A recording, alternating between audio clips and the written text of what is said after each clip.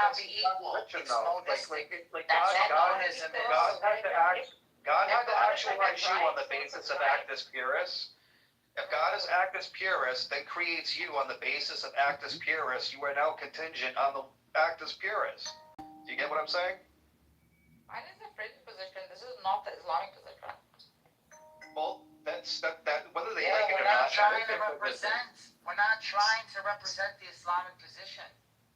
We're trying to make them understand Christian metaphysics. Why do that? You tell me not to do that with the Quran. You're telling them it's okay for them to do. Represent you. They don't say what I say. They say otherwise. They don't say like they probably fear me and Zabu to think this way. Yeah. They're saying there's a cheesy I'm not trying to argue with your position. I'm not trying to argue with your position. I'm trying to get you to understand ours. That's all I do. I'm not arguing with you about your position. It's not. Yeah, of course I understand. They hold to your view. Yeah. So that's all I'm saying. Yeah, that's fine. Allah could be a father. Allah can be a father if what is like has our Sayyidi is the one ontological, etc. Yeah, Allah can be father, like can be made parallel to a father. But a father by definition then Allah has daughters. Allah has daughters. Allah by definition, father by definition, necessarily has a son, right? This is why you can't equate it. This would be why you can't equate it. But if you're seeing father for pure Sayyidi, by like equating, what do you think he's equating? Okay, so when the Jews say father and we say father, they say father. Muslims don't use that terminology. Okay, so then he's not the father. No, he's not the father. Like the way Christians see it, no. He's not the father. Then why do they use that terminology? There can only be one father. There can only be one God. Terminology. Nowhere in the Quran is Allah. Well, they're the ones that invoke that Not terminology. they. Only Illumis making that argument. No, I've heard other ones say it. They would never use it. If they're doing They it, use it on TikTok. They use it on here. Like counterfactually, you're just wrong about that. They do use that language. You want to know what's the most challenging thing is to get them to understand that he's fully human and fully God, and there's no contradiction. That is the most difficult thing to make them That is difficult for anyone. It's not very intuitive. Why is that not intuitive? To be fully human and fully God. Yeah. Why To be fully limitless and to be fully limited. Wait, how is when you're saying it wrong. Walking human. So you're When is human God and not God at the You're same human time? and you That possess would a be spirit, the right? contradiction. Yeah, when is God not God? Limitless, limited. Okay, Wait, so how are you saying you're human is fully limited? human and fully spirit, right? Yeah. So how come God can't be fully man and fully God? God can be fully man and fully God. Fully limited, fully limitless. Yeah. Who says man is limited? Who said he's not? You think man is limitless, like God? I'm saying if God bestows you with it, yes. Okay. If God makes another God, yes, that's what you're saying. No. Are you saying that it doesn't? You're saying the devil could be God. You're saying the devil could be God. It's swapping out the language and using something else. Yeah, you're saying the devil could be God. That the devil could be a man, right? Iblis could be a man. But I asked her, why can't God be fully man and fully God?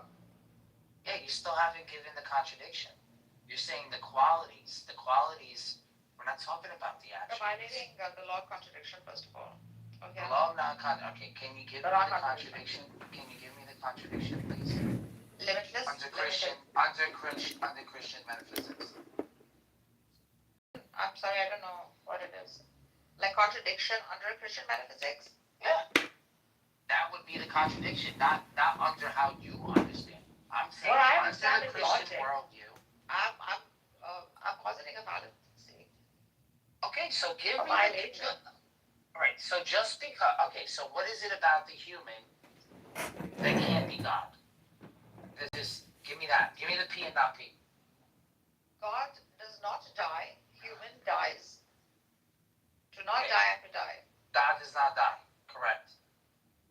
Where's the contradiction? To not die and to die, in one sense. But who died?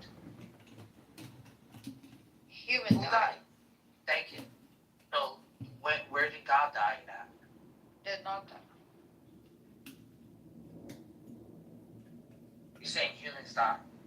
So in order for him to be a man, he has to have the nature of man, correct? Yes, he must die. Okay, so then if he has the nature of a man, how does that contradict the nature of him being a God? 2080. Oh, he can be a god. 50, But I'm just 50. saying, fully God, Who in knows? as a soul, like That would offer. like that. Fully Well, God as a soul. See, Would so offer me you're thinking, 25. right, that Jesus must walk around like a Superman in order for him to be fully God. Is that what you're saying? I would He offer would me float. 25K and see He what wouldn't I said. eat. He wouldn't rest. He wouldn't get tired. You can be fully, It's a you good can be trial. fully man.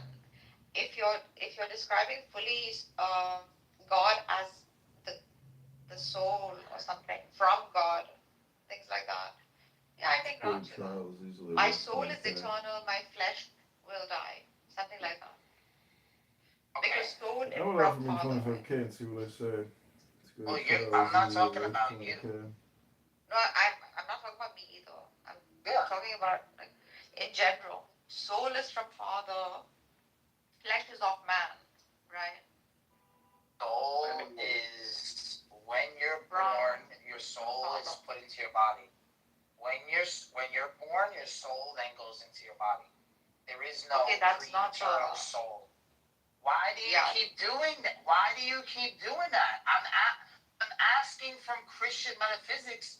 You keep From doing Christian the same thing they metaphysics, keep soul is doing. put into your body. From Christian metaphysics, soul Yes, is put into why your you body. keep going to Islam? So- I'm trying to think as a Christian. Stop with saying Okay, so stuff about soul- Islam. so Islam, soul in the the body Quran is is not in the Bible.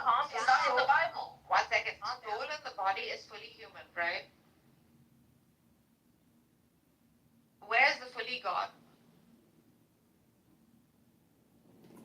Soul in the body constitutes fully human. What is fully God? How are you marrying these two? What do you mean marrying?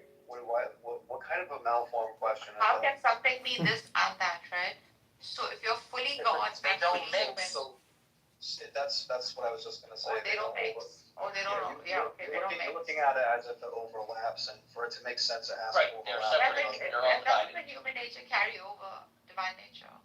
Yeah, you Isn't have that a a, verse well, in the here's the Quran, example, like, the example is, Father, why have you forsaken me? That's expressing real human psychology Yeah. and expressing Take mortality. this cup from me. But then Take this later cup from on, me. he says in his wisdom, it is done, out of his last breath.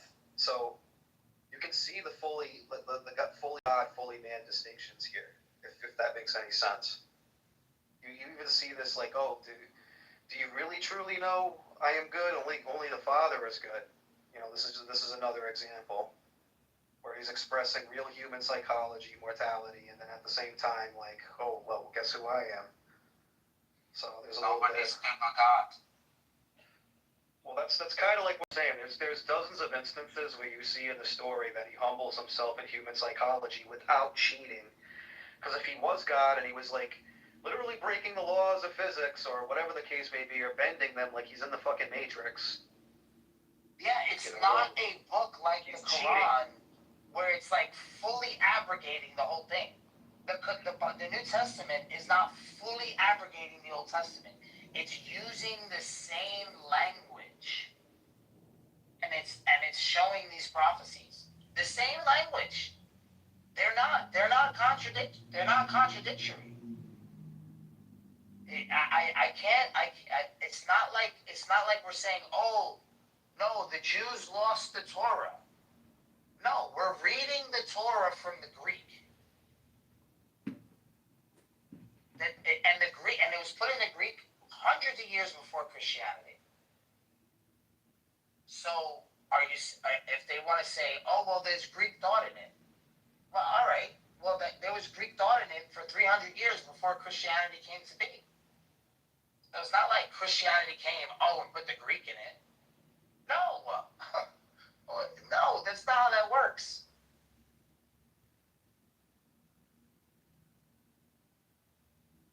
Incarnation is in the Old Testament. But it just depends on how you read it. And it can be read in a different way. Obviously, we share the book with the Jews. We share this book. They're going to say we're misguided. We're going to say to them they're misguided. They're going to have their tradition. We have ours. But, I mean, we're coming to a different conclusion. As they are. There are things that we say we have flushed out. There are things that in the prior scriptures that the rabbis are still discussing. I mean, I don't know. It's nothing like the Quran and the Bible. It's nothing like that. They're totally abrogating the word Father. They're totally abrogating. I don't even know why they say begotten. You cannot beget or begotten. How did the Jews lose their covenant? How did the Jews lose the covenant with their God because they didn't follow Jesus? Like, you gotta make sense of these things, man. Like, it doesn't, like, these things don't make, they gotta give me the scriptures. Oh, we don't go by them, we go only by the Quran. But we're not Muslim. So who are these Jews? Who are these Christians? Who's the Yahud? Who's the Nasara? They're not talking to us. I'm telling you. I don't want to get back on that shit, but. Well, going back to what Narja said about, God within, there's plenty of scriptures. There's one Gnostic thing in Timothy, I think it says, go within, pull it out, and it'll save you. So there's like a metaphysic, obviously, to this, which is eternal energy. And that's just the mystic path of Gnosticism or Hermetic mysticism. I mean, that's great, dude, but they don't have, like, an actual religious place where people have been studying this and overlapping it. What are you talking about? 2,000 Yeah, years. This is called the book club. Have you read a book? Is anything that you're talking about? Have you ever read a book on Clubhouse? Excuse me, hello? Oh, I'm talking. Have you ever read a book, Regal? Talks about it. Hello? Aquinas talks about it. I'm talking. Hello? Sadra talks about it. Ghazali talks about it, although he's so traditionalist. And it keeps going on and on. Judaism, the Kabbalic Jew, talks about it. What do you mean? Advaita Vedanta and Hinduism talks about it. This is a very serious concept that has always been understood amongst the mystics, the school of the mystics. What are the names? Yeah, we're not mystics. She just gave you What are the names? Tell me what these. No. I gave you Tell me what their 5,000 names are. names. Nagarjuna talks about it. You don't know any names. You don't study any of this stuff. You guys are not scholars. Aurobindo talks about it. You're not scholars. You can't have an opinion. Layman. Talks about it. What do you think of the only one? Oh my God, Regal. Regal, you're so cute. You're so cute.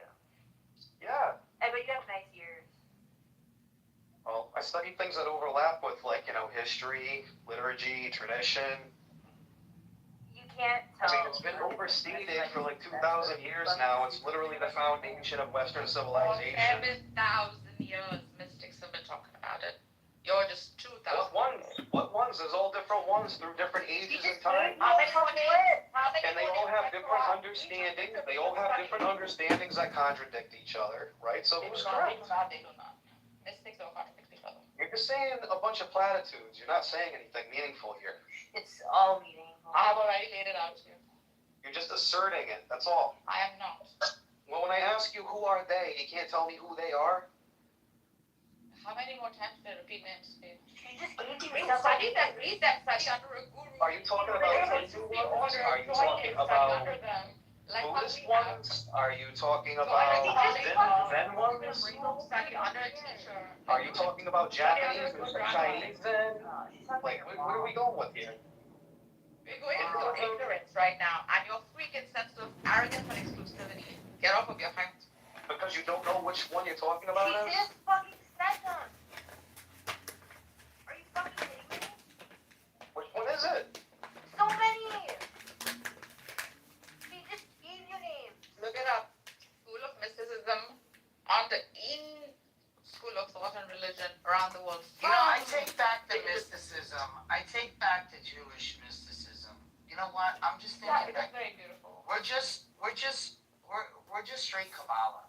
Straight up. Like, Yeah, it is New very Testament, beautiful. Nargis, New Nargis, Testament. you starting your own That's what this. That's what it is. order It's right now? Jewish mysticism. So are they gonna follow and say that they're what? Even Caleb will tell you that it goes back. Are they gonna say they're mystics? Yeah. Who's mystic? Do say they're mystics. Many have walked you. But I thought Searcher was a mystic then, isn't he? He's an Ahmadi, he's not a Not quite, yeah. Ahmadis are not. Bhathanis, Hashashni, I these just are looked all up like the school of mysticism, and there's like dozens of people locally that work from home listed under this name, and then there's a couple of ones under Craigslist. Which one should I pick? Dude, you're so dumb. Yeah, you're You usually should pick the go pick the Craigslist one. Go for it. Yeah, the one from back. For years, people study other Bhathani schools, the internal work, like how Alistair Crowley was just there. Oh, look who just showed up. Yeah, Seekers, it takes to like Quran. He's a traditionalist. It is a different denomination than Sunnism. So, would you consider yourself a mystic? Yeah, you're a mystic. Consider yourself a mystic? I consider myself a rationalist mystic, yes. What about Seeker? Seeker, do you consider yourself a mystic? I consider myself mysterious, not mystic. Oh, okay, whatever. The answer's no. Just He's say a no. Well, I'm just letting you know, like, a person. Mystics are not made, mystics are born. Person ascending to heaven. We have a 3-day session with the psychologist. Yeah. Actually, Person like, ascending to heaven alive is very mystical. yeah, Jesus is the king of mystics. What are you talking about? That's what I mean. So once you adopt Jesus, you're into Jewish mysticism. Ascending Jewish like mystics Elijah. adopt a lot of like different mystics are very open to all schools that allow for union Like, with the divine, with the source. Chapter 53. They don't call it names. They don't stand by identities. Ego is the biggest freaking enemy of the human qalb. That which is a combination of mind and heart. Seeker, do you know that chapter 53 in the Quran is taking after the end of First Kings? I'll stop. Quran. So in the Quran, chapter 53, is that better simple? yeah. All right. So in chapter 53, I think 1 through 15 is mirroring the ascension of Elijah in the end of First Kings, the last chapter, and then the first chapter of Second Kings. This is where they get this motif from. Why is that surprising? Before you guys have this conversation, I just want to tell you what these people are doing. They're all in the back rooms in here in smoky areas with the potpourri going and stuff, and they're pissing on each other. That's Aleister Crowley right there. You don't encourage societies with fucking mysticism like this, or like you say, hey people group, this is what you get for behaving or misbehaving or making a family or contributing to Well, society. Aleister Crowley, that's right up Vargas's alley. She's That's what I'm saying. Like, I was like, Yeah, wait, she's- I she's like you doing don't have to that. run away from the She's mystical. been You don't have to accused be of. a magician. Resort to magic. You don't have to resort to magic to be a mystic. Your presence itself is an inspiration. Talking about your thoughts are the law of attraction. You're the one that's like formalizing and controlling people's minds in your immediate area based on the law of attraction. If you possess this kind of mindset, this is the kind of spiritual The whole outcome. idea of a mystic Nobody's is to just live by presence. It really does. Do It really helps. not deny the mystics. Women are mystics. Jack, tell me. Makes control people's minds with like the law of attraction and make things That little become. voice that wants to set your soul. Yeah, this is the reason why they didn't want women, doing the mass. As a true mystic, Looking at it, I practice all mysticism by rejecting all mysticism. I was just gonna say, I think there's a distinction between occultism, magic, and mysticism. I think mysticism is just about having a mystical union with God, isn't it? Yes. I don't know. But there could be overlap. My concern is that certain definitions leave terms vague and open to interpretation, like mystical or spiritual. Exactly. There's no uniformity to it. There is. It always talks about source. There might be, Nargis, but you wouldn't know it.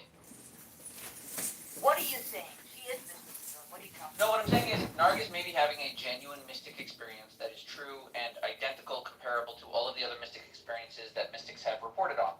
Or she could be delusional and they could be delusional in different ways. Yeah, that is possible.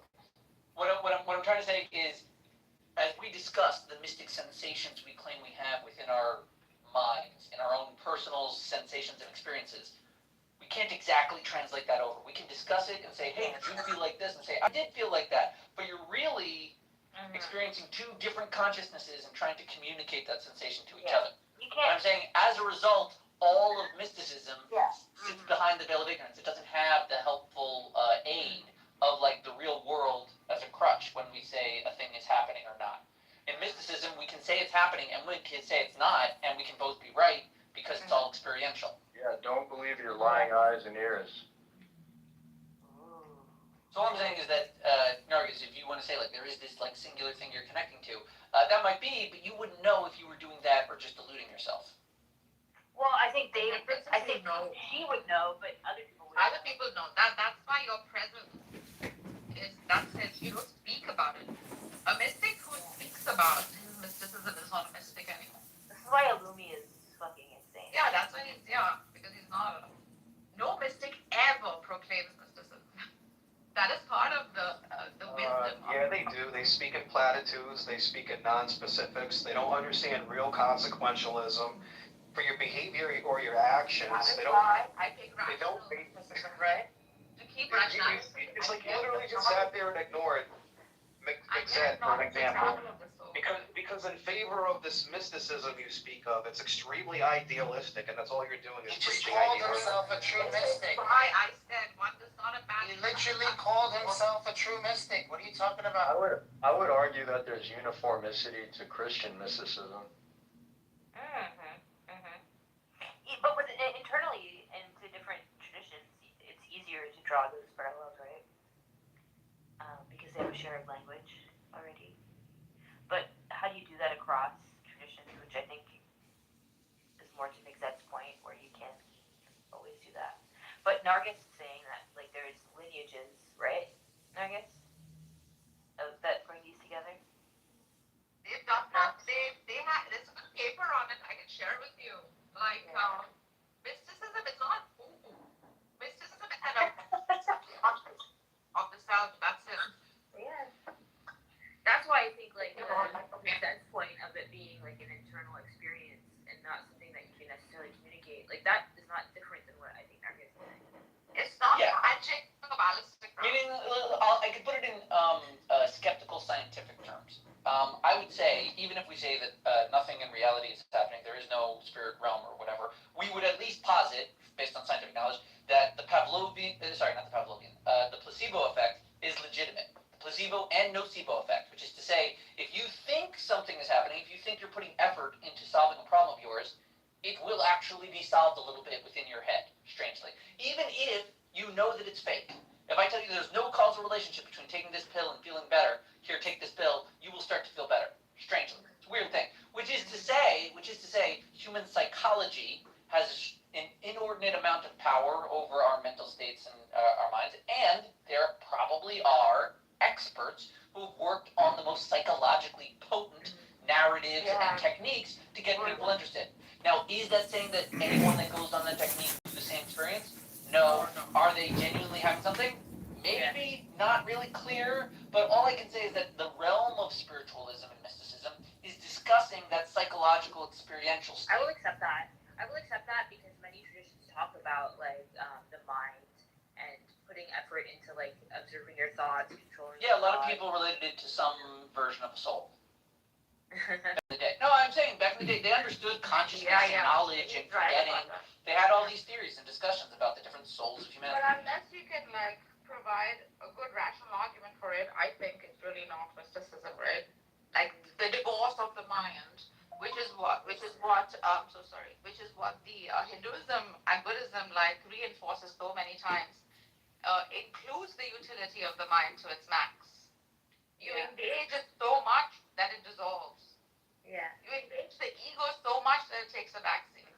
You should know the contrary. You don't denounce it. You engage it till it loses its. It's not dismissing it, it's embracing it. Yeah. You have to know what it is before you can melt into it. Yeah, like and usually like people who don't study under teachers and do this freaking YouTube 5-minute videos of opening your chakras. No man, it's years Yeah, and that's the years. person that watched every video of spirit science on YouTube. You probably watched every single one of them. I have studied under gurus. I have lived that life. I've had the privilege of doing He's it. so well read, Nargis. He's so well read. Why don't you like? And I've traveled in Right, different right. I countries talk and to lived in people those that do countries, stuff like right? this, and they don't want to I go think back. you're not. Why are you so stubborn? You're so insecure. You're It's such a wonderful place to be. You want to study with these people, but you never want to go back. I've had the privilege of living life outside of America for years together, right? Not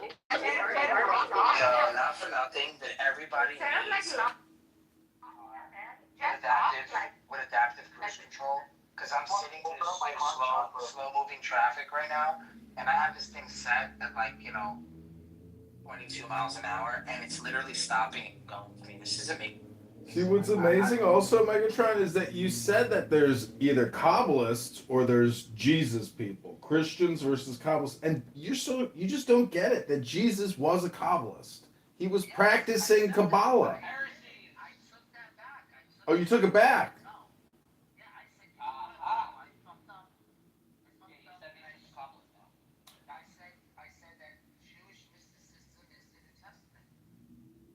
Got it. Okay, so well, the other approach from the 60s and 70s, see, Migzed said that by essentially denying all mysticism, you have a mystical experience. And that's exactly what Zen is, which is the philosophy of nothing. And so your ordinary mind is actually the simulation, which is joy. That's the beauty of mysticism. It's very basic. The now is the eternal. Hello?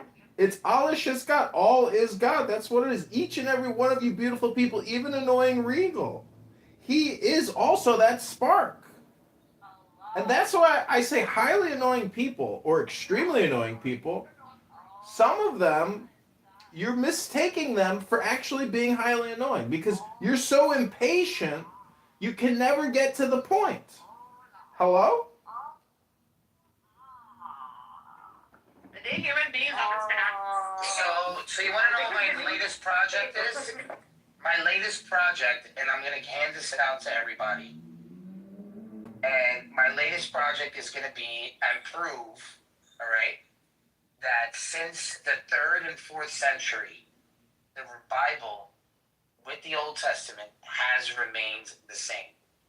And I'm going to make a chart to show them that 3rd, 4th, 5th centuries and 6th have remained consistent in order for the stories to even be in the Quran itself. So we're talking heavy evidence here that they can look up on their own. Or they can ask the ChatGPT once I have it all set up with the chart and the links. And I'm trying to get pictures. Oh, I gotta put my hand on the steering wheel. all your life you just want to like. Oh my God, you gotta drive your car? How annoying. They are wrong, I am right. They are wrong, I am right. That's all that is running in your head, Megatron. No, because they've been lied to. I feel bad for these people. Ultra mega spiritual people. That's their problem. They need their own like Islamic experience, they can keep telling you you're wrong, you're wrong, you're wrong. They're wronging their soul by doing that. Yeah. No, Yeah. well, you know what? I want to see these people in heaven, not like sipping milk and honey off of some really women with large breasts. Remember when I brought that out, Nargis? When Mahdi, that was lovely, so funny. though. That was so Can we do funny. that part? Can we do that Yeah, part first breasts. and then go to heaven? It says it. There's a verse in the Quran that says Let them go to they their have heaven. You breasts sit and chill with your freaking homies that that have breasts. whoever came back like from young heaven women. Nargis just in homies. Chill with your homies. Pour one out for your homies. No, I want to see my dad. I want to tell him all the stories and stuff. Fuck the women, man. Yeah, it is annoying. Like your ego is hurt that they keep saying you're wrong, we're right, you're wrong. Yeah, it's annoying. After a while, and I've said this many times to them. Help me Well, on you could the just stop being so wrong. Wrong and right. I will find you. Wrong, right. Well, wrong, alright, so- right. so- Right. So, Mixed, I'm making a chart that shows that nothing has changed from the Old and the New Testament since the 3rd, 4th, 5th, 6th century. Or even, I could go before that, but I'm going to keep it just around the time the Qurayshi people would be around. So 3rd, 4th, 5th, 6th centuries. Until now. Great. With the manuscript history, with all the evidence that they can search on their own. And I'm almost done. How do you compare Muhammad to Jesus? That's the thing I never hear about a Muslim denounce to say, okay, I've studied the life and history of Muhammad and I've compared it to the life and history of Jesus Christ. I look at the Mohammedan law and I look at the Christian Jesus Christ story, and I'm still just flummoxed between the law and this spiritual paradox. Because Regal earlier said, when Christ, right before he died, he said the work is complete. And he is a man, he's not a man, he is the God. So it's like there's this paradox, or this basically, how can you just not denounce Islam as from a historical legal basis? Hello? What they're doing now is feeding Megatron's ego, which is actually, this is not good for him. It's really harming him, what he's doing. This constant need to prove they are wrong, and they shouldn't be saying that. And he's doing it from a good place. What you're all doing is also... No, Narjas, you're the biggest blabbermouth. What I'm trying to say is that Muhammad actually was a hardcore fascist mystic engaged in gangsterism, warfare, barbarity, and tribalism. And you can only do that through having a mystical experience of force and might equals right. It's a pretty sick thing to do to people. Anyways, I am complete. I know you just want to yell and get your dopamine, but I rest my case, Narjas. You need to learn the fine art of silence and meditation. Because you're just a blabbermouth, Narjas.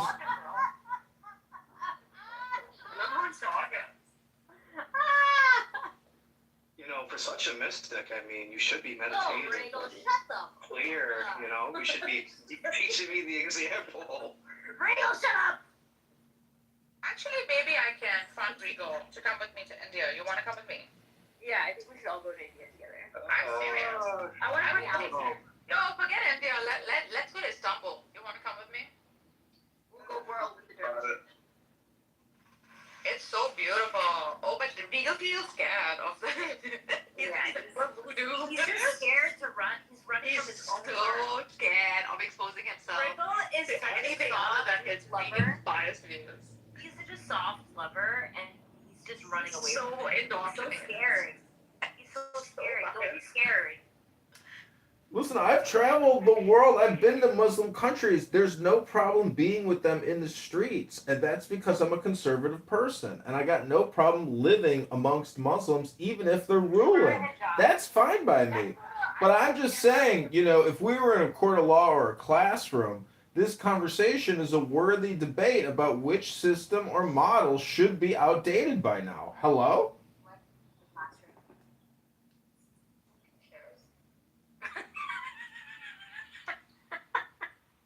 I mean, Narjas, you make statements, but you don't actually make conclusive statements. You sometimes just say like 3 words. It's like a broken sentence and not even connected to really anything. I don't even know how people on this app actually successfully fully communicate with you sometimes. Hello? Further from you. I have that freaking.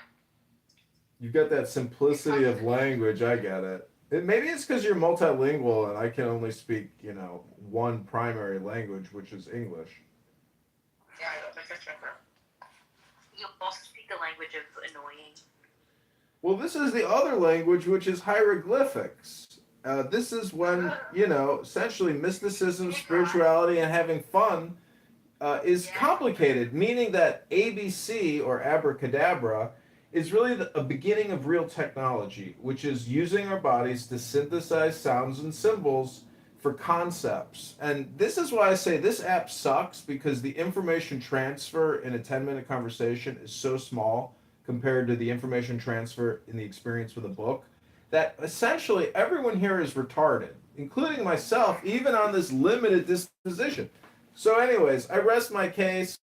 I'll see you all at the International R-Word Convention for R-Words who waste all their time on conference call apps. Have a great day, everybody. Bye. Farewell. Kick me from the room. I'm ready to be kicked.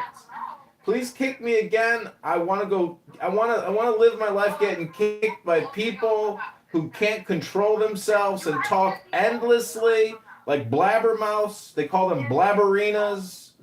Go ahead, blabberina. Kick away. Ready to be kicked. Ready to be kicked. Kick, kick, kick. Kick away. Kick the rock away. Kick rocks.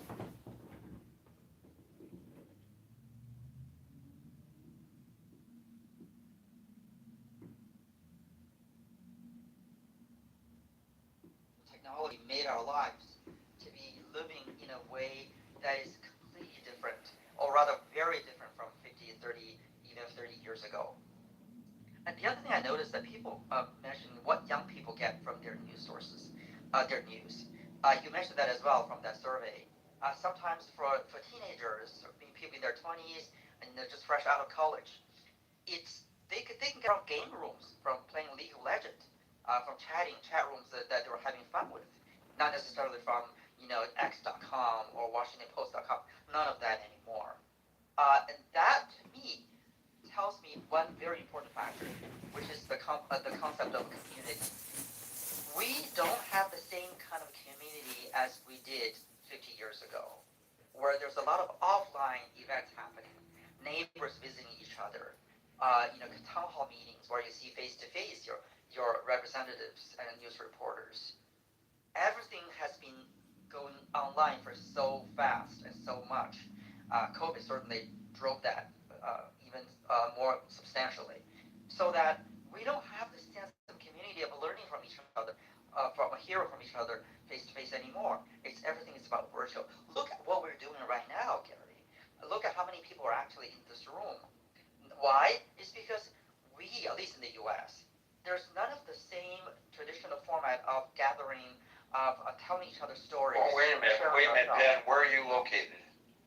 I'm in the U.S. Where? What state? California. Okay, so you're in California. Alan is in Texas. Howard is in Arizona, and I'm in New Jersey. How could the four of us, much less all the other folks here in the room, sit down and have this discussion with one another, were it not for Clubhouse or some other similar? So it's not necessarily a negative. You can still find traditional news sources online. If we are switching to an online environment, that's great. But do we have the ability to discern between the bloviating on social media and on late night television, or the comedians who have clips on TikTok from what we can also find online from traditional media? And or do we not need the traditional media because we have the comedians to tell us what's newsworthy? And by the way, where are they getting their material from? Right. They're not just making it up. They've got to be getting it from mainstream media anyway. So that's what I'm trying to go to, Gary. Yes, thanks to Clubhouse, we can have this type of conversation online, and it has to be online. None of us were able to fly from Texas, New Jersey to the same spot. Absolutely. But that's I would fly to California to talk to you, Ben. Don't say none of us. Speak for yourself. You may not be willing to fly to Newark Airport, but I booked a flight on Spirit, and I'm on the way tonight to. You booked. I'm sorry. Yeah, change your flight. Gary. The thing is this. Did you get that for all of you who say that I should be using comedy? That was supposed to be comedy. I want a thumbs up for that one. I just delivered the news using comedy. Yes. You're not an old fart anymore, Gary. So, in all seriousness, Gary, the fact that we're doing this online thing, that tells us one thing, is that technology companies are playing a huge role in directing the direction of news. All this algorithm that where we've been examining, we've been hearing, whether it's YouTube or Facebook or X, they're actually making a substantive contribution to how news is delivered and how public opinion is influenced.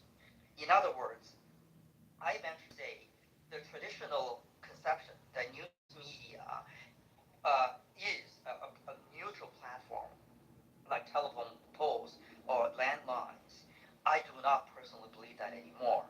Again, the so-called Section 230 cases that we discussed a couple of years ago, I think that's a great indication that they probably were traditionally as a neutral platform of delivering, sharing news. But with the algorithm, they are literally skewing the news media, the information we're getting, by aggregating, dividing individuals to the left, to the right, conservative, liberal. That's an open secret, if not a secret, if a secret at all. So because we have a platform like this, imagine if Clubhouse has automatic prohibition of certain words, and then if you have those words in the room, you're automatically eliminated. Imagine that form of censorship that's not done by physical media, like lack of access to the newspaper or a sound wave. Rather, it's the platform like what we have right now. And this is another indication to me at least. This is why people are open to all kinds of sources of information, including comedy. And the reason is because, particularly with this administration, and I'm not really bad-mouthing the Trump administration, but when you want to get some comedy, you may turn into the White House press conference, where you can see the press secretary just openly lie through her face, through her mouth, and then she's being extremely mean to reporters.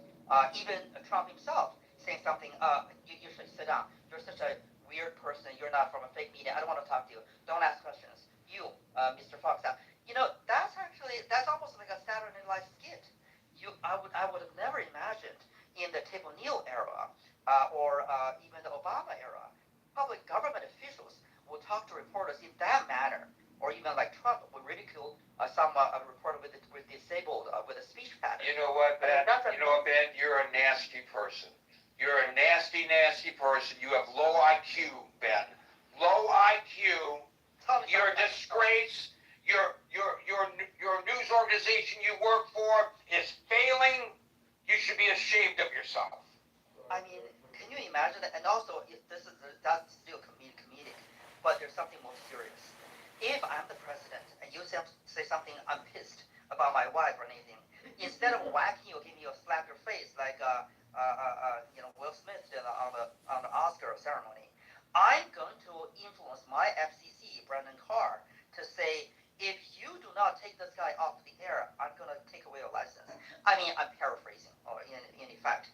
That is not only not funny and upsetting. It's very concerning, because that's the very thing that our Constitution does not want the government to do, which is for the government to limit freedom of speech. And I remember Howard, actually, I respect you and I appreciate you, but I remember once we talked about, it's a private decision. It's all these television stations, I don't know, local stations that wanted to take off Jimmy Kimmel because it's their private entity. However, even though it's a private decision, which is completely fine, right? But they were doing that at the threat of a FCC commissioner, if not chairman, Brendan Carr. That is extremely concerning because they would instigate investigation on your station not meeting the public decency standards just because you did not take Jimmy Kimmel off the air. And I believe somebody reported, I saw it on the social media, was it Cuomo or someone, that said there were stations that were considering yesterday to not broadcast Jimmy Kimmel's show anymore at the threat of a Brendan Carr's announcement / Trump's announcement or Melania's announcement. I think this is why that because the government itself is getting into the comedy business by being so mean, so nasty, calling people low IQ. I mean, you can call me low IQ, maybe that's the case, but you don't call a reporter low IQ or whatever low-rated news media. That should not come from our government officials, particularly much less the president. So I think this is really not something. And on the other hand, on the other side of the coin, when you want to see some objective analysis, relatively neutral analysis, like Jon Stewart or Jimmy Kimmel or Steve Colbert, these people are literally actually they are all performing the role of objective analysis of current events. And Gary, you may say that's not news. Gary, I don't think that's news. You know why? Because everything that Jimmy Kimmel, Colbert, Stewart says, it's never the first report. They always got it from something else, the AP, Reuters, or whatever. So they're still playing the role of a comedy show, except comments about but the problem is, I'm not critical of them in my story above. I'm critical of people who view that as news, which you do now. But people claim that they're getting their news from comedians.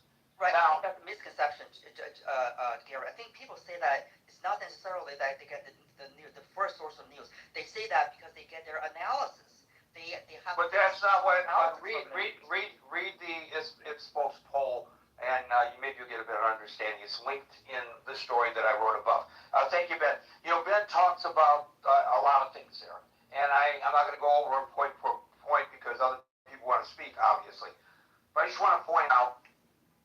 He almost hit the nail on the head a little off, in my opinion, with regard to how things have changed from the Walter Cronkite days to today, vis-a-vis television broadcast news. I'm just going to say very briefly that it all changed when CNN came, with the inception of CNN. Why is that?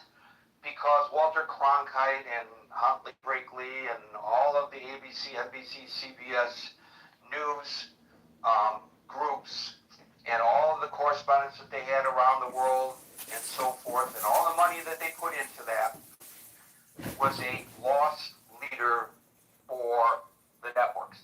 It was a public service by the networks. They lost money on that.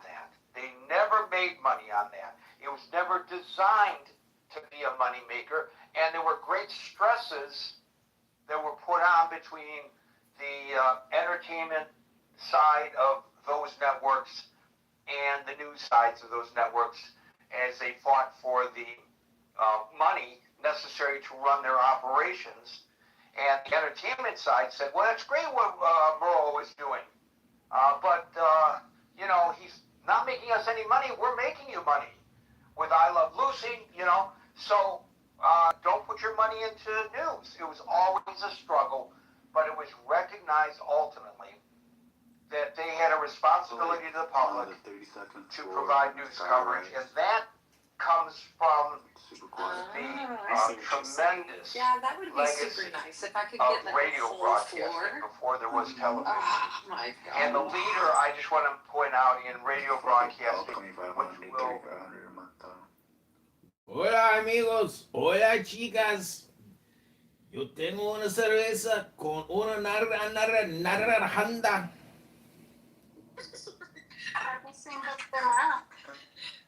I just placed an order for an extra large burrito.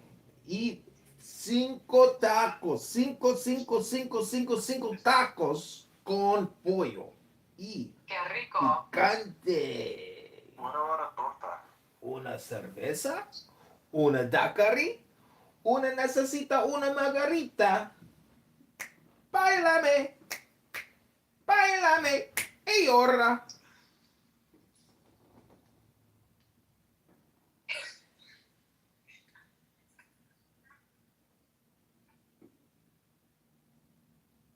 Authentic, right? If there Well, are, that would be, we know that at least in this case with Deuteronomy 32:43, we know, right, the LXX is authentic in that started their own news networks. The news was the product. There was no entertainment division to raise the money so that they can report the news because that was the entire product. So then you can't run it as a loss leader. You're trying to run it as a profit-making operation, and that changed everything. And then they just determined. Show club right next door to me, and like the windows are all covered up, and like there's like graffiti on. What happens? Yeah, you see the rat temples, yeah. Yeah, that rat temple. I wonder what they're gonna do with the rat temple. Are they gonna kill all these little, well, we. You like how you said, like, I don't use TV. Like, I don't do screen. I don't do screen. Are biased. And people And so I do never have, use others. I have to preface that it's 'cause been it's important suggested, in many this of them. story. I think this is what they were Anyways, suggesting. so I was napping, Differentiating listening to Little between Slumber, everything news was good. programming And then all of a and sudden I opinion hear like programming music coming from my on living room, news and I was channels. like, what Hey, is that? And it it works freaked me financially, out. and we are in a capitalistic Yeah. society, okay, sorry. and that's the way the cookie And crumbles. so all my cats were in the bedroom with me, so I was like, okay, it wasn't them. They didn't What turn are their anything names? on. What are the names of the cat? You three cats. Well, I told you one of them. Don't you remember? Okay, so if I remember the names of all your cats like 5 days from now, will that impress you? Or you'd be like, wow. I mean, I'd be like, This you have a Roy good guy. memory. I'd be like, good for you. Well, he's a piece of shit, but he doesn't remember. Kimchi, Oliver, and Mimi. You did tell me about kimchi, that's right, because I said I make kimchi from scratch, which kind of shocked and impressed you. Anyway, so go ahead and tell me. So what? Okay. Yeah. I'm sorry, you were sleeping and there's cats. Like, what was the scary thing that happened? I'm getting I want to know there. lots here. I'm getting there. I was taking a nap. My cats were napping with me. Everything was good, and then all this is important. This is important context to what was scary. Yes. Napping in the cats is gonna. Yes. Okay, if it's not like first order logically connected, I'm gonna be very upset. Okay, I'm gonna allow up to third order consequence. That means a lot, Christina. Listen, okay? listen, we gotta give her up to third order consequence here. So we gotta be lenient on the first try. It's like, no, it doesn't mean that in the first place. You gotta assume what the cat was thinking about the person next door's friend's No, brother. there's no cat. Okay, Christina, this is why Pro left already. He was in here like just a minute ago. He's just like I can't. It was like, I cannot even. Yeah. He's gone. We should do like a radio show. We just talk about dumb shit. People just be like, I hate this. Oh my god, it's the worst. Who are these dummies? Yeah. So I can Wait, Let's do can I it. get to finish the story? Christina, Yeah, we can record it tomorrow. I had some insect going, and I felt like the cloud had an insect. Oh my Oh my god, I And see the we're word- feeling the the word frequencies. Oh my No, god. the word said go away, Oh. away. And I was like, what do you want me to go away from? What did I do? And I was like, this is how I'm gonna talk now all the time. No way, bro. And Christina, you're gonna have to deal with that, and be like, I'm just that person though. Yeah, totally the same person. Because. Wait, so. Okay, let me finish the story. God. Do you think it's healthy for you to talk to me, Christina? Do you think this is healthy for your psyche? Well, it depends on her zodiac, right? Yeah, it depends on my sign, which Okay, I do you know want my to find sign. out? What's Let's your find out. sign? Let's find out. Okay, I'm Gemini. What are you, girl? Oh yeah, we're both mutable signs. I'm a Virgo. Oh, I bet you're mutable.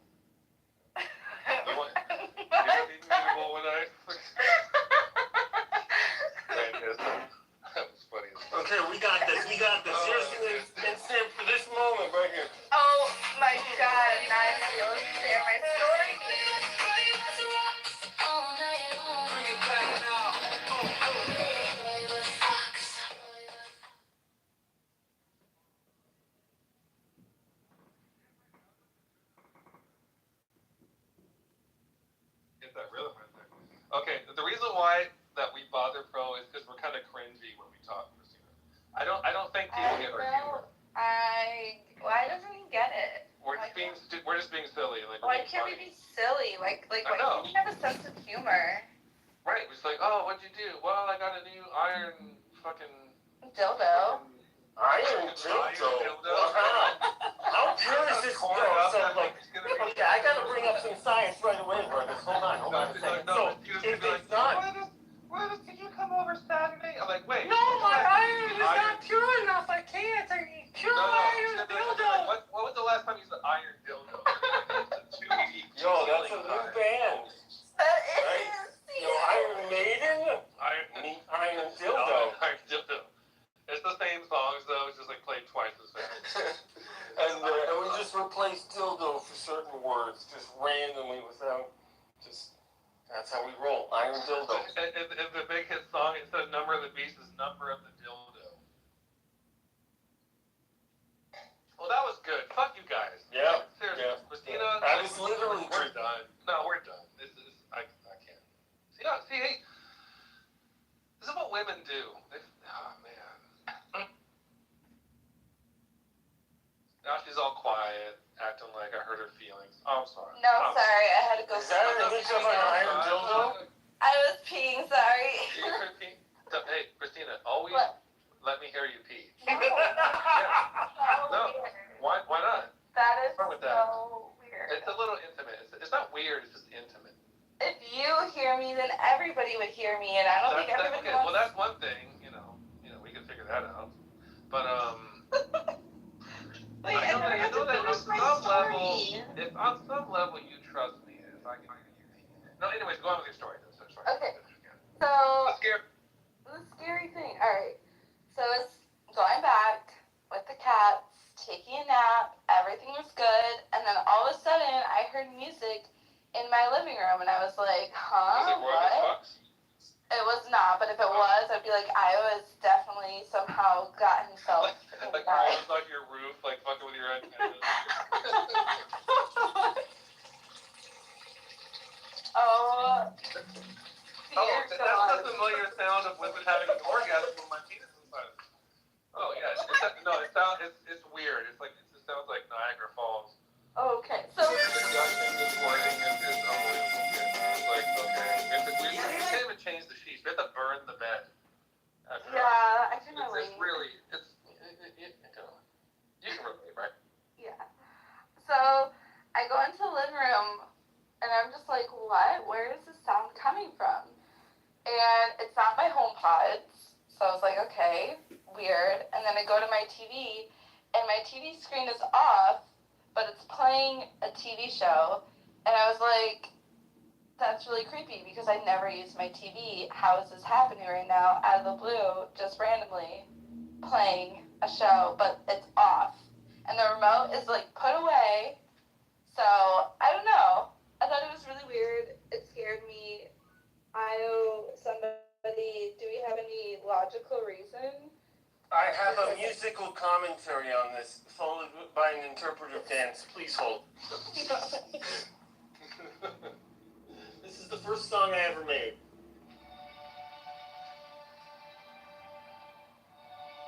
And it's not about Royvis, sadly. It's pre-Royvis.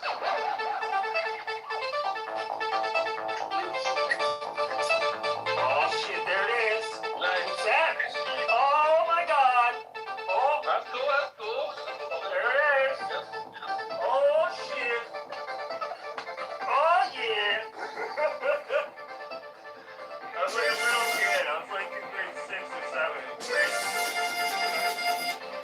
But not that much different than the AI shit that I made. Honestly, I think this would get identified as AI right now.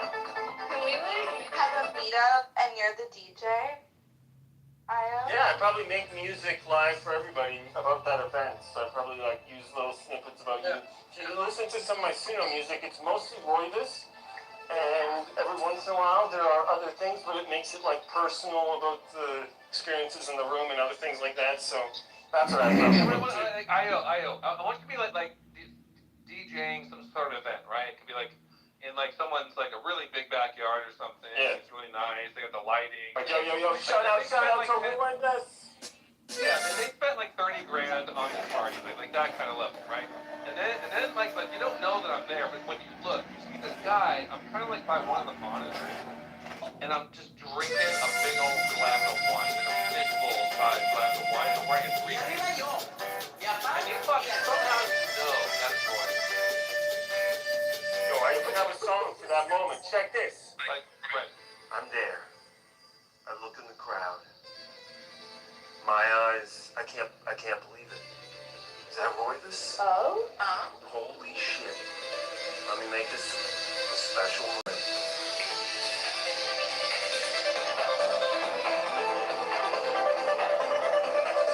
And then it just drops, and then next scene it's even more insane, and the whole party is just on fire.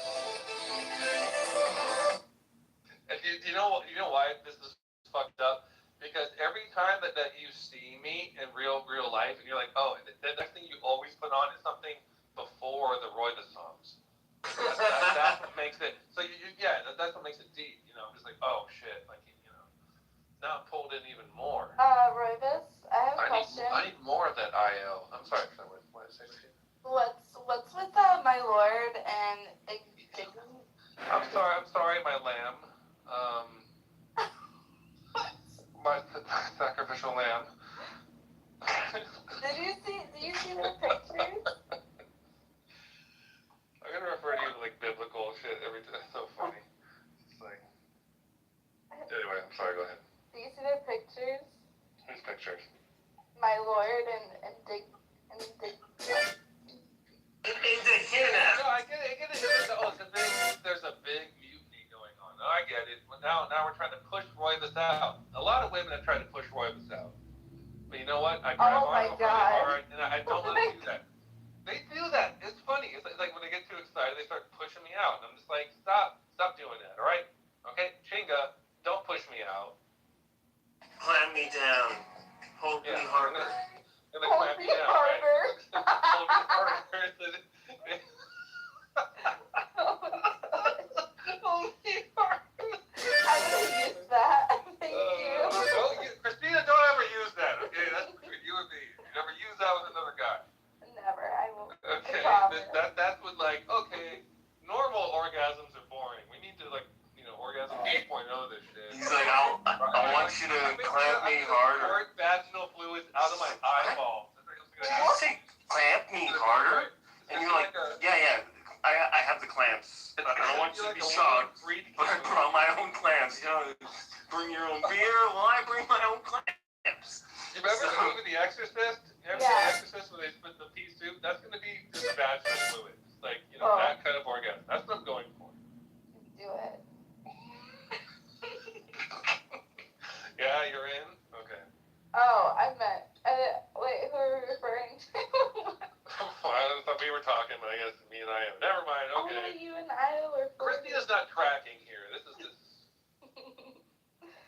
very disappointing philosophically. I'm a Phil bro. I don't know if you know me, but I'm like a philosopher nerd.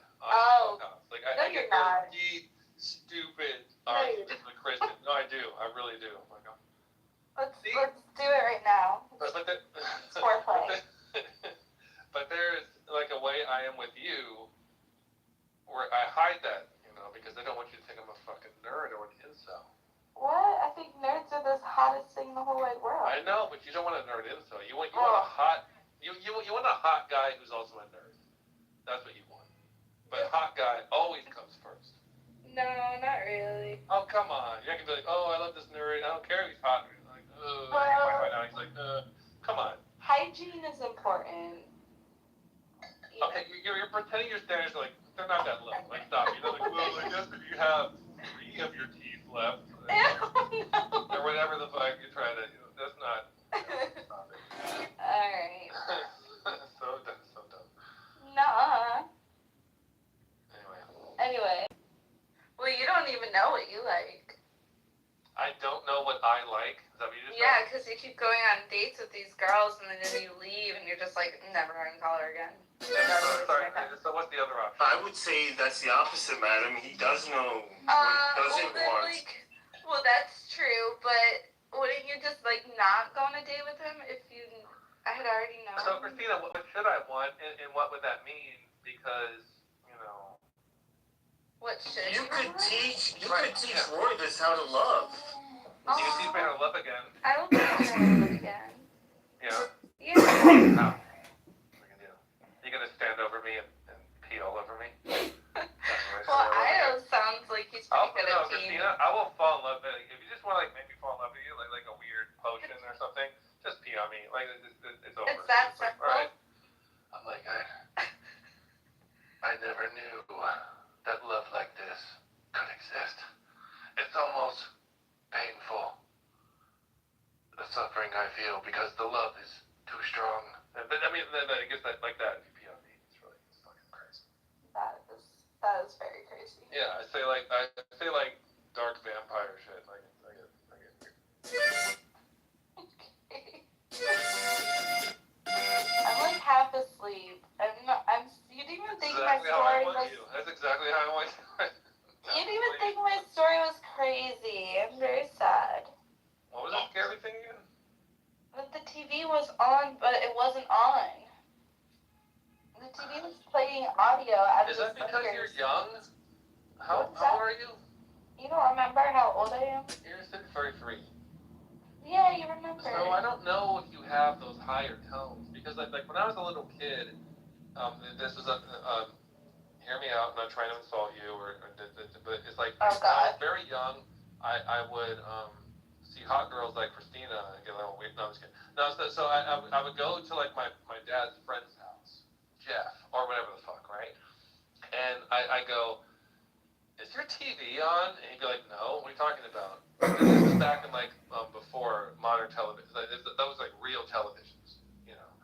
And he'd go, and I turn it off, and the sound would go away. But that was I learned that like adults can't hear that sound. But no one explained it to me. No one like your age, wish you you know good about luck. fucking mosquito tones, right? Like if you're a kid and you can make little cell phone noises in like the 20K range, adults can't hear that. So because of our age difference, I don't know if it's okay.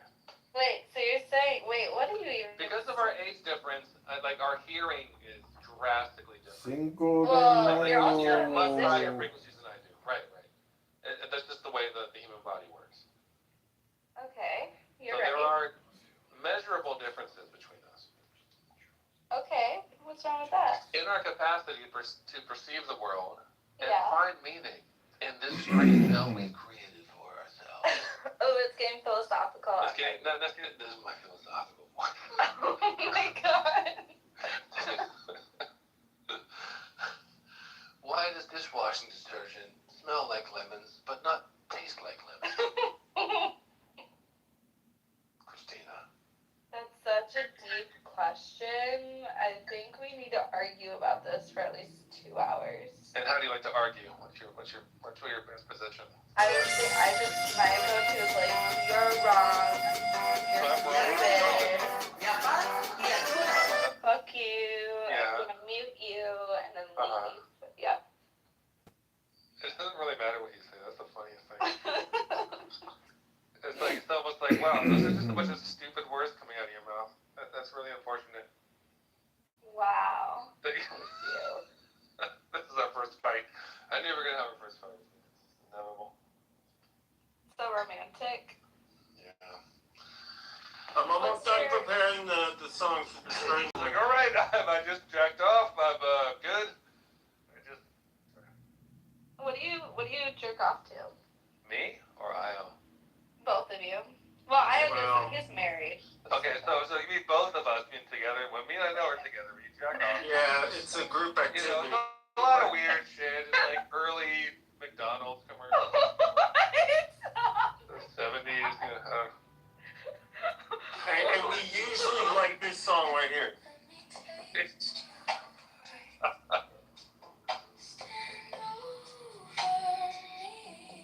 Oh my god, it's gonna be about peeing.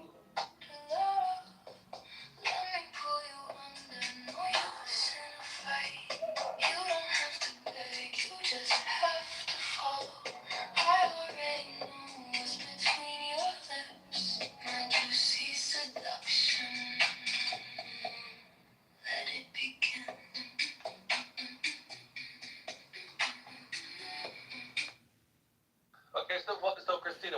called A that Man song and you Whore by looked over Tamika and you Clark were in at lunch public at and you saw this Popeyes. figure That's wearing what like a Tamika suit said was and it had these prior weird to little this, like blue Tamika Clark spectacles. retaliated The against me lenses for were filing blue sexual and harassment it had long allegations hair against and Robert I was just kind of Cox. in this little fucking Robert weird Cox hat, verbally you harassed me know. over the phone, And I tried was to just like chat with me sipping in this person, giant was ass asked to bottle of share a wine, hotel room like with a Robbie, while glass, making like a huge reservations glass of wine. Just to and join that her was the in the first hot time you saw tub. one.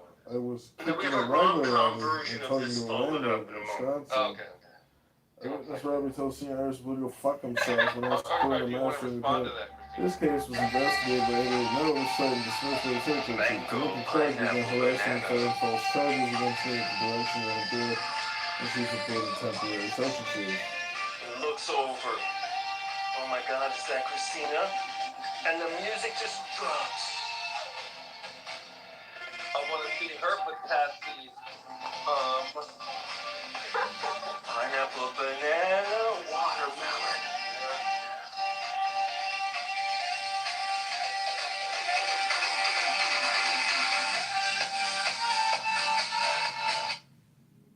yeah, when there's songs with a lot of fruits in them and Royvis is around, that's not Okay, wait. that might be a little too much. I think. What's the story behind that? Okay, so you go to a club. I don't know why you're going to a club. Why you would need to, because you know who Royvis is. Like, why waste your time? Anyway.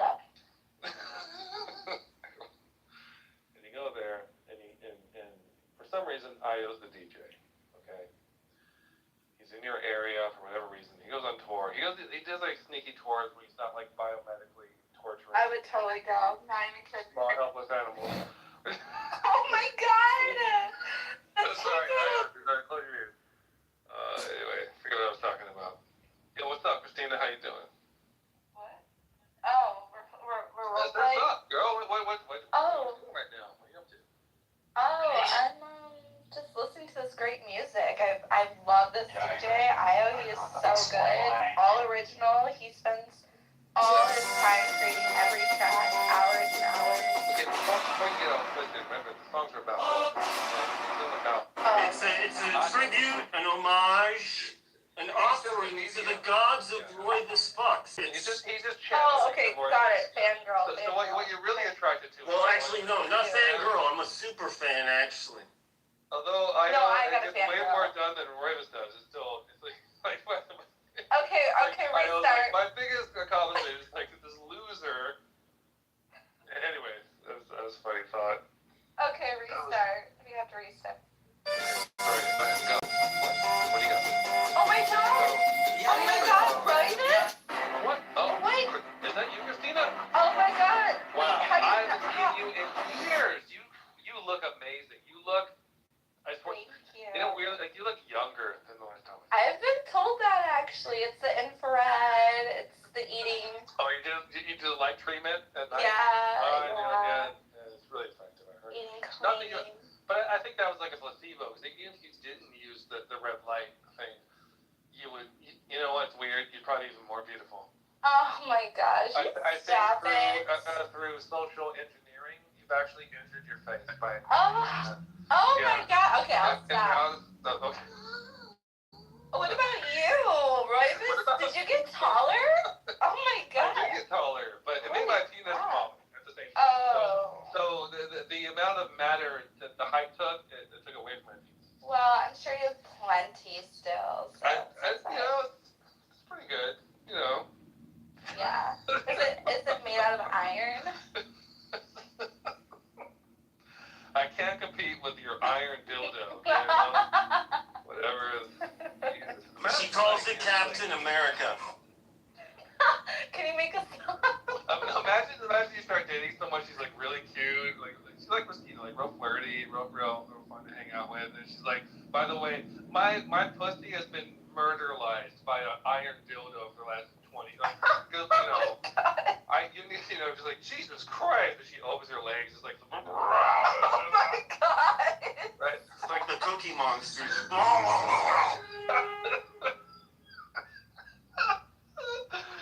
I'm sorry. Oh my God! Are you guys both high, or is it?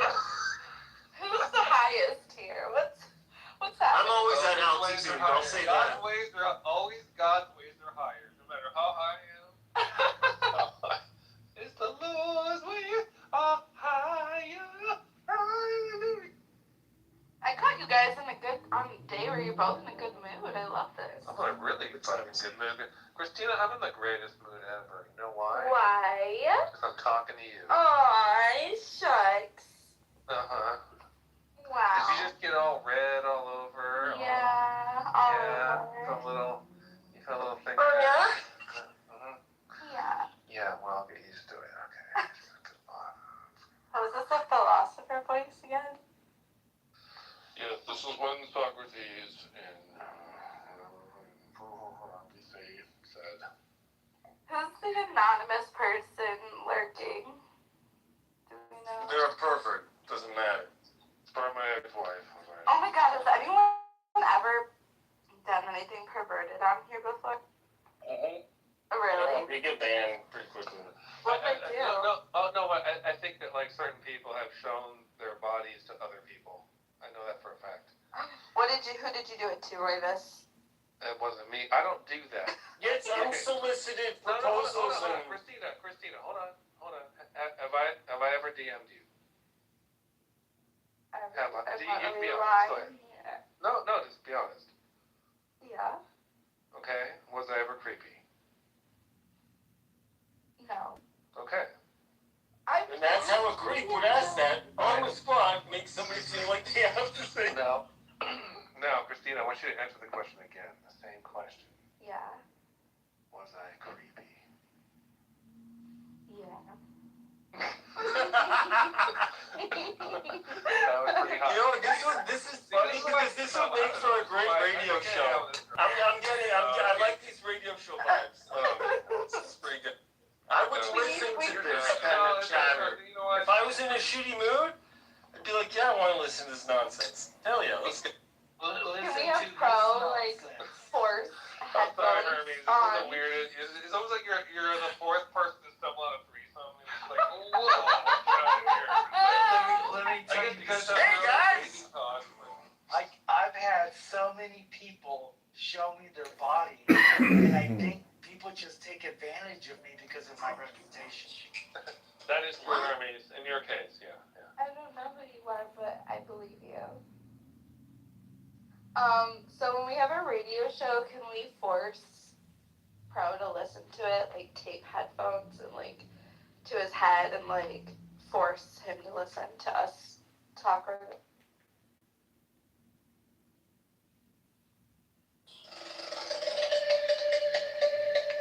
Sorry, my dear. Say it again. My lamb. My sacrificial lamb. What'd you say? I said, when we have our radio show, can we force Pro to listen to it, like tape headphones to his head?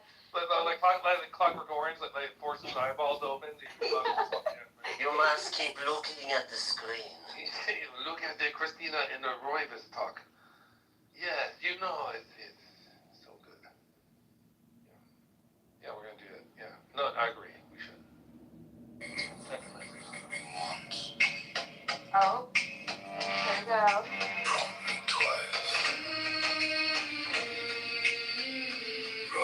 Royvis Fox.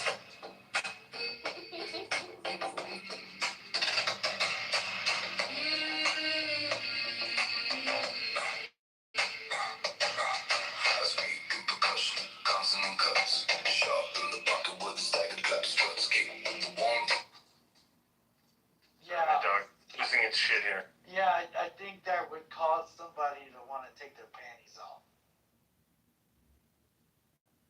I mean, I do. I just took my panties off. I did. I had. I want to keep wearing my panties. But I had those like granny panties. It's like. The parachute panties? Yeah. I never imagined Christina wearing the kind of panties. Yeah. Yeah, it's like why? Yeah, why would she do it? Yeah, it's weird. Yeah, no. You haven't even seen it. Like, how do you know? Oh. I like boxer briefs. Don't worry. I mean, you know what? But you don't. You could pull out boxer briefs. You'd have that sporty kind of Calvin Klein. Oh yeah. Hey, Rovis, do you wear silk? I love silk boxers. I don't Oh, want any God. silk, but I kind of want to transition into like the silk underwear kind of wearing guy. The kind of older guy with the silk underwear and the fucking Please like, don't. and the Oriental robe Please that I don't. wear. And I Please have a don't. lot of roomies poetry. Please don't. And the Louis Vuitton. Christina, wait, no, please don't. How could you negate my whole style? I've been talking to my stylist all week about this. Your stylist. Oh my gosh, you are so LA. I live in LA. I know. Yeah. Not everyone has like a stylist there. I'll be your stylist. I'll dress you. Yeah, how are you gonna dress me? I have to see you first. You'd have to put clothes on me to dress me. Well. Is that a problem?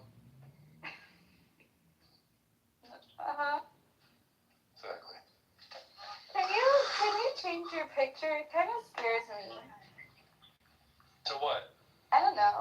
Something Can that. you see? Well, pick one. I'll let you pick my thing out of the available. Except for the hiking one. Hiking one. I forgot to delete that one. No.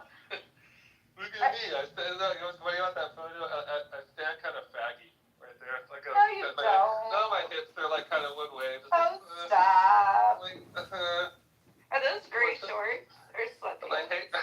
No, those are full pants. Well, I'm like, hey, sailor. Stop. You could do the. What? The Neurosis one is cool. The dog with the fire. Yeah, let's do that one. That's something I'm used to. Have you ever heard that album? No. Do you want to hear it? Sure. It's one of my favorite albums ever. Okay.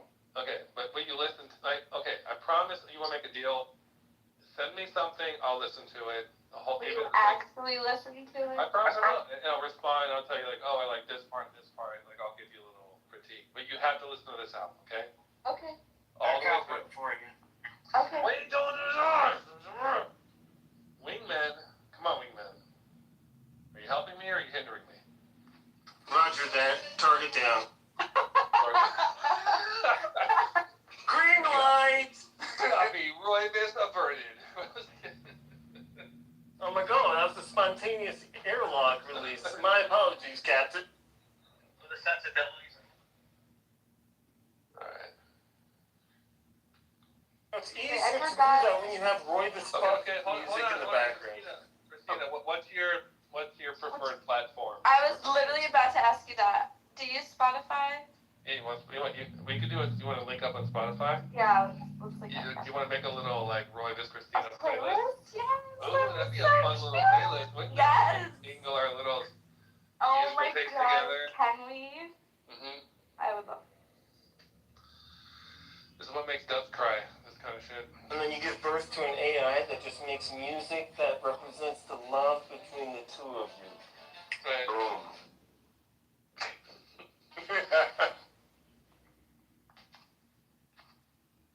I can pursue.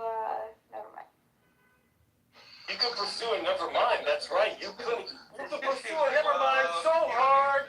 You could pursue it, never mind, so good. But you could never mind to pursue the shit out of it. Never mind. Like, oh my God, you could pursue that, never mind, so good and so long. All night long, right? Because you could pursue it, because you could like keep the joke going longer. It just you had to like, no, I don't want to do it. Fuck with this. Like no one cares, right?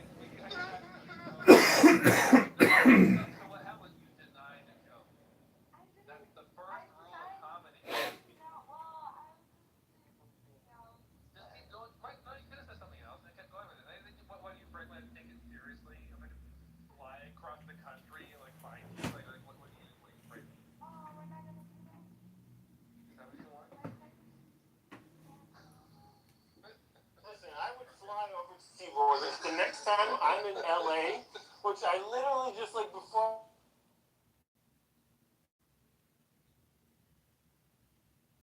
Have knowledge about what's going on in Russia because they were in the oil industry as foreign consultants in Russia. So, you know, there's certain people that have like I listen to the military people like Jake Bro, Malcolm Nance, Jacob Carsborough, Chuck Farrer. You know, these are people like Malcolm Nance actually fought in the U.S. Navy and the first Gulf Wars, and went into Arab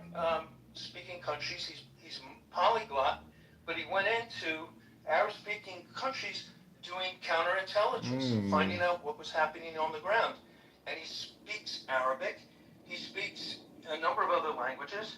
And he actually is from Philadelphia. So when you hear him speak, he speaks English with a Philadelphia accent, which he can't shake. So, you know, does he have his bias? Absolutely. Do I know what his bias is? Absolutely, because he discloses his bias so that I can critically evaluate, okay, this is where he's coming from, and this is his perspective. So take a look at the list. I mean, there's a lot of good sources of news. Thank you, William. We'll go to David, followed by Monsef. Hey, Gary, farmed and ready, man. Okay, you're through. I'm done with you. Now, listen. A lot of yesterday, Gary, was me taking contrarian viewpoints and positions. So, but it was good fun sparring with you. Yeah, what's important to kind of piggyback off of yesterday.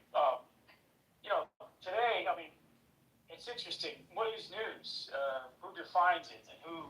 I mean, we are a society that you know that lives off of language and what things mean, and who says what things mean. So, you know, from that vantage point, I harken back to when I was an undergraduate and I got exposed to a guy by the name of Noam Chomsky, who wrote a book, and they made a documentary called Manufacturing Consent.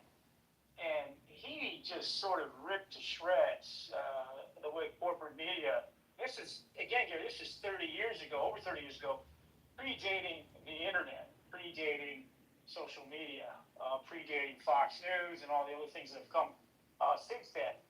And it was an eye-opener.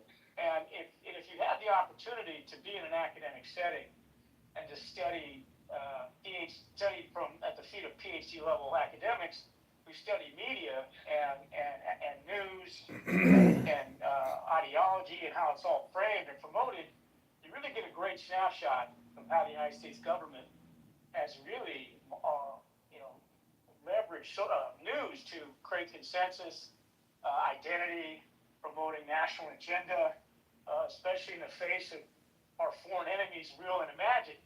So, you know, obviously they've had a chance to perfect, to some level, the ability to control that.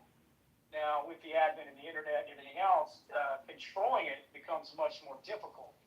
And with news and factions splitting everywhere, it's no wonder our country is a hot mess, as well as others, because we have no way of controlling definitions today. We have no way of controlling who's behind the news. With the advent of conspiracy theories, this is all taking root everywhere. I mean, you can go on YouTube right now, Gary, and play videotapes of people interviewing what appear to be well-informed individuals about what our problems are in America. And to your point, Gary, you'll hear comments saying, well, it's the Jews' fault. They'll say they control all of it. And if you want to find information about that, you can. If you want to find information about the fact that, it's the communists or the socialists, or there's a socialist Marxist agenda in America and the trans agenda, you can find answers for all of that. And of course, there's no way to put the genie back in the bottle. It's very difficult. You know, other shows that I used to watch and get news from, Gary, you'll appreciate is you remember the McLaughlin Group? Issue 1, he had that Saturday. Oh, yeah, I remember. Well, that was a great show because he had different voices, Pat Buchanan, a few others, left and right and center. And it was a breath of fresh air from some of the other stuff that I was getting from the news. You can talk about Fox News, Gary, in the way that Rupert Murdoch and Roger Ailes crafted that massive echo chamber catering to the right. And, it's obviously diminished on some level, but, that's a byproduct of saying, what do people want to consume? Not what is truth or what people want to hear, but what do people want to consume? And then crafting a show entirely behind that, and then having it masquerade as news. I'm not saying the other shows, the CBS, NBC, ABC are any less maybe ideological, but again, we now have camps. We now have not just political parties, but we have shows catering to those political parties. And so it definitely sows discord, it sows discontent, and it shows is the sky going to be blue today or is it going to be red? Right? So the truth loses its backbone, its core. And then I had an opportunity also, Gary, just to appease everybody here. I took a class on the history of the CIA when I was in college by a Harvard law professor who worked on the Pentagon Papers and the Iran-Contra scandal and the likes. And then I also had the luxury of having a family friend who was in the CIA, a Cold Warrior in the CIA.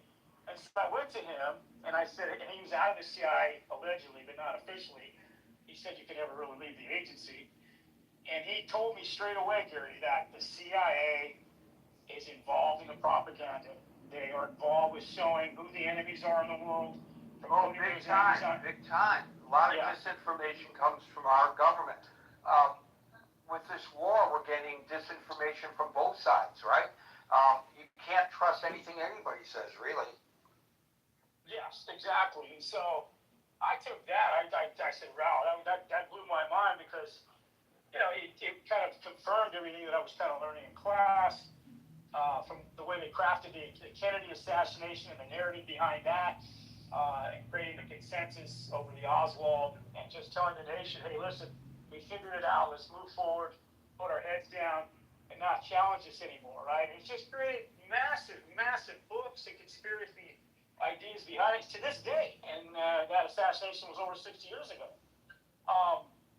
So, you know, one of the sources I also like here that's online is the Drudge Report. And if you were to go to the Drudge Report today, the top 5 major lines are, I'll just read it, Iran taunts, just getting started. Fresh wave of missiles and drones. Dozen attacks on USA since ceasefire. Military on commercial ships. War to resume in days. Gas tops $7 in California. So that's just a mouthful right there. I mean, how do you parse all that, and how much of that is true, real, or imagined? So anyway, Gary, I think if you have a good basis in understanding the American system, a good knowledge, a critical mind to address the time of your own, you're going to be able to understand and learn and think and not, you may not always get it right, but you're not going to be bamboozled by a lot of misinformation and buy into the narratives, the conspiracies, to all the other shit that is really just sandbagging our nation in a way I've never seen before. And so the fight continues, and you know, as you know, Gary, I mean, it's not easy taking your message. I mean, if you're out there on the front lines, and that gentleman who spoke about the guy from Atlanta, well, that's a rogue reporter who doesn't have to answer to anybody, right?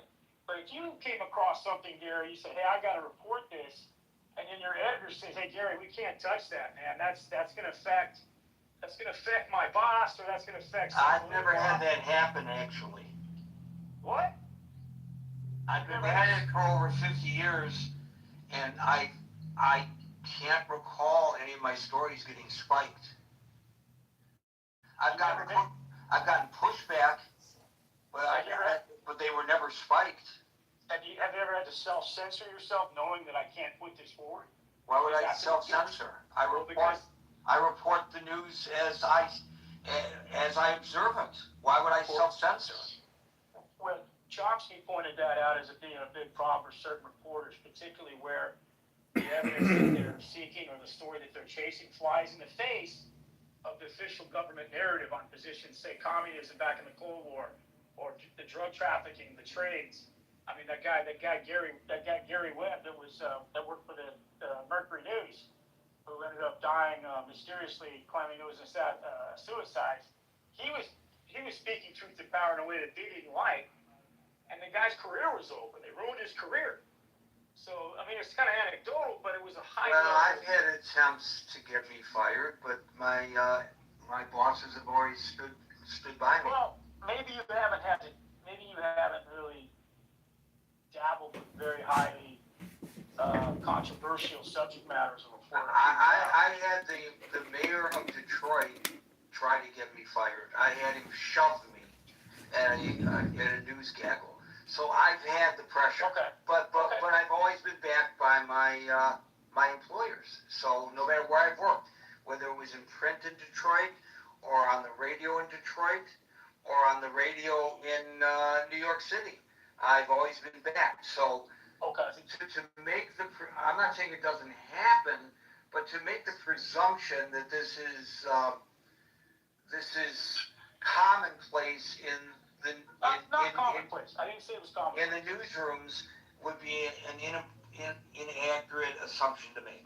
Okay, well, I'm not making that assumption. I'm saying in some instances this also happens, right? And particularly, especially if you're on ABC, CNBC, CBS, NBC, with those major networks and their 6 o'clock news hour, 6:30 news hour, they're not just going to float any controversial story without it being very heavily vetted. Because once it's unleashed at that level, there's no putting that back in. So I'm just trying to say, do we really hear everything from the standpoint of the criticalness of that story, or is it all being whitewashed and, I mean, I've had stories go through the process of legal review to ensure that I was not slandering somebody, a public figure. But that's not censorship. That's prudent, due diligence. Right. No, absolutely. I mean, that's great that you can speak to your own experience and working for the news organization that you work for. I'm just saying at some level that this does happen. And remember, I've worked for news organizations that are perceived by the general public as being very liberal, and news organizations that are perceived by the general public as being very conservative. And I've never had a story spiked. That's great. No, and that's obviously at our national level, our freedom, First Amendment rights here in this country, the things that we often take for granted. But I also want to pivot and say that as autocratic governments like China and other places emerge, there's a level of news talk that is not being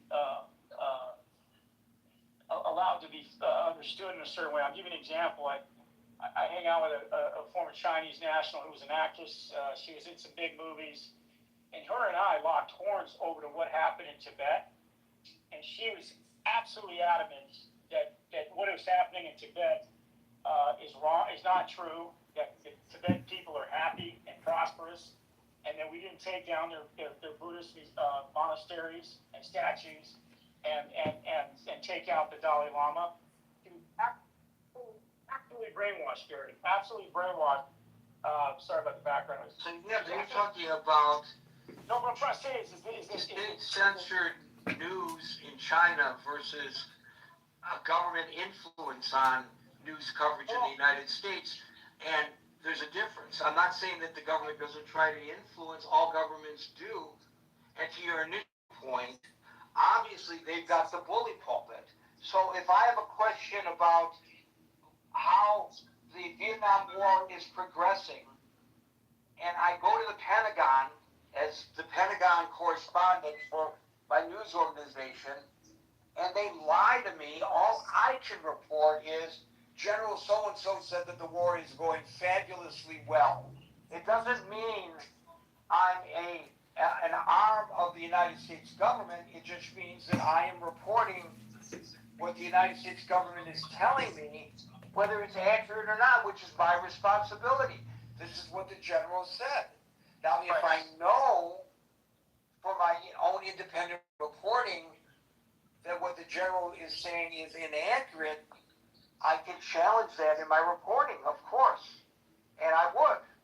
But there is a big difference between the influence of government, which is very strong, and what they do in China and in Russia, etc., where they actually censor the news. This is a completely, it's not a fair equation. Okay, well, maybe it's not a fair equation. I'm just saying as an example of how much overreach is over there, as long as we're not backsliding in that sort of trend or direction, as is the concern I would say here, that as autocracy becomes more tempting, particularly as we've allowed Donald Trump to take hold of the narrative and not being challenged, we could potentially run into that where we're also being not necessarily informed properly as a nation. And I'll end there. So I will make a distinction between being being censored and following style. So I will give you an example. There is a nation that is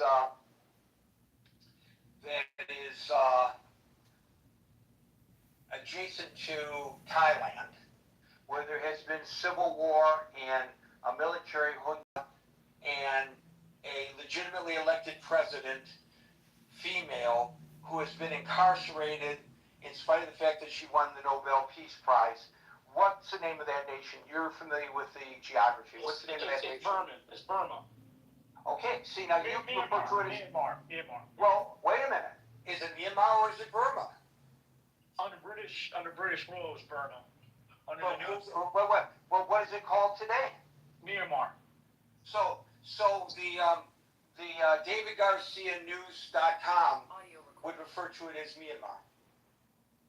That's the official title of the country now, Gary. So that would be your style. As the editor-in-chief, you are no longer, David, an advisor to President Trump. Today, you are the editor-in-chief of DavidGarciaNews.com. So, what style are you going to use? Are you going to call it Myanmar or are you going to call it Burma? Whatever gets the most clicks. See, so this is just a prime example. This is not censorship, it's style. And the style is based, perhaps, on the perspective of the news organization. I just want to bring in this nuance. So, for example, the Associated Press which is supposed to be the standard, generally speaking, refers to that nation as Myanmar. I work at Fox. Fox refers to it as Burma. Is that censorship? If I call it Myanmar, am I going to get in trouble for not following the style? Yes. Is that censorship? No, it's style. Here's another example. If you're in print media and you refer to a person's color as a race, black or white, do you capitalize it? Do you capitalize black? Do you capitalize white? I do. Okay, do you capitalize brown? No. Why? Why? Because it's not as part of the vernacular of describing. I see. Anyway, I'm just saying that the styles change. There was a time when if I was referring to Meryl in a news story, I won't use Meryl, I'll use my mother was, I saw an old clipping where my mother was referred to in a news story. Her name was Mrs. Martin Baumgarten, or Mrs. May Baumgarten, I can't remember which. We don't refer to women that way any longer. I remember when we went through this whole thing where we're supposed to refer to women. This is Merrill, candidate John Kiddo. Go to ChicagoNativeVote.com or MayorKiddo.com. This is the Gary Baumgarten News Program. But we always described women as Miss or Mrs. We refer to men as Mr. Well, some people decided, let's call women Ms. Now we don't say Ms. any longer. We just say their name. We say Meryl Hansen and second reference Hansen, just like Gary Baumgarten, second reference Baumgarten. So the styles change. And so if I don't adhere to the style of the news organization, which may be reflective on their view of the world, yes, I could, if you want to call that censorship, then I guess I've been censored. There is a river in Michigan. It's called the Raisin River, but it's also called the River Raisin. So there was a great debate in the newsroom of a newspaper I worked with in Michigan, and I always called it, because that's how people commonly refer to it, as the Raisin River. And my editor said, you can no longer write Raisin River. write River Raisin. Is that censorship? No, it's style. So we have to be careful, in our analysis of this. I've never actually had a story spike. I've been told to change the words I use based on the style of the paper or the broadcaster, and sometimes that is reflective of their worldview, as in Burma versus Myanmar. By the way, I don't think Myanmar personally is a legitimate government, so I refer to it as Burma as well, personally. Thank you, David. Yep. Moncef followed by Stan. Hey, thank you, Gary. You reminded me of a post I saw on Facebook. Only a few weeks ago, someone took a picture of a street in, I think it was in St. Pete, and it was called Gulf of Mexico Drive. And people started yelling. There's a prime example. Do I refer to this as the Gulf of Mexico, or do I refer to it as the Gulf of America? Now, at Fox, the style is Gulf of America, I believe. I don't think we call it the Gulf of Mexico. I think we might just refer to it as the Gulf to get away from that. Here's another one. Do you refer to him as Secretary of War, or do you refer to him as Secretary of Defense? What do you do? Well, some news organizations say Secretary of War, some say Secretary of Defense. What I do to avoid the conflict, because I don't want to offend anybody, I call him Pentagon Chief. That's correct. But the idea is that it was a street name, and it was Gulf of Mexico Drive. I mean, they changed the nomination, I guess, of the Gulf of Mexico in the map for the sea, for the Gulf. But people are so, if you're,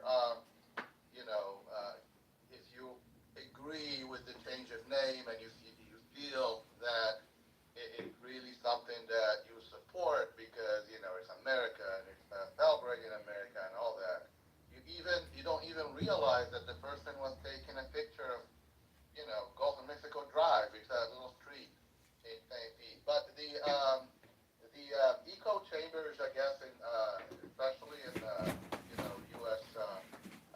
media kind of sphere, it's kind of gotten crazy, especially with the 24-hour kind of news channels that tend to offer, things that if you're not really, if you can't really discern that what they're giving you is not unbiased information, but it's the view of the editorial team, or it gets worse when it's opinion programs that sell themselves as we're giving you the hardest and the latest news, especially with Sean Hannity and all that.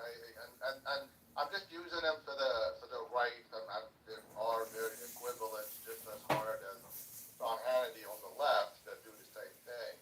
But when you get in an opinion program to invite, let's say, we saw many times the President of the United States, being interviewed by Sean Hannity. So you expect, you're going to get a pretty comprehensive interview to see what the President, thinks.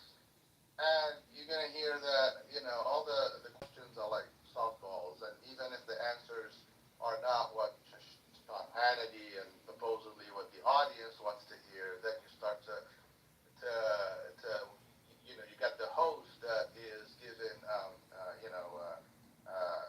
like a salvo for an answer. If the president goes in a certain way, they try to keep him in check, and that's dangerous because you're getting guided information.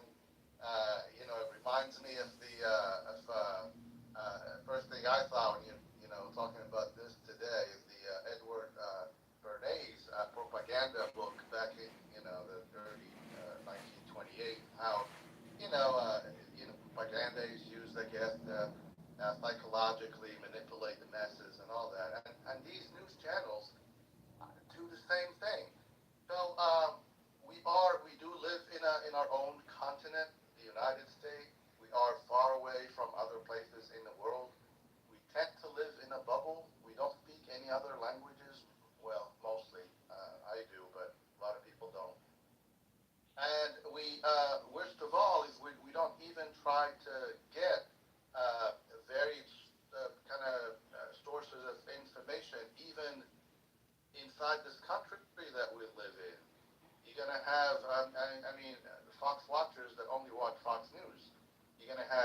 NBC watchers that refuse to watch Fox News, and I do them all. I mean, I watch every single one of them, including the stuff that really drives me nuts. But I have to know. I really want to know what the other side is thinking. So it's confirmation bias at its best. I mean, you know the information that your brain kind of loves, and you go to that channel. That's only going to give you the stuff that agrees with you. You in this, state of you think you know what's going on, but you only know what they're trying to tell you, and you're captive to that one side. So, someone mentioned earlier, I think it was someone mentioned earlier that a good practice will be to even the diversification of news shouldn't just be within the United States, but try to expand it to other countries, the opposing part. I mean, why not? A lot of times I turn on the Iranian news agencies. I want to see what they say about us. I don't speak Farsi, but there is plenty of ways to kind of get the news from there. I listen to Al Jazeera, whatever, just to see what that side of the world kind of how they see the news, what's their take on it, whatever. I watch the French and German news. I understand the language, the Spanish news, and it gives you a different take. And you really think then that even when you think you're diversifying your sources of information by watching, I'm good, I get all sides because I watch CNN and Fox News. You're still getting, a very, American kind of oriented, side of the story, and it keeps you in whatever, silo that they want to keep you in. That's all, Gary. Thanks. So to your final point there, if you go to the Drudge Report, and this is not an endorsement of the Drudge Report, some people love it, some people hate it, some people love the way it used to be, but they don't like what it's morphed to, et cetera, et cetera. One of the things that the original Drudge Report had, and now that it is kind of morphed from a conservative to a liberal news aggregate, at the bottom of the Drudge Report are a list of a number of international news organizations: African News, Arab News, China People's Daily, the Financial Times, Haaretz, Hindustan Times, Jerusalem Post, Moscow Times, Rio Times, a bunch of UK places, etc. So if you're interested in following Monsef's advice, there's a good entrance to finding what it is you might be interested in looking for. We'll go to Stan, Scott, and Merrill. Stan. Hey, Gary. Right, getting the facts correct is the first step, and what happens in the numbers are the first. I mean, every institution has its when I read the Economist, Wall Street Journal, these kind of news agencies for economists, I suppose they are having the correct facts, correct numbers, but during the years I found that their interpretation of the numbers are really misleading. For example, the legitimize of the drugs and in the Western society, not acknowledge the economic rise of the China, also pose very big problems for the Western countries. Video recording. What I mean is,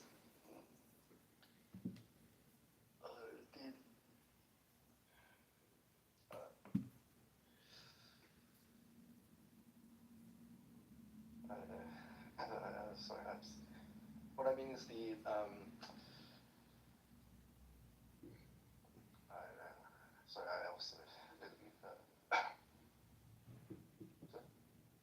guess Stan has lost his train of thought. We'll go to Scott, followed by Merrill, who gets left.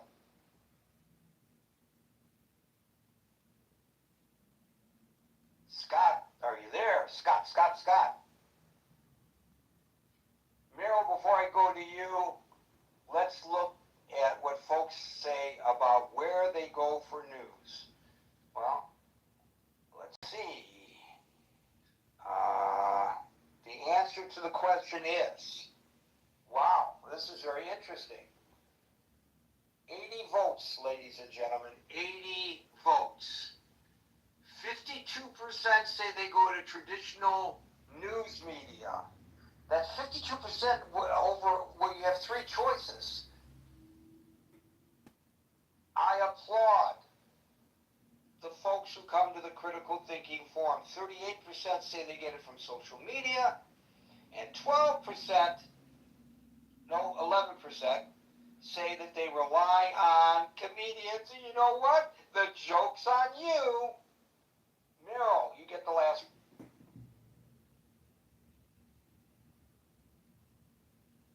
Meryl. I guess not. Folks, we're here Monday through Friday from 5 o'clock New York time. So until 5 o'clock New York time tomorrow, for the next edition of the Critical Thinking Forum, everybody be safe, be well, and peace out.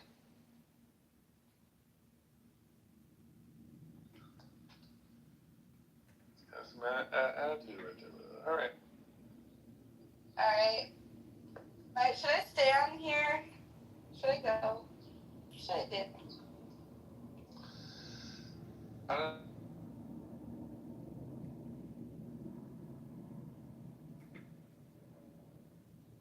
Quote, it's an optic piece. Do fund from federal, 90% of those that qualify. However, there's carve-outs with that.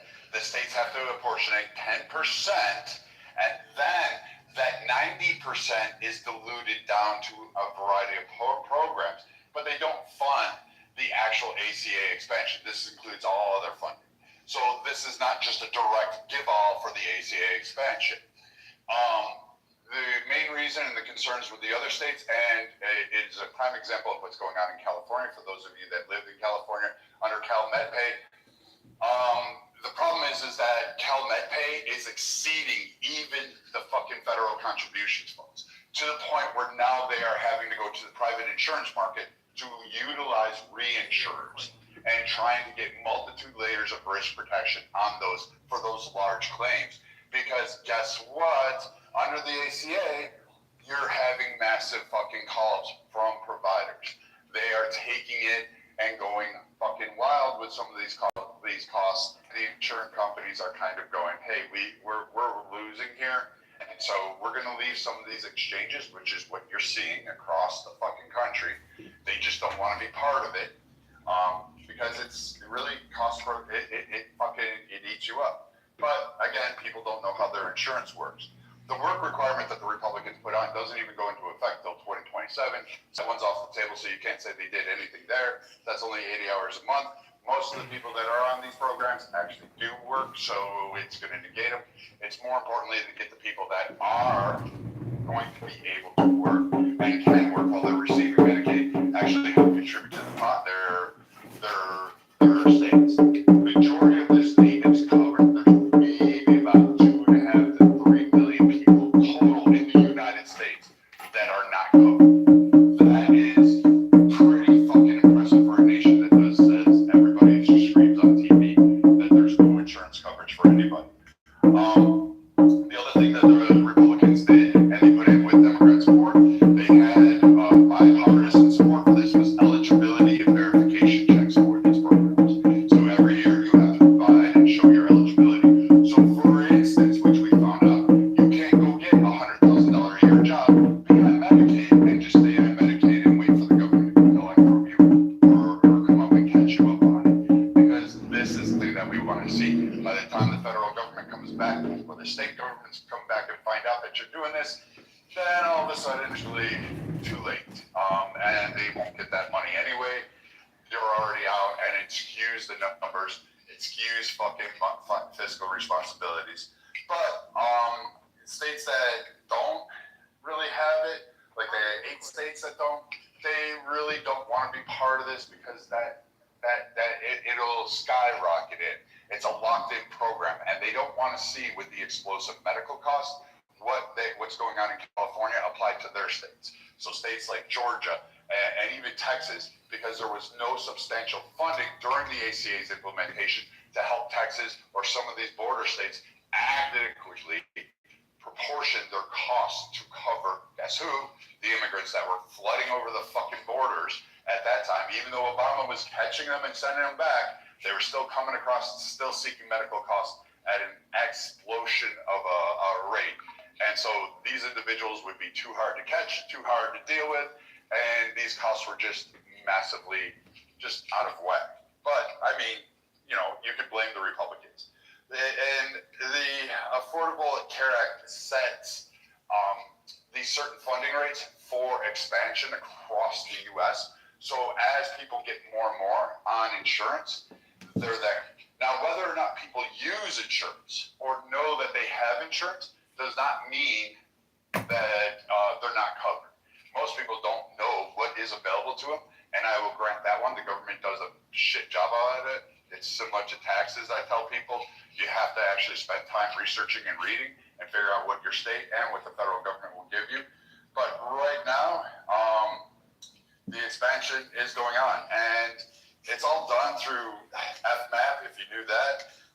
It usually that 90% drops down to 50 to 77% of coverage for these populations. So you have to figure out what you're actually going to have in play there. So that 90% is really a misnomer. They say they give it, but again, it kind of, by the time it gets down there to the state, it's whittled down and it becomes a different presentation. So it's kind of hard to really say that, hey, you know, that the Republicans are getting away with healthcare. In fact, they're trying to do the opposite. They're trying to actually figure out a more capitalistic approach to control costs, to create more competition, because we went from, since the ACA, 9,600 and some fucking hospital systems across the country to 6,000 hospital systems. Most of you in your cities, in your urban areas, 1 to 2 hospital systems that own 60% of the share of clients in them. Meaning all the facilities, all the entities you go to are actually owned by one system. These are where we're having issues with because hospitals aren't sustainable. The only thing that has changed is the subsidies having kicked back for a lot of these areas. So, you know, those are done as of the first of this year, and we're seeing a change in the markets. But actually what's happening is a bigger improvement because it's now giving more leverage to kick back on providers to keep costs more affordable for people. We're able to negotiate at a higher rate and basically kind of push back, especially with specialty pharmaceuticals, which are killing the fucking nation at large. So, I mean, I could go on and on with this, but I give you Medi-Cal as the case in point, as a failed government program. People don't realize in California how much they're about to get fucked by next year. It doesn't matter which person comes into office, governor. By 2020, I want to say the end of 2027, your financial statements just to cover Medi-Cal is going to be pretty fucking massive. It just cannot sustain at the rate it's doing.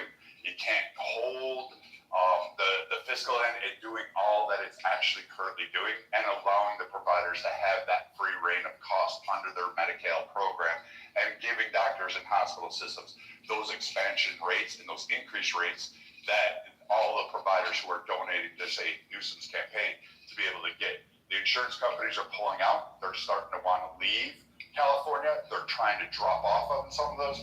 The reinsurance carriers are setting massive premiums because those guys don't touch claims until they hit like 1 to 5 million. And they're seeing massive record increase rates of $5 million for procedural cares. These are for things like pregnancies, mental health conditions. So these things are massively increasing and we just can't keep going on. So yes, there's good things about the ACA, there's bad things about the ACA, but people should really learn how their medical coverage actually works and how their insurance programs work, because we could hold a whole room all day about it, but really, at the end of the day, a lot of people just take what some idiot or Elizabeth Warren says on CNN as fucking truth and gospel, or they heard something or seen something on fucking Google. but actually don't bother to read CMS. They don't bother to read any of the information that's actually put out by the states. Until someone like me says, actually, it's the opposite of what you're stating. And I'm going to land there because there were so many weird points about it that were made both in the chat and on stage that it would just take me an entire day to go through and show you exactly how these things actually operate. And not to say that our medical system is failing, but it's definitely going through constraints. And if you are looking for better options and more affordability, I suggest you get a direct care option like Amazon One Medical, which will give you a $65 direct care access. They have brick and mortar stores. It'll cover a family of 4. And for $5, you get a pharmaceutical perk on it that cuts it down too. So, you can get a lot of your meds at a very much a discounted rate overnight or within hours after you see a telehealth doc or something along those lines. So it's really fucking affordable, and they have 186 million people in our nation under their coverage. So pretty much almost half of the fucking country is under Amazon One Medical, which is fucking amazing for a system. I don't necessarily think it's perfect, but at least it's giving you guys a little bit more relief and better opportunities to go ahead and seek out opportunities to get quicker health, more direct health, and faster pharmaceuticals to take care of your needs and get your happy pills. I'll land there. The uninsured number, by the way, is 25 million. What did you say? Go ahead. The uninsured number is 25 million. No, it's not. Hello? Yeah. So, Brad is right. And also, we pay, and I'm going to read this because you guys don't believe anything unless it comes from a fucking internet source, $27 billion annually in improper enrollment. And I know you don't even know what the fuck that is. You know what an improper enrollment is? But Yes, I do. Well, Brad does too, right? But the rest of these people don't. They're just listening to the people that's going to lose out on money from the budget being cut. They won't be allowed to overcharge the government. They won't be allowed to overcharge consumers. Now, they're going to have to work harder to make that money. I don't think that's the part I don't understand. I agree with Finley in the chat. He said capitalism is the problem. Facts. If these guys at the top would take a pay cut, the money would flow better to the bottom. But instead, you've got insurance brokers, you have these CEOs and all these companies taking money from the government and not providing people with any health care anyways. That's why that man got shot in broad daylight in the middle of New York, remember? Didn't you guys say insurance companies need to change? Right. And now the government is taking money. Now the government is taking money from these same niggas y'all want to shoot and kill in the middle of the street, and you still have a problem. Oh, no. Yeah, that's why they got shot. When they lose money, they're going to say, fuck you too, even though they can sustain a pay cut, right? So there's bigger problems. You guys don't know what the fuck you're talking about because you don't run businesses. You run your mouth on Clubhouse. And I do too, but I also run a business. So like I said, I'm not going to keep paying for shit, overpaying for shit, just because a nigga want me to overpay. That's not how you run a successful business. Oh yeah, well, we're going to charge you $1,000 even though it's $500. No, you're going to charge me what it costs. Not what it costs for you, Susie Q, and John to make a few extra $100. What about the Somali fraud? Y'all don't care about no fraud. And that's the problem. It's a lot of niggas out here under government contracts charging $75 for a hammer, right? These are the niggas that's crying. They don't want to lose this money. All these defense contracts and medical contracts, and you guys are just dumb. And once again, overeducated retards. You can't even count.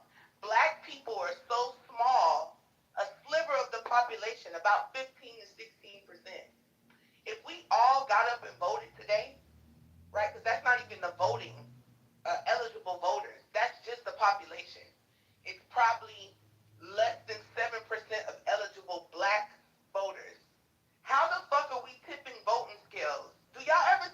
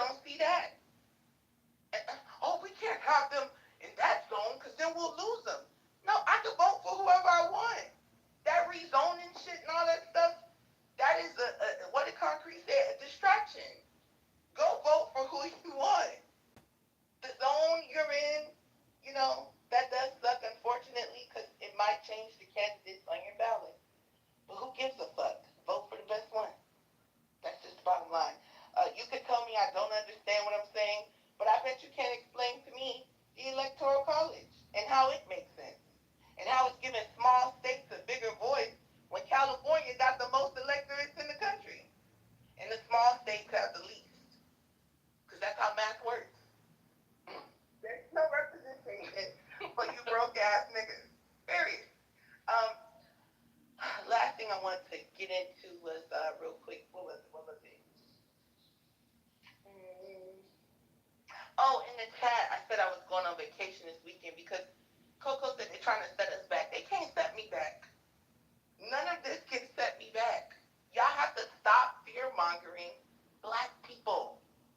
These same Democrats that are trying to tell you that the Republicans want to shackle and chain you up, remember, they were crying and killing us in Tulsa, Oklahoma, because we was voting against them, because we was sick of them crackers. Right? And these the same crackers that done reeled you back in with a noose. They said, "Now come back here, nigga. Come back. Those Republicans over there, they ain't no good. Come back to Massa."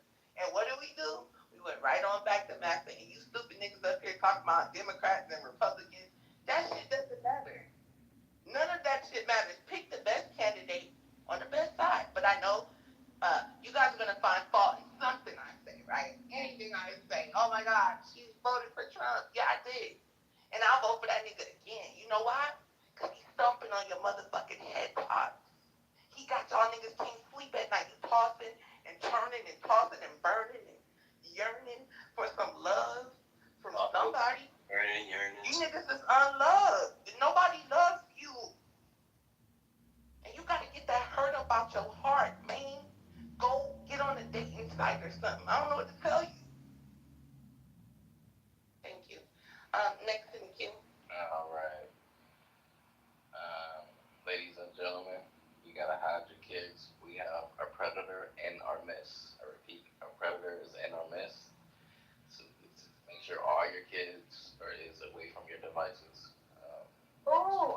Preference to say that. They're amongst us. Shine, be careful. But what I want to say first is, what's her name? I shout out the agent. She made a very funny Spirit Airlines joke, and I think that was very well timed. If you scroll up in the chat, you'll see it. I've got to repeat it. That was funny. Brad, you were right. Anti-black. It may have been anti-black, but it was what it was. Thank you. Thank you for admitting it. That's all I wanted. Brad, you were right. I was wrong. I misspoke. No worries, my friend. Yeah, you were right. I was talking about the part where, like, the assurance lobbyists, like, they have, like, these caps that they put on, like, hospital bills, like, the percentage they'll pay.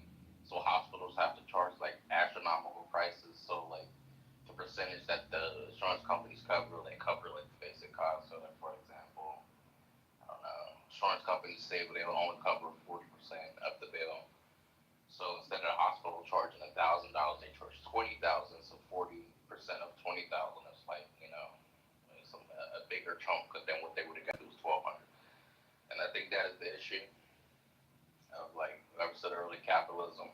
But insurance companies, it's kind of weird.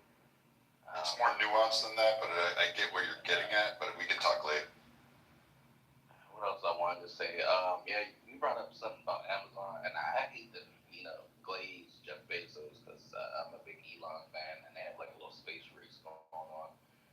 But the Jeff Bezos and his Amazon venture into like pharmaceutical world and the pharmacy world actually utilize Amazon's pharmacy future. I don't use the Amazon One thing like Brad's talking about, but that I heard about that. But I use the pharmacy side of the app because I'm not currently home, and like there's no Walgreens or freaking whatever the other one is. I think CVS where I'm at, so I just can't go get it. So like Amazon, that I get prescribed medication and it comes for free with my Prime membership, and like 2 days or a day, like free cost, no matter how far it is. Shout out to Amazon for that, bro. It's very handy if like you live like in a rural area or if you're like in a remote area. Shout out to Amazon. Yeah, what you saying? I said that's a good benefit on Prime. I used to like it as well. Yeah, it is. That's one thing Jeff Bezos did right. say, Oh shit, my bad. Go ahead. oh yeah, about the Supreme Court thing was that I hear you. I hear you guys, especially you folks. I hear you about like the racism, the looting black votes, it being like political, to like marginalize and all that. I hear you, and that is absolutely what they're doing. I'm not denying it. You know, it's open. It's an open secret. What's happening in Tennessee and all the other southern states. Not gonna deny it. And it's interesting to see all the court battles going on and the hypocrisy between both parties when it comes to gerrymandering. Virginia, Louisiana, Tennessee, all these places. But my main gripe with this, and like this is my only objection, is like the law is the law. When I say law, I'm not just referring to like state law, federal law that Congress made. I'm talking about the Constitution, right? The supreme law of the land, the one that gives you all your rights and freedoms. That's what I'm talking about, right? And in this document, there's something that says you cannot discriminate or make laws that benefit one race over another, right? So I feel like if we're gonna be, this high moral society that we claim to be, and claim that our Constitution is like the supreme law of the land, no matter what, there cannot be a contradiction to it, because then we'd be breaking the supreme law of the land. I feel like we can't then go and say, in order to like combat racism, we have to use race, to draw these districts. And to me, it's like a better option would be just change the law. Just change the law to allow you to combat the racism in gerrymandering, instead of like blatantly disregarding the Constitution, because that's all it was. Like they literally, the Voting Rights Act part where they were applying it incorrectly, where like they were forcing Louisiana to draw like a second black district, which like in itself is like violates the Constitution's equal protection clause. It's like blatantly, right? So like I do not vote the Supreme Court in the ruling. It's like that's just, it doesn't get more explicit in plain text. It's like that, and it's like I hear you. Like I said, I'm not going to argue against your point about like the racism Republicans are using this to get like advantage. Absolutely, you're doing it. I'm not going to object to that. My point is, the law is the law, and it has to be followed. And if we want to allow it and actually allow these people to do it, just change the law. Like it's simple as that. That's the only gripe.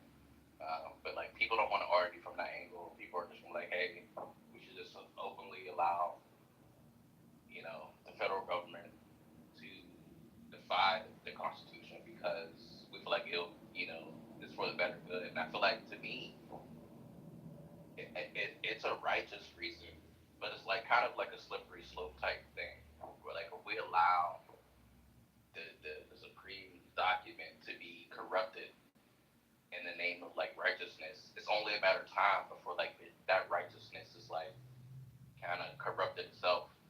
Or like somebody could make like an argument for like to discriminate against a particular group of people and like blatantly disregard the document in the name of like their quote unquote righteousness. And that's just not something that I want.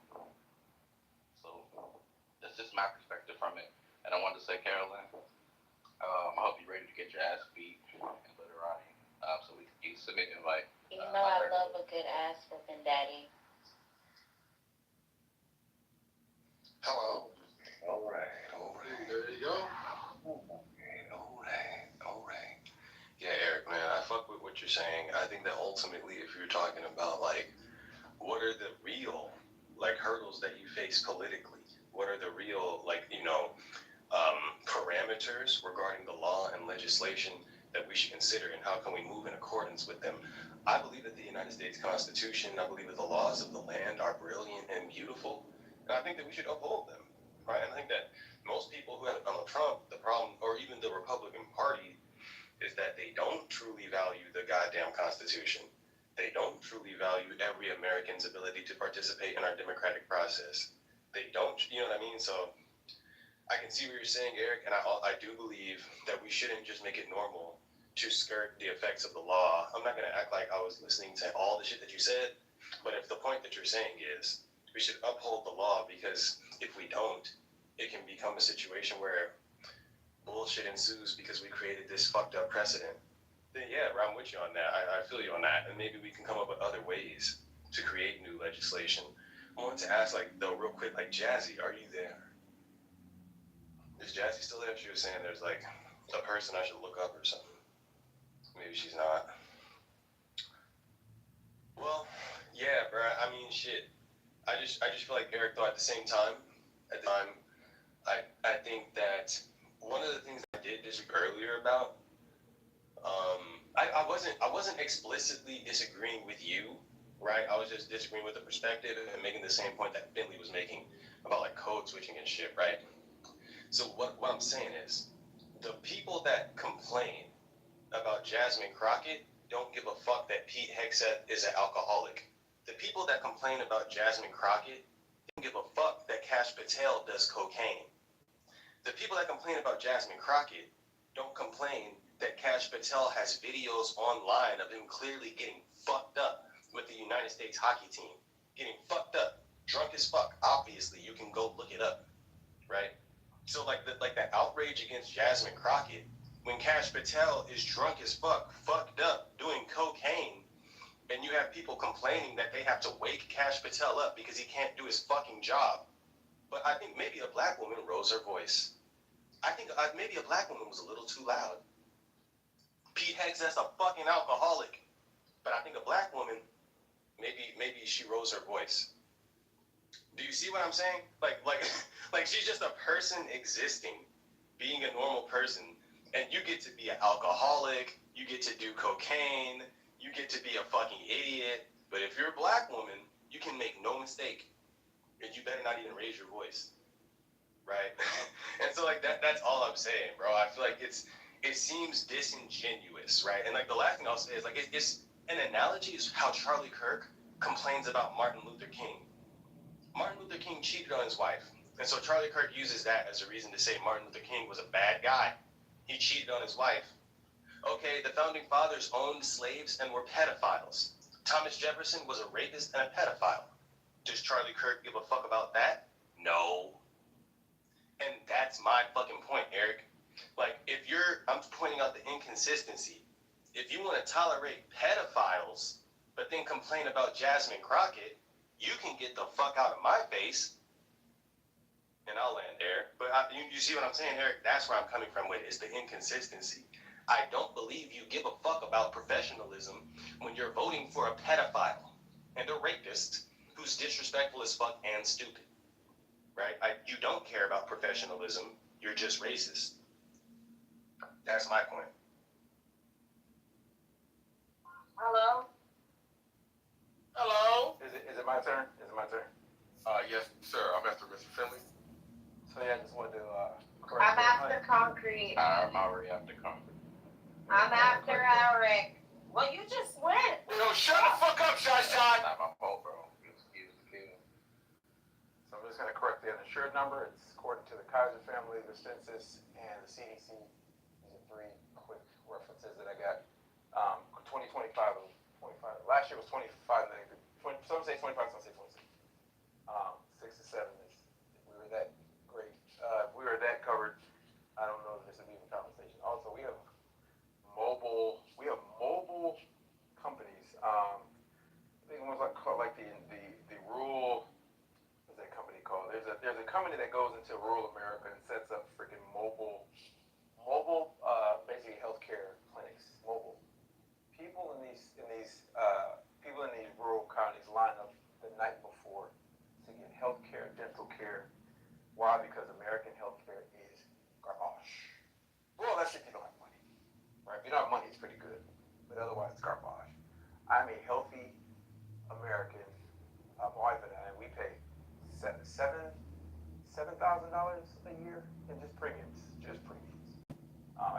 getting my, well, I go twice a year because I have to go for the, for my LI medical and I go for my personal, right? Twice a year.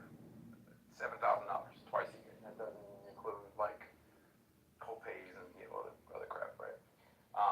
Why don't you just go once for personal and once? Because it's a separate exam. It's a separate exam. The FAA requires a certain exam, and my personal is my personal. I do it for my own personal reasons. So those are the two times I go a year. Minimum. $7,000 is what I'm paying for that. That's just a premium. And I don't even know. That's my portion. I don't know what United pays. I don't know what the hell they paying. I know it's a ridiculous amount. And this is for the so-called greatest healthcare in the world. But I want to point to the rural America in which these pop-up clinics, in which people are waiting in line for. They're waiting in line for this in the greatest country in the world.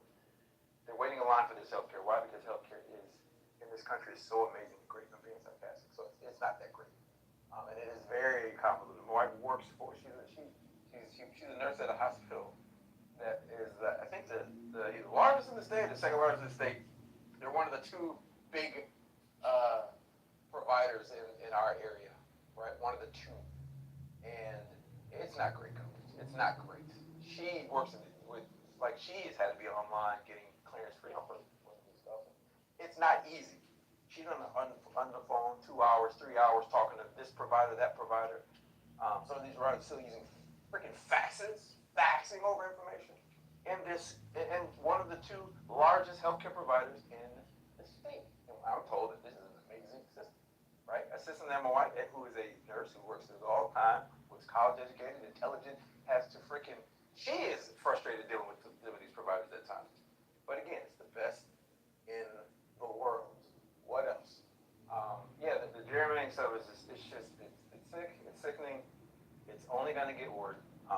But, my hopes, and this is why, when people ask me, this is why I don't vote federally. This is why these freaking games, right? Because you can always point the finger, well, the other side doesn't, well, the other side doesn't, well, the other side doesn't. And then they decide, I'm not going to participate in that bullshit. I think it's a fool's errand. Right? Because this is what we're dealing with. This is what we're dealing with in the greatest country on earth. And we're okay with it. Cockroaches have a higher approval rate of Congress, yet we re-elect them at a rate of 90%. There's only a handful of friggin' districts that are up for grabs in each of the congressional elections. Just a handful. I'm being hyperbolic when I say handful. There's a few though. It's not very many that are really competitive. And this is what we want.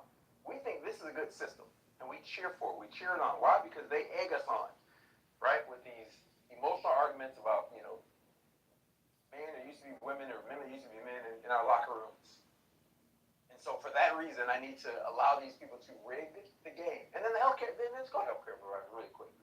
Not only do they own they provide the healthcare, they also like the pharmacies. CVS is owned by freaking Aetna, the freaking insurance provider. They own the pharmacies too. They are rigging the game in front of us. And what are we gonna do? We're gonna keep continuing to co-sign this crap and say, no, it's a good system. You gotta learn how to navigate it. You just don't know what you're talking about. You gotta learn how to navigate it. You know how to talk about. The person who's been a nurse for 14, 15 years, has a bachelor's degree, and works around these providers all day long can't do it. She's just incompetent, I guess. She should do better. And you regular people, if she doesn't stand a chance, what makes you think you're gonna stand a chance? This is crazy. This is absolutely crazy. But I'm gonna get back to this voter stuff, and I'm gonna pivot one last thing, and I'm gonna move out of the way. This gerrymandering of the maps is sickening. It is sickening. It is sickening. And the hyper defensive president is, I don't understand it. We're at $5 gas. Oh, you didn't play with Biden. Biden didn't invade freaking Ukraine. He didn't invade Ukraine. But his presidency caused the right environment for which that Russia felt like they could invade Ukraine. Yeah. No. The president's direct actions have resulted in these freaking gas prices and the consumer price index on the rise. It's on the rise. It's 3%, I believe. 3%. It's only gonna get worse.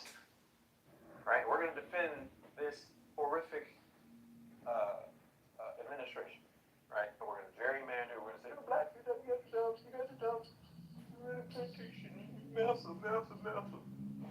Right? It's just more insulting blacks that they're not smart enough to understand that, to be honest, they're not getting much from them, but at least the Dems will elect them. At least they can get elected by the Dems. The other team, because of Bubba, ain't gonna elect people of color.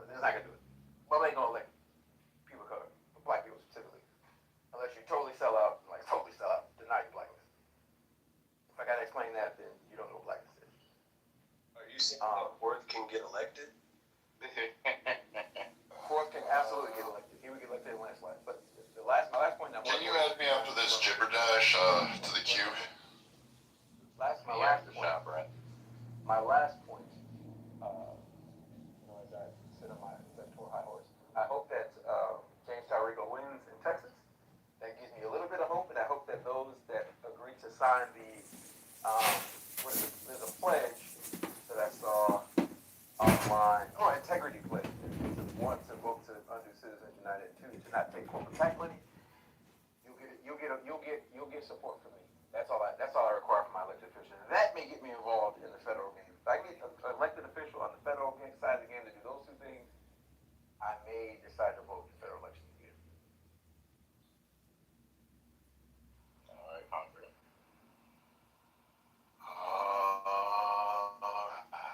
All right. What's up, Ray Allen? How you doing, bro? Long time no see. I hope all is well. You bitch ass nigga. What's up, Violet? How you doing? Earlier today, disappointed me. I don't consent. I don't consent. Good for you, Violet. I'm so happy for you. I don't consent. I don't consent. Neither do I. Neither do I. Neither do I. Did y'all kick Violet? Did she run? Oh my God. You're scaring them. I agree. You're scaring them. Stranger things for you. Funny. Alessandro is. Oh, what's up? Right back in Congress. It's been a minute. Yeah, man. I hope everything's okay, bro. Crack ass nigga. All right. Anyway, Alessandro does not know that we live in a world that judges us harshly. Alessandro doesn't know that we live in a world with different measuring systems, different levels of tolerance, different behavioral standards. Alessandro is saying, I want to be as uncouth as Brad. I want to be as obnoxious as Monica. I want the right to be as petulant as El Normo. And I don't want anybody, judging me for... Coco, you're hot mic, brother. Coco, you're hot mic. My bad. Don't worry, brother. I will make sure to hot mic during your next submission. No! Hey, don't make me laugh, nigga. Go on mute! Anyway, what was I? Alessandro is cheerleading for nigristic black female behavior at the highest levels of government. Why? Alessandro, this is not nation building, brother. This is not helpful. Stop telling these women they can be sexy red. We've met before, haven't we? Stop telling them they can be I don't think so. stallion in all concrete wants to be making Where was it you think we met? At your house, don't you remember? No, I don't. Are you sure? Of course. You don't have that privilege. As a matter of fact, You're not a mediocre I'm white. there right now. You can't get away with being a piece of shit What do you mean just where? because you're mediocre white. At your Better, house. brother. You know you have to do better, brother. You know your women have to do better, brother. And you know, listen, Alessandro, I know you're a responsible dude.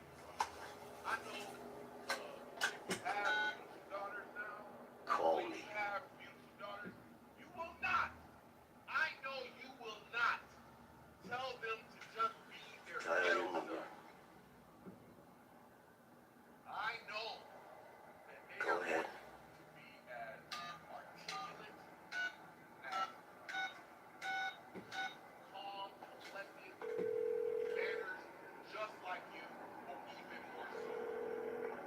I told you. I know you chose right, nigga.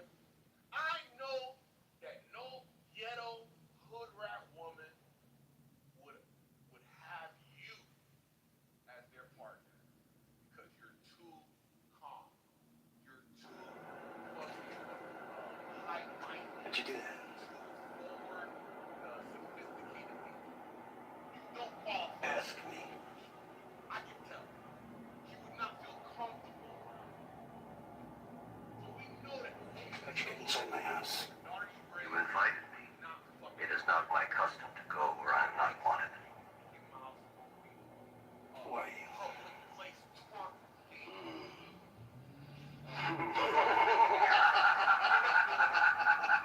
Why the fuck are you Give me out back here my phone. encouraging low-level behavior amongst our black women?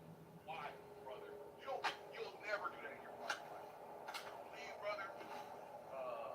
I've called you out. It's been a pleasure talking to you. Know that you have higher standards for women in your life.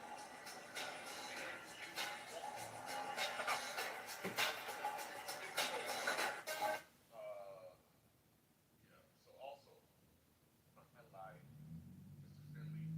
Finley put the belt to ass to Brad in a very calm, regal way. But Mr. Finley quoted a statistic. When this man studies, you know that he researches, you know he crosses his T's and dots his I's. And we know, and we know, No, I and already we know. next after coffee, don't think so. I was next. No, you were not. Oh, I called after you. I'm sorry. And we know that a statistic like uninsured is a moving target and most likely like an approximation. Right? So when Mr. Philly says there's 25 million adults, what did Brad do? Brad gave the typical fucking clubhouse, one up response. Right? That's not true. That's not true. As opposed to, that's not what I saw, because obviously there could be conflicting fucking numbers, because the insured rate again is a moving target. People are doing approximations, and it's not like something that has a precise known number. So when somebody says something like uninsured 25 million, they're approximating the number based on available information, right? And when you look it up, you're going to get a range of numbers and approximations, which are generally in the 25 million range. Oh no. Not even close. Oh no. And so, what we know from Brad is that Brad is a clubhouse, mediocre white that is always, he's like a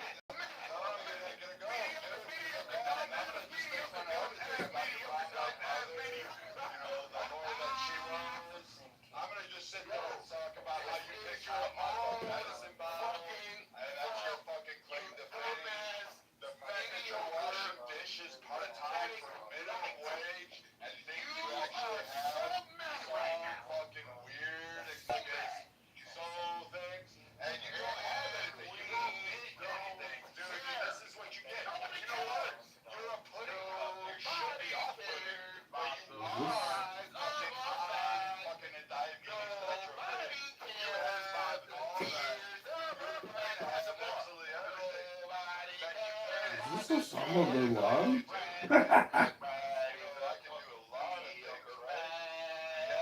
I got you. I'm gonna put it in your ass when I'm done. I'm absolutely gonna put it in your ass. I'm gonna whisper in your ear. I'm gonna slide it in.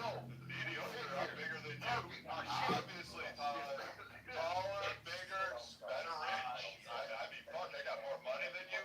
I have a whole lot of shit. We can actually play a few things here since you like that. I don't want to listen to your fucking. You know I can't hear him. You know I can't hear you. I don't give a fuck what you Speaking and talking about Donald Trump. When I think I can do this all day too, motherfucker.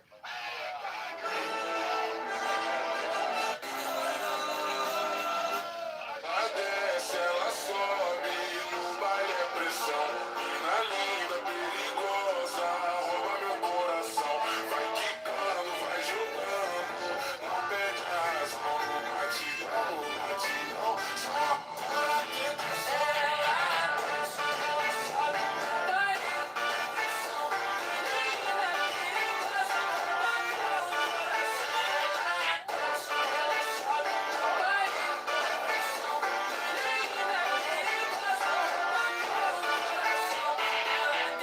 Ela sobe no baile, é pressão. Mina linda, perigosa, rouba meu coração. Ela vai jogando, não bate, arrasão. No batidão, só para tentação. Ela sobe no baile, é pressão. If you're watching this,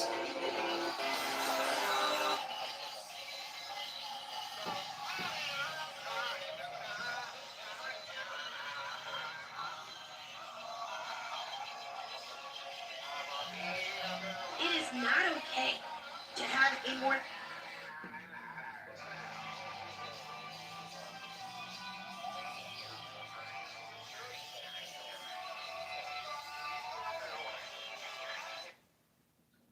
Listening to my engine and potentially get pulled over by Burbank PD. than 20 years. No, you can't. No, he's not. No, you're not. I'm not.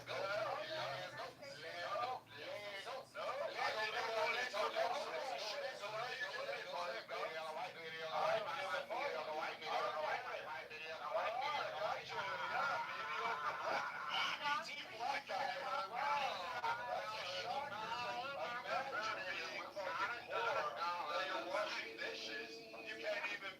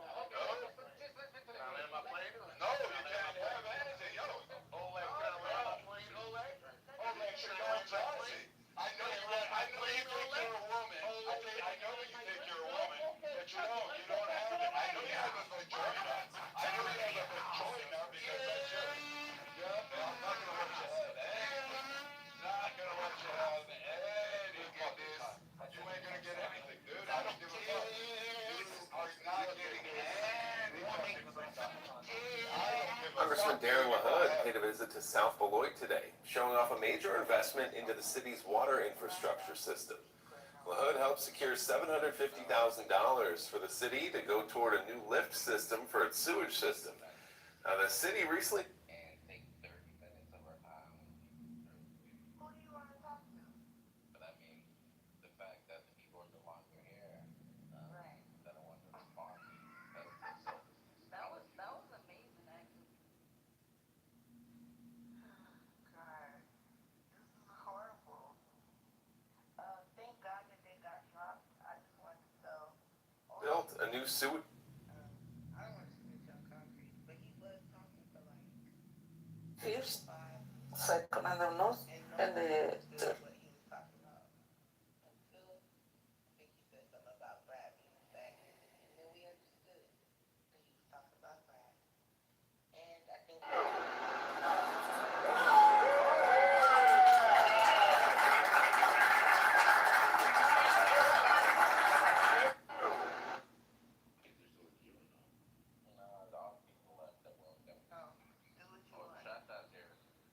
hello.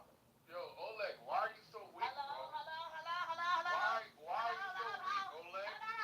Can you take your big six? No, fuck that. I'm going back. I'm fucking finishing my turn. So, yeah. At Sage Palace TV, which stands for Yeah, tell me. Why is it so hard? Yes, why is it so hard? Hard for what? To moderate fairly. I didn't drop it, bro. Okay, so, alright, sorry about that. No, you were trying to get it. Go back to the radio. No, you can't. I can do it too, dude.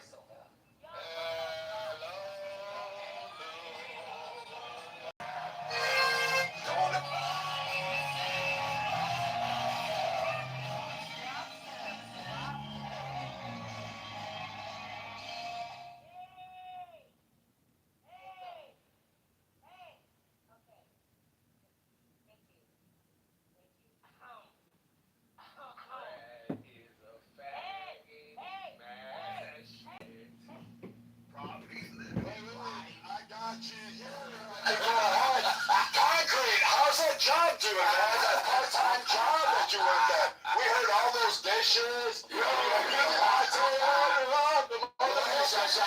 No, you don't get to go anymore, dude. You're never gonna get to go. I'm gonna trigger you all the time. It's my turn. Go ahead, love. Okay. Okay, thanks. Brad is a faggot. Oh my God, stop shit. Probably spending his life. Concrete likes to try to pretend he fucks his mom in the ass. He doesn't realize that it's just a crackhead on the fucking street. And he's sitting there looking at it. He's the kind of guy that fucking sticks his finger in his ass and then just sniffs it and licks it. Like, he's that type of fucking nigger. He's... Yo, Shasha, I'm gonna make this monkey keep dancing. Shasha, I'm gonna make the monkey keep dancing. I can't help it. I'm sorry. He's that type. You're gonna keep dancing, monkey. Yeah, it's jazzy. I can do it, right? I mean, he can say all sorts of shit, so can I. EBT, this guy's an EBT fucking welfare recipient. you don't want to be like the people that Oh, I mean, like, he thinks he can just get away with it on stage. He thinks he can do it. Is he crying? Is he crying, man? Is faggot crying? He can go. I'm gonna keep beating away with his ass. I'm gonna beat him like he was brought over on chattel slavery. I'm gonna just keep whipping him until he gets that cotton bag filled. That's all he's waiting for. Brad, hold on real quick. So you know, like this is a warfare tactic where someone gets so mad, they want you to say San Francisco, bitch. and then you do it, and then Dude, now you live in like, fucking Cleveland, Ohio. about Brad. I told you about Brad. Brad racist. I told you. Oh, I don't give a shit. I know. Okay. Well then. No, Jesse, I get what you're saying, but I really don't give a shit about the weave-wearing Walmart guy that wants to act like it. Who buys cornrows at 7-11? Concrete does. I mean, seriously. Cornrows? This motherfucker buys corn rolls. You're trying to be racist. No, I'm not.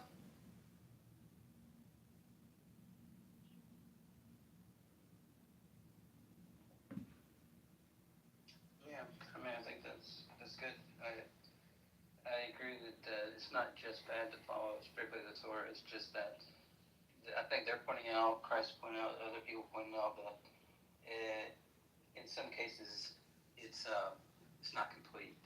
It's not complete adherence to the intention of God. Yeah, look, I think this is a conversation in Jewish sources for a long time, right?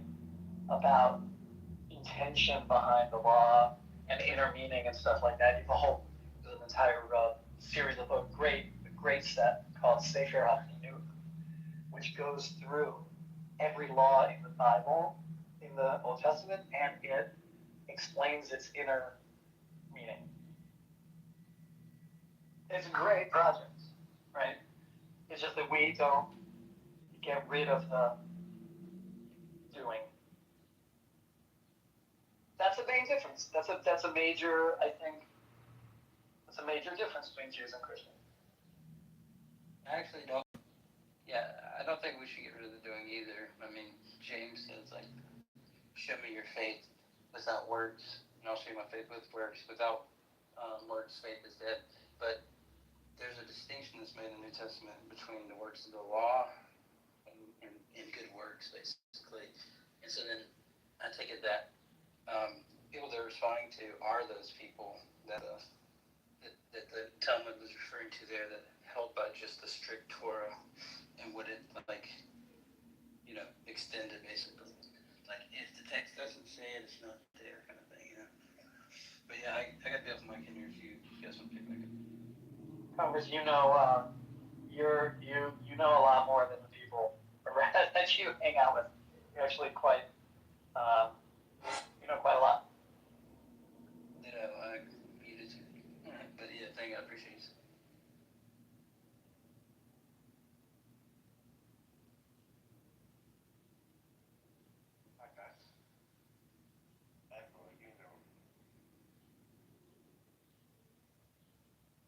Harry, you were asking something before. I don't know if we're sort of wrap this one up, but you were asking something before.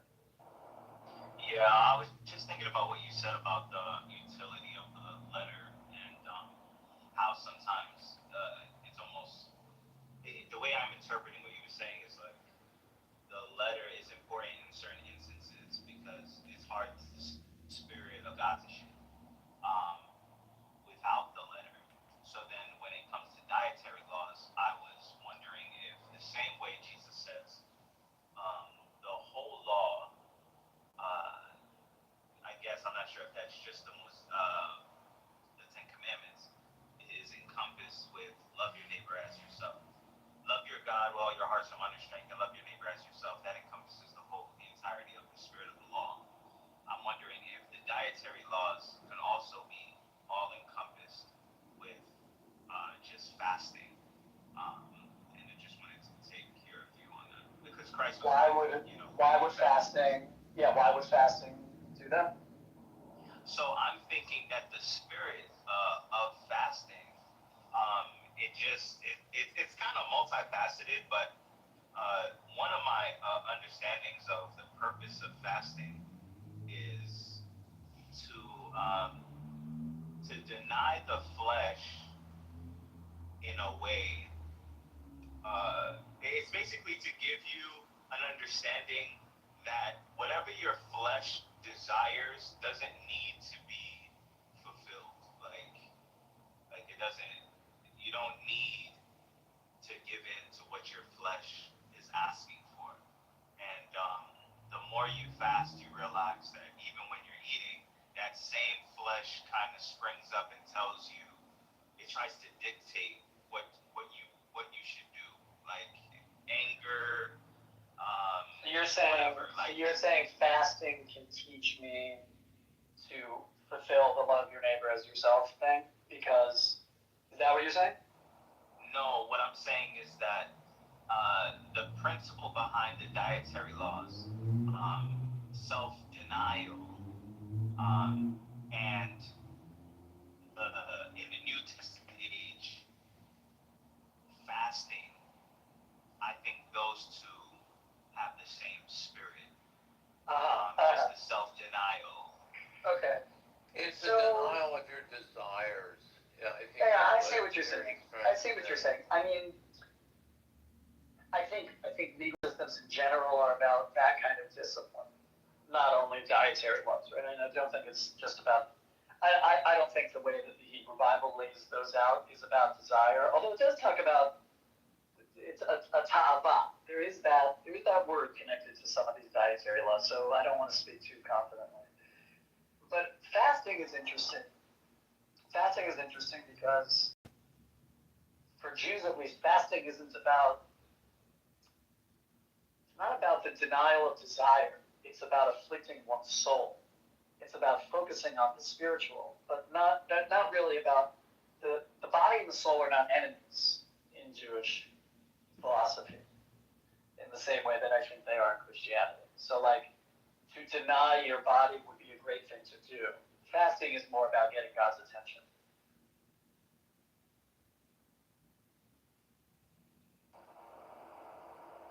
You said something about afflicting the soul. Yeah, that's what it says in Leviticus. You should, on the 10th day of the month, you should afflict your soul. And the rabbis say one of the things that means is fasting. That's the part of the Yom Kippur. Interesting. One thing that I kind of just through fasting, I kind of just realized like my body really wants to eat food, but I'm telling it no repeatedly, and I took it as a principle and a lesson that everything that I naturally just want to do, I don't have to give in to that. I developed the discipline of, no, it's okay to feel the pain and suffer from not having this desire met. And it just has multiple, applications once you kind of get to that right. Bare bone. But so what I would say is, so it's interesting because, so what's interesting to me is that you have attached a ritual to the inner meaning, right? It might not be what the letter is, right? But you have not dispensed with an action, a behavior, a choice that leads you into the understanding of the spirit of the law. Oh, right. And the New Testament is adamant that, faith without works is dead. So faith is gonna have action attached. There's fruit to the spirit. And that's why it's called the fruits of the spirit. There's things that manifest in the natural that start from the spirit, the renewed mind, or the born again. I have a question for you. The passage which you said it afflicts your soul or affect your soul. What's the word for soul in that passage? Is it ruach or is it nefesh? Nefesh. Yeah. Right. Okay.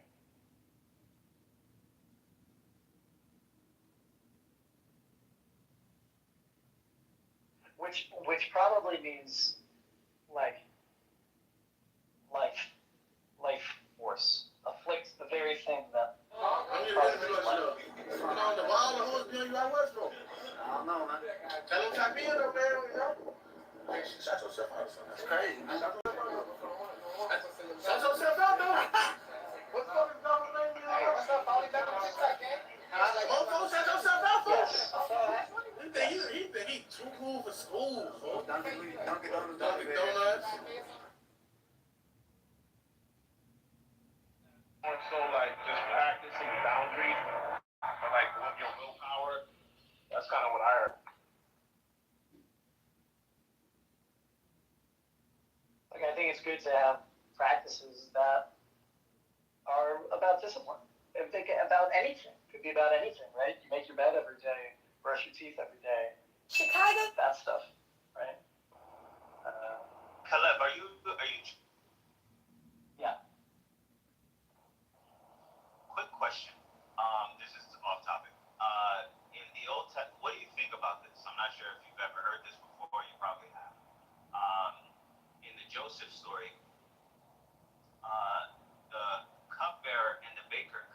down to the prison.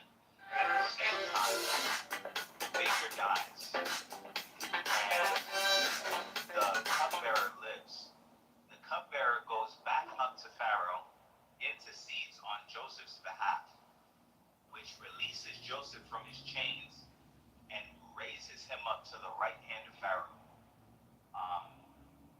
And he's like becomes almost basically Pharaoh to the people. And when I saw it, it's basically the communion, the bread and the wine, the cupbearer and the baker come down at time, which represents the communion. The flesh dies, which I died. But scripture says the life is in the blood. It's on Joseph's behalf, off of Joseph, which is like the people that are in chains who become born again, who are bought by the blood. And they raise him up to Pharaoh's right hand, and it's like a complete gospel presentation. So, I think there is a difference between exegesis and homiletics. Exegesis is telling me what the text says. Homiletics is telling me how I can use the text. Right? Homiletics is sermons. So, Harry, what you just said is a great Christian sermon on the Joseph story. I don't think it's what the authors of the text meant. And I don't think it's the exegesis of the text. It's a very good sermon. It would be an interesting question whether other So Christians that's like have a previously happenstance. offered that So- as a sermon. It's an insight others may have shared before. Yes, I'm sure it is. So you would say that was happenstance?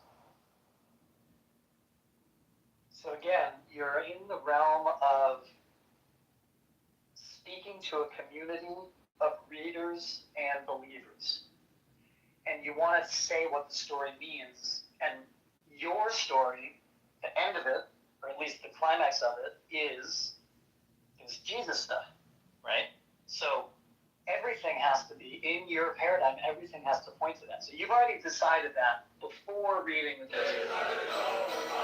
I doubt that if you were reading the Joseph story from the front, without having the end already written, that you would understand it to be about some kind of communion, body and blood thing. I'm not sure you would get that. Throw him in the pit!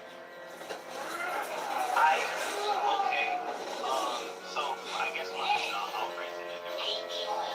When you look at the Joseph story, you guys like historical fact, like just a like metaphorical concept. But part of what it does for the flow, the narrative, is it gets us down to Egypt. Our Right? We have to children get down there somehow, and that's how we get it. We also have to have like a shift. We have to have the I'm shift straighter from than you. kind of like No, you're protected not. I am. minority No, you're not. to Watch this. slave. Watch this. Watch this. Beginning of Exodus. So Watch this. Watch this. What the Bible says it's so straight. Watch this. right. We use it in all kinds of other ways, right? We sort of accept that that's the story, but then we do stuff like you just did. What do those symbols mean, right? What is, I often talk about dream interpretation at that time when we're reading those stories, what are dreams like, and things like that. Not to say that that's what the narrative means, but to say that if you hold this book sacred, you can use it in your You life really need to be more to careful. be a commentary Potion on addiction your is life. no joke. Please, my boy. And that's what I think that movie is about. Love and the wine and the bread. That's what I think that is. Which I think is a great thing to do.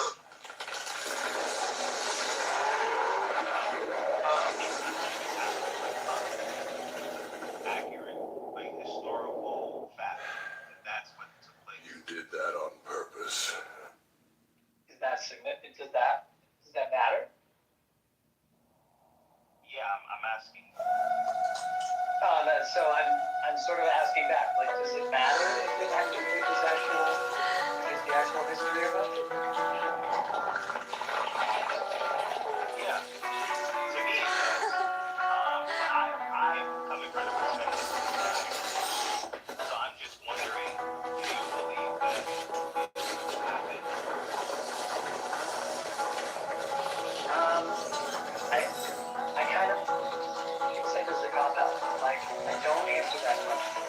think it matters. I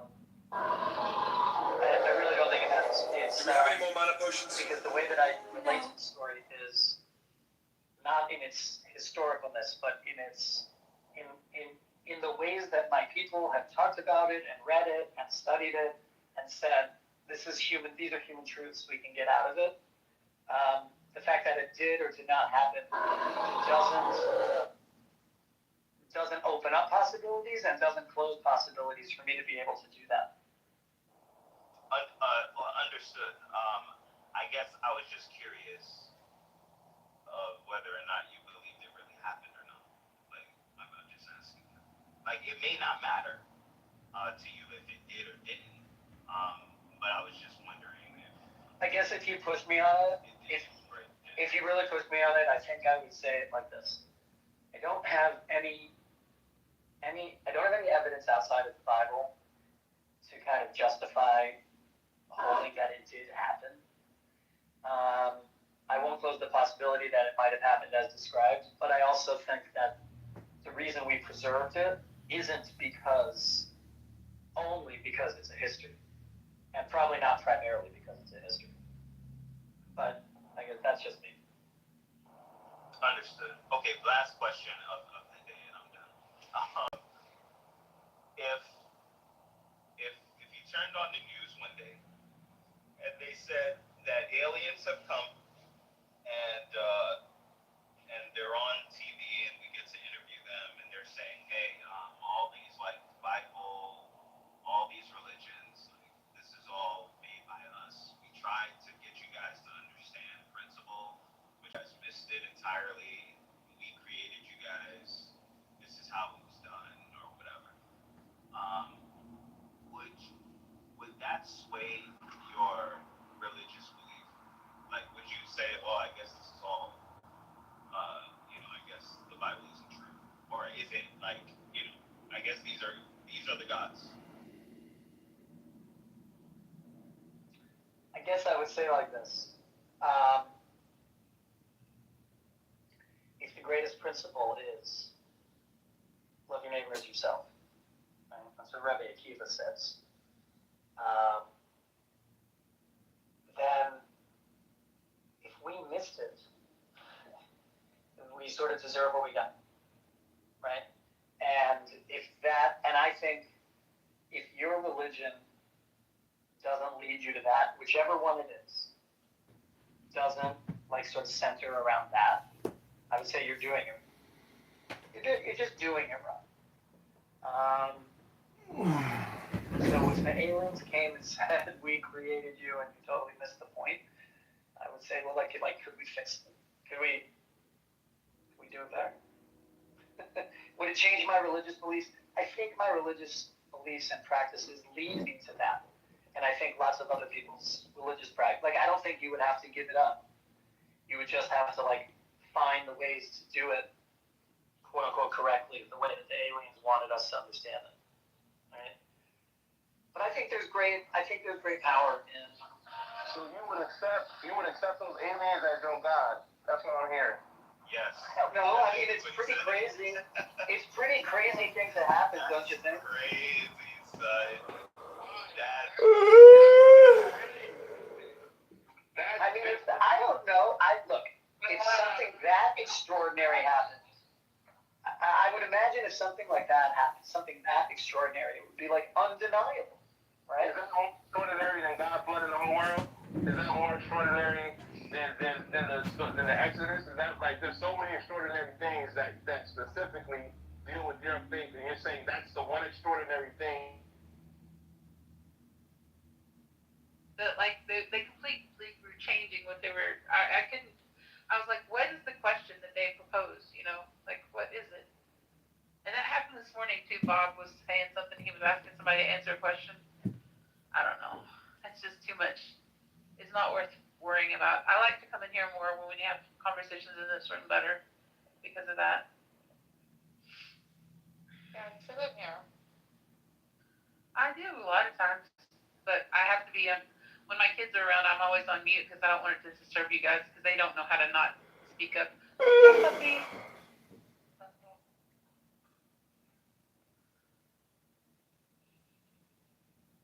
guys, Crimsonite.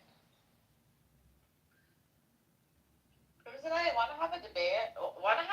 I think Andrew should debate someone. Crimsonite, in your rooms, do you wanna organize a debate with Andrew and who do you think he should debate? Maybe Regal. I think Andrew should debate Megatron. Hey.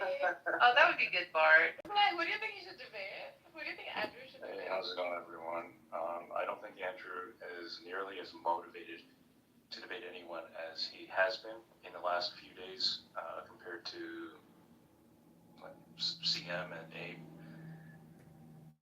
What's going on? Is he okay? Yeah.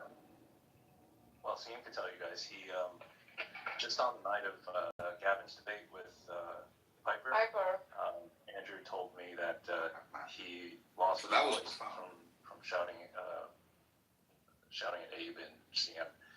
So I've just never seen Andrew as triggered as he ever in the past 3.5 years that I've seen him on the set. He has been compared to CM and Abe.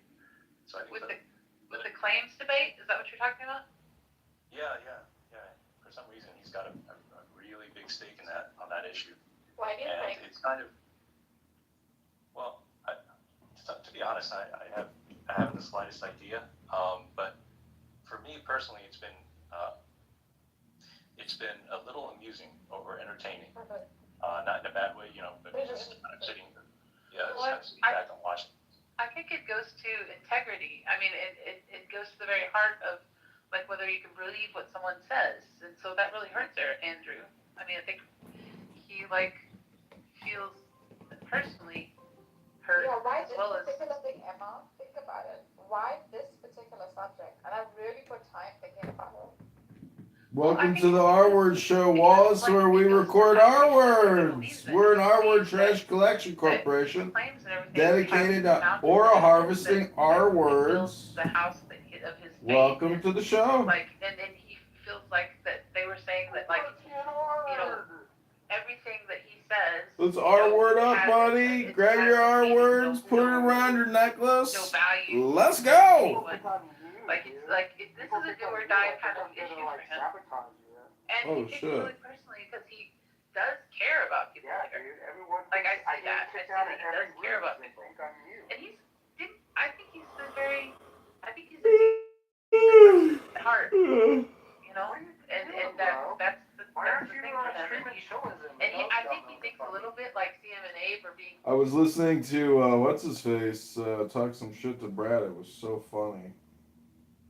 Concrete. Yeah, I feel like when you're in there talking about how stupid things are, you're like talking to me because I'm in there, so I'm like feeling all self-conscious. Like I say, self-conscious is a bitch. And then I'm sitting there listening to you, and I'm like, the room become polarized, right? And then you exploit the polarization, rinse and repeat. It's not Concrete. Complicated of a scheme, but it is very cheap victories. It's very Fox News-ish.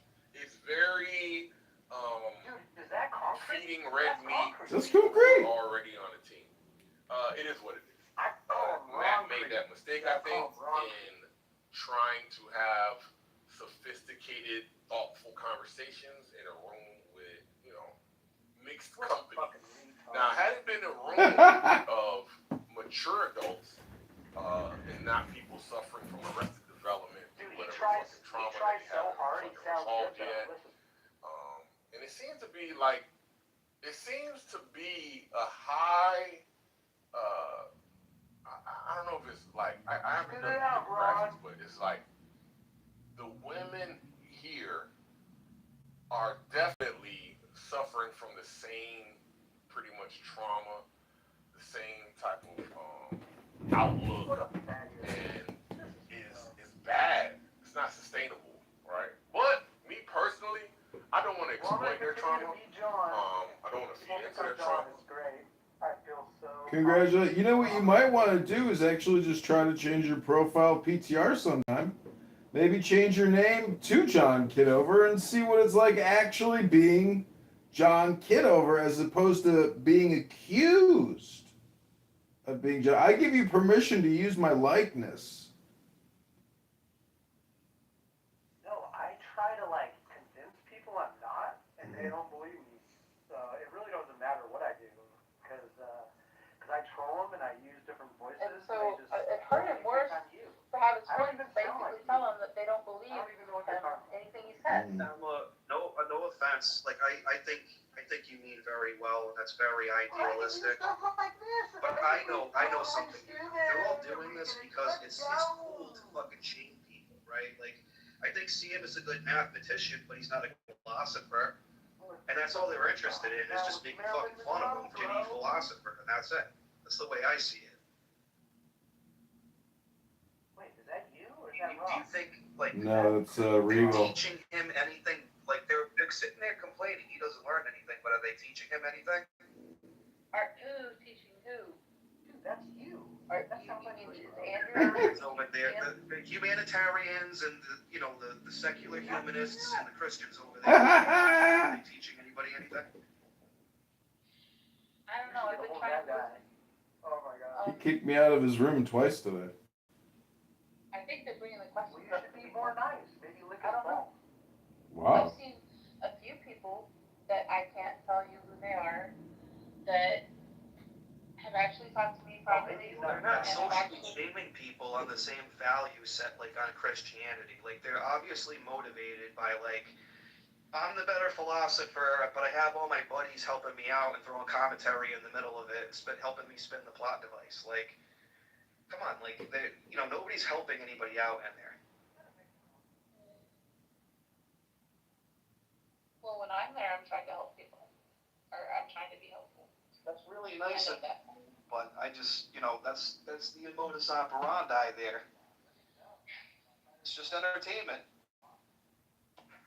Listen, you can't help a fish climb a tree. Well, it depends on if the tree's in the water. Okay, so you're telling me that if you put lipstick on a pig, that's not a pig anymore. Or a coat on a goat.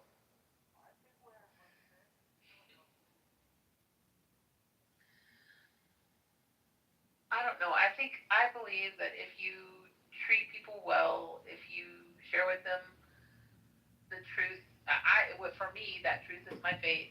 I believe that can start a reciprocality where they move toward that direction, not necessarily towards the faith, but toward that Baby. that Oh, On the basis of your theory, right? You think God is the foundation of like morality, and this is how you arrive at moral facts, right? One of your friends. Do you think that the atheists over there are doing a little bit of like theory of knowledge, trespassing, like they're trespassing into our moral domain where they have no basis for it? Ever notice that they're all in there at all times smuggling in some moral imperative, some moral rhetorical plot device? I mean, I'm asking one of them today, without self-referencing yourself or the collective around you, can you actually tell me where the moral imperative is coming from? Like, it's not the conversation about transsexuals.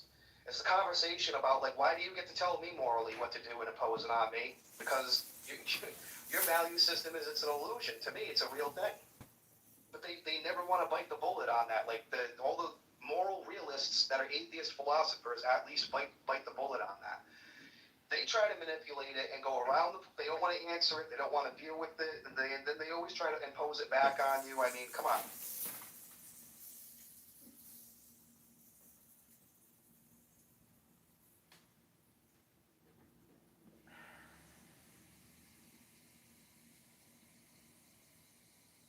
Like, I see why they get offended by, like, the scientific arguments and, like, science and evolution and all this wonderful design is evidence of the proof of God. Like, I can see why atheists would get upset about that. Some sort of epistemic trespassing, right? They would acknowledge trespassing. Well, they do the same thing all the time, and they just don't realize it. And the conversation is never about that. There's never a real comparison. They're all friends and pals. I mean, Andrew tried hitting the nail on the head one night talking about this exact thing, but, like, are you applying this to the rest of your pals and your brothers and sisters in there, dude? Like, And then there's also the distinction of like, openly. I think like I don't see an issue with it. That's his prerogative if he wants to do this. But he's openly Christian and then privately something else. He negates God's judgment. He thinks everybody's going to heaven. Heaven's for everybody. Do you believe that, Heather? No, I don't believe that. Do you think it's doing a good service to Christianity if he actually privately believes that, represents himself as a Christian, but like has all these atheistic overlaps where it's like I'm just getting some joy out of like socially shaming people, not because I want to teach people things about God, because it actually feels good to be in the crew with people and socially shame them. Oh, I don't know for sure. I really enjoy shaming people a lot. It makes me feel so good when I shame others. Just feel so elevated, like so liberated. Oh, I love it. I don't know, man. It's explain how Shaming is like my thing, guys. I like it so much, guys. It's like sometimes I twerk when I shame someone so much. Bring back shaming. Make shaming great again. What's going on, Mind Matter? Nothing much. Chilling. Might matter. Do you think people should be shamed when they do shameful things? Who decides? People can do what is good for them. Yeah. What if that includes shaming others? Well, what is it good for you? Yeah. So good. Could be. Okay, if it's good for you and it's gonna bring beneficial hardship easier for you, yeah, why not? I mean, what if we disagree? What if you don't? Well, that's not my problem because I'm good. My life is 10 out of 10. It feels so beneficial when I shame Emma right now. Emma, can I shame you, please? What if a man wears a thong and it's good? He thinks it's good, but we all want to shame him. Let him wear the thong. Oh my god, it looks so good in a thong. Guys look so hot in a thong. Yeah, man. Or maybe that's not a good example. Don't shame them. How about if I ask you what's your No. favorite Let's color? use your views about what God is to socially shame you, even though you don't have a foundation for it. That's the greatest thing. Yeah, so I'd like to shame Amare right now for not believing in the church. I would just shame So- DM for being a poor philosopher. Can we shame poor people for being broke? Yeah. Shame. Oh my god, that's actually into that. That's yeah. Okay, I take it back. That was really rude. That was so mean. It's 2026, guys. What are you doing? Yeah, we don't shame people for being poor, especially when they're rich. I'm 100 times the philosopher Eagle is, by the way, but it's hard for him to accept that. So it's like, oh, he's just good at math and science, but not philosophy. But he thinks Can moral I shame anti-realism CM for being means, dogmatic? Yeah, but does that moral sentence? anti-realism means you don't have morals. All right. So like, why ought I listen to you, right? Like, what the fuck are you gonna do about it? What would you actually like say that you have a moral reasoning or foundation that I should fucking listen to you, or I can make you do that? Nobody's saying you. I can go into the Bible and say God gives me the ability to like put your head in a fucking vice and squeeze it till your eyeball's gonna pop out of your head to make you accept God. But you don't have that though. Like, and you on top of that, you don't believe in souls. You don't believe you have a soul, dude. Yeah, dude. You're less So than a what? fucking animal. God, no way, bro. It's not a real person. You don't have a soul, therefore I don't have to treat you with human Yeah, I don't think you know because how to don't have a human soul. You're like a walking fucking NPC, dude. Wait, that's not Explain how how you you're not. You don't get so emotional when you're shaming someone. You can That's shame not them like shaming, yeah, shaming is like cold. It's like it serves on a platter cold. Shaming is like, does your religious text have as many pages as I have zeros in my bank account?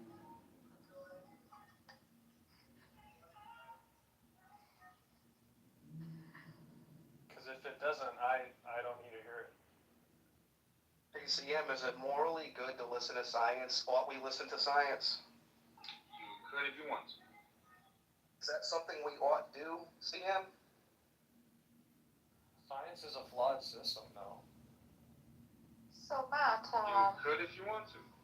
If, See, he's not going to answer it, right? no, that is the answer. Like, What if if you think I'm like trying to What if you shame someone and we're having like a it? philosophical debate, I'm not trying to fucking like change your opinion. So he said he's a better philosopher than me, but he doesn't want to have the philosophical debate to change my mind, though. And he's such a great fucking philosopher, though. Change my mind, bitch. Let's see you do it. No, because this idea, why should you ought to believe me? Like that? Don't believe me. Like, not my problem. All right, great. So don't cross over into my domain, right? Don't do this like, epistemological trespassing into my domain of morality and give me any fucking moral odds on the basis of anything. What is moral anti-realism? Why ought there be people killing thousands of fucking babies according to you because they don't want it? What is moral anti-realism? Explain that one. Why should thousands of babies be aborted because CM says so? Where's the moral imperative for that? That's an I don't easy think. Because children are like I don't think it's parasites. a moral issue, dude. Right. Having an abortion. If a mother is gonna first die, one. You can't make this up. He does not want to have the conversation. This is why atheism is fucking stupid. I'm with You you. don't have a conversation about it. we can settle this right now. Listen, if a mother is gonna die upon birth, should the child be aborted? No, let the mother die, according to these guys. That's horrible. Can we get Better mothers would be like, you know what? I'll take that. I'll take that for my kids. I think there are tons of mothers that raise their children, 3, 4, 10, 20 years out of the fucking womb, all the way up to 30, and they'll say, I'll die for my fucking kid. What's the difference? What are you living in the Middle Ages about? What is happening? I don't know, man. Aren't women supposed to be like super fucking predator protectors of their fucking children? Like last time I remembered, man, humanity had fucking balls, including the women. Oh yeah, but what if she already has children who are dependent on Either her? way, the women are the her first other line of children. defense against anything foreign that fucking comes and wants to fuck with the babies. But if the mother dies, her children that are alive now will die too. Exactly. Also, have you not flown in an airplane, Rico? When they first ask you to put on the oxygen mask. No. I've been on road trips. I'm actually really skeptical to get on a plane. So maybe you need to get on You've never been on a plane? I don't believe in planes. I've been all across the country. I just haven't been against on our a plane. religion. You've never been on a plane? Wow. Planes transport you into alternate dimensions. Get on a plane and come to Canada, bro. Is it nice in Canada? Yeah. It's fucking It awesome, won't be bro. Hey, Rico. It'll be like a hellish version. See, Yeah. Hey, what's up, So you get your morals from God, right? Where does God get his morals? Narges, why do you keep on following? See, that's like a categorical error. It's a malformed question. No, it's not. No, it's not. Because God is the I want to see foundation what made your new of what topic morals so are. heavy. So Okay. you're a divine command theorist. You believe No, in I'm not a divine command theorist. Yes. No. If God is just, if God's opinion of what is morally good is what's morally good. Everything in the Bible. Listen, see it. Listen to my position carefully, dude. So you don't complete or mix me up here. Alright. I'm not a divine command theorist. I don't think God's biblically commanding the Mithrilites over here, or whatever the fuck you want to call it, the Amalekites, to go unalive dozens of fucking babies and children and all that stuff. They show up later on in the Old Testament, wartime hyperbole, probably written by the authors of the Bible. And then also, I don't know how you're going to smuggle in presentism to say that's wrong in the context of now, and then impose that back then. Yet again, you don't have a foundation or any kind of concept of what morality is or how it's real. So, again, you said this is a malformed question.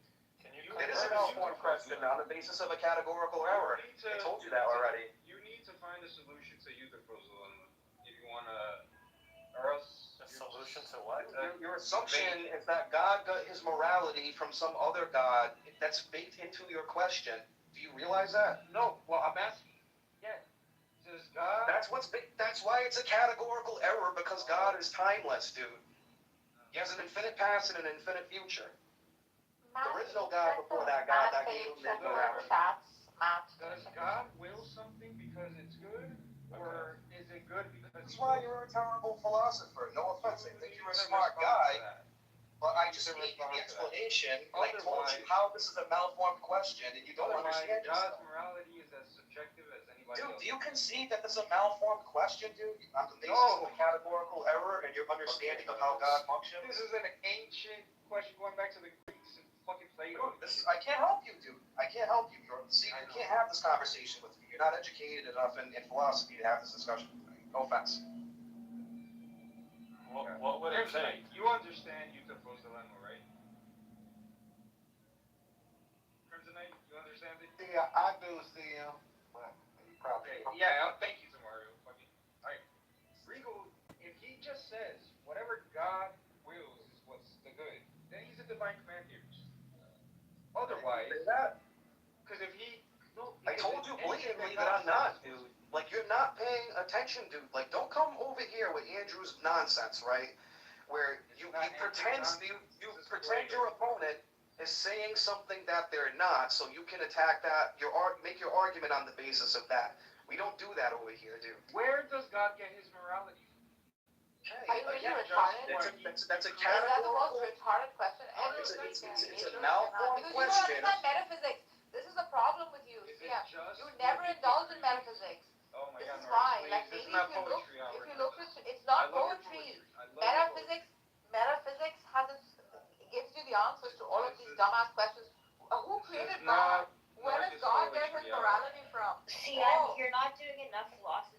Like your inability. You're not doing any philosophy. It's all analytical with you. Your ability to not engage metaphysics shows that you're not actually willing to do the work to understand, to develop your actual arguments. Your arguments are not based in anything. Yes, it's not grounded in anything. You haven't done your homework.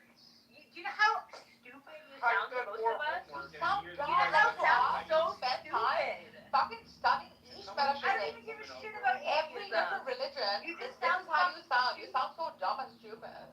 You sound so You can't even do a comparative religious analysis. You can't even do that because you don't know religion. Shit about your thoughts on philosophy. Regal, can you do your homework on Euthyphro's dilemma and get back to me? Fucking idiot. Because, like, clearly, like, you don't. It's just like he's learned 5 words about philosophy from Andrew's room. It's and he so just keeps repeating it over and over and It's over so again. dumb. No You believe fucking in sense. it. Go fucking play with your We can at least know where the origin of the myth and legend comes from, even if you want to refute math.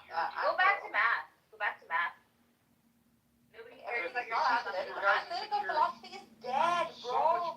It's the age of metaphysics. I'm so much better than you at math. I'm so much better than you at math.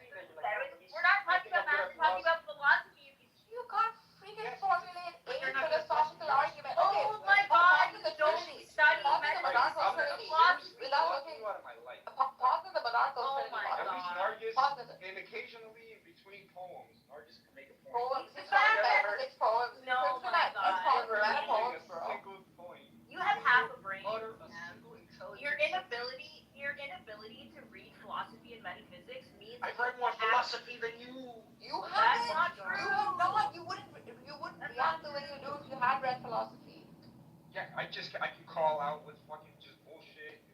Philosophers doing philosophy for fucking because they want a job. You couldn't even construct a proper sentence right now. What are you talking about? Hey, can I please talk to Regal? No, you can't. Sorry. No. Can you like? No. Okay, Sorry. Positive Plotinus is Neoplatonism. No. Positive Plotinus is model for Neoplatonism. Do it right now. Go. Without obviously you don't use ChatGPT. Neoplatonism Yeah, is but a you don't even know what it is because you don't even know what it is. Neoplatonism You don't know what the source is. You don't know what monad is. You don't know what the first intellect is. The universal soul, that which follows that. You don't study it. You don't know how many different permutations and combinations are to Neoplatonism. You haven't spent any time investigating it. Whatsoever. Attributes of the quality, of the characteristics of the fucking. You can't even finish the sentence. You don't know what you're can't talking formulate. about. You know how what are many the essences different of the models of quality? Neoplatonism exist? What are the essences of the qualities of the? Essences are the qualities. What is essence? What is essence? Just insert more synonyms here. What is it? What is an essence of something? What's the difference between essence and existence? Come on, I know this didn't fly where you had reason. How many different variations are there to essence and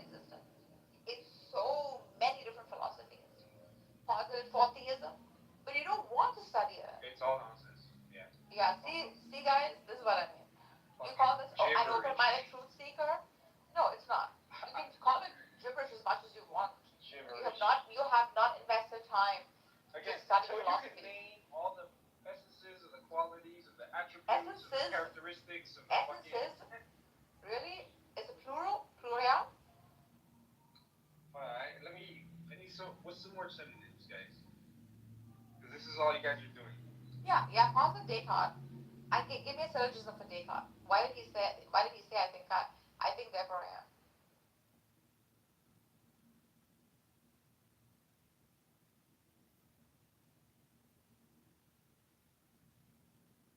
What did Kant mean when he said concepts?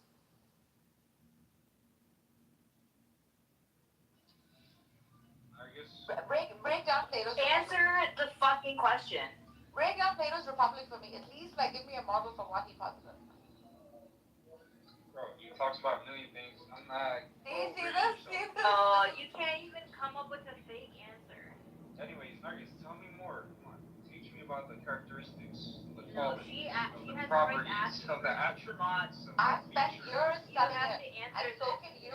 Instead of freaking pointing a finger at someone, at least know their position before you refute them. You don't even know what you're refuting, Siam. You sound like an idiot. God, you guys are fucking embarrassing. No. Especially you, Zabu. Why? What the fuck did I do? You should have like have like a button where you have to write down what you're gonna say before you say it and submit it for. So what's your argument, CM? Is your argument that there is no God of the Bible because there's a greater God of the Bible that's above the God of the Bible? It's morals. Is that what you're trying to do? Or are you trying to disprove God? Which one is it? God, you're just all over the place. I'm talking about morality. That's what you were talking about with me a minute ago, dude. You don't remember? Exactly. This malformed question. How is this a malformed question? Because I'm trying to engage with the dude, even though it's on the basis of a categorical error. So you're saying, what are you trying to do here? The categorical error is that if God is timeless, infinite future, and infinite past, there ain't a God before him that gave him his morals. That's the point. I know. I'm talking about what is the nature of morality, of God's morals. Wow. Again, because otherwise, I don't even why would you? How you're positing You don't remember the question that you asked me, and I'm trying to explain to you why it's a categorical error. It's not okay. What's a categorical error? Why? Can you explain to this guy, please? They just think I'm So we're talking about God with an infinite past and an infinite future. Stop the fuck out, bro.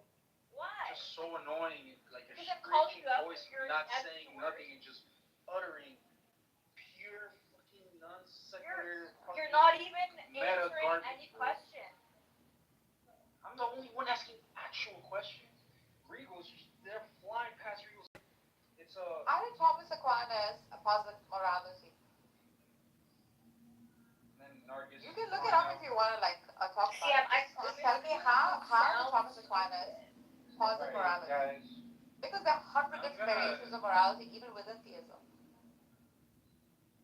See, this is what I'm saying. When you're refuting a theist, know what he believes in, or know how he's formed his syllogism. I want to get him to understand how either God's morality is inherent to him. What he says is what's good. Therefore, you're a divine command theorist. Or things are good because God realizes they're good, and therefore they're external to him. He notices what's good, and then just agrees with it. Bro, or none of these things are original, bro.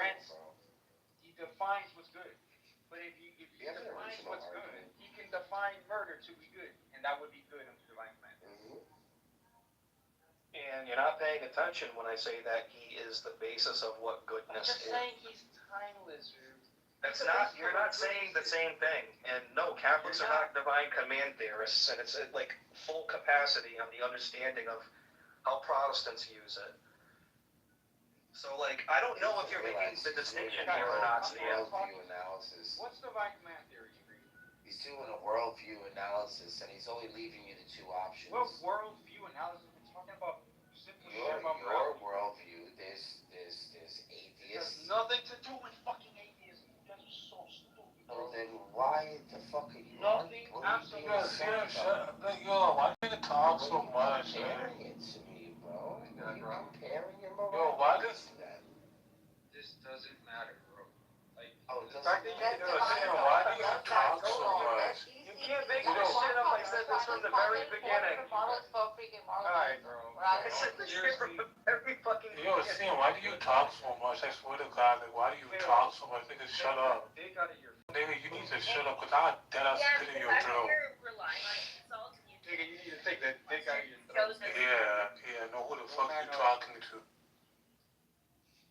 You're weak, Sam. You're also a poor excuse for that. Listen, I'm not Andrew, I'm not none of those little goofs that you argue with. I would real life slap the fuck out of you.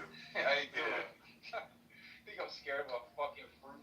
Nigga, I hear it in your voice, I hear the terror in your voice. Who you lying to? The fuck? Yeah, dude, I'm scared. Shut up. Scared of a fag. Nigga, like... Yeah, inappropriate. Take that dick out your throat. Alright, let's all like kiss and hug and Take my dick out your throat, bro. dude, see him. Yo, this nigga mad because, like, you're not on my level. You're not on my level. You can't see me. You can never You're see me. dumber than Zabu, bro. Alright, Yeah, I gotta do this I'll again. spit in your eye, bitch. Clearly you lack any morals. You're like Rico. You think moral anti-realism means you don't have morals.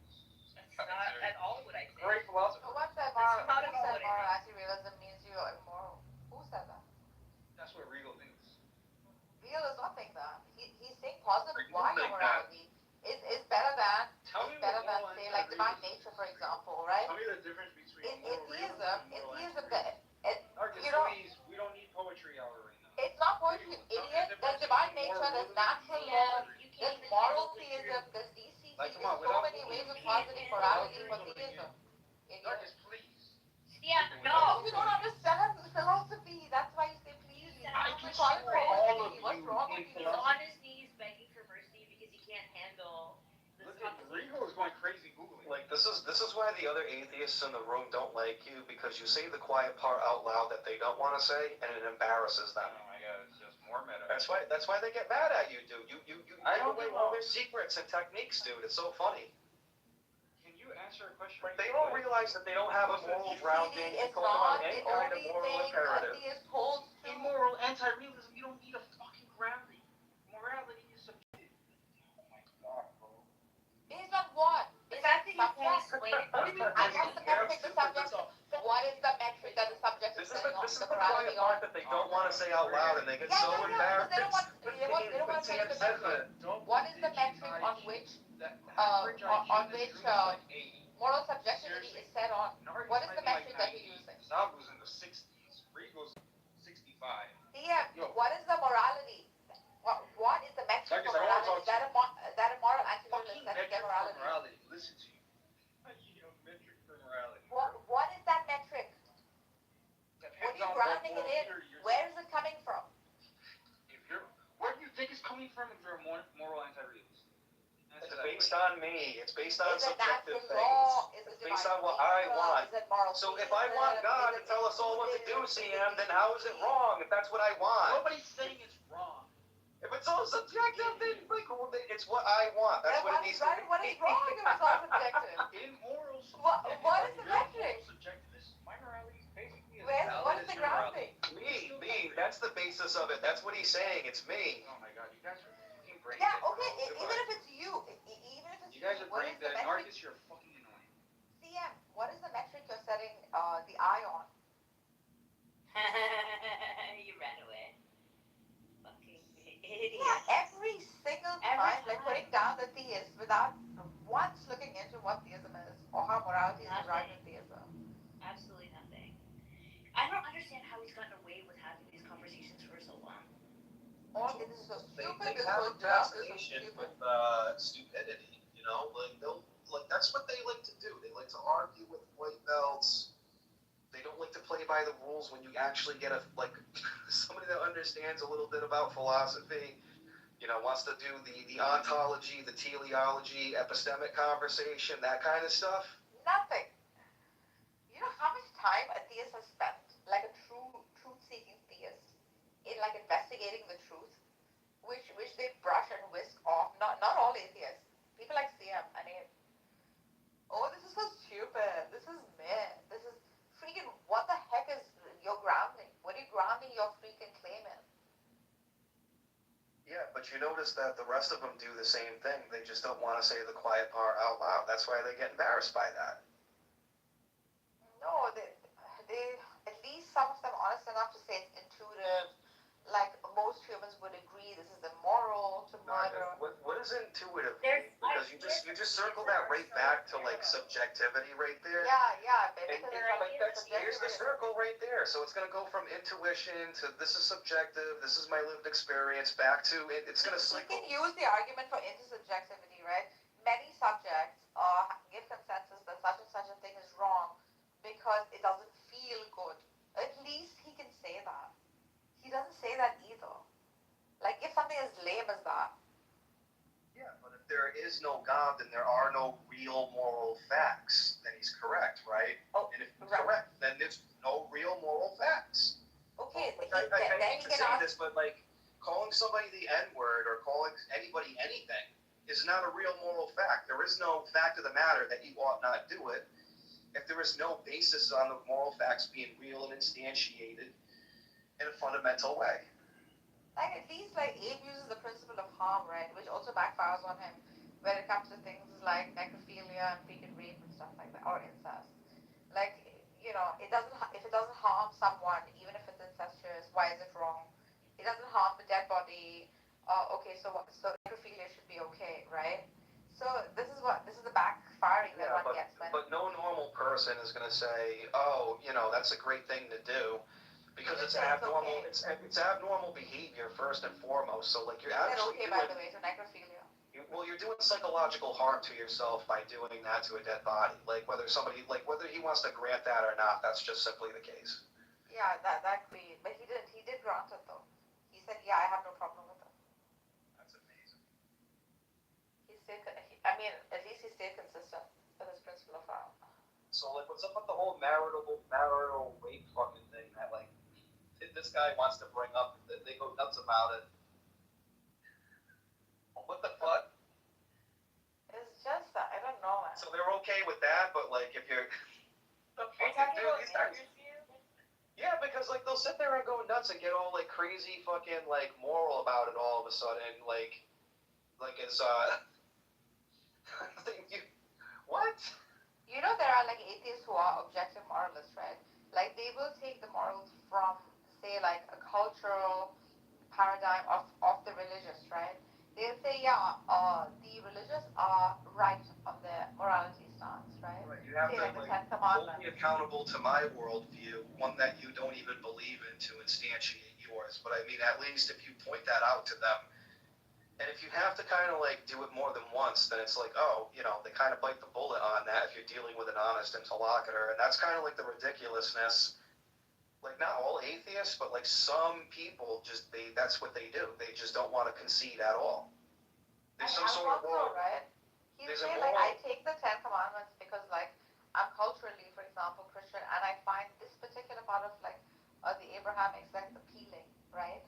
I don't have to take the whole religion, but this moral quality for the Ten Commandments, the qualia that it presents, right, and the practice of it seems right. It's objective, for example, and therefore he believes in some kind of atheistic, like objective morality, right? But he won't like grant that to God or anything. Yeah, but it's gonna narrow down to might makes right, because who enforces that? Because on the surface it may seem like that, but it's like now you're gonna have to go to like might makes right, because who's going to enforce the Ten Commandments and impose that on you? Because you can just here's the cognitive dissonance in it. Because do it feels good, man. It's all subjective. I'll just appeal to your doctrine, man. You know, but that's not what that is. He would just posit like a natural law argument, like in nature, for example, such and such a thing does not result in the well-being of the society, right? The main contention I'm bringing up. Or he can make an argument from egotism. Okay, like, great. I'm not arguing against you, Nigel.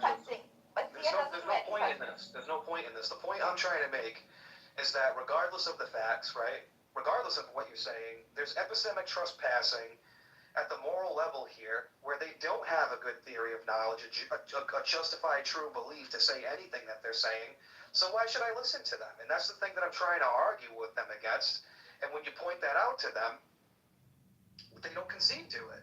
I mean, I get it. Like, if you're going to be a scientist, a mathematician, or you're going to study like evolutionary biology and how it works at the chemical level and all these different things, and that's what you're building your foundation on.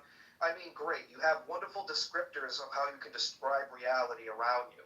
I'm not going to sit here and make an argument on the basis of science and say, oh, because of this designer and everything's like, that's why that argument's completely freaking horrible. The argument from design. That's why I hate the argument from I don't like it because you're trying to appeal to the descriptors of reality, right? And you can't special plead at that point. Be like, oh, well, you can't do it. You have to do it my way.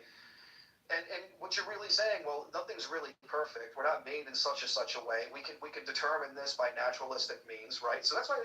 So I understand what they're pissed off about when we're doing epistemic trespassing into this domain, right? And they get mad about that. I get pissed off when they want to trespass epistemically into my domain of morality when it's like based in, well, it's me, it's my preferences, this is what I prefer. And I mean, that's great, that's cool, and you can appeal to other people morally around you, and most of them, last time I checked, outnumber atheists and agnostics as a whole, so you're ultimately still appealing to the collective that believe in God. Yeah, eventually I think that's the route they have to take. Like, there's no way out of it, I feel. Well, the escape hatch is to talk about something else. That's kind of like, this is what I predicted before. Like, and this is the thing that I'm criticizing, whatever the fuck they do over there, right? And there's always the moral imperative conversation going on over there. And I'm like, well, how the fuck do these retards smuggle in?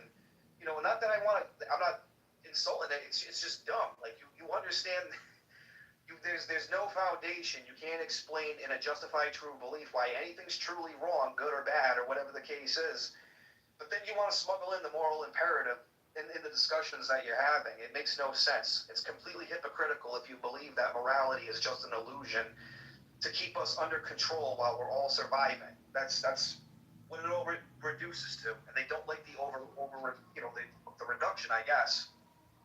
To be fair to them, I don't think he can ever posit that morality is an illusion, right?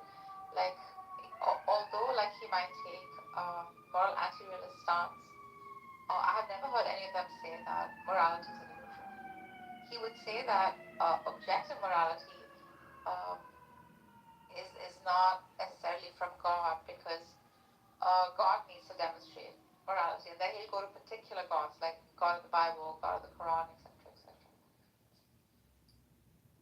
And then he goes to Euthyphro's dilemma. That is not a dilemma for a theist. Bro, Euthyphro's dilemma is not a dilemma for a theist. Like, when are they ever going to learn this? I don't think Agrippa's trilemma is a dilemma for the theist neither, because, I mean, doesn't that Van Til shit call for, like, some sort of epistemic rounding that it's actually avoiding all three of the fucking horns on the Agrippa trilemma? When you're basically giving a foundation in a justified true belief for the existence of God, but they don't acknowledge that, and then they actually end up falling arbitrarily. So that would be an arbitrary axiom, right? Oh, it's just subjective. There's qualia. There's intuitions I have about the environment around my lived experiences. It's an arbitrary personal axiom. I like the atheist argument for like utilitarianism. I think that's really good. Or morality. Like, everything has its utility. If it doesn't, then it's immoral. That kind of a thing. Dude, that's kind of like the whole necrophilia thing that he's talking about there. Like, he's trying to make the utilitarian argument, but he's not letting the I know. On the basis of, like, it's not for the greater good. It's not for the well-being of either which one person, especially the one that's alive. You're actually doing physical harm, mental harm to yourself in a way. I mean, if he's a physicalist, he can probably posit like disease and things like that. Like, I don't know. Well, what about the factor of like human dignity? Oh, okay. How does that like affect the self though? Human dignity of the dead? Because like the way that you look at things is like it just has no dignity. Like, you can defile a corpse like that and be perfectly fine with it. There's no expression. There's no love. Like, why not be sick in the head and just get a rubber doll? Why does it have to be a fucking what's the want and the drive to wanna reproduce with a dead corpse? Well, sex just means to reproduce. Reproduce with it. It's purely for like a pleasurable thing, and then that reduces down to like hedonism, right? And the effect is, hedonism is like, the problem with it is that you're pleasure chasing what feels good right now without actually thinking about the consequences you're going to reoccur later on. And that's just one of them right there. You know, you mess around with a dead body, you're not really thinking about the consequences, you're pleasure chasing, this is a great thing, and then later on. Does every act of hedonism result in some kind of a consequence some later kind of on? wrongdoing of the self? Like, Yeah. Why? Because you're doing something hard. Like, for an example, like, you can think that it's great to have sex with a bunch of women and then go and do it, and it's a great thing, it's a pleasure-seeking thing, and it does feel great, and it is good, and then somebody ends up with an STD later on. Yeah, like, what if everyone's, like, utilizing, like, safety And then the other issue is, like, what about peer bonding situations where, like, some people actually harm themselves to a degree where they can't, like, get with one single person and actually totally commit to it in a peer bonding scenario. That can happen too. You can totally objectify the shit out of a woman or look at them like a fresh piece of meat. Like, when you're walking down the street. Yeah, what if both parties are objectifying each other? Like, what's on the menu today? Like, I like them ass, I like them titties over there, I like that fucking. So what's wrong with that? That was because you're not acknowledging that there's a whole person attached to it there. Yeah, but what if the other? Not only are you demeaning the person that you're looking at, you're also demeaning yourself. What if it's consensual? Like, both sides are looking at each other simply as pieces of flesh, hot ass flesh. Yeah, I still think there are consequences to that. I mean, I actually do look at, like, some people that have those weird furry relationships. Not to say, like, I'm not talking down on it. I mean, like, whatever you do in the privacy of your own home is your business. I'm not being overly judgmental when it comes to that, but, like, if you're doing that to each other and you're consenting to it, you're also consenting to abnormal behavior. That's like somebody encouraging, like, depression or this or that. Like, just because, like, some things can feel good to you doesn't mean that they're inherently actually good for you in the long term. Like, being curious with somebody and exploring, like, certain boundaries and stuff intimately is, like, one thing. But, like, there's always that security or that baseline of treating the other person with human dignity. When you have, like, one person, like, abusing the shit out of another one, and they're both completely fine with that and consensual, I think that's both of them not only harming themselves, it's also harming the other person. What if both parties are not interested in peer bonding, right? Two normal people who are just engaging in pleasure, for the sake of pleasure itself, right? Well, that's the end result and conclusion of it. Like, what if people, like, actually work into that? I mean, if people were acting into that, like, well above and beyond average, and we were all doing it to each other, that would be catastrophic for society. Man or what? Well, what if it just feels good, man, to go and get an abortion? What if it just feels good, man, to be completely, like, to just have no consequences in life? What if it feels good, man, you know what I mean? It would be catastrophic. What is the consequence of feeling good? What's that? Would you say that the consequence for, like, hedonistic actions is to feel good? Would that be the entailment? Yeah, but the hidden premise here is that even though you do feel good, you're incurring some sort of consequence and balance to that without actually realizing it. The whole do what feels good, man thing, and you really don't need much of an excuse or a descriptor behind it or anything. You're just doing it because it feels good. I'm still not seeing the problem with that. There's no description behind that. What makes doing what feels good, man, actually good? That's the problem. Why are descriptors like? There is no description. It's just do what feels good. Yeah, why are descriptors like? It's my preferences. It's my preferences. What's wrong with that? My preferences can be anything at any time, even though they contradict each other. And is that a problem? I'm not seeing the problem in what you're positing, actually. It's incoherent. Are you saying that people cannot have like opposing feelings, which motivate their actions? That's cognitive dissonance. That's thought, views, and facts inconsistent with its view and value. I don't think actors on stage act like a multi-millionaire, billionaire is whatever, has to play the role of like, I don't know, a poor peasant, for example. So in doing so, is he like wronging himself or indulging in like an incoherent act? Like, what's wrong with that? Well, that's different. You know, you're trying to reapproach somebody like a layman, and you're trying to find if that's the modus operandi, I don't want to add to the hypothetical, but what you're actually looking is for like, you know, maybe some sort of a healthy relationship that's not based on a transactional friendship like money. So you're trying to like if somebody did that, you would say that there's more meaning and intention behind that than doing what feels good, man, because you could take like millions of dollars and just do what feels good, man.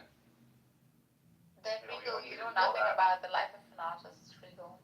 The desire to want like opposing states of mind, extremely, you know, but the how paradox are you experiencing like different things, Yeah, right? but That we're doesn't make a talking about person incoherent. Just makes a person No, we're talking about for hedonism. experiences, right? Yeah, hedonism. What is hedonism other than gluttony? Hedonism is just not just material; it's also like gluttony for experiences. What's the problem with that? Yeah, there's a difference between studying the thing and actually doing the thing and calling it a moral justified thing. So if you're using like some sort of medium to like self-express what hedonism is and pleasure chasing is, right? And you're using all these bright tones and colors and stuff like that. You know, are you going to ignore the black and white part in the background where there are consequences like hurting this person that they're like completely unaware of? So I mean, there's a difference between like living in it and expressing it through that means, or actually understanding it without having to live through it and express it in that means. You can still arrive at the same avenue of expressionism with paint or whatever the case may be, without actually directly having to be involved in said hedonism. Let's just say. But I can make the argument that even if I grant you what you're saying, like the consequence like allows for soul building, for example, which is a morally good thing. Hold on a minute. That's still a greater good. That's still a real moral fact that goes outside of yourself. That's not just based on hedonism and do what feels good, man. Because now you're dealing with what the good is. That's what I would argue what the foundation of the good is God. And that's what we're talking about ultimately when we talk about real moral facts. So now it's just leading you back into the subjective area that, like, for the atheist is just going to have to deny to maintain their atheism. Or they could just simply say, I don't know, I'm kind of agnostic to God. You know, maybe I should take, you know, moral, justified, true belief facts, you know, a little more seriously and not epistemically trespass into a religious person's domain because they just don't have the epistemic grounding for that. They don't have a justified true belief when it comes to moral facts. And that's the problem with doing what feels good, man, because it feels good, because it's my preferences.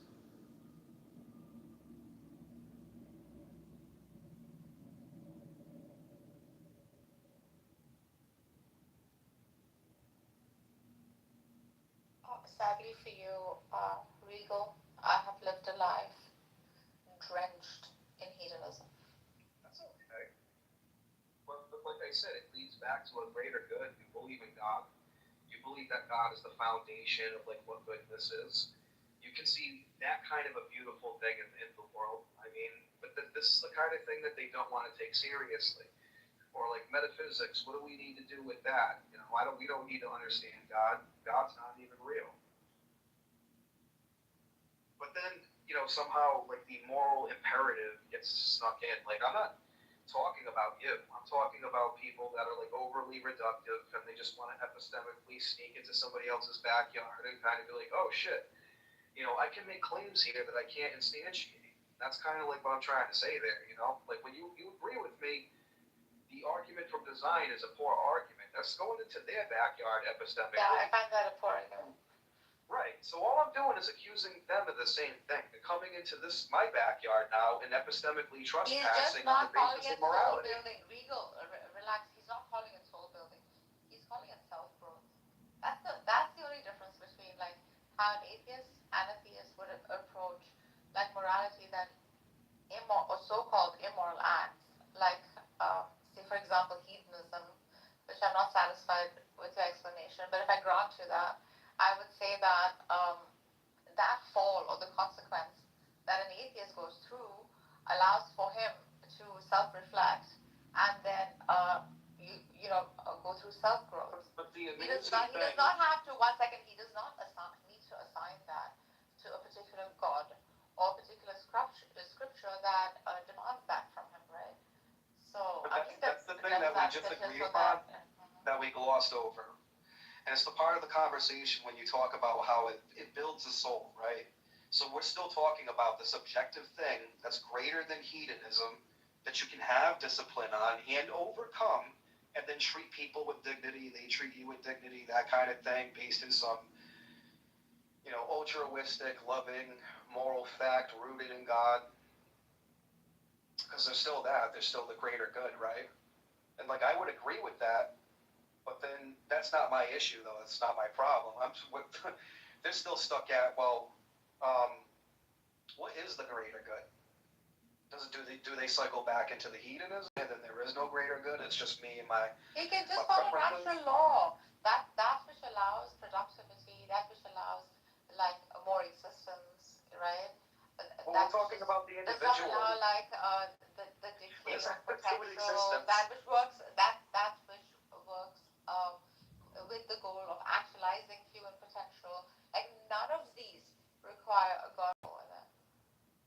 Right. So this is yeah. But you can't then therefore say moral facts are real. And that's the problem that they have. And like that's the stress point. Once they see the greater good and there's some real moral fact, like they refuse to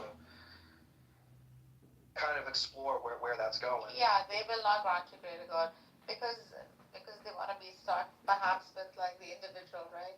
So if they zoom out and perhaps there are atheists who'd like live not for the sake of the collective, but with enough insight to see that this such and such an act might harm the collective, right?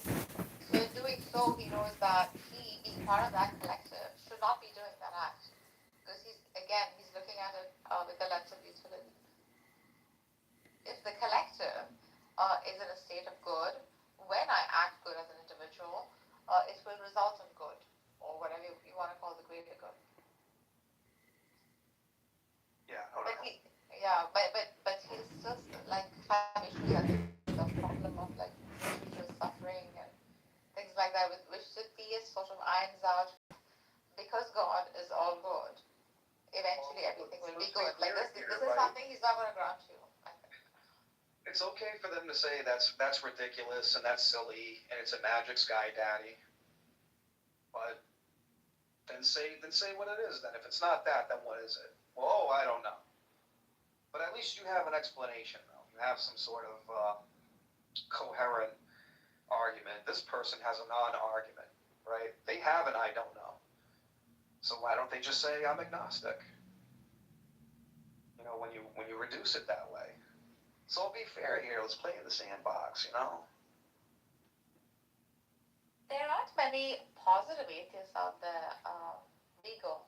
If you ask me, perhaps like you see more on Clubhouse, but in the real world, like you'll find more agnostics.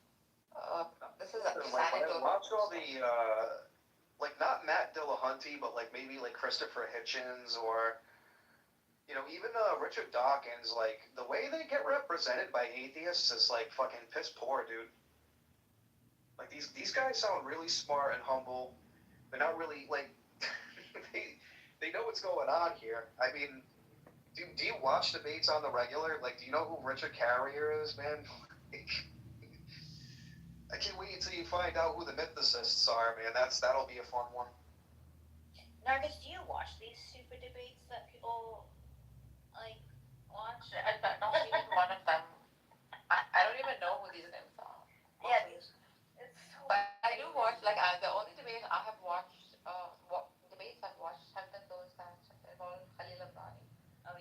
because Like this we debate worked with world, with him on one of his debates. That's why.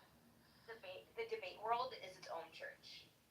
Oh, I Like didn't know it's so crazy how dedicated people are to them. Like as if these people are actually anybody, you know? To be honest, I don't like. Sometimes I like Sam Shimon, and sometimes I don't. I don't like David Wood. I barely like God Logic. Like I don't really like them dudes, and I don't know, man. Not really into their stuff. I debated God Logic for 3 hours on the Islamic dilemma.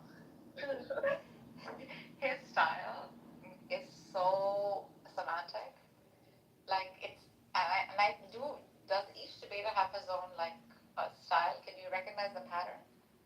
Well, yeah. I mean, I don't want to sit there and spend like all this time on semantics, which I mean, I do like semantics. Don't get me wrong; it's good for understanding what we're talking about here. That can get you to a conclusion, but like we got to agree on like terms of how we're referring to things in its proper context. I don't have an issue with that. I think the semantic argument is that of a like cheap debater. Like, he picks on 2 or 3 words and he insists on those words only, and will not just push the argument forward.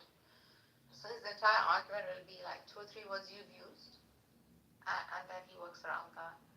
So I don't think it's productive. Well, when you're talking about the Quran and the Bible, like I think semantics are very important because there are different narratives and things going on between the 2 books.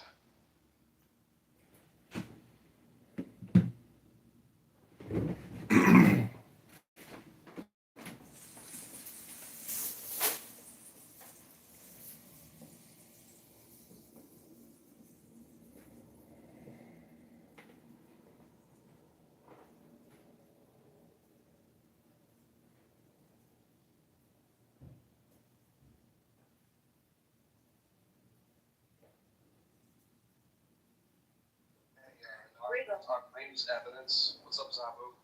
How did you get into all this debate stuff? You want to know something? You just sit around and kind of pick it up. And How did you stumble upon it? Like were you just on YouTube and you like found it? Like how did you do it? I don't know. I've been debating on the internet for like a while. It's kind of mostly the extreme lefty stuff that's like way too much.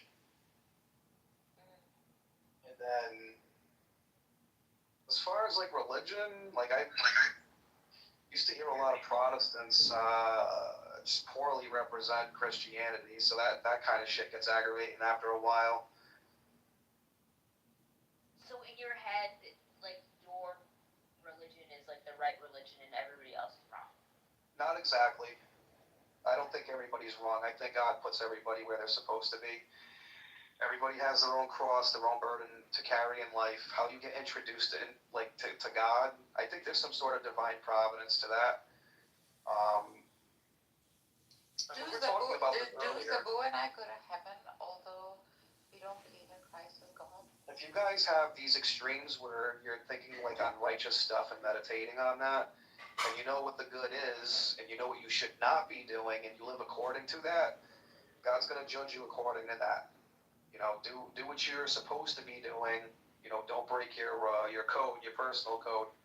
I guess if you're not a Christian, if you have a hard time getting there, or if you don't believe in it, or if you're not educated, I'm not saying that nobody's educated, but I'm trying to say you have to kind of educate it and want to kind of explore the Catholic world. There's over 2,000 years of history. I am not a fucking Christian encyclopedia, dude. Like, I know a lot of shit, but I couldn't learn, like, enough, you know, and it's just, there's this richness and culture and tradition that I think a lot of Protestants miss out on when it comes to that. I think that's sad, but that's okay.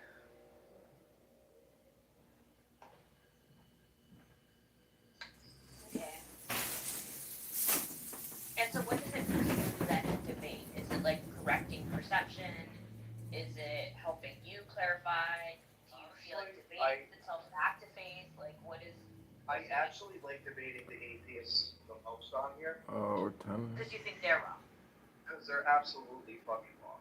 And Ganesh, they I say was the most I was ridiculous, down. charged up things. So it's like, examine that for a little bit.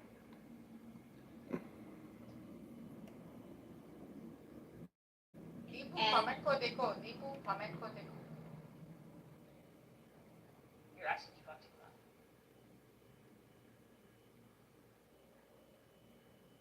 Imagine walking to a person, right, that doesn't believe that they have a soul. They don't believe they have a soul. Right? And on my view, if you're a soulless person, do you deserve to get treated with human dignity? Meaning, let's say for an example, like we're voting in an election, and you're telling me you just don't want my Christian views because they give you the hit. You don't want my Christian views influencing this election because that's the basis we're going to vote on. Well, why is that wrong? Because you're going to use your atheist values to vote on what I don't want. So why should I listen to you? And on top of it, you don't have a moral basis of grounding freedom why you're doing it to begin with, because it feels good and they teach my preferences. So I think it's it's a little funny when you're debating atheists and they don't want to say the quiet parts out loud, or the metaphysics that they're getting into without even really thinking about it. But doesn't it matter? What's the price of lights on for this one? So you think that debating that cheapest you're gonna find in the world.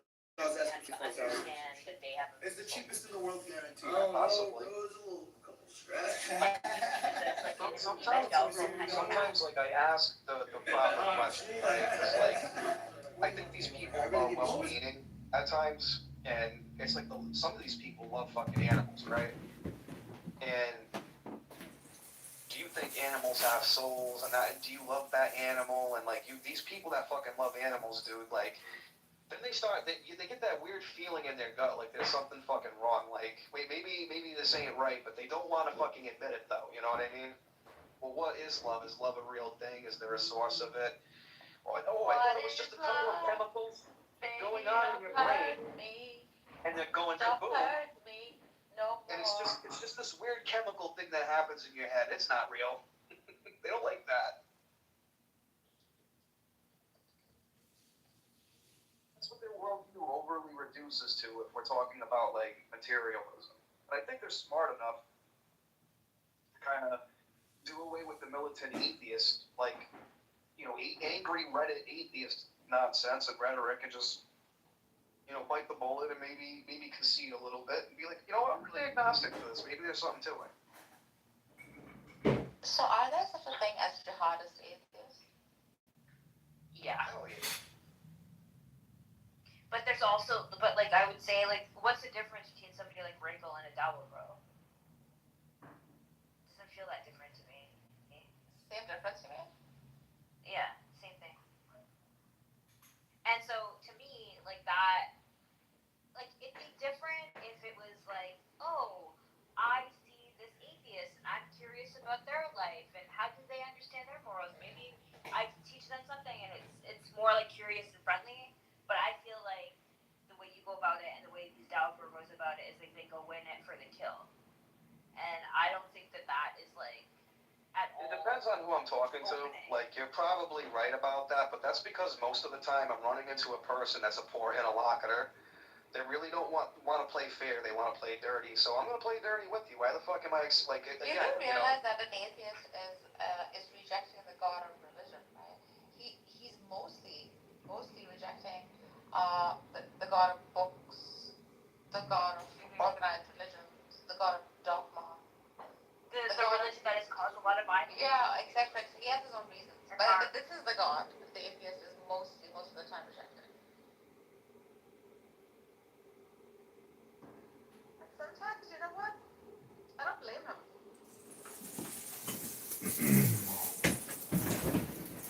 Because also the theist doesn't lay grounds for freaky rationality. Doesn't lay grounds for like where he walked at and what it led to. Like she shows you like the pathway and then the kind of the blueprint of the hotel. And I didn't know that. I thought it was Хотя сейчас вот у меня страховка в последнем году, она упала. То есть у меня в прошлом году был какой-то ужас. Вот. Сейчас я перестраховался. То есть что-то они там... I think that's a great thing. I think it's a great thing that Israel is emerging as an alternative defense supplier for Europe, as a center of excellence really for military stuff in Europe, you know, training European militaries and things like that. That's good because ultimately we want some redundancy and some resiliency. Because, you know, America is not always going to be... America cannot be a single point of failure in this maritime order. What you talking about, Willis? So, that's, you know, that's not good for the long-term stability of that. And what we do see also is that basically all of those countries are allies when we push them to figure something out. They don't say, well, we don't want the maritime order anymore. They actually say, yeah, we like the maritime order and we're going to find some way to continue it, even if America is not always, you know, going to support it. And that's actually a good test in a way. So I think we want all those allies to the degree that we can get them.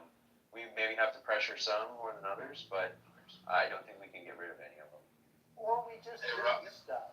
You're right. We don't have to manipulate them. We just give them stuff and manipulate them. No, I don't think you can give them stuff. You need them to give stuff. That's the thing that some of them need to do. Or we take their stuff and make good stuff. And some of them are finding a way to give. Okay, Germany has started to up its requirements, its goals for its military.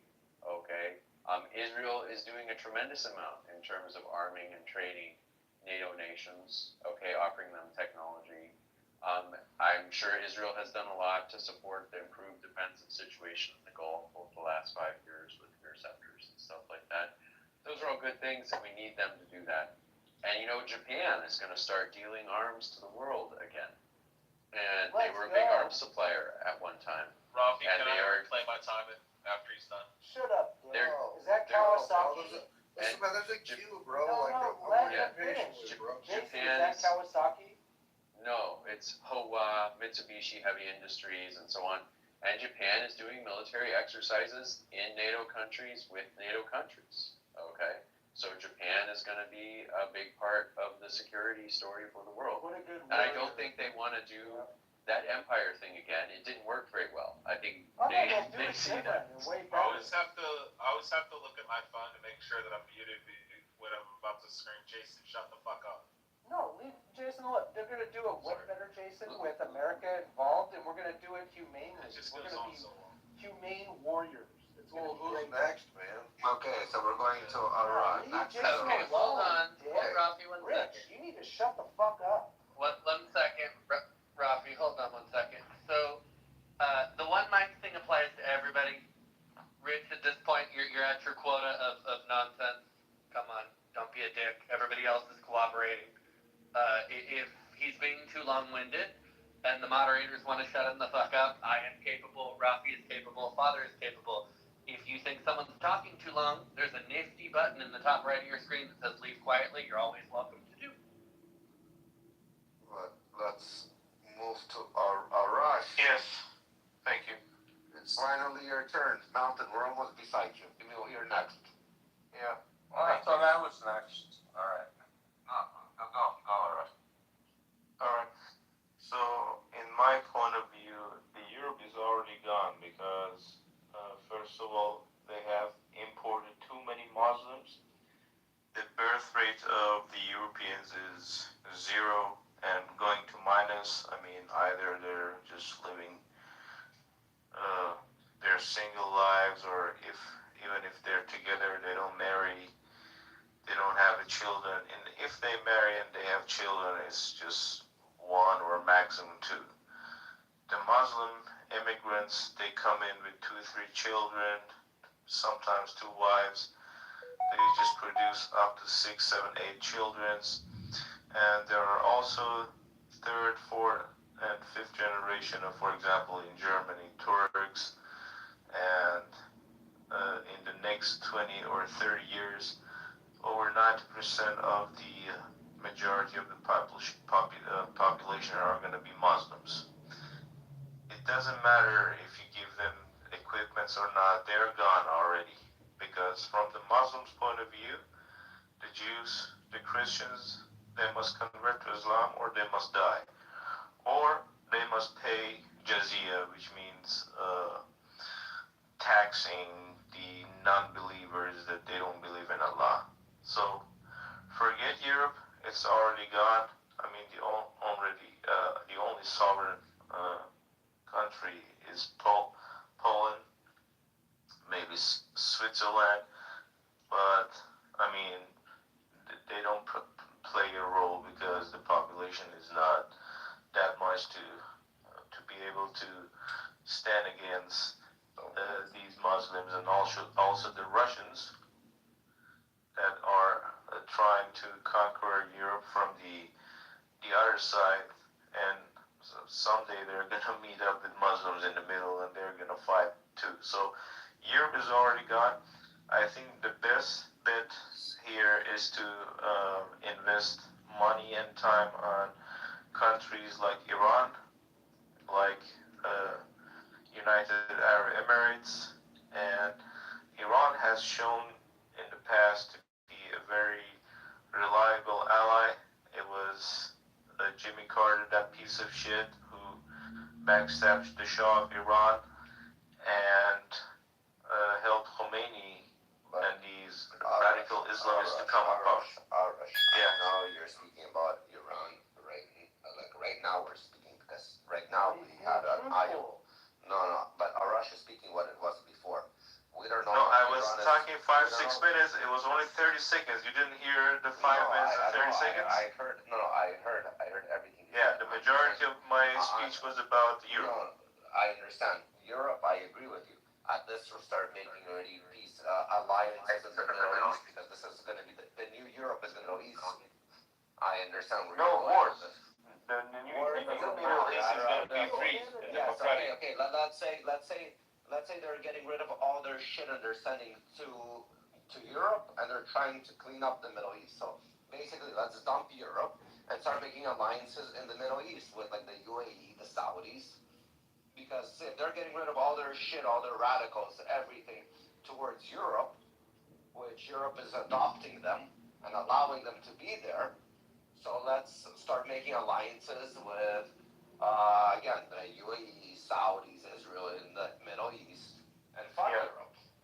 Yeah. Let them collect the garbage. But the problem is when you say Iran too, Iran, we don't know who's going to be tomorrow the leader. We know who the leader is today. No, you don't know. Who's the leader? Who's the leader? Who's the leader? Yeah. The IRGC still has control over the IRGC is not a leader. It's a terrorist. Doesn't matter. The terrorists controlling the ground. Mounted 1 second. It's not a leader. It's just a terrorist group like ISIS. Doesn't matter. They have control. It does matter. Because the next leader of Iran is going to be our king. His name is Reza Pahlavi, the son of Shah. Again, that's nowhere said, written, or has happened. It has. People have called him. If you didn't hear that, I'm sorry. Hold on. Everybody shut up. Everybody shut up. Arash, here's the thing. Rafi gave you a lot of space, and I let you go on. In general, if the moderator is talking, you shut the fuck up. It's a pretty clear standard. Why are you so fucking rude, you piece of shit?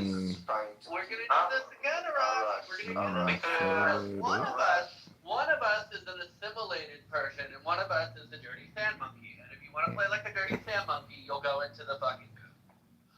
So, as I say, we don't know what's going to happen because you brought up specifically Iran. I'm just rebuttaling on the Iran part. Again, God willing, I'm going to say God willing, the 80 million get what they want, but so far the 80 million can't get rid of the IRGC, and that is a problem. I'm sorry to say. So, again, we're not speaking on Iran, we're speaking on a different topic right now. Mountain, this is your turn to shine, brother. You ready? Thank you. Appreciate it. I know you've been waiting for this moment. Go. Patiently, yeah. With our whole allies thing, man, I kind of look at history. I'm kind of a student of history, and I guess this is what happens when you have too much peace. People get complacent, right? I mean, World War I happened, and ended around, let's just say 1920. Let's just say 1920.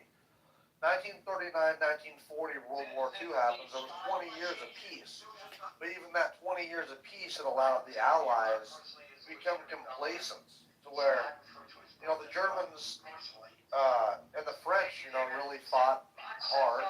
But the French were able to keep, with the French, were able to keep the Germans at bay. But because of 20 years of peace and them just being complacent, the Germans were ready to attack, and so they did, they fucking wiped the floor for the French. And they just got complacent. The Allies got, so confused, and they were fighting terribly, they couldn't decide on anything. And so it was just a miracle they weren't, the whole, British Expeditionary Force wasn't wiped out at Dunkirk. It was just kind of a miracle, that the war was literally almost lost. Because the Allies couldn't get together and decide on what they wanted to do. And they didn't want to believe it. Well, now we got 70 years later from World War II.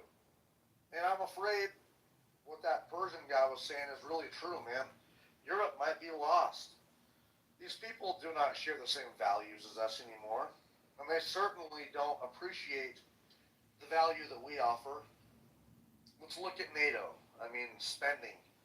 We're number one in NATO spending, but obviously Poland is doing pretty good there too. But like countries like Germany, man, I'm looking at for military spending, for personnel, for equipment contributions. They're not doing very good. I love the German spirit. I think the Germans are great, but they have to contribute more. The French. The French have got to contribute more and take this shit seriously. The people in the British have got to take this seriously. And luckily, the Polish are starting to take it seriously. Luckily, because of Russia, somebody's hot micing. Maybe you're hot micing. Luckily, because of the Russian threat, the Europeans are starting to actually take it seriously. Germany is number one arms manufacturer. Rheinmetall became the number one arms manufacturer in Europe because they're taking the Russians seriously. But it's just fucked up. We came to the rescue twice. Not saying by ourselves, but we came to Europe's rescue twice. And when we asked them for a favor in return, they don't want to do it. They get cold feet. And so I'm really worried. What if we had to face a unified Russia and China? What if we had to face a unified Russia, China, North Korea, and Iran? Are we going to get our shit together and agree that they're even a threat? Because we can't even agree on that fact. We got the Canadians that think the Chinese are better. I'm not lying. A lot of the Canadians are cool.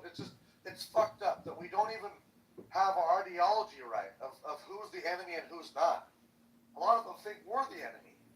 So I really worry about what's going to happen in the future. I think we're going to be alone. I really do. I'm scared, man, about that shit. Because the Europeans don't want to take it seriously. So anyway, I'll land. Thanks, guys. It's hard for the Europeans to take us seriously right now when, instead of asking them to be allies a lot of the time, the president crapped on them and then tariffed them into oblivion. Right? Which turns out legally, it was a tariff he's not even supposed to be using. Marshall, that's your opinion. No. It has to do with the base sales principle, which is you don't insult the person you're selling shit to right before you ask them to say yes. Well, also, I would say, that's why we differ in opinion here, because I would say that the Europeans, our allies, were taking great advantage of us. In what way NAFTA was allowing them to send in their product for free without any fucking...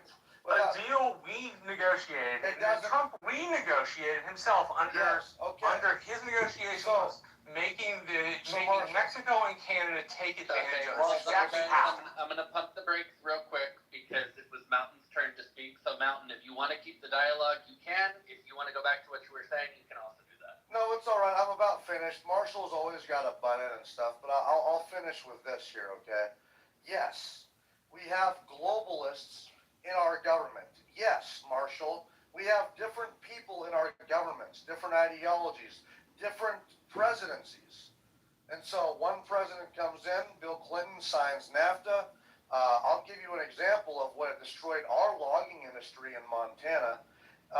Canada, because of NAFTA, was able to subsidize their timber industry, then send it into Montana and America for free, no tax, and we could not compete. So as a consequence, 95% of our lumber mills shuttered in Montana, Idaho, Washington, Oregon. That is just one small consequence of that. So yes, we have globalists in our government that will sell us out. Trump happens to see that and is renegotiating the deal. Now, I will say our allies were happy to come along and take advantage of that. And we are renegotiating those deals. Canada happily protects their milk industry, their dairy, and we don't bitch about that. But when we slap a tariff on their shit, we say, hey, we want to protect our wood. We want to protect our timber.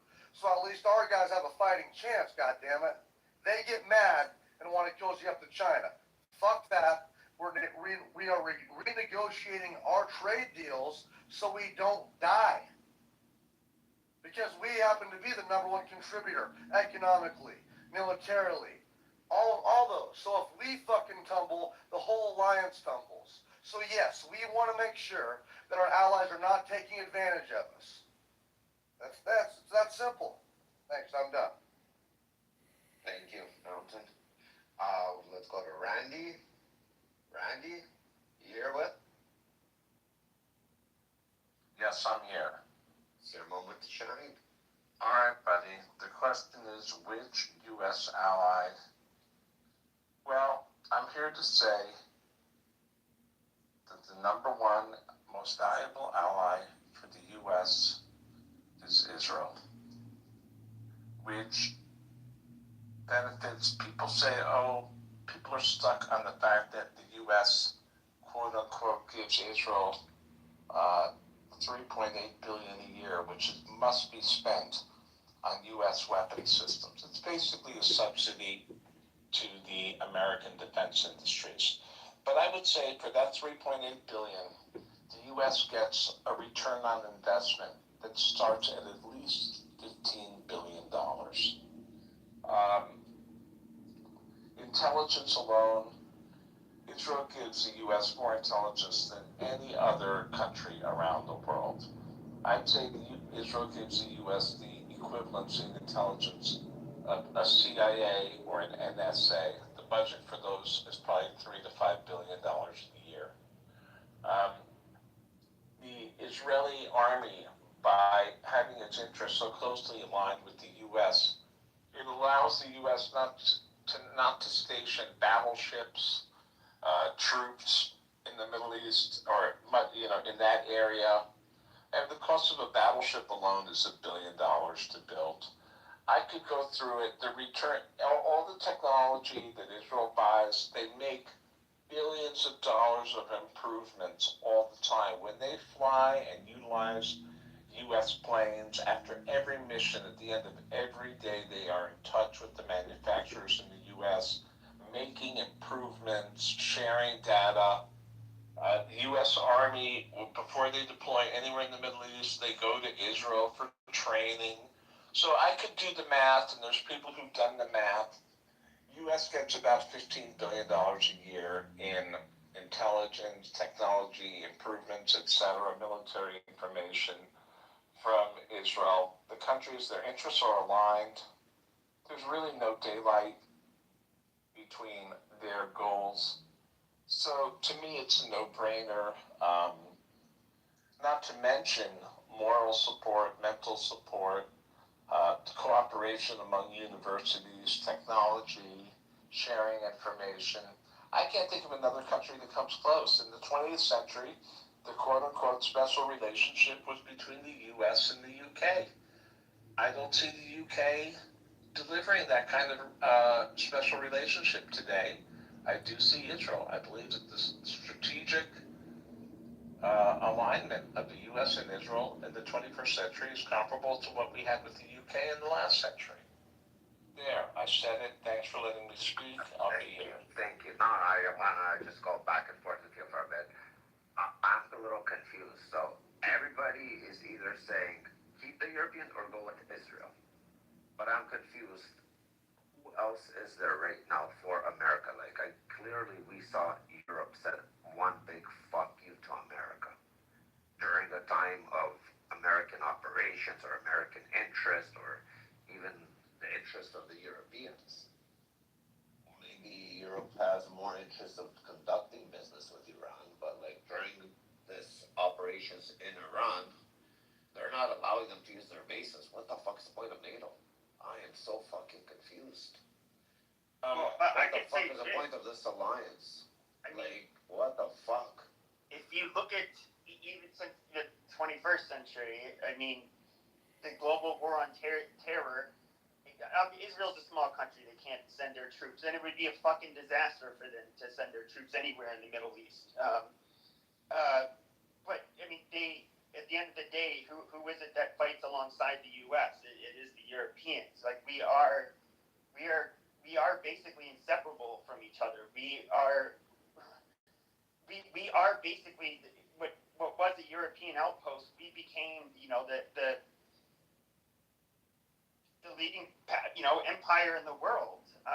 They are. You just got a middle finger from the European nations. When push comes to shove, though, they are. You fucking we're both joking me? brothers. They're literally they're the same people as us. Joking me? Dude, you're crazy, bro. You're changed. Are you fucking? Are you Speaking from really? experience? Yeah, like what's with you? You understand? Are you a patriot to America? Europe is no longer what you think it is. Yeah, we know. They're pleasing their population. You understand that their leaders are doing what pleases their population. As in, clearly you see their population doesn't stand with America. So when they make a decision like this, it's for them to win the next election. It's to please their people. You talk about the Strait of Hormuz. I'm talking about the European leaders, how they gave America during offer, like we all know what Iran is. The European leaders, they're not stupid. They know who Iran is. Like, Pepe, if you on Clubhouse know what fucking Iran is, I can bet you those leaders know 10x what you know. And they know how bad Iran is. But to the fact that they have that population, as who spoke earlier, before that Europe is gone, and that they're pleasing their population over the interest of America and Americans? Are you this blind to say you're still I don't think that's what's America? happening. I don't think What do you mean that's not America? Are you fucking blind? What's happening? No, I can tell you.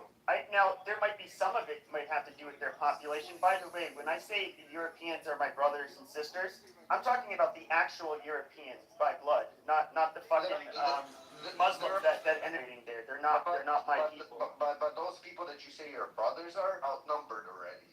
They're not outnumbered in any of the countries. Their voice doesn't count. They're not outnumbered, literally. Apparently their voice doesn't count. Well, they let their country go though. But the main reason why most of them were against them is they didn't want to get dragged into some fucking conflict that it's you literally. A lot of us believe that you need a full-scale war, an actual fucking war, like 2003 Iraq, in order to basically remove everybody that's in power and make them hopefully a peaceful country. Short of that, you're just going to cause more harm, and they're gonna be lobbing their fucking rockets and their drones and fucking up commerce, and oil's gonna be more expensive for everybody. Now, what is the point in doing all of this if you're not going to actually go in and take them out? That's where there's this huge disconnect between all of us. I don't think the IRGC is good. They're bad. Everybody would, if you can take them out, take them out. But nobody wants to do that. They know their populations don't want to do it, and so they're not going to do it. So why why are you going to pick a fight with a country if you're not willing to finish it? That is what I see as the problem. Because you only look at it one way, bro. You think that we have to do regime change and stuff. You think that that's what Trump wants. That's not. You have this to. Is a no. This is How a else do you situation. make them not a threat? Well, you decapitate the fuck out of them. We did decapitate them. They're still a fucking terrorist state. Well, that's yes. That's probably always going to be it. And anybody who replaces them, Pepe, is probably going to be worse off anyway. Just look. But listen, well, you might think that, bro. But I'm just saying, man, like, I'm looking at Syria, I'm looking at Libya, I'm looking at Iraq, I'm looking at Afghanistan. It doesn't have a great track record, so don't fucking tell me no. Okay, it's not replaced by a better person. Okay, so listen to me. I don't think they're fucking ignorant to this fact. I think he wants to decapitate these people. But Iran is probably the best country in the Middle East to not have a terrorist rule over it. Because they're a majority secular. No, it's a majority secular. They're a lot different from the fucking Arabs. Stop interrupting me, bro. I don't believe that. I think a place that we're actually pouring our money and resources into is a place like Egypt and Turkey and other Those places. countries are far more likely to stay like hardline Muslim. Turkey's leaning that way. We are not probably going to get rid of the Muslims. That's not what we're trying to do. We're trying to get rid of the mullahs. And Iran is the number one country to get rid of the mullahs, bro. God damn it! But you're too stupid to understand. Dude, Pepe, stop it. Yeah, one mic, guys, one mic, okay? Every time, bro. Like, I get that you're gay and entitled, but not with me, bro. Okay, All right. as the token entitled gay, I'm gonna go ahead and steer this around, because Rafi teed it over to Pepe, and then we got into a Pepe conversation. We need to finish PTR, because there are people who have been waiting, and it's rude as fuck to not. When we're done with the PTR, we'll have the open popcorn conversation. I think Green Living was next. Rafi, is that where we left the PTR? Correct. Yeah, Randy had already left, so. Okay. Well, I agreed with a lot of what Mountain was saying about other countries, especially Europe right now. It's turning into a shit show. But energy is what this war is about, clearly, because Venezuela, their oil. Ukraine took their natural resources, or the precious resources. We're taking their stuff. And now we are dealing with Iran being Iran since Jimmy Carter. I think that Iran is causing a significant amount of terror and frustration across the. And if we don't fix that first, we don't fix anything. And to think that Israel isn't an ally when it's like one of the only democracies in the middle of the Middle East, and how do they rule there?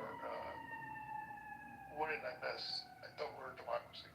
So they've been an ally, and again, like what Randy was saying, the money that they get, they have to spend on the Iron Dome, on these technologies, which are what? Owned by the United States of America. It's my brand Green Living Guy. Look, I'm solar about all day. I'm producing more now than I generate in consumption. So it's possible to have that happen with energy storage. If they're doing it in Texas, which is one of the most conservative states in the union, I think we could do it across the country. You can do solar, you can do wind, you can do tidal, you can do oil, you can do nuclear if you do it smart and correct and safe. Like I was saying before, nuclear batteries. But we can do this. It's just, when people have asked me what is the number one reason this doesn't happen or whatever, it's called political will, or just will. So the energy companies need to step up. They need to produce more batteries in the United States with ExxonMobil. Stop being pussies about it. Start stepping up, doing your job, and just sticking to oil, and then fighting every step of the way, but suing. I know I've heard that before with General Motors, why they don't do electric cars sometimes. Because it's cheaper to sue because I already have the lawyers. It's the stupidest game.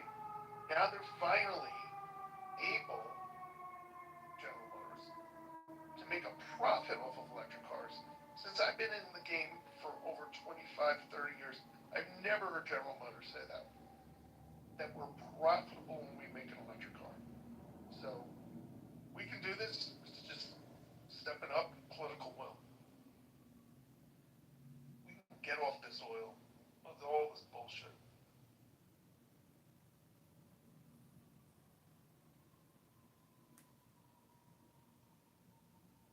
Thank you. Well, thank you.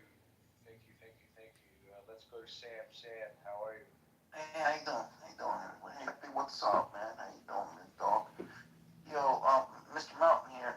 What do you think the long-term objectives are at Iran, for the U.S. or in Iran? You think we're just there to bomb some of their facilities? Or what are you not getting? Do you want me to... Mountain, hold on. So Sam, your turn is to address the question at the top of the screen, not to pose other questions. We'll do an open popcorn a little bit later, but we're working our way through the PTR to get everyone's input on the actual title of the room. So if you want to address the title of the room, that'd be awesome. Yeah, okay. I mean, you can ask me. Well, let's go. We're ready to go. So it sounds not. Which allies? I mean, to the thing, like all the allies in Europe right now are mostly supporting us in Iran. So I guess dump Italy and Spain, and the rest keep. So, and also like going back, whoever was talking about their allies, like the title, what is not true about how little European nations are helping us. There's actually like a shit ton. Most of them are in Iran. So everyone who's not helping us right now, probably dump them.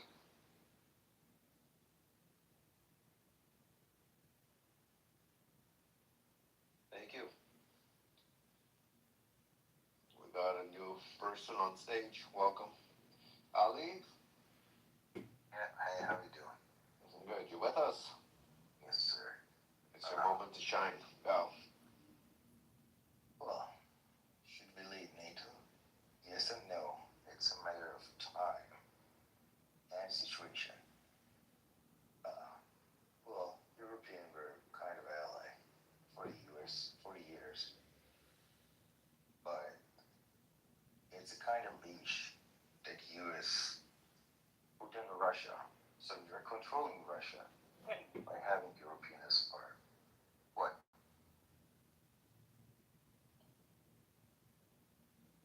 Well, having Europe as ally, you have a chance to control Russia, right? But what Trump is doing right now is playing chess with Russia and Europe and NATO situation. Before starting this war between US and Iran, or at the beginning of the war, all the European countries were like against it. They were like, okay, we're not gonna support US. We're not gonna let them to use our bases.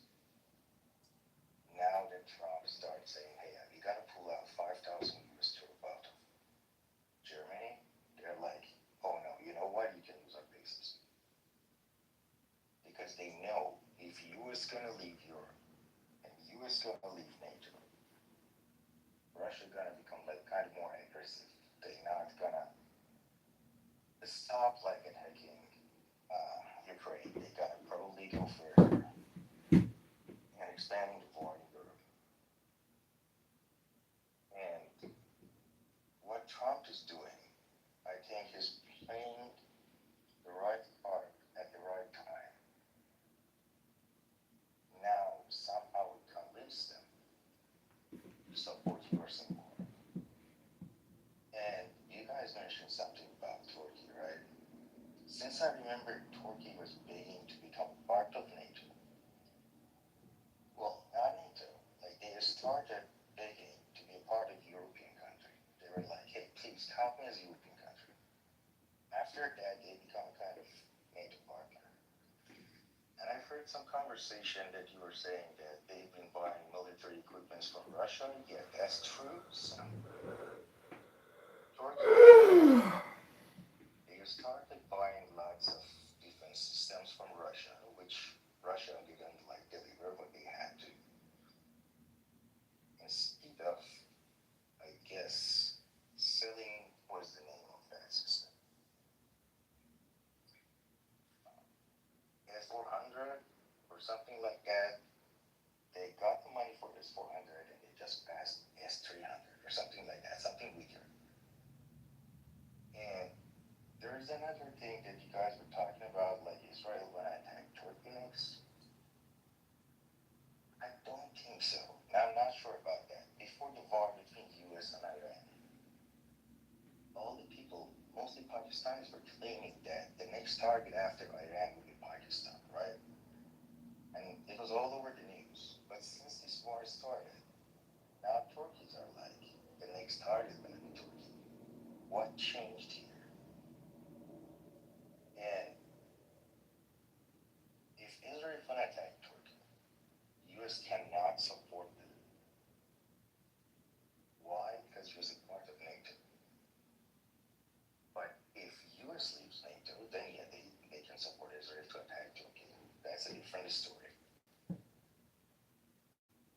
The same thing, based on the same rule that the Europeans are claiming, like when September 11th happened. Well, the main rule of NATO is if one of the NATO countries attack other country, gonna like support that country, right?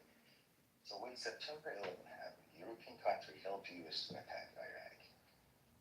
But one of the reasons that they are claiming right now is that they are not supporting the US in the war with Iran is they were like, the US has started the war.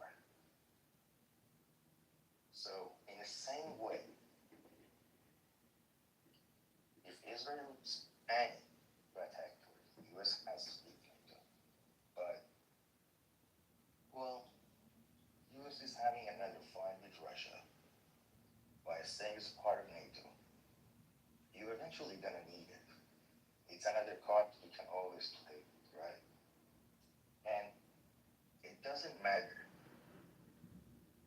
if we're gonna face it in Europe, like the people, and like Muslim generation taking over that continent. Still, that hasn't happened. Well, the population is a lot, but one thing happened in France, especially France. There were kind of huge protests. They were attacking French police officers, but the news was kind of fake during like the war news, and no one knows about that. So I'd say no, that's not gonna happen. US not gonna leave NATO because it's a great part that we can always play with. But instead, it's trying to make more allies in the Middle East, like UAE, Saudis, Kuwaitis. And if they can change something in Iran, they're gonna make another ally there. So I'd say no, US should give it.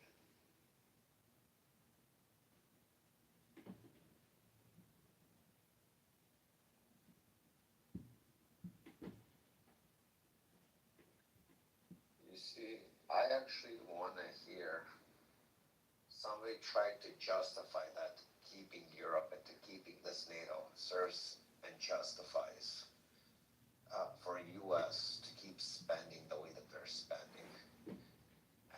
That it justifies US interests because US puts in the most and they get the least out of it. And that's what I'm confused. So, Rafi, I think that's the perfect point for us to end the PTR portion of the room. Go to the open discussion popcorn. What we're going to ask of everybody is to try to still be respectful. We're not going to be doing the one mic policy, but if anybody is screaming or interrupting over people, you will get moved down or you might get moved out. Everybody behave like adults who have some common sense. Hold a popcorn conversation like you're capable. And we can all start talking about what Rafi just asked. Anybody who wants to come up and join the popcorn can. We are not sticking to a PTR, so do not get butthurt if somebody is talking. If somebody is long-winded and you don't like it, the leave quietly button is fantastically available. And that's my announcement. Go ahead, Ruff. I didn't even catch what you asked.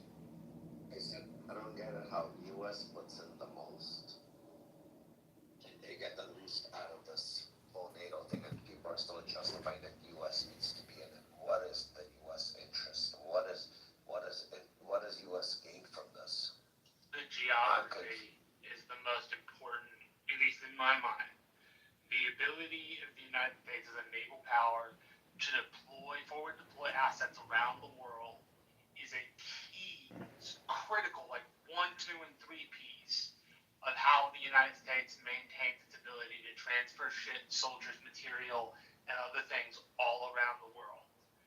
Europe may be hard for us because they're not helping us right now, but their basing and leasing agreements allow us to project power toward Russia, allow us to project power into the Middle East, in the same way that our Middle Eastern infrastructure allows us to project power in the near term, but also project power in the far term toward China. When we had Bagram, which the Trump administration is looking at getting back, you were only 4 hours from overflight in China. So that is one very valuable piece the Europeans provide, no matter what their politics are.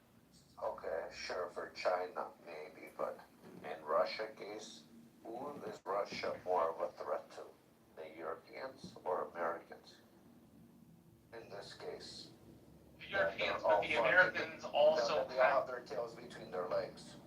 I'm not saying they don't. I'm saying the Americans have a strategic geographical interest in maintaining basing and leasing agreements in European countries because it allows us to do things like support Middle Eastern bases, which in turn support overflights into China. Right? It's all kind of like a waterfall. It's a lily pad strategy, so one supports the other. So they need to be on good terms with everybody to have that one base to work. I didn't say they need to be on. I didn't say they need to be on good terms. You asked, like, what do we get out of it?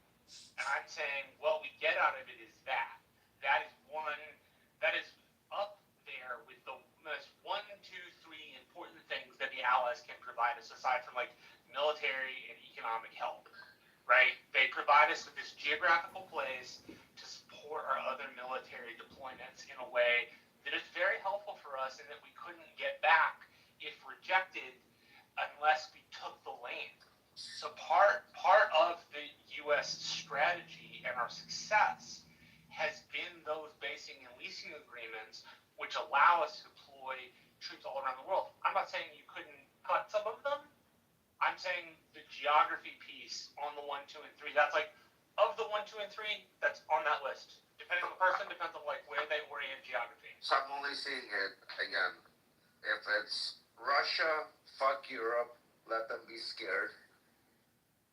China, I understand what you're saying, but you want to tell me that's the only spot America can have bases within a 4-hour, 3-hour flight that they are good with? How long is the flights from the Middle East, let's say, to China?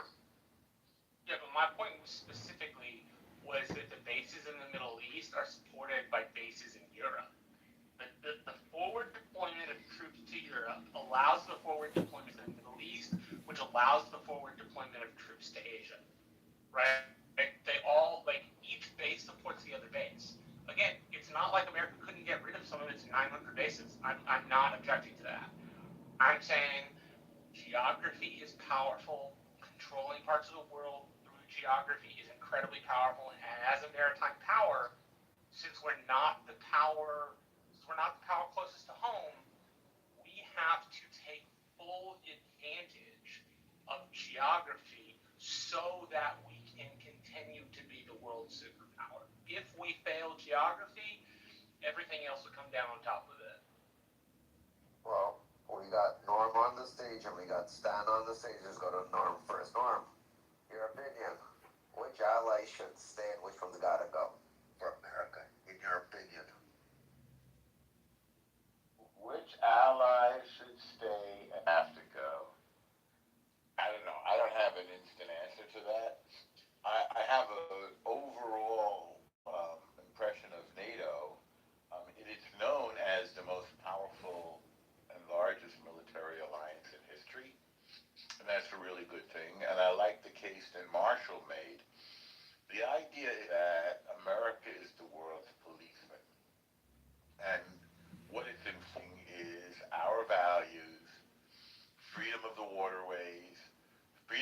internet, which, if you think about it, the internet is created by cables under the water. So if we have enemies that want to cut the cables, then they could begin to take down the internet. Even though it's self-healing, it would start to go out in certain areas. Freedom of the world financial system, freedom of trade, even within democratically run rule of law countries. Like I'm thinking, for example, Singapore, South Korea, even Taiwan, Australia. All of those countries are vulnerable. Japan are vulnerable to China. So as Marshall, I think, astutely points out, our forward bases in those countries and in Europe allow us to project our power very quickly and effectively and lethally. So I'm not thinking about trying to eliminate countries from NATO, although that said, I'd let Spain go right away, because once they stab you in the back, I think there should be a consequence for it, frankly. And Spain has certainly done that. England is on the precipice, which is really sad, which is why the king got his act together and came over here and said, don't worry about this half-wit, Sir Keir Starmer. We have a long relationship, just wait it out. I was just in England for a while. I actually just got back and I'm jet-lagged. And I can see that country is sick of this Keir Starmer. They're sick of Labour rule. They're sick of the Labour government, so that's going to fall, I think. King Charlie was saying, just hang in there because we're going to get rid of this jerk, and we're going to reestablish our alliance with the United States. We need an alliance or a network of alliances, a mesh, in order to project our power. So I would be careful about dissolving NATO, but I would definitely punish nations that aren't on board with what we have to do. An example is the Strait of Hormuz thing and this Iran thing. They got on board with this even though they were on board with Iraq.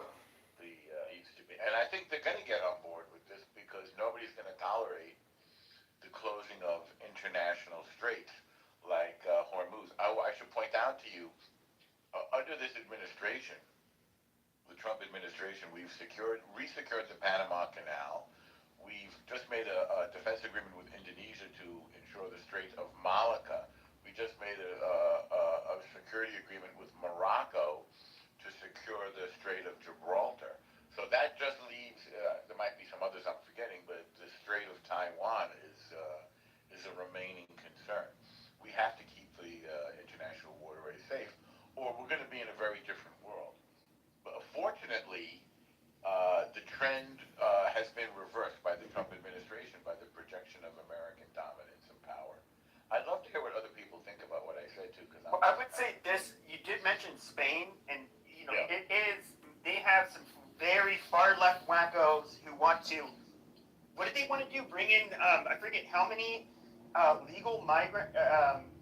Basically, give citizenship to a whole bunch of fucking Africans and Middle Easterners because it's necessary to fight the far right, and these people are just crazy. Yeah, half of them. I mean, there's also a reaction against it because exactly. That's why I'm so hesitant not to abandon, Europe, because it's just like, okay, but there's the people, they're good guys too, and you have to pick which government you want to cooperate with, depending on who's in power.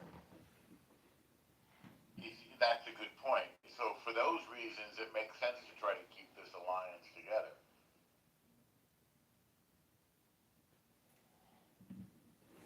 I checked the link about, and Australia is the number one allies in ranking number one. But last year the Chinese Navy circle around the Australian, the whole country, and Australia did nothing. I think that shows the weakness of the U.S. protection and the weakness of your ally.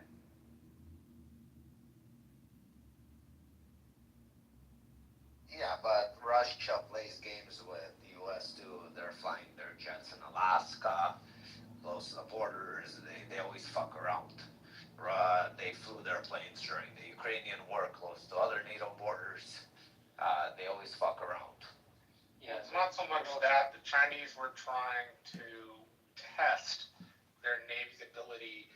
circumnavigate a continent, right? It's their first step outside of their region to prove Xi's plan to be a blue water navy by the latest of 2040. Blue water navy, for those who are unaware, refers to a naval force which can circumnavigate the globe in a fleet, right? For the United States, that came in the early 1900s with the Great White Fleet under Teddy Roosevelt. That's when we achieved blue water naval status. So maybe the Australians just monitor, since the Chinese are testing capabilities. That's also one possibility for why you didn't see anything. The Australians are observing the efficiency and operation of the Chinese Navy outside of its own region. Well, outside of its immediate region, I should say. I don't think it's just the observing. I think that the Chinese navies and Xi specifically is testing the Australia's resolve and see whether they the genuflex under pressure or poking them. And the same as Spain and England. Australia has a weak government and a genuflexing socialist prime minister. Especially, you can see that he went to, well, not only with respect to China, but also with respect to the Indians.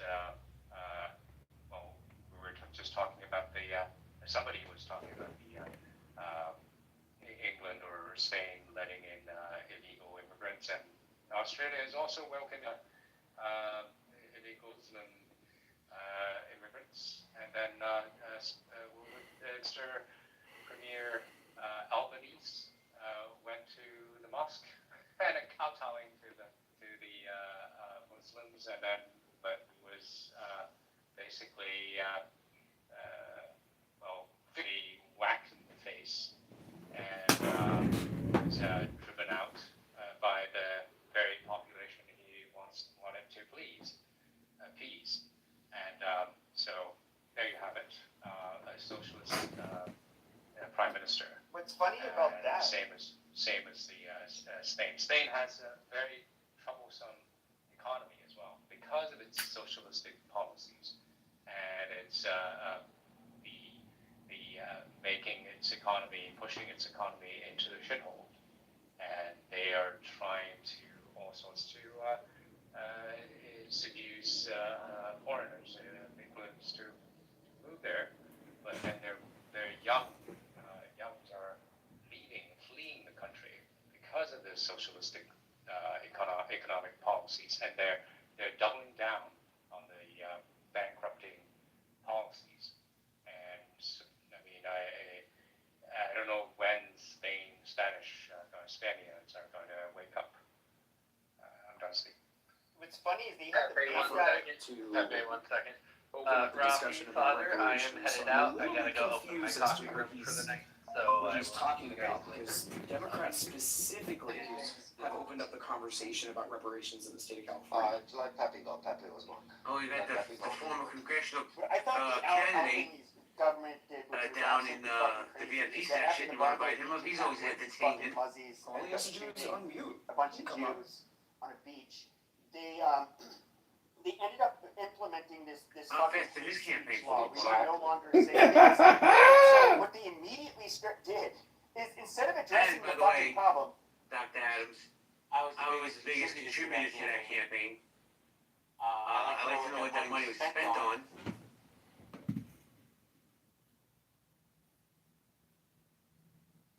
Yeah, that money was spent on a hotel room and a delicious steak dinner and a wonderful piece of fish with vegetables and rice and a nice old-fashioned. Listen. I would have been okay if you would have came up and said it was spent on cocaine and hookers. I don't give a shit.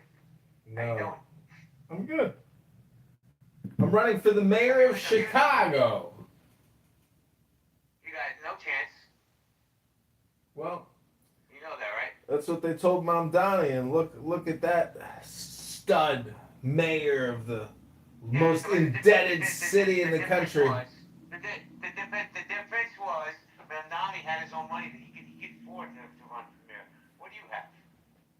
I've got access to 600,000 Chicagoans a month to sign my petition over the next 4 months to get on that ballot. To have my name in the marquee so I can shit down the throat of every hypocritical, cocksucking politician that runs for the mayor, because Brandon Johnson is a fraud. He is the scam. And we're going to run that corrupt politician out of the mayoralship of Chicago. He's finished.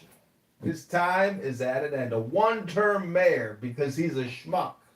Everything he says is, oh, because of white structural racism. Evan, let me ask you a question. It's a very simple question. It's just yes or no, please. Do you support reparations? No. It's a black tax. It's a black slave tax. And no one alive now is impacted or remotely even connected to that situation. It's a historical event that resulted in 500,000 Americans dying during the Civil War. The tax is paid. There is no black slave reparations tax. The whole thing about minorities and social equity justice and restorative justice, it's all a scam. It's all a fraud. It's all lies. It's all Democrat, Marxist, communist engineering. Let's say a little Clapton. I think he wants to say something. And then you can go on your soapbox. Clapton, hello. Hello, how are you? I'm Peachy Keen. How are you? I'm great. Let's have a conversation. Let's have it. What do you want to talk about? You was talking about reparations, and you said that the blood was paid for in the blood of the North dying at the Civil War. Is that what you're saying? I never said any such thing. I was talking about your guest here. Oh, Universe? Edmund, he's talking to you, Edmund. Good luck. Clapton, you're talking to actually one of the candidates who's running for mayor of the city of Chicago. So Universe here is running for the mayor of Chicago. So as he's answering the question about reparations, feel free to grill him. Go ahead. Yeah, and can I ping Mark in here? I want to get Mark in here, who is one of his political constituents. Are you talking about Mark Carter? I know his name is Mark. You mean Mark Rice? Mark. Yeah, bring Mark Rice, please. I already pinged him, but you'll be my guest. Hey, Edmund, you want to debate Clapton? He has some issues with you, man.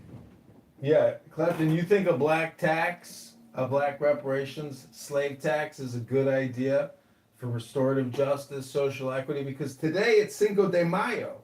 And the big question is, who's first in line? Is it the blacks or is it the browns? The blacks say blacks got to get it first. That's one of their chief complaints about reparations. We got to get it first before anybody else gets restored or healed. That's what they say. Hey, Edmund, but we support Israel. You know that's going to come up. Well, I will side with Clapton. I don't want to get into this because it's going to be bad for, Universe. I don't think he can hold a candle to me in this conversation. But I would like to hear what Clapton has to say. So you're saying, this isn't the reparation Olympics, or it's not the oppression Olympics, so we're not talking about who's standing in line and who gets it first. We're just talking about the proper debts that's paid to the people that helped build this country for free for 300 years.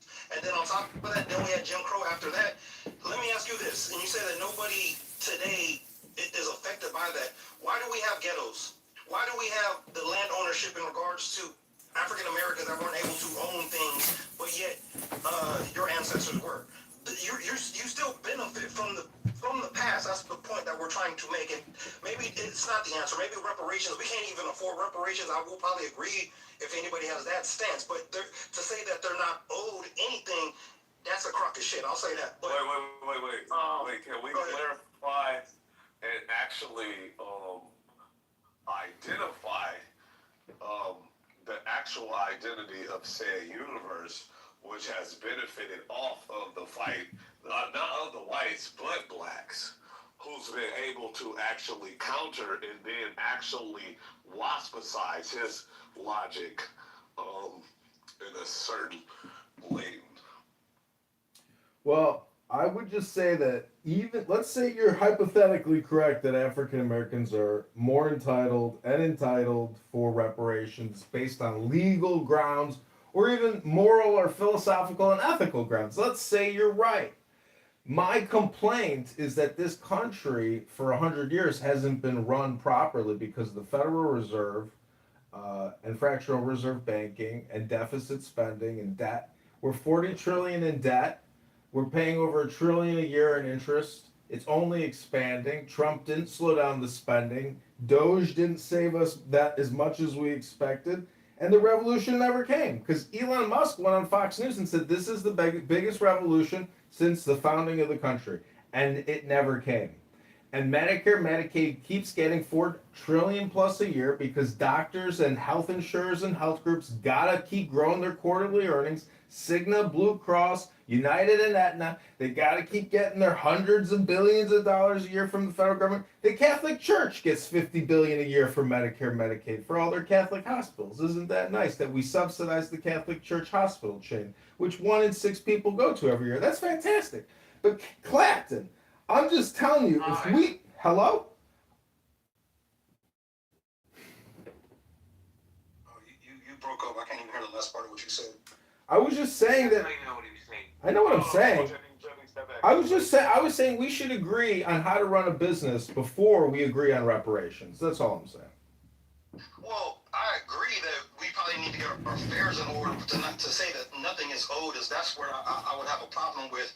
Again, I would probably co-sign that the tax that the debt that has to be paid is probably too great than what the country can afford. So maybe we can come up with some more innovative ways to do that. But in the day to say that they're that they're not owed anything, that the blow was already.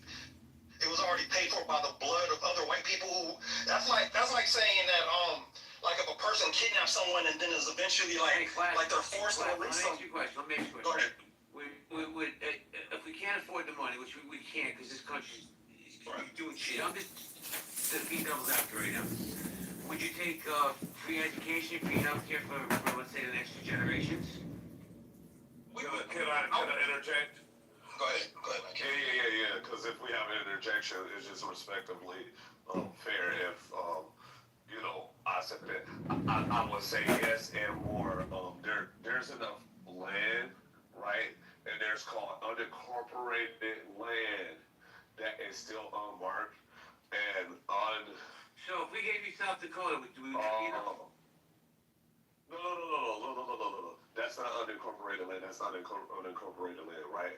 So that would have something to do with like villages, districts, and cities that are unoccupied that's just sitting there rotting away. What are we doing with them, and why aren't they, productive?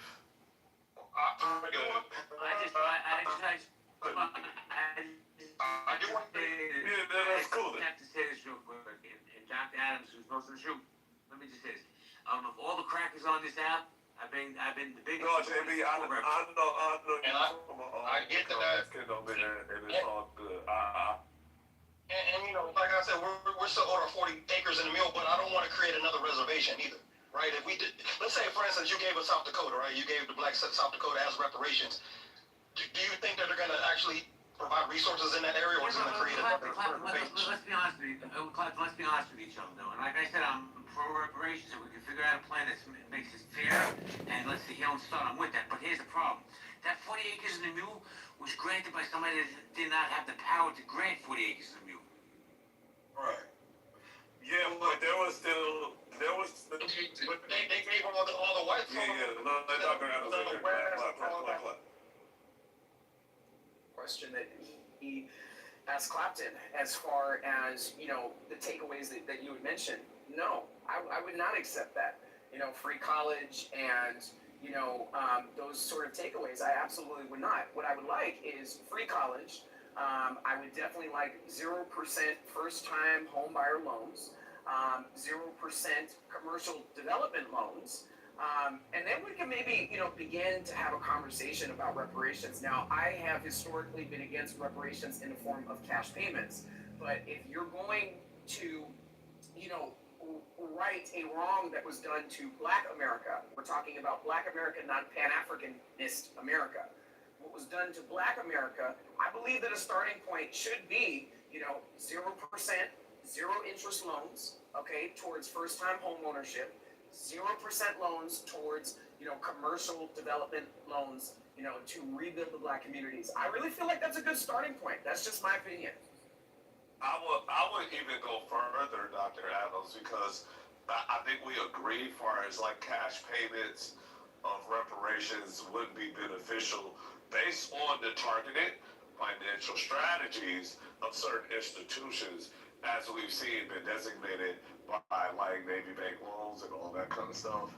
Even Black people of a different class, military class, because I come from a military family. Stimulus checks for White Americans didn't even help. You have to. So, I mean, what? No, and I'm not ultimately asking. You do realize this is money that will have to be borrowed or taxed. You can wait. This is why you're not the Chicago mayor. Thank you. I would say that ultimately tax-free everything, period. Ultimately tax-free everything, period. What do you want? Wait. Wait, I'm gonna For the duration of the United States of America. So what? So the fuck what? You want to know why? Hold on. When we look at the export, everything that we export, far as media, far as even science, like a lot of the stuff that they studied to get the research and data has come, and at some point been a start point in our community. We are the screw in the middle of the cog that has turned this country for a long ass time. Now, I get it. Night King, should the Saudi Arabians also pay the reparations from Medina with Muhammad? Wait, sir, you can wait. Patience, right? Decorum. This is a debate. I'm trying to help you out. This isn't a debate. This is a room with two mods called which people are entitled to reparations. No, it's not nonsensical. It's not nonsensical because you can look at certain data that actually points out that directly we've been targeted in almost every sector, not only for data study and development, research, right? Findings, right? And look, I hear y'all if y'all don't want to do it. If you have a problem against it, that's fine. But I think far as how this country has operated since this community specifically has been responsible for lifting America's industries out of the recession and actually building a bridge. Okay, we get it, Nike. For other communities to leverage on.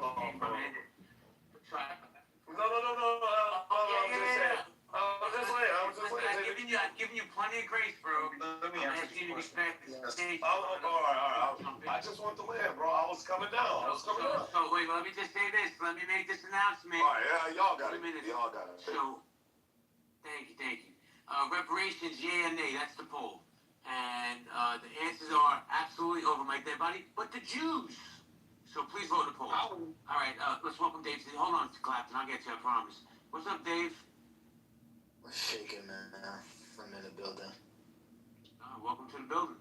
You want to jump in on the topic? But what is the question truly asking? Like, entitled to which reparations? Like, because in some sense, like, reparations is just a claim on an incident, right? I guess about ethnic groups. What do you ask them? Do black people deserve reparations in America? Black Americans specifically.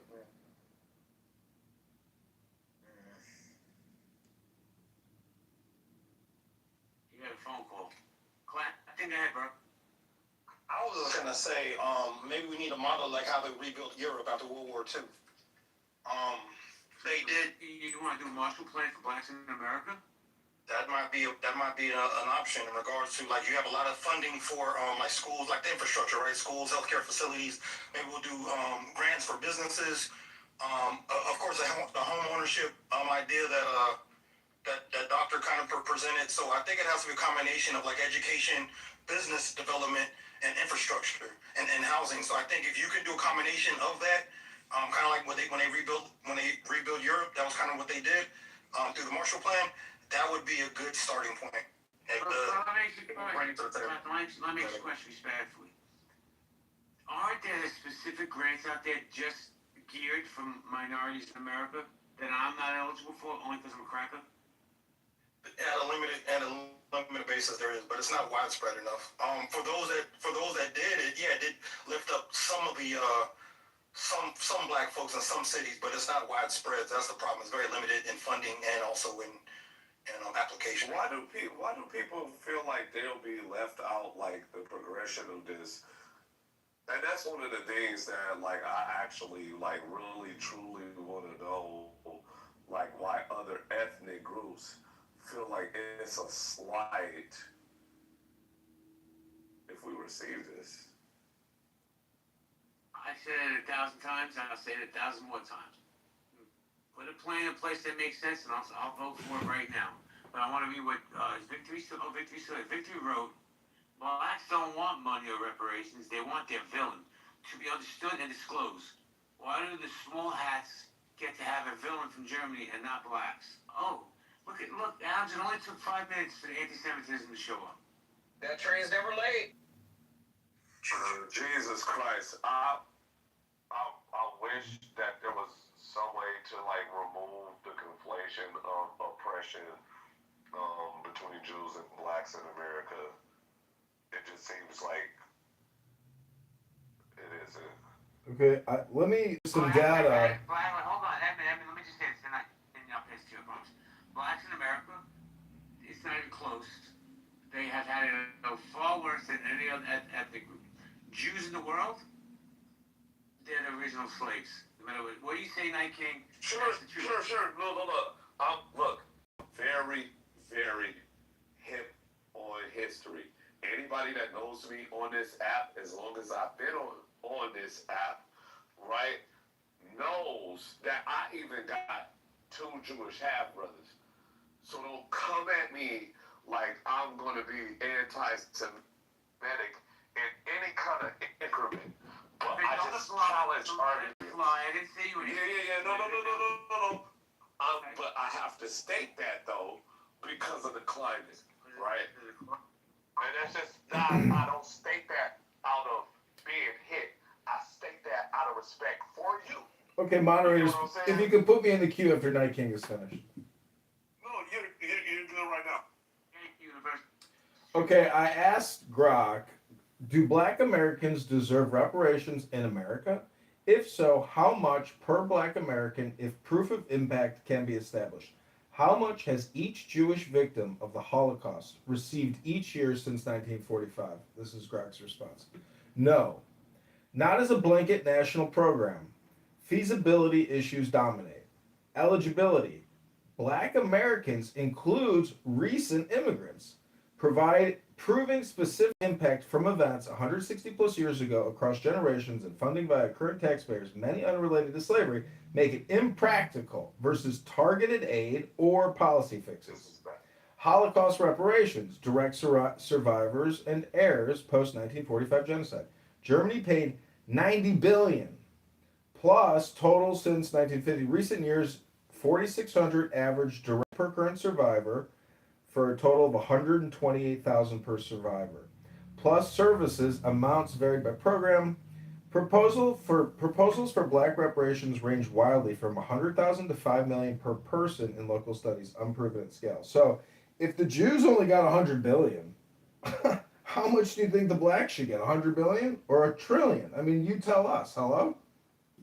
Universe. Of course, you would ask Elon, but as I said, we couldn't afford it from a monetary standpoint, so that's why we were throwing out ideas that weren't payouts. obviously we couldn't afford it as a country because the debt is too large. Yeah. Hold on a second. Oh, you good. Go ahead. Thank you, my friend. I just wanted to hear what Victory has to say, because Victory seems to not like Jews too much. So Victory, tell us your insight on this, please. I have no problem with Jews. I have a problem with Europeans using Judaism to justify their actions. But I do not have a problem with Jews. I don't know why that's being conflated or confused. For Zionism, Zionism is not a religion. It's a political movement. Those are two different things, but I can see why you would need to use Judaism What's a Zionist to you? to bring back Israel of their image. Am I wrong or right? That's your opinion, my man. I mean, Herzl had his own definition. I'm sure you look it up in the book. This is exactly what he wanted. Israel.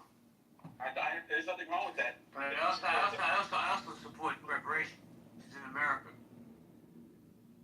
To an extent that we pretty much look like a clown to the world to bend over for Israel. How is that? How are we bending over for Israel? I'm just curious. Well, we slap around our allies more than we do to our adversary. Yeah, but are they really allies? Are they really having our back? Are they standing? Are they fighting the fight with us? I'm just curious. Are you speaking about Europe, India? These are allies that we've been slapping around more than even China. I don't know. Once again, I'll ask you: have they stood toe to toe with us as allies, or are they wishy-washy in whichever way the wind is blowing? I'm just curious. Are you talking about the situation with Iran? Because that's not our ordeal. That was Israel's ordeal. No one had interest. The Strait of Hormuz was open before Israel attacked them. Am I right or wrong? Everyone had a free passage. No one had to pay $2 million to use it until we had to attack because somebody had a feeling they're going to develop nuclear weapons, even though the United States couldn't stop China. Hey, Victory, here's my truth. And I'm not looking to argue with you. You're entitled to. Nothing I say in this app is going to change your opinion or your mind. But let me just say this. Fair enough. The war in Iran is one reason and one reason only. It has nothing to do with the Jews or Israel or the Israeli government. It has to do with oil. That's what it is. It's about controlling oil, the flow of oil, and the price of oil throughout the world. That's a fact. Now, people want to find a boogeyman and say it's the Jews who let him or Israel who let him down his path. Trump was going to go to war in Iran, whether Israel was involved or not. To be honest with you, I think Israel's stupid to get involved. He should have let Trump handle it because it's blowing up in his face right now. Well, like I said, I'm sorry, go ahead. I mean, I was going to say that I don't know if that's exactly true. I mean, it seems like Israel and their conflict with Iran, I mean, it's just a major problem. But I mean, I think that we've achieved incredible objectives and successfully accomplished a regime change in the real sense of the term, not just because there's still IRGC government and IRGC soldiers, etc. But we wiped out the Ayatollah. Edmund, respectfully, I don't give a fuck about the IRGC. I give a fuck about paying $5 a gallon for gas. That's what I care about. Homeowners, heating bills are going through the roof. And you know what? Now this is going to be the norm. So when this war is over, the price is maintained at $5 a gallon. You know why? Because Trump wants it that way. This is all about oil and control of oil. Nobody can tell me Trump has not given a specific good reason why we went to war with Iran. It's oil, bro. That's all it is. Well, I mean, Iran's proxy forces all around the world is an insidious, dangerous Islamic radical terrorist organization that needs to be counterchecked. I'm sorry, you got to pay the $5, and I agree. The heating bills are crazy. And this war is stopping these people from being terrorists around the world. From what I understand, they're still out there. I get it, but their Ayatollah supreme leader has been vaporized. That's a big accomplishment. Can I interject real quick? They put his son on the seat. Hold on, go ahead, Victory. I wanted to add, we just replaced the Ayatollah with a younger Ayatollah. And my next point was, how do you destroy someone's knowledge of building nuclear capabilities? You cannot destroy the knowledge. They'll just rebuild. Do we plan to go war with these people every 10 years? Is this the ideal way to set a precedent for our children's children? Well, here's the thing, Victory, and I agree with everything you're saying, but here's the thing, what people seem to have a hard time understanding, you're not going to kill an ideology. You're just not going to. All you're going to do is stoke the flames and make more fucking lunatics out of it. I agree with you. I agree with you. But that's what they always say. And he got his death notice that he got cancer, so he decided to press the button. Noam Chomsky said that when Trump eliminated ISIS, it would create an organization 10 times more dangerous than ISIS. That was untrue, because guess who controls and funds ISIS? The Saudi intelligence services or the Turkish intelligence services. And right now they got the head of Syria, this guy who looks like Osama bin Laden, throwing basketball games. He's got Lady Gaga singing at concerts in Damascus. He is a hardcore Muslim, but putting on a Western show because the guy's technically just a Saudi. So, anyways, the world is deceptive. But I agree, the heating to cost your house, it's $3,000 a year. It's fucking crazy. I mean, if you're retired, you can't afford that. Anyways, the whole country is broke. I don't be serious. Maybe you can explain, maybe Victory or Clapton or Dr. Adams can explain it to me. We supposedly have the largest reserves of oil in the world, but yet our gas prices continue to go up. So if we're fighting over oil, which I believe we are, why don't we just release some of the reserves we have so people can take a fucking breath in this world? Well, I don't think transnational capital are patriotic. The people that own these oil companies are not. I know they work in America, but what makes them patriotic to one country? They're going to just sell to the highest bidder. I would just imagine it's about capitalism. So what was the point of Venezuela? I thought that's what we went to Venezuela for their oil. It looks like, well, from my perspective, it looks like we want to retain control pretty much of the Western Hemisphere. We don't want no one, and I think it's because of the banking institution that they weren't obliging to. And because, just like Cuba, they never took like a loan from the IMF since 1959. It's certain things they want to pretty much engineer for the future of digital banking. And we need everyone in the West to be on one step. That's just my theory. My theory is this, Victor. I agree with you somewhat, but here's my theory. It's just a theory. We went into Venezuela, Clapton, because they have one of the largest oil reserves in the world, and we get to control the market that way. There's countries in South America that are a lot more dangerous to America that we don't bomb. Going to Colombia, where they produce all this cocaine, that we have an addiction problem in this country, but we won't fuck with Colombia because they don't have oil. America don't give a shit about them. They don't give a fuck, excuse my language, about the cocaine production. They care about controlling the oil, controlling the prices, controlling the rights to oil. That's it. But I think they're actually still under our SWIFT system, though. Are they not? They're under our Western financial system, so that's a win for the West. All those are just media publicity to get us to do what they want to do. But if you got in a country under the financial system, there's not much else you really can conquer. If that makes sense. If I'm making any type of sense, of course. Let me ask you a question, Victor, because you sound like you have common sense in your head. I don't have to agree with you, but I also can respect you at the same time. Fair enough. Likewise. So here's the thing. In your opinion, how do we get out of Iran? How does that end? Because I think he's stuck, and he don't know how to get out of it. How do we get the fuck out of there, bro? This is my theory. This is gonna sound chaotic, but this is because I'm listening to WEF, the World Economic Forum, and how they want to have everything proceed. It looks like to me we're gonna have ground troops from the United States, and there's actually a deal going on in the back room with China. They're gonna be basically a multipolar dimension with the financial transnational. I don't want to just put a religion on it. I call these people transnational capital. These are just people that actually move the world around with their money, and they're all in one step, if that makes sense. And I think the Chinese are at the table, and because here's my theory, and of course I might sound cuckoo, because of the Greater Israel Project, you need the Gulf states to be destroyed to direct the new pipelines to the Mediterranean Sea. And because the United States can never destroy the Gulf states, you got to get Iran to do it for you. If that makes any type of sense of my ideology of how I'm seeing geopolitics being unplayed as we speak today. it's Greater Israel. The great thing about Greater Israel, or what I'm scared of, is Iran is what checks Greater Israel. And if Iran does not exist, I'm scared Jews will leave America, Europe, Australia. Then what happens to us? That's my biggest fear. I want Jews to stay in America.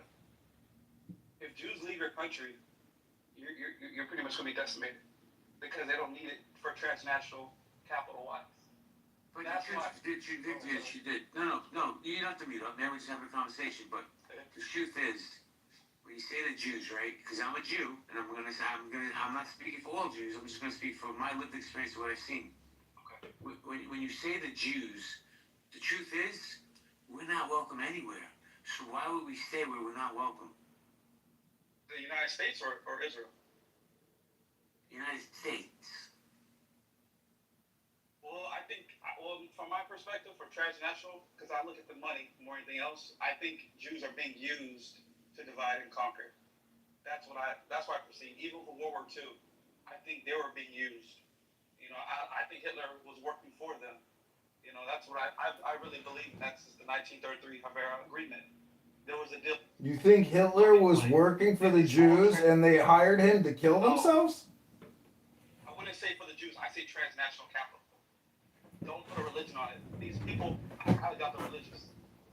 These people, talking about people that just read books and do nothing all day long. It's a couple billionaires that got a bad rap, but for the most part, all Jews are sitting there just trying to eat and live their best life. They're not interested in any of this shit. They got nothing to do with this shit. So why do you say all people? Because that's like me saying all black people are, pathetic. That's what you just said. You used all or nothing statements with regards to Jews and conspiracy theories. I want you to get the word. Let me just make clear so I can just go mute. Transnational capital groups are using religion to uplift a certain group, to divide. This is what I believe. I don't think Jews that work at a shoe store or a grocery market are a problem. I believe there's wealthy men that are using division, and I don't think they're even religious remotely at all. They're just using that for media consumption or for us to bicker about. Well, how do you know they're not religious? I mean, how do you know? You see, everything you're saying is speculative and pointless. And I asked Grok, what are the top 10 largest industries on Earth? Because JB seems to think that everything has to do with oil. But JB hasn't mentioned electric. He hasn't mentioned semiconductors, the automotive, the airline, the housing, the facilities and real estate. There's so many industries, big pharma. And if you've ever seen that movie Limitless with Robert De Niro, the focus of investment changes because it is cyclical, and investment changes based on what's in fashion. So JB's got the oil conspiracy. Victor, you got the transnational Jew conspiracy. Any other conspiracies? What's the goal? Fort Knox has not been audited. Who do you think has the gold? Transnational. And I'll never put a religion behind it. Okay, well, listen to this. These are the top 10 largest global industries by revenue for the past 1 year. Life and health insurance, that's at 6.1 trillion. Commercial real estate, 5.6 trillion. Pension funds, 4.5 trillion. Oil and gas, 4.26 trillion. That's number 4. So before you even get to oil and gas, you got $20 trillion of market activity in health insurance, real estate, and pension funds. Next, you got car and auto sales at 4 trillion, commercial banking at 4 trillion, general insurance 3 trillion, auto parts manufacturing 3 trillion, auto manufacturing 3 trillion, and engineering services at 2 trillion. So you tell me, I mean, who's in charge of all these industries? Victory? Is it WASPs? Is it Jews? Is it African American? Is it Saudis? You know, who is it exactly? It's not you, is it? I would like to say transnational to be on the safe side. I would never blame a religion. That's just not to do that, I guess, because I guess that's just not smart to even use a religion to do one thing. It doesn't even sound right at all. You're just talking about the ethnicity, though, not a religion, though, right? When you say transnational. I'm speaking about the people that own the color blue. These are the people that pretty much own and damn near to medicine, all to the core values that we describe that we need in life. these are people that just are beyond wealthy. They crave for power. Money's not the objective. It's power and control. You know, the dollar since 1913 was our conscience. That's where our conscience was. That's what we want to attain. The next goal is digital currency.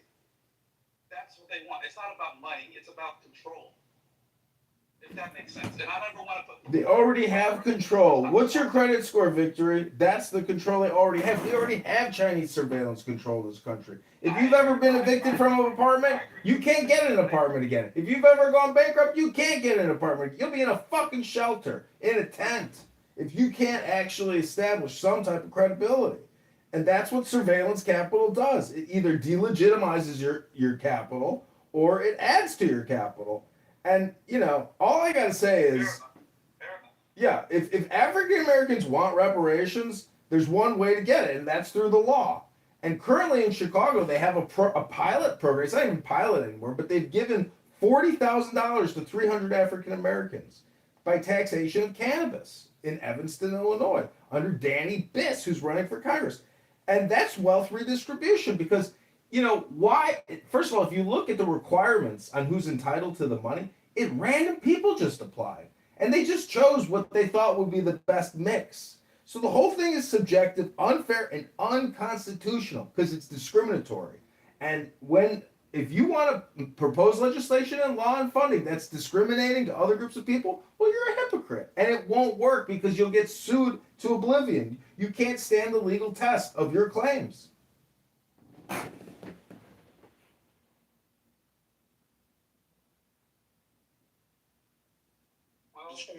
It's discriminatory against who? White people? Against non-qualifiers because it deals with race and this subjective thing that you call, minority or racial discrimination. It's the same thing all around the country. All these DEI affirmative action things are getting sued by conservative think tanks who are saying this is discrimination. Well, let me ask you something, Universe.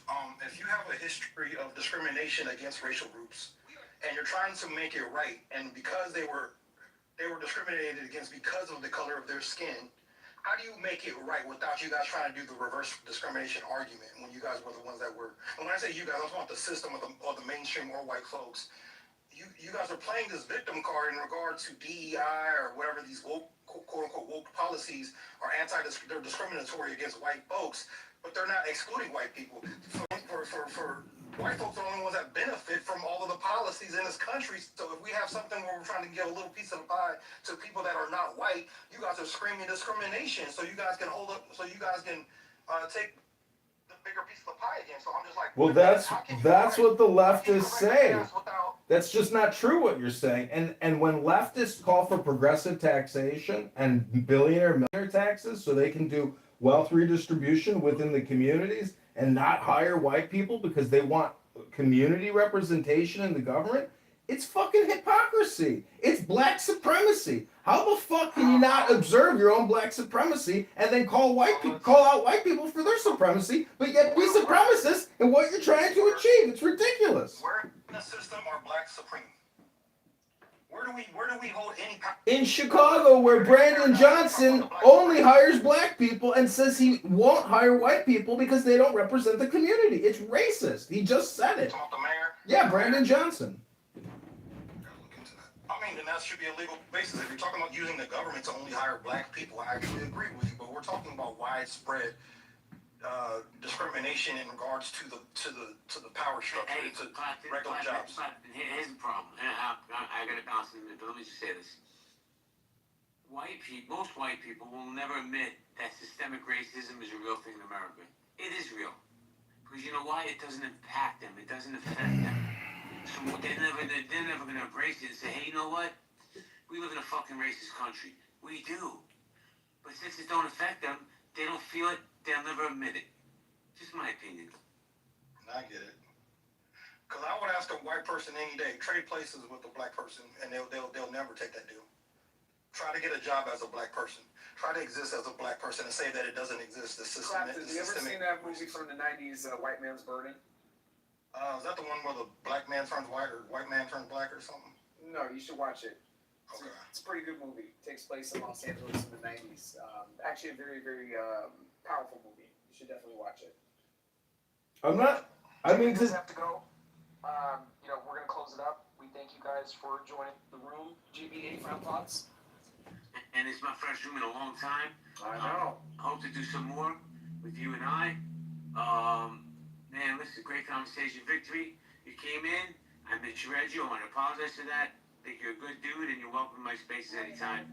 Clapton, good to hear from you. Evan, I hope you win the mayor of Chicago so I can see some free tickets.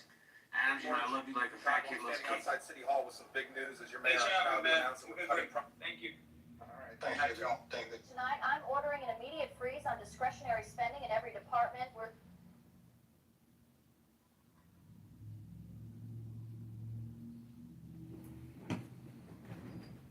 Okay, peace. If we No.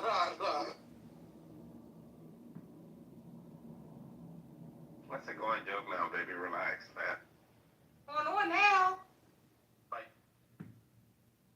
Sergeant.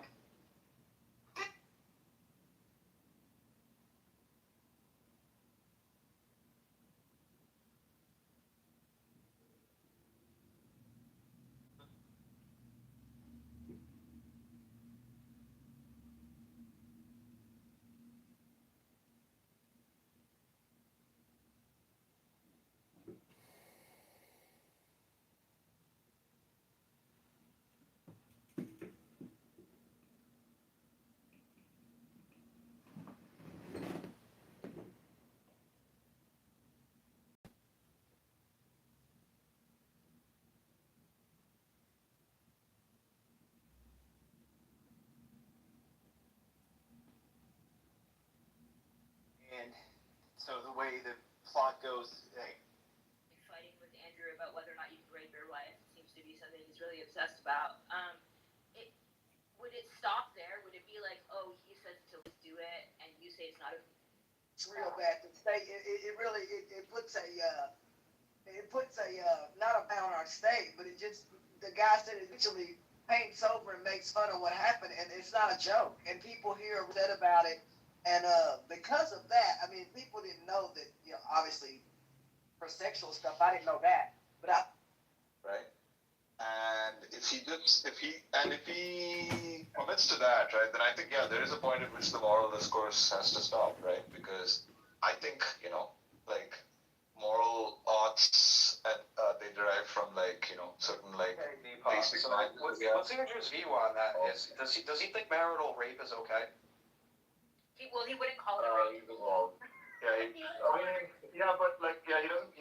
He still doesn't like calling it rape, but I think he believes that the thing that we call rape, marital rape, is not okay, yeah. So is it okay or not okay? Like I said, you wouldn't call it rape, but it's not okay. He thinks it's That's okay not if God okay. commanded you Alright. to do it. Yeah. No, that's not true, Deepak. He thinks it's okay if God commanded you to do it. But that's true of everything, right, in his view. Yes, but that means that somebody could say subjectively, oh, God told me it was okay to fucking do this to my wife. Right. Which is sucks. Yeah, but look, I mean, like, let's say that you believe in some other, like, way of, like, deriving objective morality, right? Like, you could make the same mistake, and you could just be mistaken about what it is the right thing to do, right? Just because you believe it's objectively grounded in something, it doesn't mean that, you have perfect knowledge of what those moral truths are, right? So, like, we didn't have perfect knowledge of what those moral truths are. What's the entailment from there? Like, what are you inferring? They're saying that the moral anti-realist and the realist are no better off. They're at the same. They're on the same level epistemically, right? Like, you can like someone who believes that moral truths are objective, right? Still doesn't have any better like epistemic access to them. Yeah, well, the point I'm trying to make is that you guys don't have any epistemic justification, not only for like the metaphysical claims, but the moral ought claims that you make on the basis of like smuggling in some sort of like moral imperative when you guys communicate to Christians. And I just think that's epistemic trespassing because you don't have any foundation for it other than the Christian worldview itself. or something like that's ancestral or something that's based on a tradition of some type in order to say that it's culturally wrong.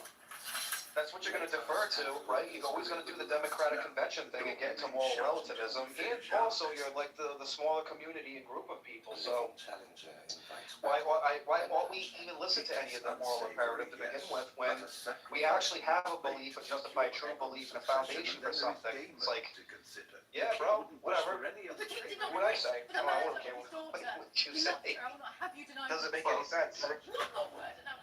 Yeah, so I think the reason like moral discourse is possible between people of different like meta-ethical views is because like our ethical views might still coincide, right? Like I might not agree with you on what the grounding for morality is, right? But I might still believe that there are like a common set of principles, right? Like I have a set of principles and I observe that you seem to have a similar set. So where we disagree is like how they apply or what the trade-offs are, or like what is it that in fact, like let's say we both agree that in general, like you just don't have a foundation for your worldview because it just narrows down to like survival mechanisms or like an I don't know.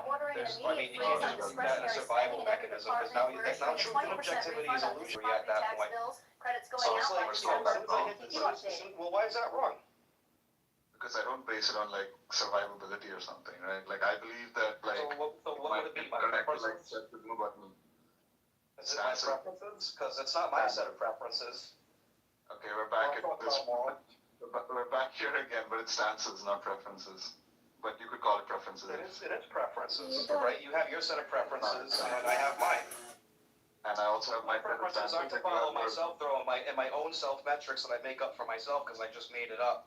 I follow metrics and history and tradition and ancestry and what our ancestors thought God was in an ancient form and all that stuff. And it's survived over 2,000 years of scrutiny, set up hospitals and universities and contributed a lot to like the Western world. It's the foundation of the Western world and probably some of the laws that we have today, even though some secularists like to debate that. But they don't have a foundation or an explanation at all for their worldview, and they just don't know where this stuff comes from, because that's what it reduces to. So the difference is I actually have an explanation for where these things come from, even though you might think it's ridiculous because, let's just say, we love us some magic sky daddy that loves us some sacrifice and blood. That's why, at least I'm trying to be funny, man, Right. Yeah. I mean, look, I don't know, like, do you want me to, like, is there, like, something, like, is there a question there? Like, I don't know. We started, like, with meta-ethics, then there's something about, like, hospitals and sky daddies. Like, I don't know what to say, man. Like, I have, like, a meta-ethical view and a separate set of views on, like, ethics, right? Which means, like, what are the principles that we should follow? Like, however those principles are grounded.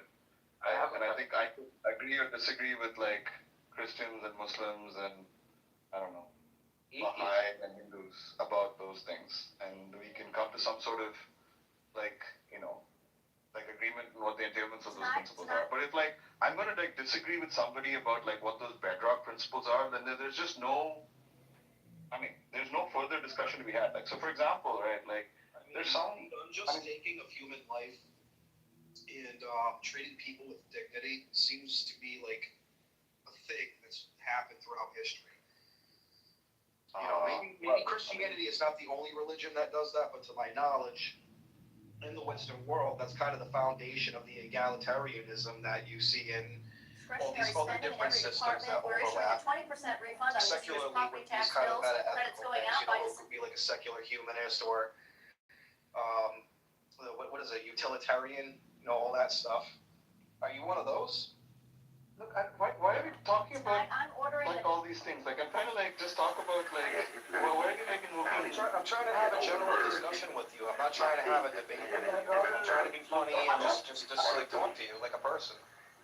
We don't have to have a debate, but we could stick to one thing, right? Like I'm just saying like I was going to give an example of like where I think like moral discourse is actually impossible. It's one is with like people who are like genuinely psychopaths, right?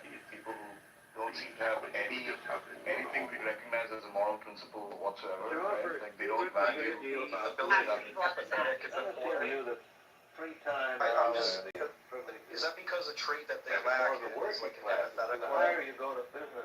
Maybe empathy, they just don't have any sort of moral compunctions about others whatsoever. The only concerns they have are their own like well-being and, you know, like, I mean, there's very few people who are like this, I think, who are truly like this, but the ones who are like that, right, all we can really do is like lock them up, you know, we can't actually like argue with them, right, for what is right or what is wrong. So that's where I people that we so like opposed from in any of these decisions, whether it be like people we can actually talk to or psychopaths, whatever. Like what do we do not close this system? It doesn't make any sense. The conversation has to be closed. It's not that. The conversation is one of everything else. It's not that like whether or not are drafting it. Or put the fire without the temptation of like, why does it have to be about the religion? Why can't it be about the problem itself? If people with like entirely different value systems than yours are not like harming you or people you care about or anybody else, then like you could let them, you could coexist, right? Thank you for doing this. You know, their values or their desires like lead them to take actions that are like conflicting with yours, right? Like the only thing you can do is oppose them, you know? You made your That's track true. with Sibel. Cool. But where's the video? You're not We out built there it. going, oh, like Christianity is a dangerous worldview. People should believe it. Like, are you into that kind of stuff? Not wholesale, because I do actually think there's a lot of values in Christianity that I think I agree with, right? But yeah, I do actually oppose a lot of the values of like fundamentalist Christianity. I mean, again, like, the crazy ones that are gonna tell you that you're gonna burn in hell. I mean, I'm not even concerned about those, because those don't have like impacts, like your view of like what happens to people after they die isn't going to necessarily impact my ability or other people's ability to live in this life, right? But like people who say that like, I don't know, like gays should be stoned, right? You know, all these other like societal values that I have. Let's be clear here, right? So, like, obviously, you as an atheist are going to vote for your value set to influence, like, whatever laws or whatever legislation is going to be, correct? Not really as an atheist. There are atheists who think gays should be stoned as well, you know? So, I'm just asking you, like, you think you should be allowed to take your value set and vote on the basis of your value set, correct? I get it.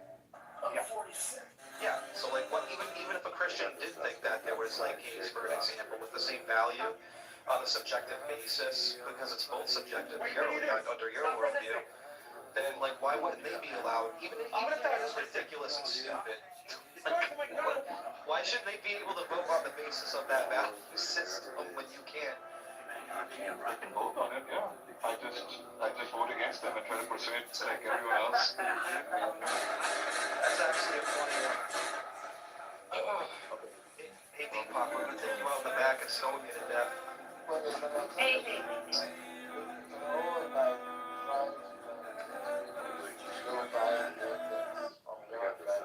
I can make any song with. You found my channel. I'm not gonna have to. Toss the coin and just, you don't have to do that. It's not like once there's no God, then everything Tonight, goes I'm out. ordering an immediate freeze on discretionary spending in every department. We're issuing a...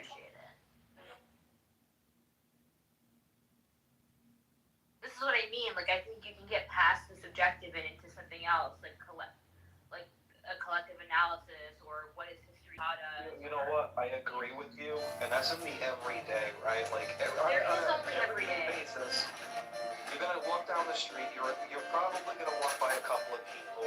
Like you're not even thinking about this conversation. It's not important when you're in the grocery store line, or at your mom's house, or hanging out with your friends. But I mean, when somebody's asking me this in a philosophical setting now, or in a discussion setting, it actually is important to know these things. I think it's kind of psychological too. Well, the reason why I think it's actually important, and maybe people should get more into it, is I actually see that people really don't think about these things on average, right? They kind of like, especially like the white belt, they don't study none of this stuff, like, all the informal fallacies, question begging. It's it's not a good way to reason. You know what begging the question is, right, Deepak?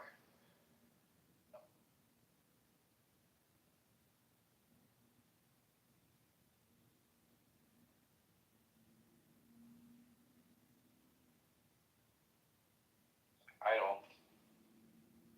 So when you insert that the premise is the conclusion, it's like when you're coming right out the gate with your claim and then asserting that as like the conclusion. You know? Well, yes, that happens. So do most atheists believe they have a spirit? Well, that's kind of the joke that I make sometimes, you know? Because it's a hot. What you mean? What are you talking about? These good things is that Muhammad is writing them down. How the hell you gonna follow people you don't know? Is that possible? No, that's what I'm saying. We don't know if they twisted it. You know what I'm saying? They might be in idolatry like we said earlier. So are you accusing of Allah of not preserving the life? I ain't say Allah. I said so. Okay, because Allah will never command you to follow people that you don't know, that you can't have access to. Allah said follow Muhammad. He said follow the way.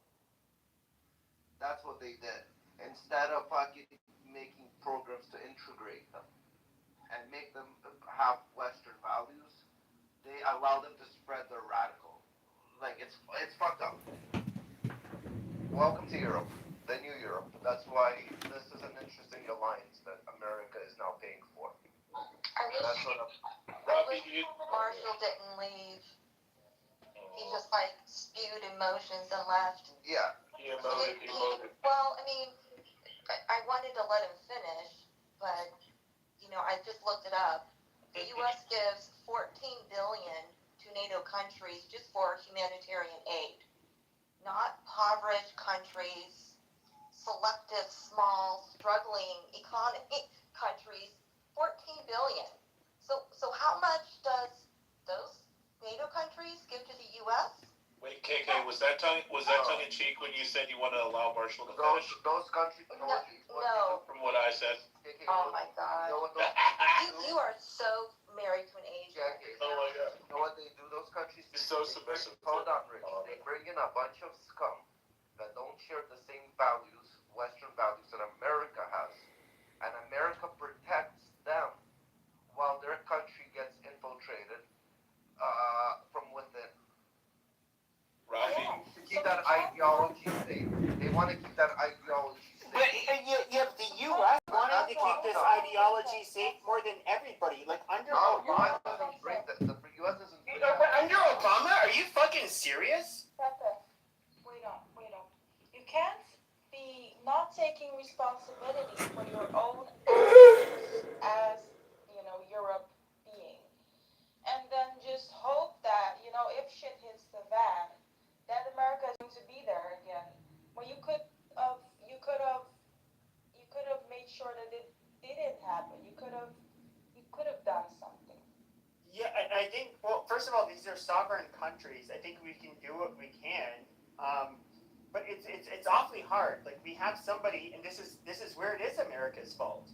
We had this piece of fucking shit DEI hire. He's the first black president. The second coming of fucking Christ, you know, with the name Obama. Oh my God. Or Barack Hussein Obama. And then we literally, it's like, oh my God, everything, heaven's gonna come to earth. It's just, you know, no, it was a bunch of bullshit. But then we saw look at how much the culture changed under Obama's presidency. We went from being fairly normal country, not that torn apart.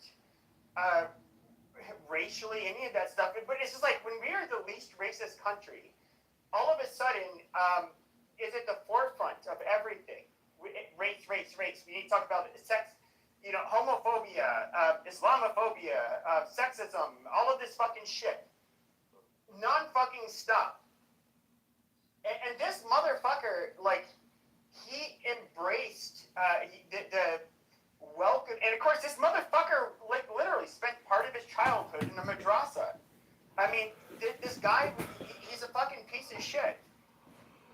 And you know, here we are. It's just like, oh, why are we here? Because of America? Why? Because a bunch of fucking brain dead, stupid fucking Americans saw that they got this guy with black skin. And it was more significant than voting for somebody based on their policies. They voted for him because it was so symbolic to have our first black president. And I remember, you know, just like watching his fucking his debates. He wasn't a poor debater. He wasn't a good debater either. But watching even like we had infomercials where it was like every fucking whether it was local broadcast television, cable, they had this, like, they would allocate like an hour to him. And I remember watching it and just seeing like, okay, you're pointing to the struggles of everyday Americans. Amazing. I mean, okay, so how are you going to fix it? He never said how he was going to fix it. And, you know, one of the weirdest things, I remember walking out when my grandfather was alive, my dad and I, we'd pick up gelato, and we would pick it up and drive it over to him. He was in his 90s at the time, and, you know, but there was a coffee shop next door, and it was Children for Obama. This is back in like 2008 or so. And I was just thinking, like, why are kids painting pictures of Obama? Like, this is like some cult-like shit. This is weird. But they were doing it, and I don't know. Why are we so accepting of this bullshit? It became fashionably cool to be anti-American, and let me guess, that is rich, of course. Of course. It became fashionably cool to be anti-American and like basically pro-Islamic, pro-black, anything that undercuts America.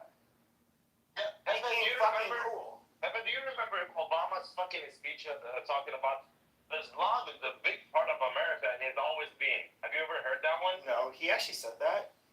He actually fucking said that. He actually said, go YouTube it. Your mind is slow. That's funny because even as a cat. He didn't say, listen to me. He didn't say the big part of America. He said it's always been. Yeah, that is bullshit. That's like saying like a big part of America has always been Catholic. You know, as somebody who was born and raised Catholic. Like, no, we weren't. We're fucking Anglo-Fox.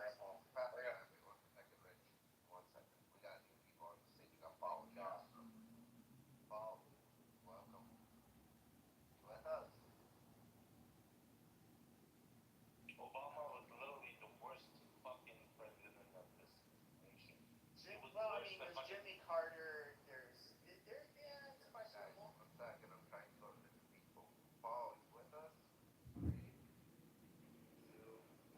I'm just listening. Are you just listening? Got it. Castro, you with us? I know Paul. He's been on here for years. Got it. Castro, what do you think of the title? Complaining about American allies. Who's got American allies? Well, Europe is some shit. Most of Europe, they don't come close to defend America, while America needed the most.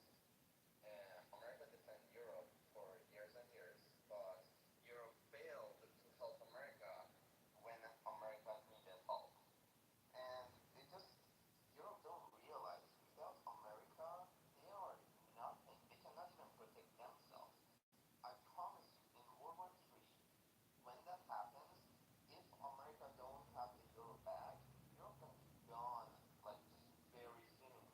They don't have any power. All of their power is from American bases in that country. Who can take out Europe? I'm just curious. Europe has a lot of enemies. Like, as soon as America come out of NATO, Russia wants that. China will step in. Europe can clean Russia's clock. This is not even the same.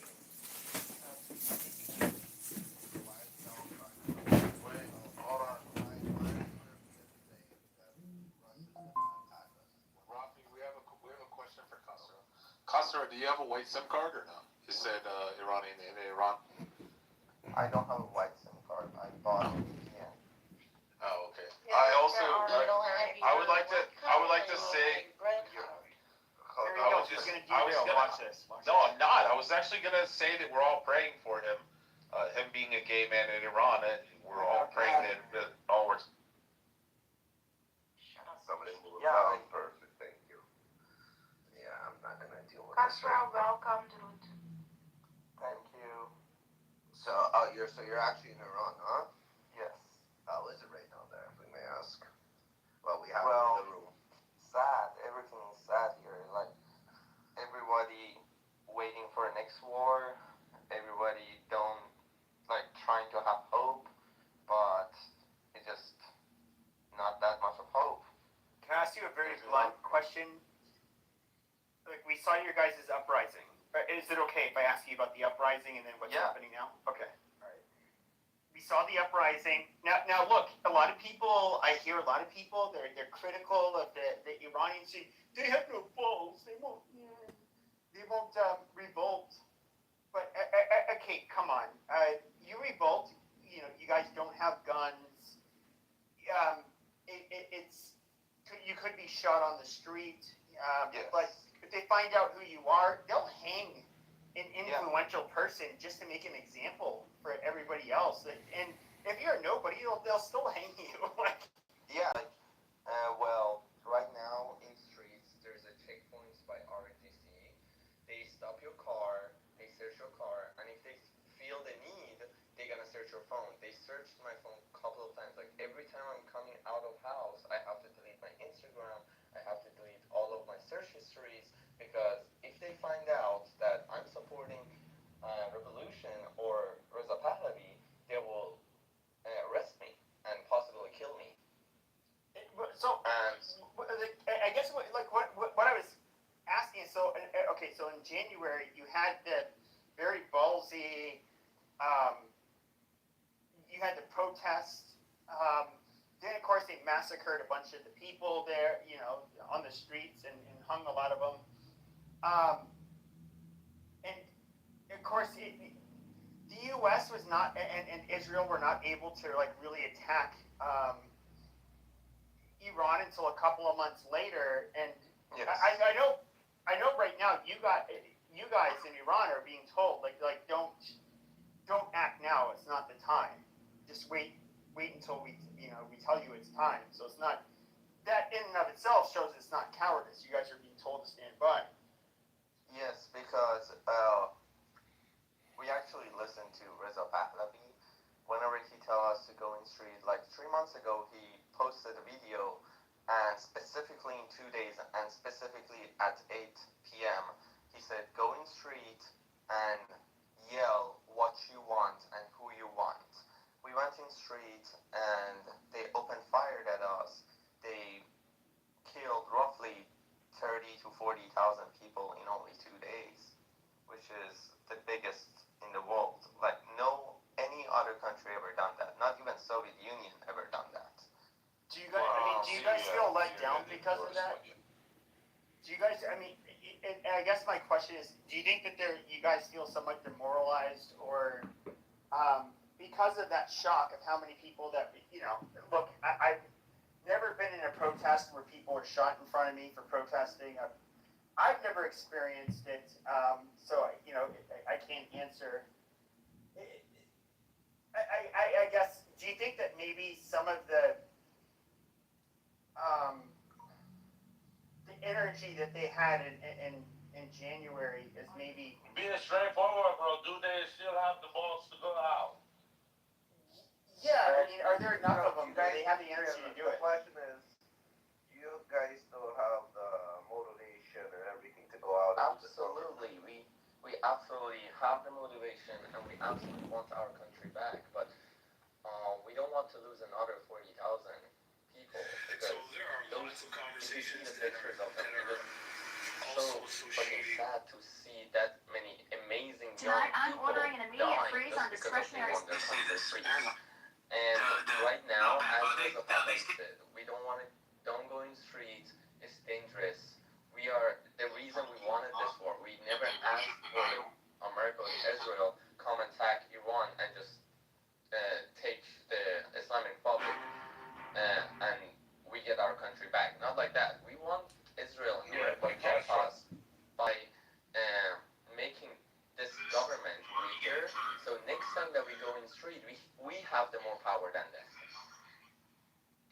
Kestra, do you realize what you said is not going to happen and is inevitable? You said we don't want us to like die, or we don't want flight under 40,000 to die. But this time, there's a possibility that maybe over 100,000 people. I understand that, but right in 3 months ago, we went in the street, 40,000 people has been killed, and then we came back and nothing happened. But if we go in the street, and even if I die, I want to make sure that my blood, I died for the right reason, and after I died, my country got free. Not like previously, like... He wants to know in his death we did that, that the country got free. nothing happened. 3 months ago, Hello? we died, nothing happened. So next time that we go to the street, we want to make sure even if 100,000, 200,000 die, at least we get our country back. And that is one of the things that really annoyed me about people in the diaspora and Zionists. They weren't all from that group, but it was just like when this was happening, they're like, "Go out, fight." But then, in a way, okay, but you're a bystander, and I also, it's just like, this was largely being encouraged by the West, and I felt like if we are going to encourage the people of Iran to put themselves in harm's way for the benefit of countries in the West, there has to be follow through from the West. Exactly, yeah.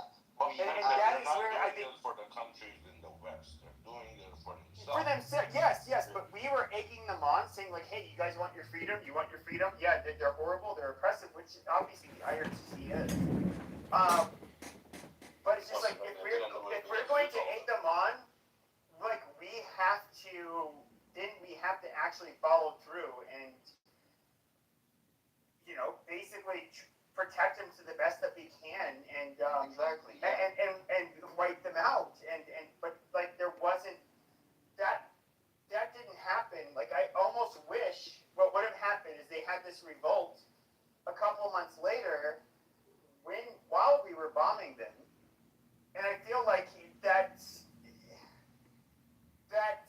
just imagine like they had this huge resistance and they were then they were just shot to shit, hung, all of that, and lo and behold nothing changes, and then a couple months later we start bombing the shit out of them and killing off their leadership. But like it would have occurred at the same time, I feel like that would have been perhaps it would have been a much better outcome. We were getting ready in the wartime. We were hoping, we asked Israel, okay, we go in the streets, we go to protest and make a revolution, and what we want from Israel and America is protect us from sky and bomb IRGC. So when we are in the street, we be safe, and we have the big power behind us to protect.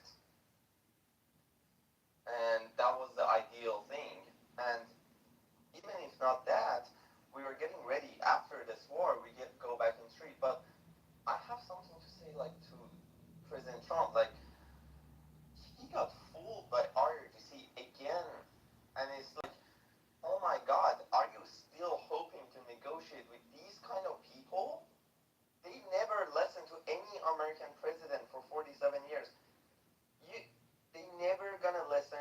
They will make their own nuclear bomb, and they will keep killing us and make the world unsafe. So negotiating with these kind of people is nonsense. I'm gonna ask a question, and this might be a little direct question, right? No offense, don't get hurt or don't get offended. Do you guys believe that America's there for you specifically to free the people? No. Okay. No, we believe that that's America. You say he got tricked, and they're gonna still develop the bomb. I don't believe he got tricked because it's still not done. Well, America have their own goals from this war, removing the nuclear power from Iran, cutting the oil to China, and like Venezuela, maybe after the war,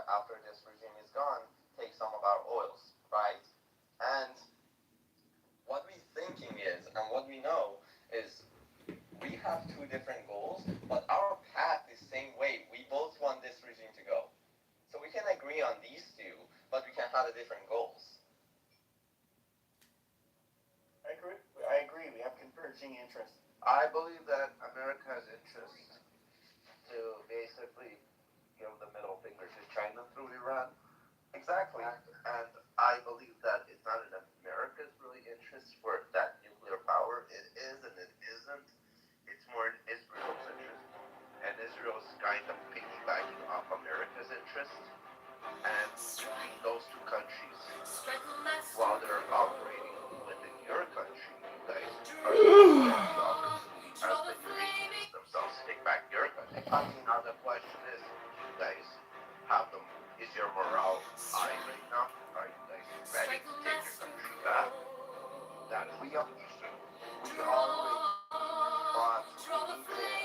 but we need to see America and Israel helping us, or like we try, like we never wanted this. So let me at the first of protest, can I, one second, at the first of this protest, we never wanted this war to happen. What we wanted is our own military stand up for our own people in front of the government.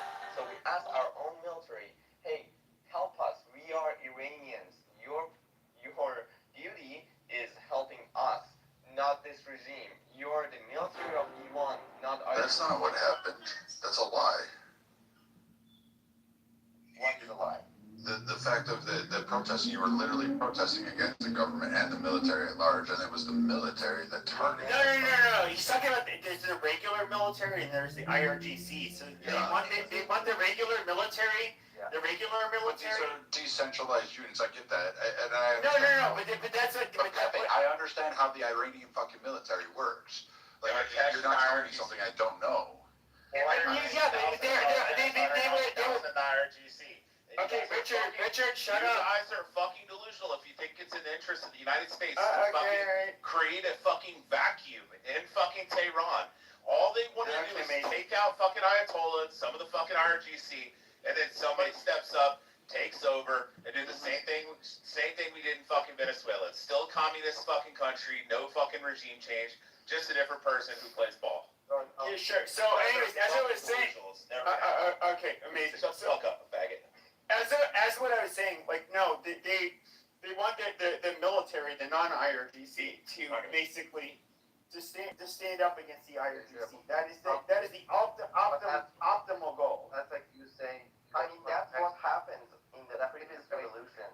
Like in the Shah's term, in the kingdom of Iran, when Khomeini came, military supported Khomeini and stood up in front of Shah and overthrown the government. That's what happened before. That's not a new thing for this military. It's not a crazy asking from the military. They've done it before. Just asking for the military again. Hold on, Castro. The military today, the IRGC, have better weapons.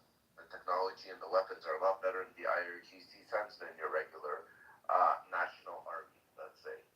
But like IRGC, like if military open their bases and let us have the weapons and stand up Brad, in front of government. Do you think they want full regime change, or do you think they just want somebody to play ball with us to stop the ass? They don't want a regime change. We're not doing that. So hold on. So that's what the Iranians think's gonna happen.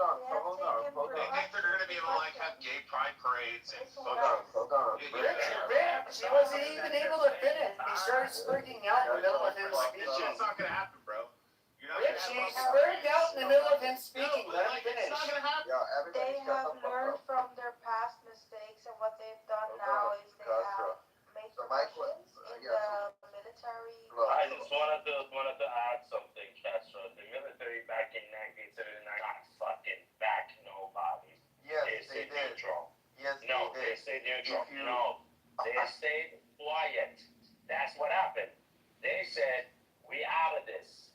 They did not support fucking nobody. They stayed neutral. That's what happened. But Castro. So I that's just have an allergy to they false didn't support information. this government. I know, but I just have an allergy to false information. Didn't the Air Forces Yes. that we obey the like Khomeini? Yep, they took them. Iranian Air Force in the previous revolution said we are following the Khomeini's order after this, and we are not going to follow the Shah's order. Oh, Castro, let me ask you a different question. You said you need America and Israel to do what? So for you,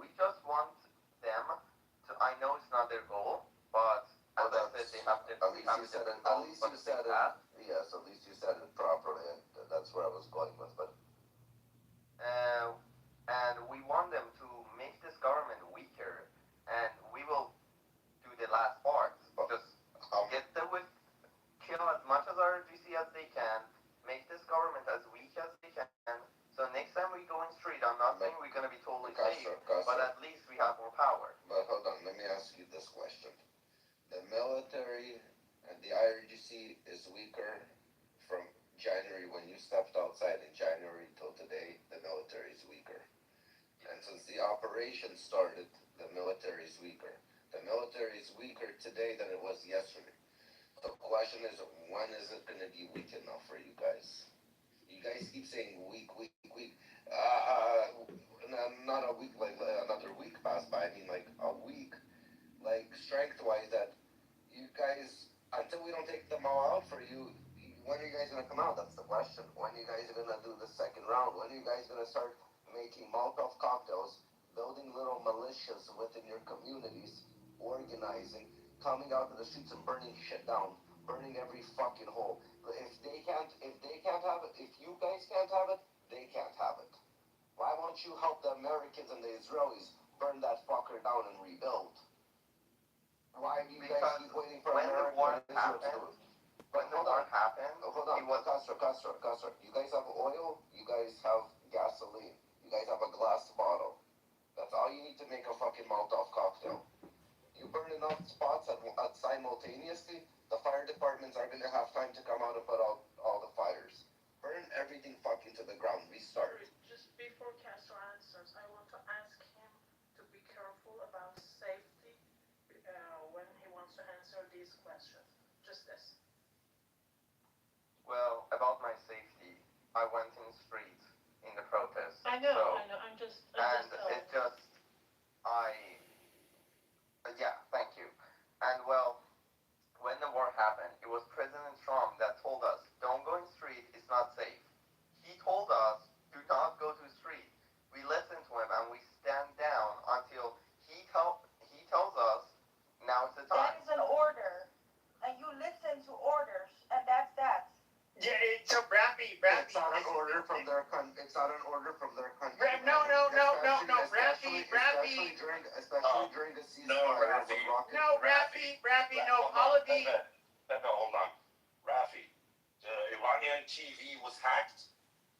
Trump's video and message was, with Farsi subtitle, was played on Iranian national TV. Yes. So that's what they did. They told him to stand the fuck down and do not do anything until we tell you to. Correct. Exactly. Ocean, let me ask you a different question. During the ceasefire, we knew that Iran was weak. Like, they needed that ceasefire to rebuild, correct? Me and you aren't stupid. It's not that America needed Once again, what did I just told you? You're gonna tell me, I know what you're gonna tell me. You're gonna tell me, well, there's no war now. There's no war right now. Burn that fucker down. Yeah, but Rafi, they were told to stand down. What did I just tell you? What do you have ears? What did I just tell you? And you can fact check me if I'm fucking lying. What did I just tell you? That they were told to Israel stand down. supported Trump. Pahlavi said the same thing, so they're just fucking listening to what the fuck they're being told. In a troll video on Iranian national TV. So that's what they're doing. I understand, but during the ceasefire, if they had a ceasefire, America can't say, guys, we're in a ceasefire, now you guys can have fun with them. Did they say that? Did they say that?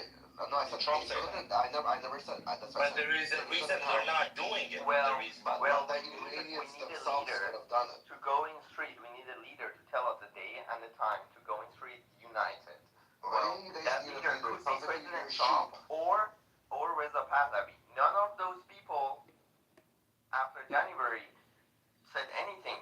And in fact, President Trump and Reza Pahlavi, they both told us they stand down for now until the moment comes. Exactly. Rafi, this is what you're not getting. Trump, okay, first of all, Israel, the United States, and Pahlavi, they're all saying stand down. Okay, so they're standing down. I don't get it. Well, again, during the ceasefire, if the IRGC is weak and they need to regroup and rebuild, so a ceasefire between America and Iran, correct? That's allowing them to regroup and rebuild and re-strategize. So if both sides are doing the same thing, let's say America's regrouping and rebuilding and re-strategizing, let's say Iran is doing the exact same thing. If the Iranian people themselves weren't told to do so by America or Pahlavi, and realistically during a ceasefire, America couldn't have told them to do it. They should have said to themselves, why during at the time America is going to be regrouping, re-strategizing, we won't give the IRGC that opportunity, because now we're going to distract them and fucking keep them on their toes. Rafi. Because they're not the ones orchestrating all of this. Because if it's ceasefire and America would have said that to the Iranian people, that's how you ceasefire. The Iranian people should have came to that conclusion themselves. Rafi, let me dumb this down for you. Your parent and your uncle are next to you. You got a fight with somebody, right? You got into a fight with somebody. Then your parents, your mom and your dad and your freaking uncle tell you to back the fuck up. And you're a 10-year-old fucking child. Back the fuck up. The other person that you fucking having a fight with is a fucking 16-year-old, bigger than you, stronger than you, right? They pick your parents. They're always going to be bigger and stronger. Back the fuck down. What would you do? Would you back the fuck down? No, I would wait for my parents to turn around. I would wait for my parents to turn around. I would abuse a fucking stick across. Motherfucker, your parents have control over you. In Iran, we need to be united. I cannot go in street and tell all of Iran to come out. We need a leader to tell us that. I understand. That's what leaders are for, Rafi. That's what I know what leaders are. You step number one. You follow orders. That's number one. Yeah, exactly. Like this revolution is like a military structure that our commander telling us to do something and we will do it. But if you're in the American military and your sergeant telling you not to do this, are you going to do this? No. So we are waiting for our leader to tell us when to go in street This is again. not Venezuela. Please don't forget, this is not fucking Venezuela, what we're talking about. Hey, by the way, do you think that the son of the Ayatollah is dead or? He's 100%. I think he's dead because there's no way. Like, imagine a guy, leader of Iran, and we never saw his picture after he became a leader. We never heard his voice. We didn't see any videos of him, and they just told us he's injured and he only writing stuff, like write on a piece of paper, and his orders are on the piece of paper. So if you go to pull to refresh the screen and you look at my picture, this is the mural that Iran did I guess a week ago or so, and his picture was on top of Soleimani's picture, which Soleimani was dead in. I saw that picture. The government said it was a mistake. Oh, really? Oh, shit. Drew, in the picture, the former Iranian president is also in the picture, who died in a helicopter crash a couple of years ago. It has nothing to do with this war as well. So yeah, and that was not U.S. or Israel. So I'm not sure if that picture is actually. So, does anybody know where that mural's been painted? Has any Iranians verified that that is true? That they have seen it? Seen what? The mural in Iran. And they expect it to be paid. What just Drew said? This. Has any Iranians that came on Clubhouse have, like, again, people probably live all across Iran or wherever. And they expect it to be paid. No, nobody does. I mean, so, like I said, it could be AI generated too, right?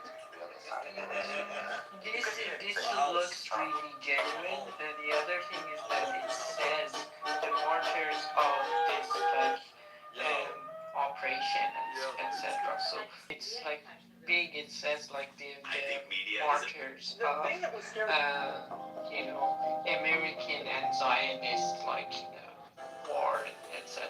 So it looks really on point with what like usually they put. Because I grew up there, so I know exactly like how they do this kind of stuff. Yeah, because we don't No, call but my question was we people don't call them martyrs. Like the Iranians that are freedom fighters, they call them Jabi, not martyrs. Yeah.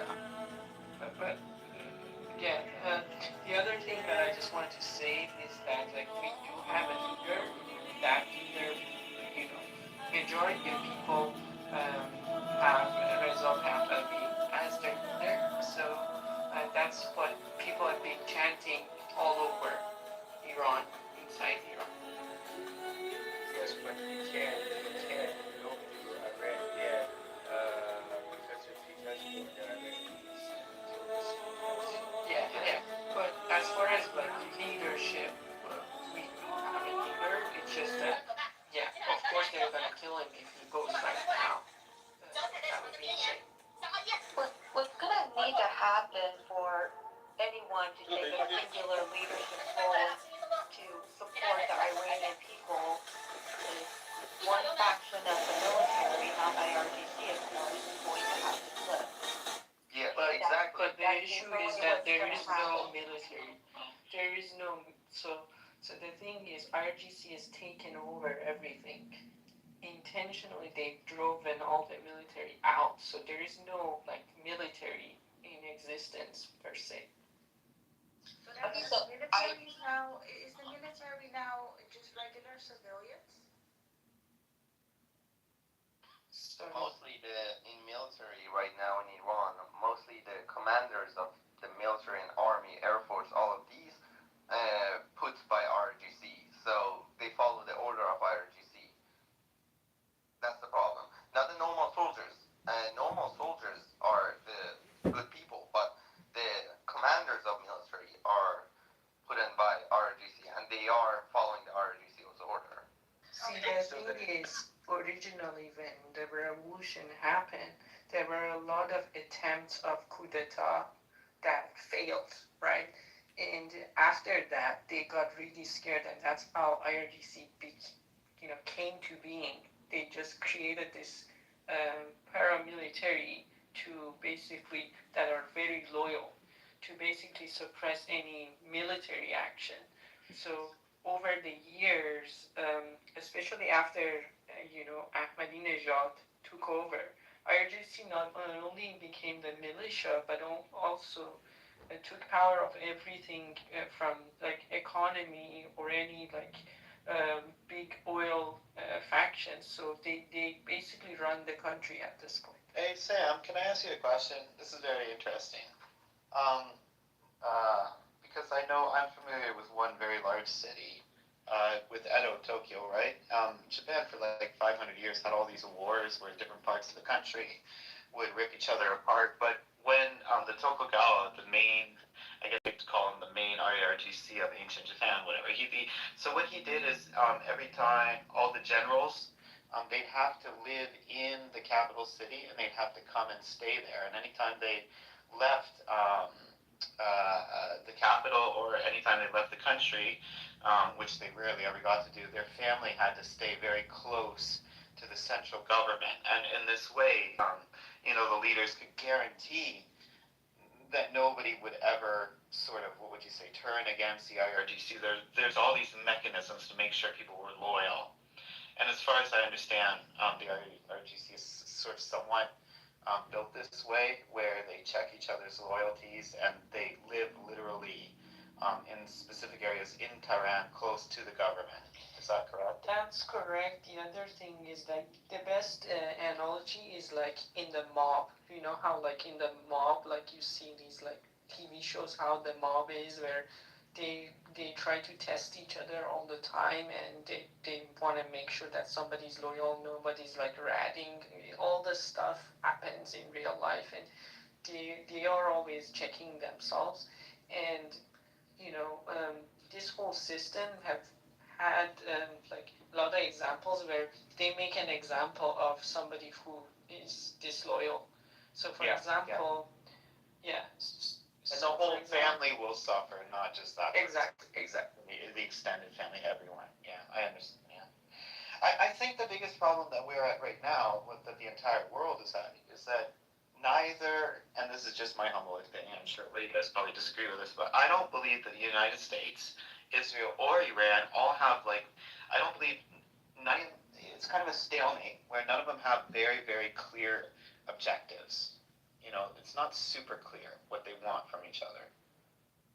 Hey, by the way, Matthew, I just wanted to tell you. He just left. Oh, damn. The Kasra guy was in Iran right now, and we were asking him questions as far as what's going on over there and all that stuff. So, but he just left.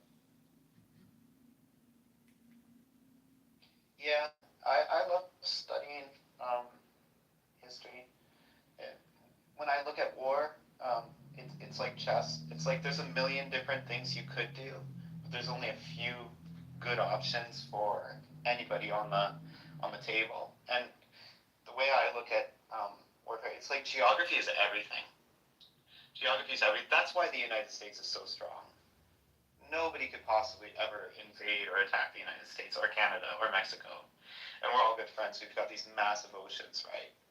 Our cities are so distant from one another. Our water systems are amazing. You have rivers running north and south like the Mississippi, and then you have Lawrence Seaway. And they're deep, and they don't freeze over in the wintertime. Geography rules everything, and I think this is what sort of Trump has learned, And I think all his generals before him said, look, attacking Iran, we played it out a billion times, wargaming it. It's just geography. There's no good decisions when it comes to it. But I don't know. My understanding of the situation is very limited. Yeah, you would be a great general. I highly doubt that. No, you sound like you know everything about wargaming and how the military operates. No, but I'm just saying, I think geography is a big consideration, right? I don't know much. You said they wargamed us, sounds like you know what you're talking about. Well, they did wargame, and this is, so I'm 48, and I can remember watching Ted Koppel, whatever, on NBC Nightline News when I was probably 12 or 13. And I remember him specifically saying that they had wargamed the situation out many, many times. So how many years ago was that? Well, I'm 14, 48, what is that? Ted Koppel. A long time ago. Yeah. Yeah. So a lot has kind of changed in particular technology that would help neutralize the whole issue with what you're talking about with geography.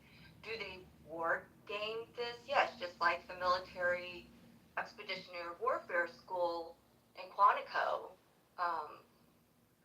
That class has to always, for years, they had to war game Gaza, Palestine, and Israel. They did that for years.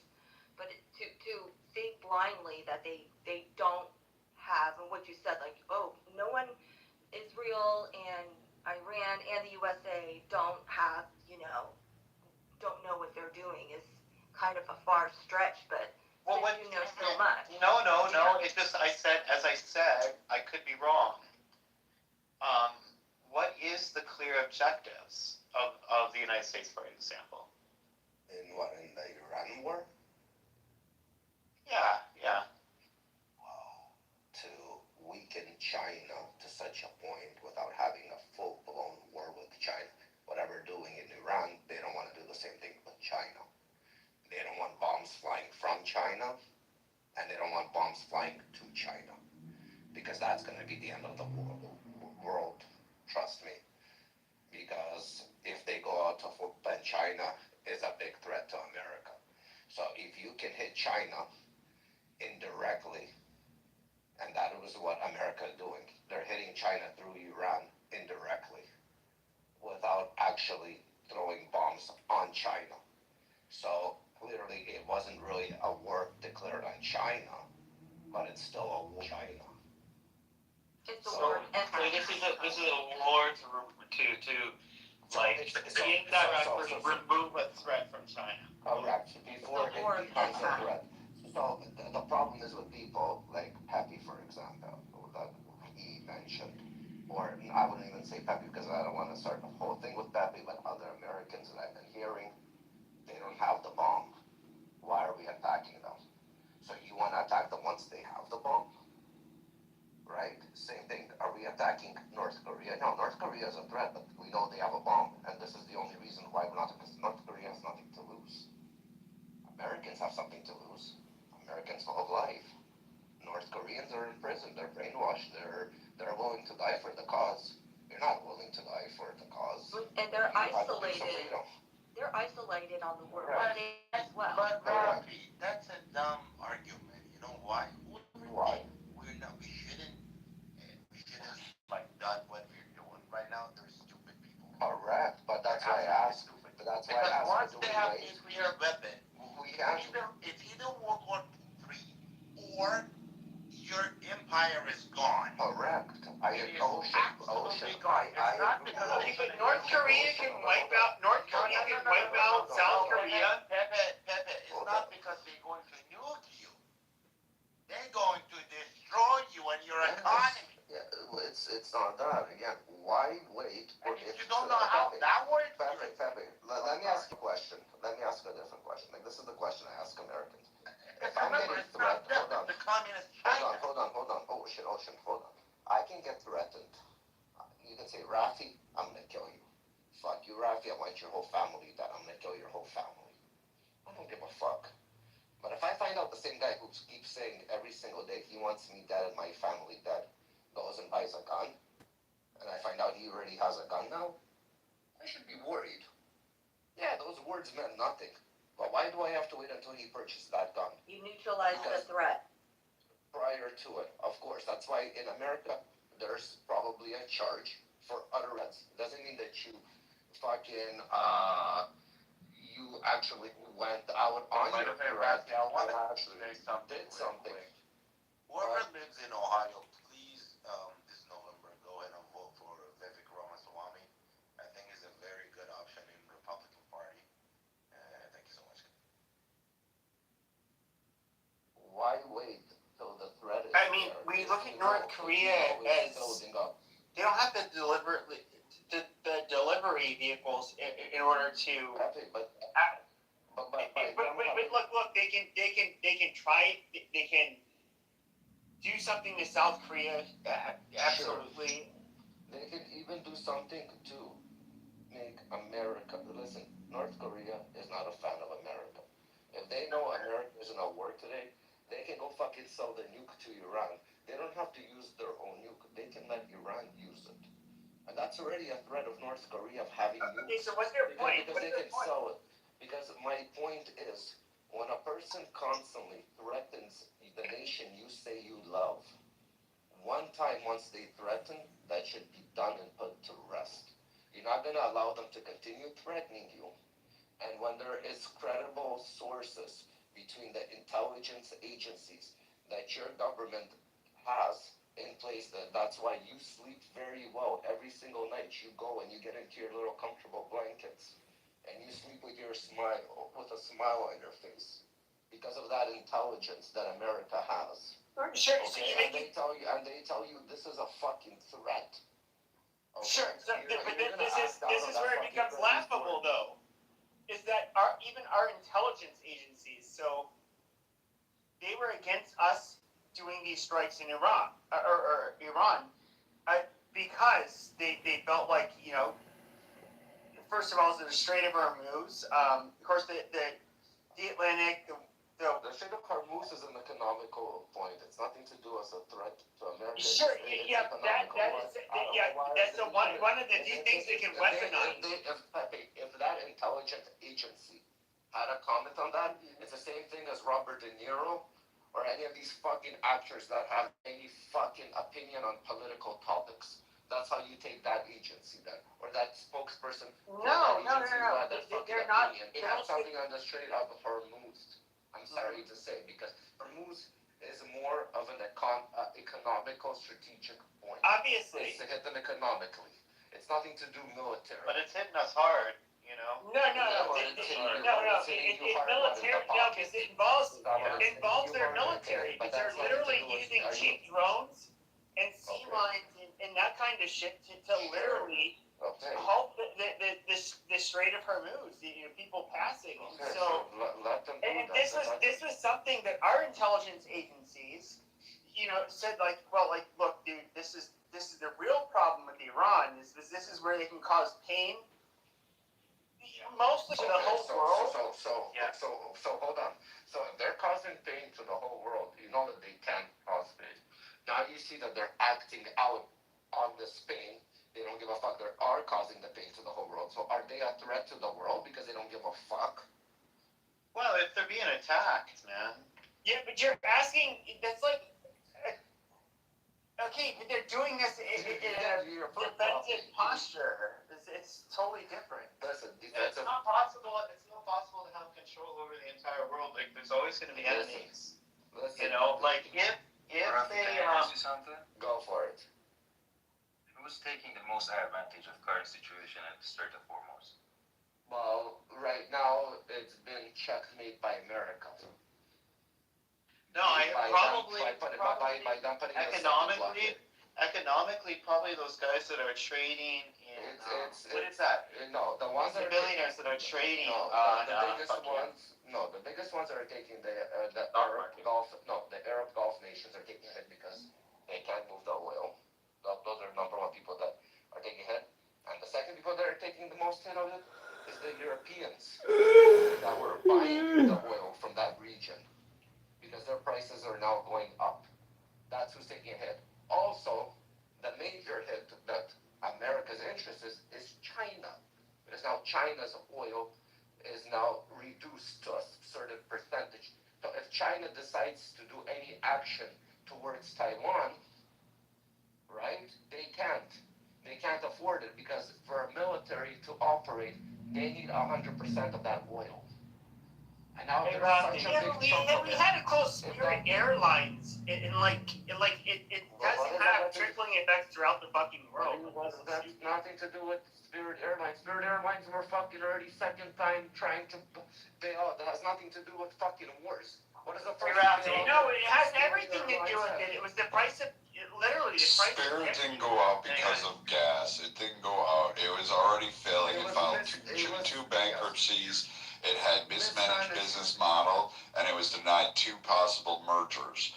And one was blocked by the federal government, even though, because JetBlue wanted to reform their business practices, and they had been losing money year after year. So, Pepe, it had nothing to do with it. Can I add one more part of Of that? course. It also is not the gas, it was almost like their best way to exit strategy, because within their business insurance, they can blame a cause of war to be a decline in business, so they can file a claim for that against their insurance carrier. That's the reason why as well. Correct. And also, they asked the government for a bailout, and Trump went to Wall Street and asked, and the financiers said, absolutely not with their business model. We won't invest in that. We won't go ahead and do it. Yeah, that was the overwhelming, nobody wanted it. That's why they took the insurance money instead. And and if the government didn't interfere with the capitalism approach and allowed JetBlue and them to merge, and then they could have probably kept some of the rates lower than the rest of the carriers, but they would have been able to stay in business. They would have been flying today. The problem is, Viking, Americans had it so good for so fucking long that they allowed this to happen. And now the fact is, they say, good times produce weak men, hard times produce strong men. Why have I not been signed for membership in the fleet, sir? Well, I thought you didn't hear why you asked. You've commented on the lack of senior officers available for this mission. I believe my 26 years of Starfleet service qualifies me for such a post. However, if you didn't feel the time has arrived for an android to command a starship, perhaps I should address myself to improving. Commander, I believe the Starship Sutherland will need a captain. I think of no one better suited to us. I Just without I'm allowing Lieutenant them Commander to Data. fall Lieutenant quiet. Commander Christopher And every single by order day, of Starfleet, I hereby take command of the vessel. Excuse me, sir. I'd like to request a transfer. After May I having ask the why? president's I don't administration believe I'd be a good that first fucking officer for made you. them look Your service record to date suggests you would perform that especially your last one, functionality, but like no, Mike did. that's not what I mean. I don't think I'd be a good first officer for you. America needs Frankly, to put sir, I themselves don't believe in your ability that to world command this Yeah, we ship. were By the taken same advantage token, of I don't. for A so command long, droid is a and good that choice whole to be kept. then Request that denied. Marshall was lucky I was eating May my I ask cookies. questions? They were good, Personal by the nature. way. I'm It's like, oh, confused. you Why can't, have I not you know, been assigned to command a ship in tariff the fleet, them, sir? and then Well, I go ask them that, tell them that they need to help you. Well, what about the two past decades that they've been taking advantage of the U.S. economy, and we're not getting anything for it? It wasn't a fair export. Why do you think all the U.S. companies went overseas to produce? Hello? It's like, okay, Hello? so now we're trying to neutralize and come back to the median of what we were and kind of bring back the structure and make things fair again. Sorry if people don't like it. Sorry if Europe doesn't like it. I don't give a rat's ass. Honestly, but if you let someone tell you I'm going to threaten you, and you don't eventually check them, they're going to keep on doing that. So the fact that we're checking them now just prevents them to keep doing this to not just us, but even their Arab partners right now, or their Arab neighbors right now. They're going to keep doing this. They needed to be neutral. Their Arab neighbors right now, like the Gulf nations, are being better allies than the Europeans today to them. Look at UAE. That's the saddest thing, that the Gulf nations right now are better partners and allies to the Americans than the fucking America who made the EU. And Who allowed the EU to prosper the way they do. And was that the case during Iraq War? Nope. OIF? Nope. That is the saddest fucking thing. Yep. What people are saying is, and even like Israel, for example, me, myself, yeah, I'm Jewish, right? But at the end of the day, when shit hit the fan, Israel went straight with America. Not like the Europeans. I don't want to big up Israel or anything in that matter, but they went. Israel is the only country that America will give money to that will re-spend it back in America to re-stimulate the American economy like any other nation that wouldn't. And Israel is the only country that actually gives back to America. Forget about that money. In technology, medicine, any other way. Even fucking cybersecurity to fucking just in general information that they share for security reasons. Compared to any other country that America works with. And that is so fucking sad. That Americans don't see that. Especially the Americans that are burning their own fucking flags in America. That is the most disgusting fucking thing I would have to say. I've ever seen in my life. Well, it's not even that, just the IRGC apologists. Like, oh, we just need to leave the Iranians alone, let them solve their own problem. Yeah, I get that to a point, but then to be against America, but then be okay with IRGC, like that's so odd. I have some news, guys. Political analysts, Middle East affairs are posting that the Iranian media says loud explosions were heard in Rish Island, Bandar Abbas, and Bushehr, after unknown fighter jets bombed the areas. It's apparently the UAE hitting back. Ooh, that's good. The UAE's in now? They're officially Yeah, in they're this? officially in. They said that That's new. No. This news was this morning. What are you talking about? No. Father, can you check this? Okay, hold on. What did it say at the end? What did you read? This is from 37 minutes ago. Breaking. No, this news. Iranian media says. Iranian media. Azizam, Habibi, this news came out this morning. I checked the news this morning. In Peshman Bandar Abbas. But now my question is, what was the rest of it? Because you said apparently UAE is hitting Iran. Yeah, why the UAE? Where does it say I don't get your question. It says it is the political analyst of the UAE that's saying breaking. Iranian media says loud explosions were heard in Qishm Island, Oh my Bandar God, Abbas, and where does Bushehr. it say UAE is hitting Iran? Hold on, Ocean, before He you says, go off I on Glow, quote, one second, Glow, one keep second. hitting them We hard, have- you we have- mystery kings. Who are the Hold on, mystery kings? Father, are you with us right now? Yeah, right here. Can you check on your app? So, see if there's any updates on your app and when your updates came in on that one. UAE has kings.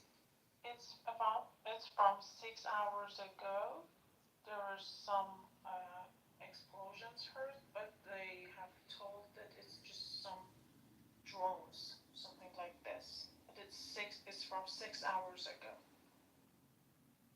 Oh, mine is recently. No. 37.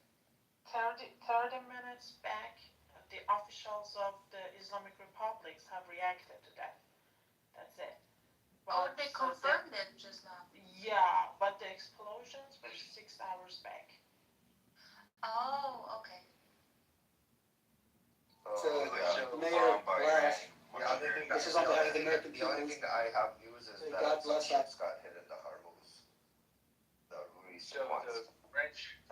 No, it's after that. It's after that one, Rafi.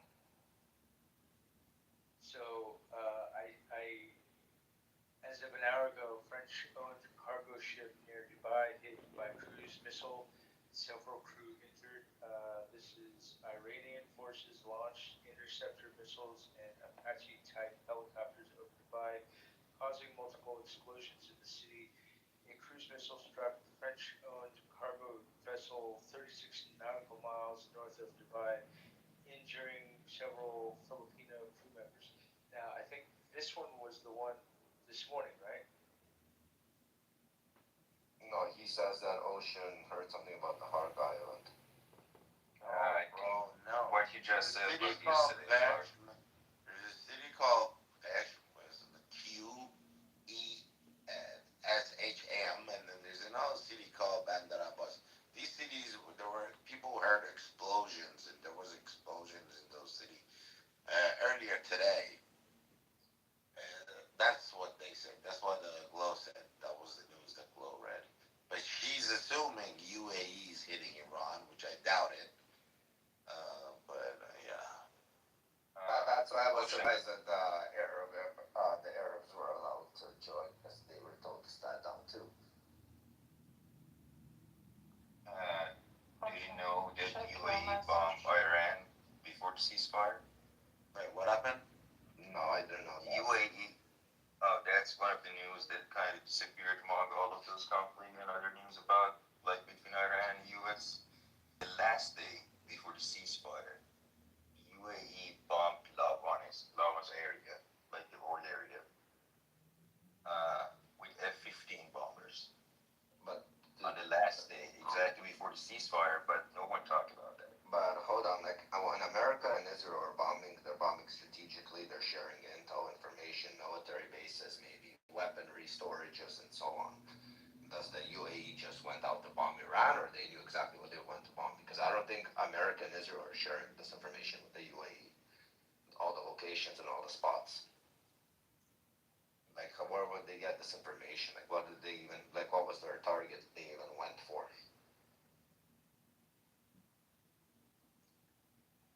So, let me see. Okay, so what I just said, there was an attack on the hit on the CGM in San Antonio, which is owned by a French firm. Took place on Tuesday evening local time. Said the ship was near Dubai as of midday. Okay, so we know about that. I'm not seeing anything on. At least yet. I've got to search a little more. No, they figured it out. Oh, they did. Yeah, Ocean, and Massa. I figured it out. All I know is I got today news that 2 vessels got hit in the Strait of Hormuz by Iran. What? So today by Iran, 2 Oh, vessels yeah, got yeah. hit. Yeah. I don't know which vessels.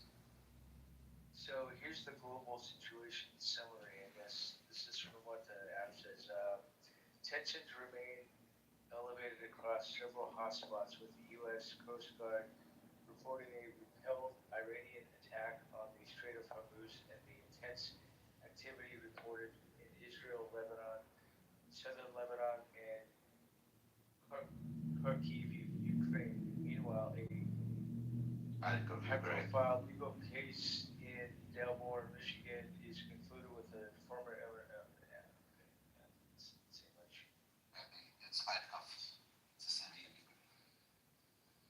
If you refresh the page, I just put it on my profile. It just say AI Gemini search engine. I can just put the link if you want, but that's about bombing Laman's area by the UAE before the ceasefire.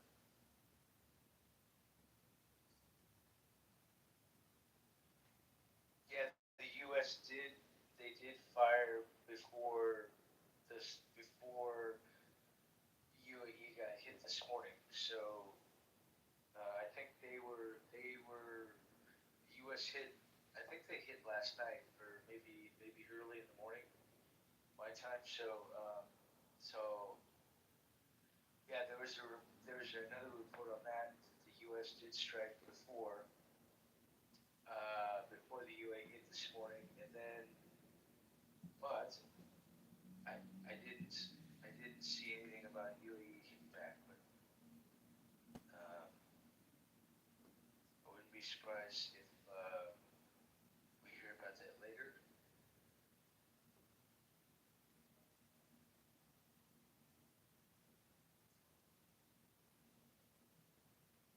Well, the question is, when are they going to start hitting again?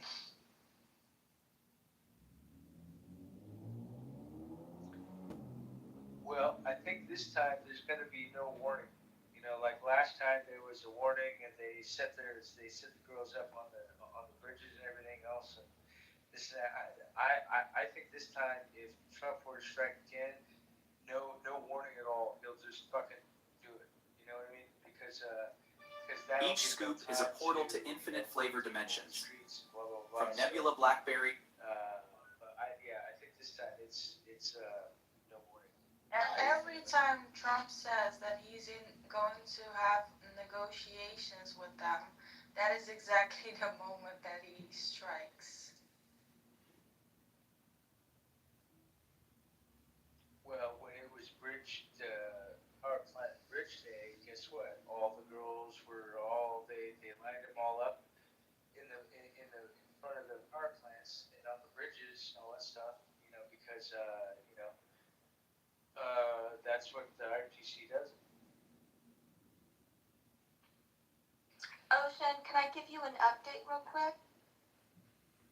Oh, hi. Yeah, of course. KK? Yes, it's KK. I just came back in the room to tell you that Vivek won by 82%, the primary in Ohio. Yeah, I know. And when I heard it, I got really happy because I like the guy. Yeah, He's very sharp. I just wanted to let you. Appreciate it. Thank you. Yeah, I really cannot wait to see him, in high positions. I like the guy. He's really good. Yeah, he's good. He's very smart. He just needs a little bit of fine tuning, but very good. I remember the Prime Minister of Iran coming out. Ocean, can you translate what he said? He said, there will not be a war. We will not negotiate, and there will not be war. Can you translate what he said, please? It was so fucking fun. مذاکره نخواهیم کرد. جنگ هم Who نخواهیم. said that though? What's his name? Was it Khamenei himself? Yeah, it was the first. It was. Do you know what he said? Can you do it? We will War not not gonna happen. We won't do negotiate. And then what happened? War Yeah, they he need said to negotiate. we're not gonna negotiate. There's never gonna be a war, shit like that. And you know what the funniest shit that they said? It was the leader who died, the supreme leader who died. He said, "It is true that the U.S. have the most very scary. But scarier than that is the equipment we have to fucking stuck those aircraft carriers on the bottom of the ocean. That's what the fuck he said. Shit, man. I don't know. These motherfuckers are delusional. But yeah, that's a bummer. It didn't last long to tell us what was that military equipment that they wanted to use. And do you actually know, to Iranians, do you know why they haven't had a funeral for him? Nothing left of that guy. Nothing. A funeral, it doesn't matter. But do you know why they haven't had a funeral for him or not? I thought they had to be buried like within 24 hours or something. Yeah, but the reason is, so here's the thing, KK. They nominated basically his son as the supreme leader, right? So we don't know if the son is healthy, is fine, or blah, blah, blah. Because he's the one, like basically the new supreme leader, he's the one who has to do the ceremony, to basically the funeral. Who has to do the prayer and all that shit. So that's the reason they haven't done it yet. So if he's dead,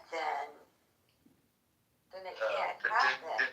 Oh, you mean if the son is dead? Yeah. Yeah, the gay impotent one. Yeah, yeah. If the son is dead, then whenever they pick another supreme leader, he has to do the prayers and shit. Yeah, but that's what I'm saying. That might be another reason why, is that they're trying to hide the fact that No, his son is alive. the gay His son is alive, JK. He's probably not well at all. If that's one of the other reasons, I'm sure his son is alive. Because he wasn't alive by now, they would have picked somebody somehow. But he's alive, but he's probably not able to do all this. Because it's fun. I think he's not alive, Ocean, but they don't want to destroy the morale. Because if they say that he's not alive right now, that's They don't going to care. destroy the morale. No, They don't care. do At this, no, Rafi, they don't care at this point. It's already a decentralized system. They don't care. If he's not alive, they're going to pick somebody and do the fucking funeral ceremony and all the shit they gotta do. But the thing is, he's not healthy enough. He's probably fucked. Like, he's alive, but almost dead, basically. You know what I mean? vegetable, I know. He's like a vegetable, yeah. He's a vegetable stick, yeah. He's useless alive. It's kind of like, I'm not sure that he's useless and a vegetable, but like, yeah, that's the reason. So Iran denied that they shot out any missile or drone operations against the UAE in the recent days. If any action is taken against our islands or ports and coasts from the UAE territories, we will respond with resolve and strength. So I don't know. The problem with Iran is that they lie all the time, so you don't know if it's the truth or not. So, but that's what the statement is. So I don't know. Just putting it out there. That's cool. Yeah, what did you want to say, Ali Reza? They chose the replacement and the U.S. bombed them. What is it called? The group that they are picking the replacement, like Majlis Khobegam. You're talking about the sun? Not the sun, like before the sun, immediately after the first bombing. What does it have to do with anything? Yeah, what does that have to do with anything, though? They had this meeting, they announced one person, and I guess U.S. or Israel, they bombed the meeting. You're talking about the Majlis Khobegam, basically, which is assembly of experts, I would say. Yeah, okay. Yeah. Yeah, they bombed the meeting. It wasn't. Okay. There was a meeting, they trying to pick one person as a replacement. They did. Mustafa was not there, but yeah, what's the point? Yeah, but what I'm saying, they picked one. He was bombed that guy. Then they picked Mustafa as a third replacement. I mean, none of that really matters. So they picked his son. His son is the supreme leader, and he's most definitely alive, but not well at all. Yeah, I was just saying. I mean, most likely he's alive, but if not well. I get it, though.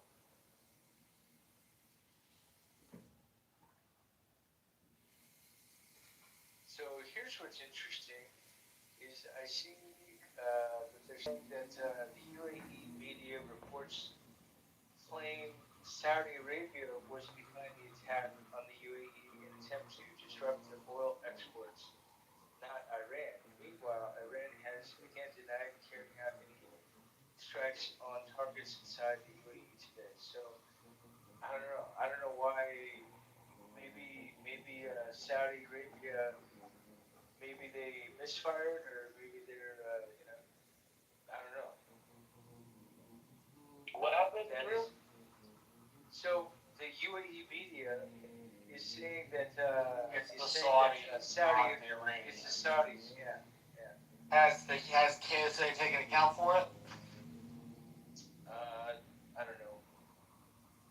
So the Saudi foreign ministry said nothing yet. Well, now I'll tell you something. Let me read this real quick. She said that the sound that they heard in Paris, Thailand was because of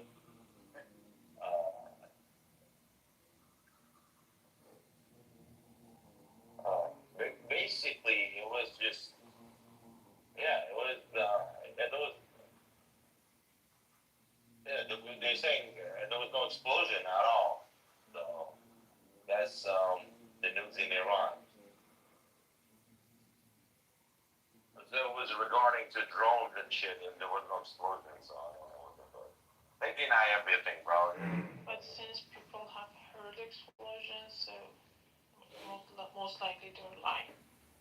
There was an earthquake too. There was a earthquake in west of Iran, I believe. Today? Mm-hmm. It wasn't really big. 5.1 or something. So there is a statement from the forum. Drew, can you talk a little bit louder? I really have a problem hearing you. I have a hard time hearing you. Yeah. So so this is from the KSA Twitter account. The Foreign Ministry expresses the Kingdom of Saudi Arabia condemns in strong denunciation of the targeting of a site in the vicinity of the Khartoum airport. I don't know if that's. Say the name of the airport one more time. Khartoum. It's in Khartoum. Khartoum? Oh, the ancient city of Khartoum. Kartum, I think. It's KHART. Oh God, I badly misspelled it. Wait, say it again. Khartoum. No, spell it again. Spell it one more time. KHART. ART. OUM. Oh, okay. Yeah. Khartoum. Okay. In fact, Khartoum or something.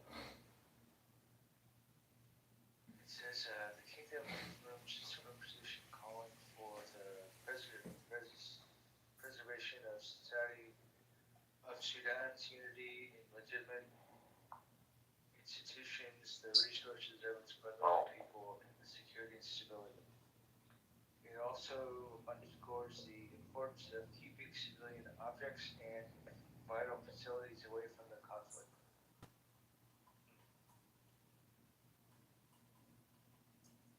Is this what we were talking about earlier? No. Oh, okay. No, it's something else, man. It doesn't sound like they put out a post about it.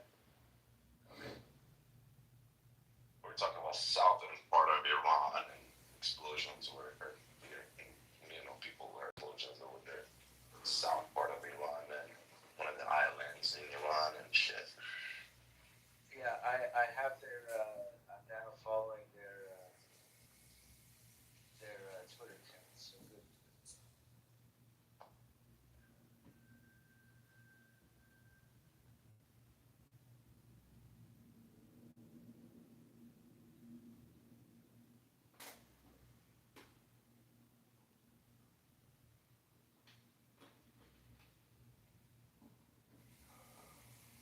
Yeah, Saudis, when Saudi Aramco was hacked, she helped. She was basically the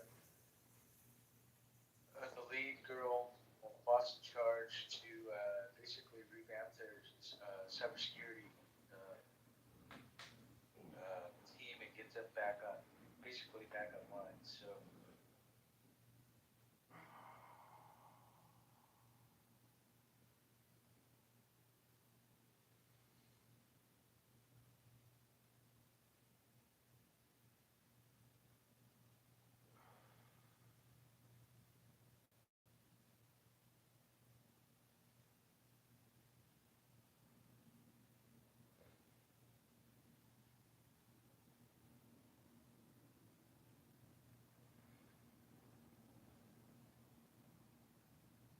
Go check the news, guys. I just checked the news this morning. Checking in news. So yeah. Iran attacked the Kurdistan. Draw. So this just came out a few minutes ago. Trump says U.S. to pause operations to guide vessels. Yeah, that was hours ago. Okay, yeah. That was hours ago too. Yeah. I just got it like right now. I think. Yeah, this Abbas shit's Arafat kinda went to China. This shit's kind of delayed. Yeah, 4 hours ago. Abbas Arafat went to China 4 hours. Oh shit, maybe other people haven't heard it yet, so Father, maybe you want to repeat that. They put a pause on the mission, on the blockade. Not the blockade.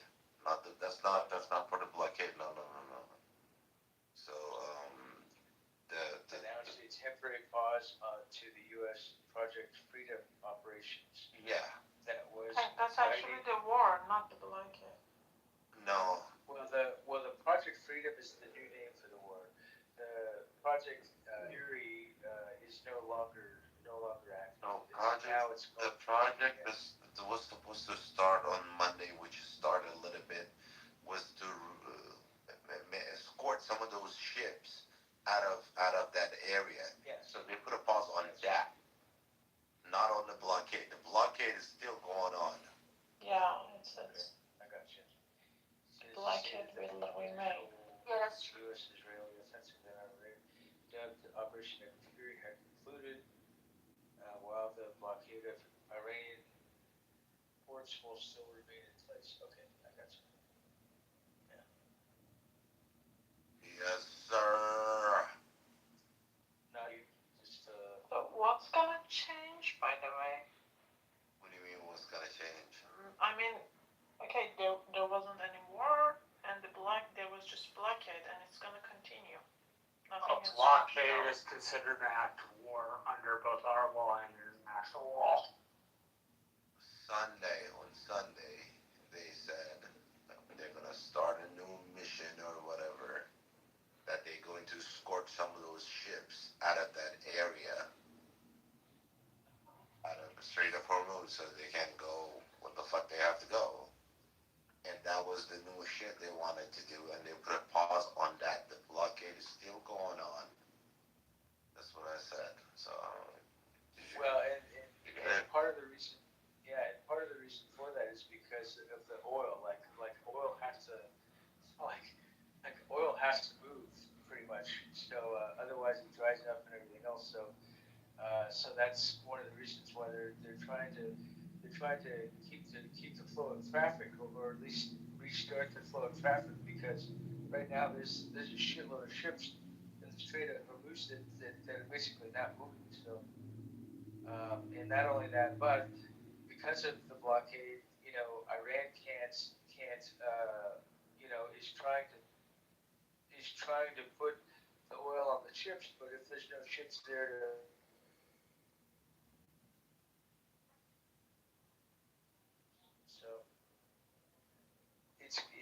it's really. How you doing, J-Lo?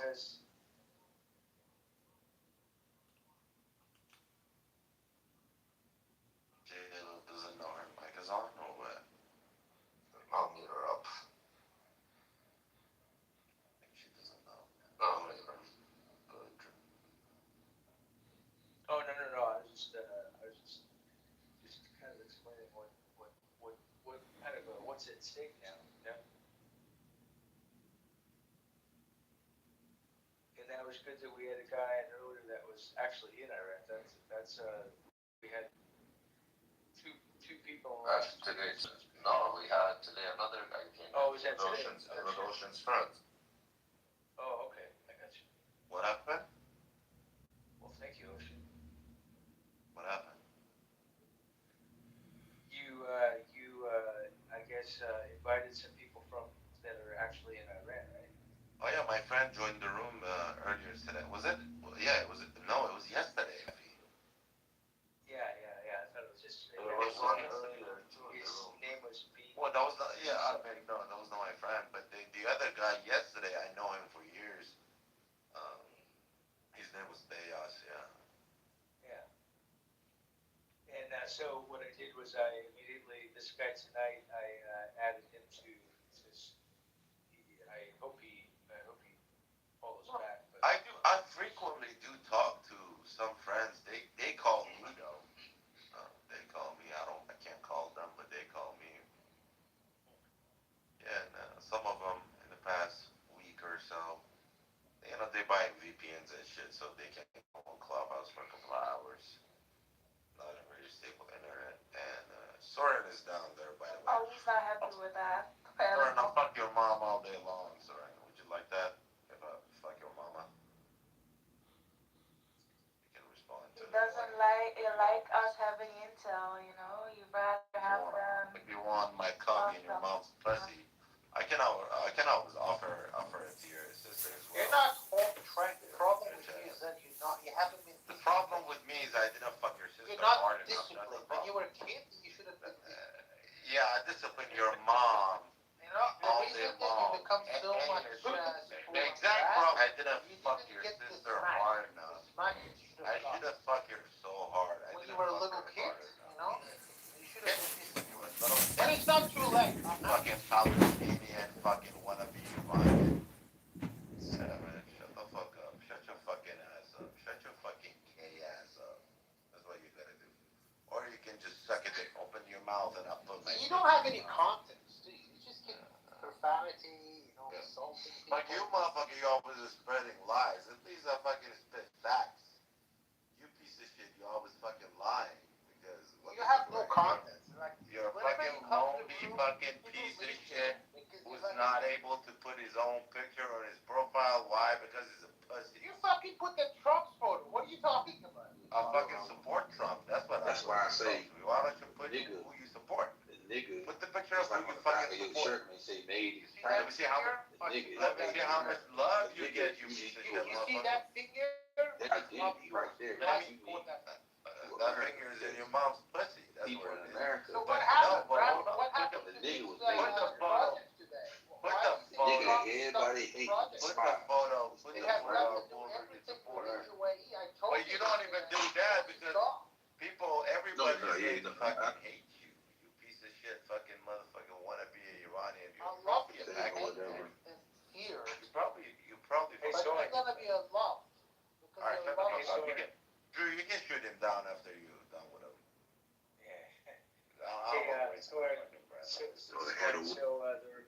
The reports are that Saudi Arabia hit UAE and not Iran. No, the leading There's no evidence accusation of like all of is the that Old Testament the before. KSA has not responded to whether it's a gunfight or not.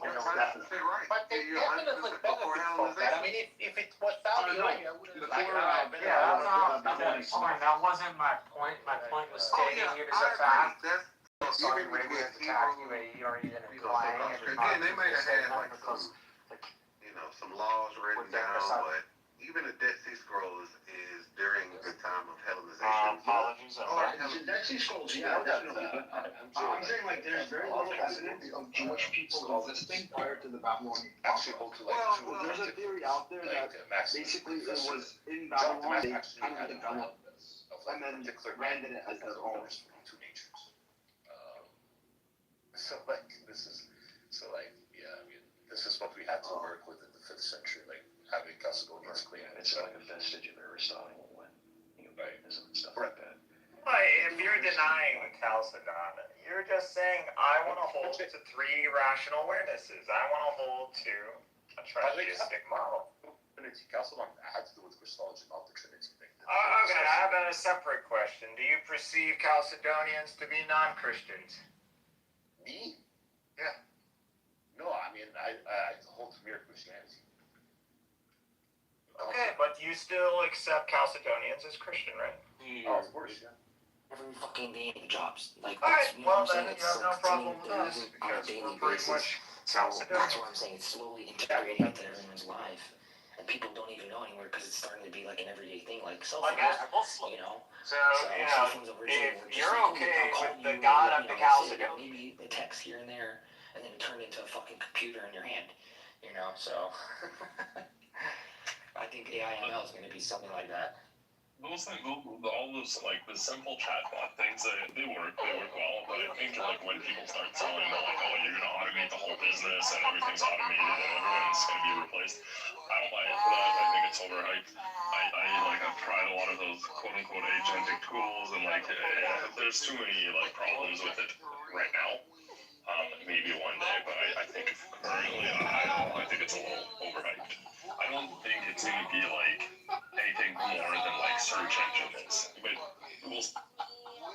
It's far away from like that replacing people's jobs, but some people's jobs will be replaced by it because it's gonna do the shit that some humans can't do as efficiently as AIML, and that's just the reality of it. It's not gonna replace everybody's job, but things like data analysis, creating websites and collecting information. Like humans, we don't need humans for that anymore. AIML will do all that shit for us, you know?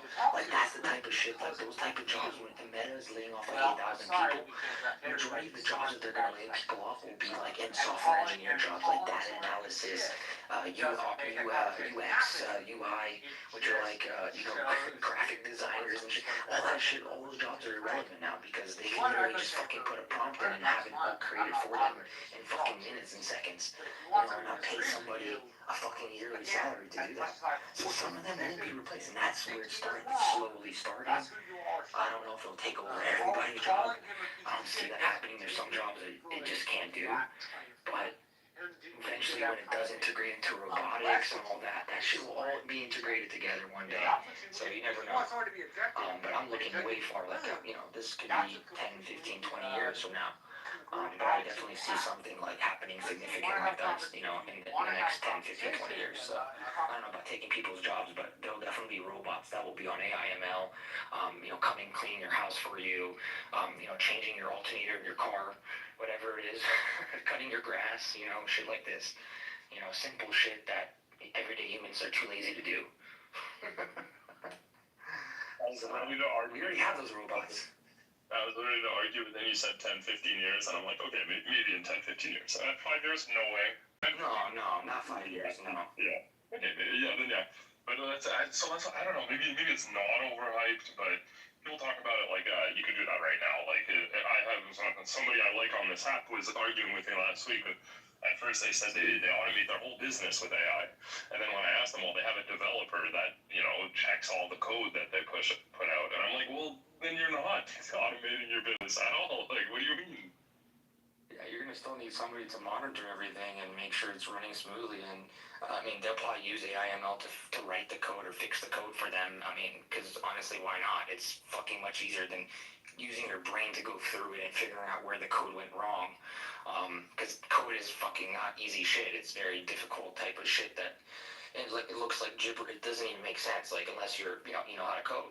So, but like I said, people in these software engineer jobs, these hardware engineer jobs, they use it every day to assist them with whatever they need to do. It's like it's something that can help you think and kind of like get to a conclusion or get to solve a problem quicker than you would be able to before.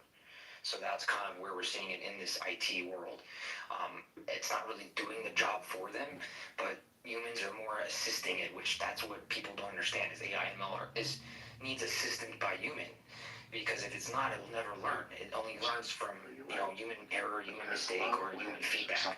That's now we're in that stage where it's still learning and doing everything.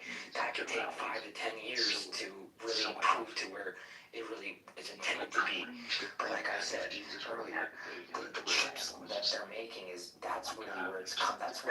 and stuff is running all this data and these fucking high power systems, and these systems are not cooled by air. They have to cool them liquid cooling because air can't cool how hot these systems get because of how much power is being run through. And people are mining Bitcoin, mining fucking crypto, which just takes a lot of power. And I'm telling you, some of these data centers are warehouses full of fucking routers, switches, modems that are all connected. Meta, AMD, they all have these huge ass warehouses with them, and I mean, they're looking to connect these warehouses that are far distance from each other with these new updated chips to be able to send data in amongst each data center very quickly and efficiently and from far distances now, because they used to not be able to do that with some of the chips that they have. So every company is slowly getting to where it needs to be for what they're looking at, and I'm telling you, they're investing billions and billions of dollars. Like I said, Meta's laying off a bunch of people at the end of the month because they're investing billions of dollars into AI. So, I don't blame him for doing that, honestly. People are like, Mark Zuckerberg, they're all talking shit about him and everything. Like, I don't blame him for doing that. He's doing what's best for his fucking company.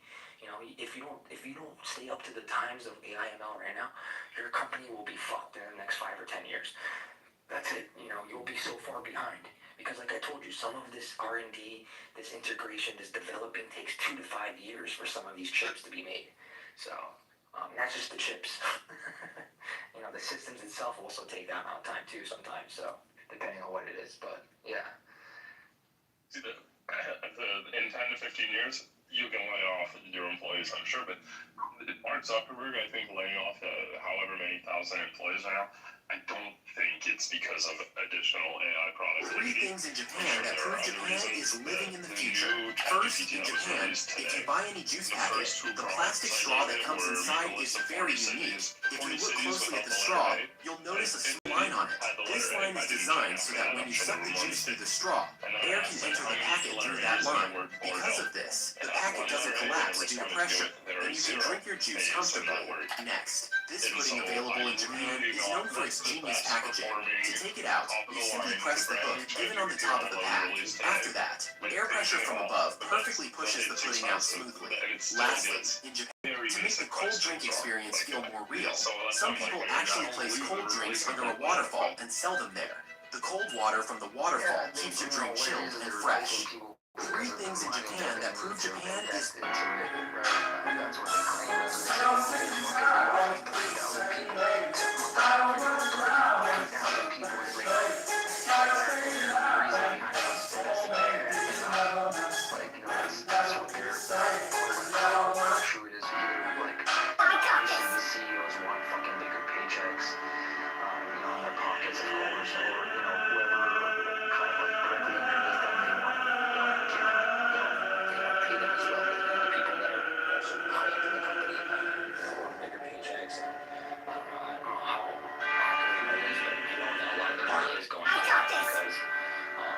This is how a ramen brand makes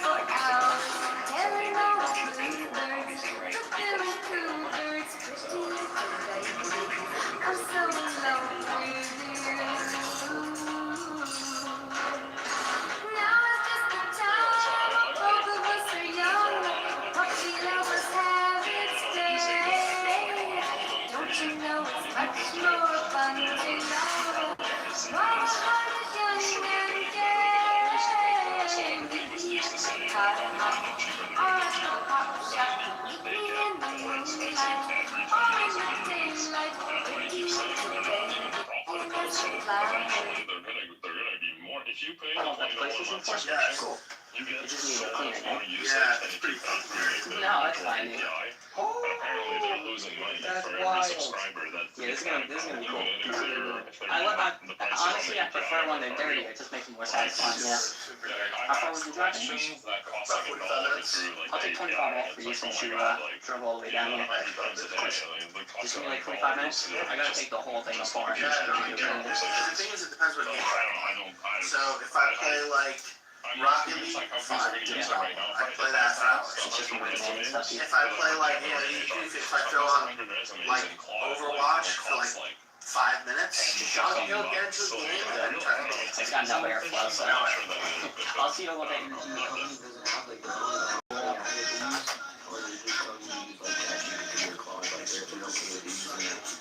So my company has their own AI, which uses either Cloud AI or AdGPT, so they pay the API costs, and I know it's just costing them absurd money.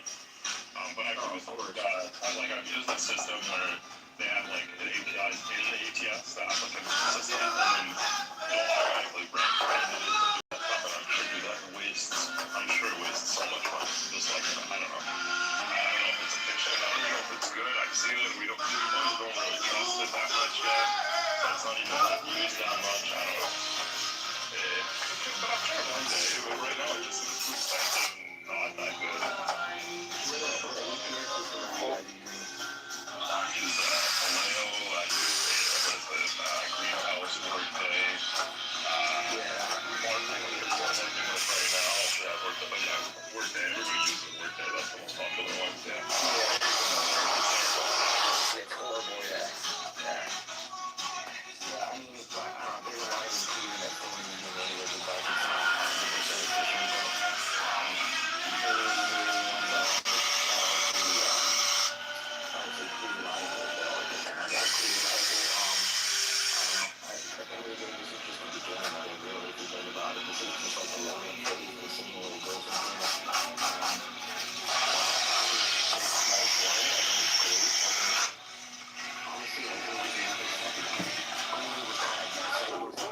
And now the vents are actually nice and clean. Painted all parts, everything. Just leave a review. You sure? Yeah, 100%. Of course. Yes, sir.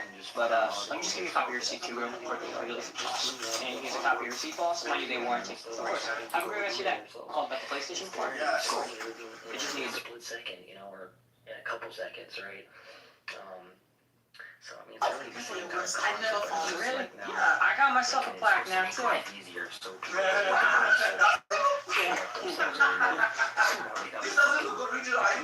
No, you probably got them when they were still bigger, right? It was always there. I do, yeah. Yeah, I think that's like 250. Efficiently and effectively, and with the power that it takes to do it, and the technology that it takes to do it. So. I would take any offer. Yeah,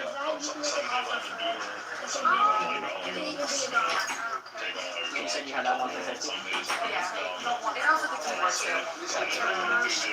Yeah, that's the nicest one of these. I don't really know what it's worth, but. Yeah, it's super old, but I could probably use it for parts or something. This is my son's. I don't know what his lowest offer is. I can go around and Yeah, 175 is pretty good for that, because I think it goes for like there's nothing wrong with it. 250 or something right now. Yeah, it's just cosmetic. It still works. He has the shifter. I just bought him the cheap Logitech one. So. And if you want the shifter back, it's only 175? Yeah, we can do that. Yeah. You know what? Let me go grab him real quick. Yeah, just make sure he's cool with it. You know, it's only that. No, it's fine. It's fine. He was given that new Thrustmaster one. Oh, those. Alright, so I need help with what to put on, like when customers are here. I knew you were gonna say Outer Banks. So my employee Andy was just that. So I guess. What happened?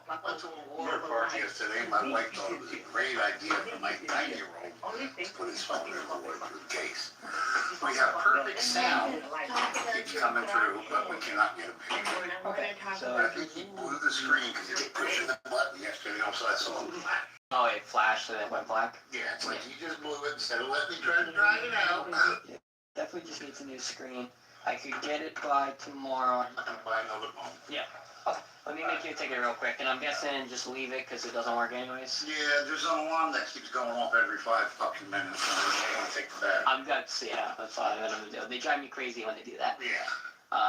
How's the Switch working out? Switch is beautiful. Perfect, so I like to hear. Yeah, I've been kind of keeping it from them, and I've been playing it. I'm like, Your table will instantly. Yeah. Yeah. Yeah. That's that one. Yeah. See this one. Yeah. Yep, Oh yeah. Okay. Yes. oh, wait, that's not good right there. I don't have anything here to repair, but I seen you online, and I just want to ask, how do you start like getting into this stuff? I actually worked for somebody else up in Brick Township for about a year. But honestly, if I was you, what I would do is try to do some repairs on the side, watch a lot of YouTube. iFixit, it's also not like really good website where they like clearly explain all the repairs, like step by step. Like, let's say, what phone do you have right now?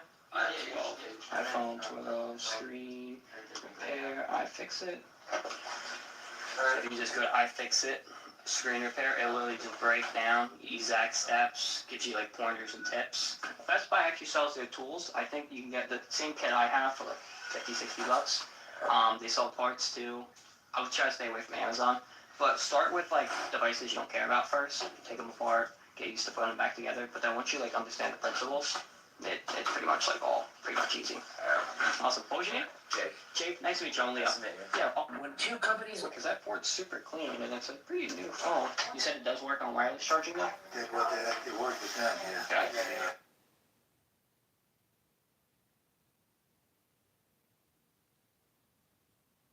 Use the call theophany. Right to diffuse launching off the trip. So you don't even have to be beholden to it if you don't, you know, I hope it's necessarily false. No, but I'll give it to you, the Muslims here. You know, like the people that I've seen, like that, like probably represent. Wipe them out? Didn't they have them enslaved? Yeah, that's the point. Yeah, okay, that's different. That wasn't a random group of fucking people. No, like there's nothing random about God. Like everything's justified. Right, but okay, so this is my thing. When God turned people into a pillar of salt and told them don't look back, right? Did he need human intervention? Well, he needs it. Even when he helped Moses kill the Egyptians, didn't he part the Red Sea? But the people on the streets are saying they're all cursing them for years now. And don't take that into account. The Gaman study that has been done before the massacres. And then take into account the massacres that took place, what that percentage would be now. How do you spell that? G. Gaman is in Netherlands, by the A. way. It's in Netherlands. Yes. A. N. And do you want to tell the room who's ever founded Gaman? I mean, I don't want to. Do you know that it's illegal to Iran in Iran to have surveys like that? You know that? But we know actually what You know that, and I don't you're wanna go into questioning the location. You're questioning the Mom is a whore. He knows Gaman is not very reputable. Gaman survey? Is it a survey? No, it's not a survey. It's a study. And also they have been doing a survey with it, but it's like a whole study about what their preferences are and everything. Go ahead and check. I don't want to win your argument. All I can say is that they're based in Netherlands. I know them, like I know the founder of Gaman, but I would take it with a second ground of salt when it comes to Gaman. I mean, Gaman is not a very reliable. Yes, we know your point of view. How many that were sources had? But you know what? I'm going to give it to you, Castro. 99% of Iranians don't like this government. Let's give it to you. Why 90%? I'm going to give you 99.9%. But you sold this idea to Americans that if you attack Iran militarily, if you attack IRGC militarily, then Iranians going to come to the street and rise up in the street. This does not happen. Netanyahu sold that idea. Can I answer? I'm sorry to say that, but some useful idiot sold that idea to Americans, but nothing happened. So you got to respond to the Americans. Sir, what you were thinking is not important. Listen to the people inside Iran. Listen to Castro. Go ahead. Yeah, go ahead, Castro. So basically, we had this conversation before. Yes, we told the Americans and Israelis that if you attack our country, we will come and help you to overthrow this government. All right? And as the first day of this war, President Trump published a video and told Iranians, stand down for now because it's too dangerous and we will let you know when it's the time. Did they ever told us to go in the street? Did you ever heard from Reza Pahlavi or President Trump to telling us to go in the street? So you guys are waiting for the basically. Yeah, I'm waiting for They're waiting for their leaders. United in They're street. waiting for their Who are you leaders. waiting They for? have to be I'm organized. waiting for your mom And they to go have suck to my be dick. very Son, how is that gonna help with the conversation, bro? That is an order. I understand. Are you waiting for? I personally, I'm waiting for Sora's mom to go suck my dick. How is that gonna help the Sorry, how is that gonna? Ocean, how's that gonna help the argument, bro?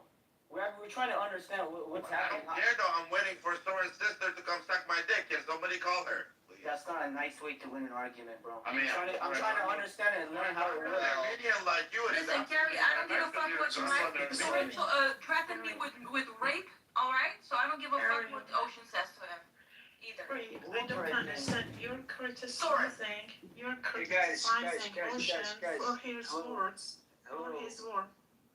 Hello, hey.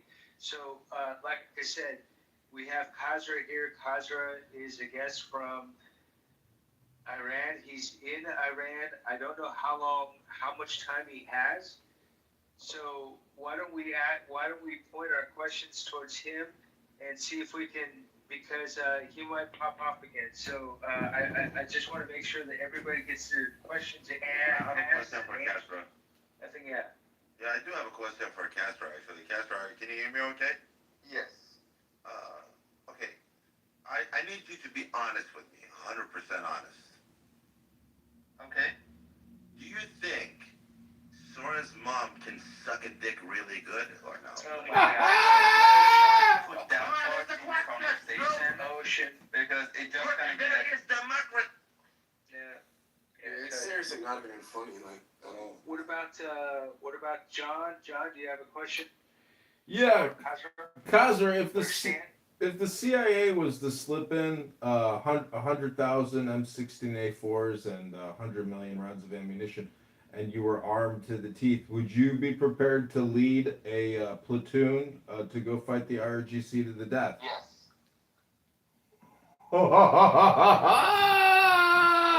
Let me tell you one thing. Can everyone hear me? Yes, sir, we can hear you. Okay, perfect.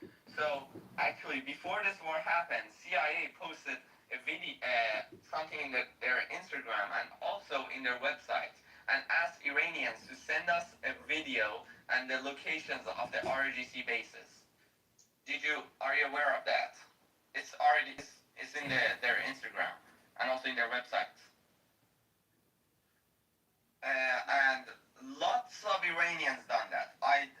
CIA never published how many because it's, security and are just gonna kill those people. But millions of people posted those videos, so it helped Americans to attack those bases. Like the small bases that are not in internet or no one's are aware of, Iranians send the video and the location to CIA for CIA to track them.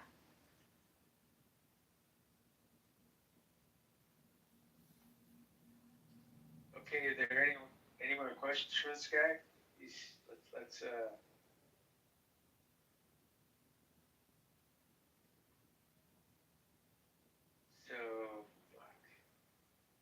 Castro, if at any time you feel like a question is too, sensitive to answer, you can just refuse. I'm sure you probably would do No, that. I'm willing to answer any question because I want the world to know what is going on. That's the whole point of me. Guys, I have a question for you. So I'm on the side that you've been on like the whole time, right? I know like most of the public doesn't like the regime, but I have a question. Do you believe that America is intervening just to help your people at the moment? I said this before, no. America and Iranian, we have a different goals. We want our country free, and America wants to cut the oil for China and also not having nuclear weapons for Iran.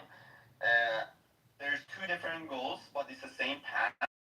So we are agreeing on that path that if each of us want to get to that goal, this regime has to go. I agree on that one, but we have a different goals.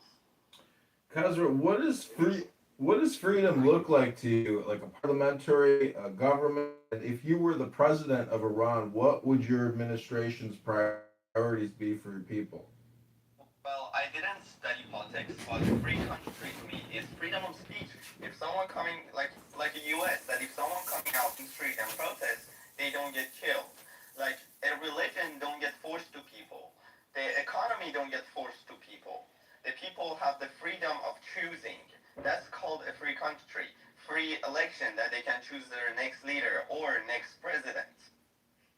Question to you, Castro. How did you feel when President Trump said, I'm going to end the Persian civilization, annihilate the total country? How did you feel about that? Is that what you expected? Well, this is a war, and both sides say some of the things like this, but President Trump only said that, but he never done it. But RGC never said it, but they're actually destroyed the civilization in Iran for 47 years now. So we shouldn't take They're doing the best job as possible. I'm really proud of you, seriously. shouldn't I'm take really proud of you. Castro, we love you. Thank you so much Okay, for being here. apart from the romantic, we shouldn't take seriously anything coming out of President Trump's mouth. Is that what you say? That we shouldn't take it seriously? No, I mean, we take it he's the most seriously. powerful man in the world. Do you No, I understand that? didn't say No, don't take you it should take seriously. it seriously, Soren. You should. He was talking about ending the Persian But civilization. don't you take it seriously? My question to you is, can I ask you a question? My question is to you is, do you take it seriously when RGC saying death to America and Americans for 47 years, and they're attacking Americans in Iran or in Middle East? Do you take that seriously? I would take United States in a different standard because this is our leader of the free world, and obviously it's not a balanced power between Iran, regardless of what kind of political establishment is Iran. But U.S.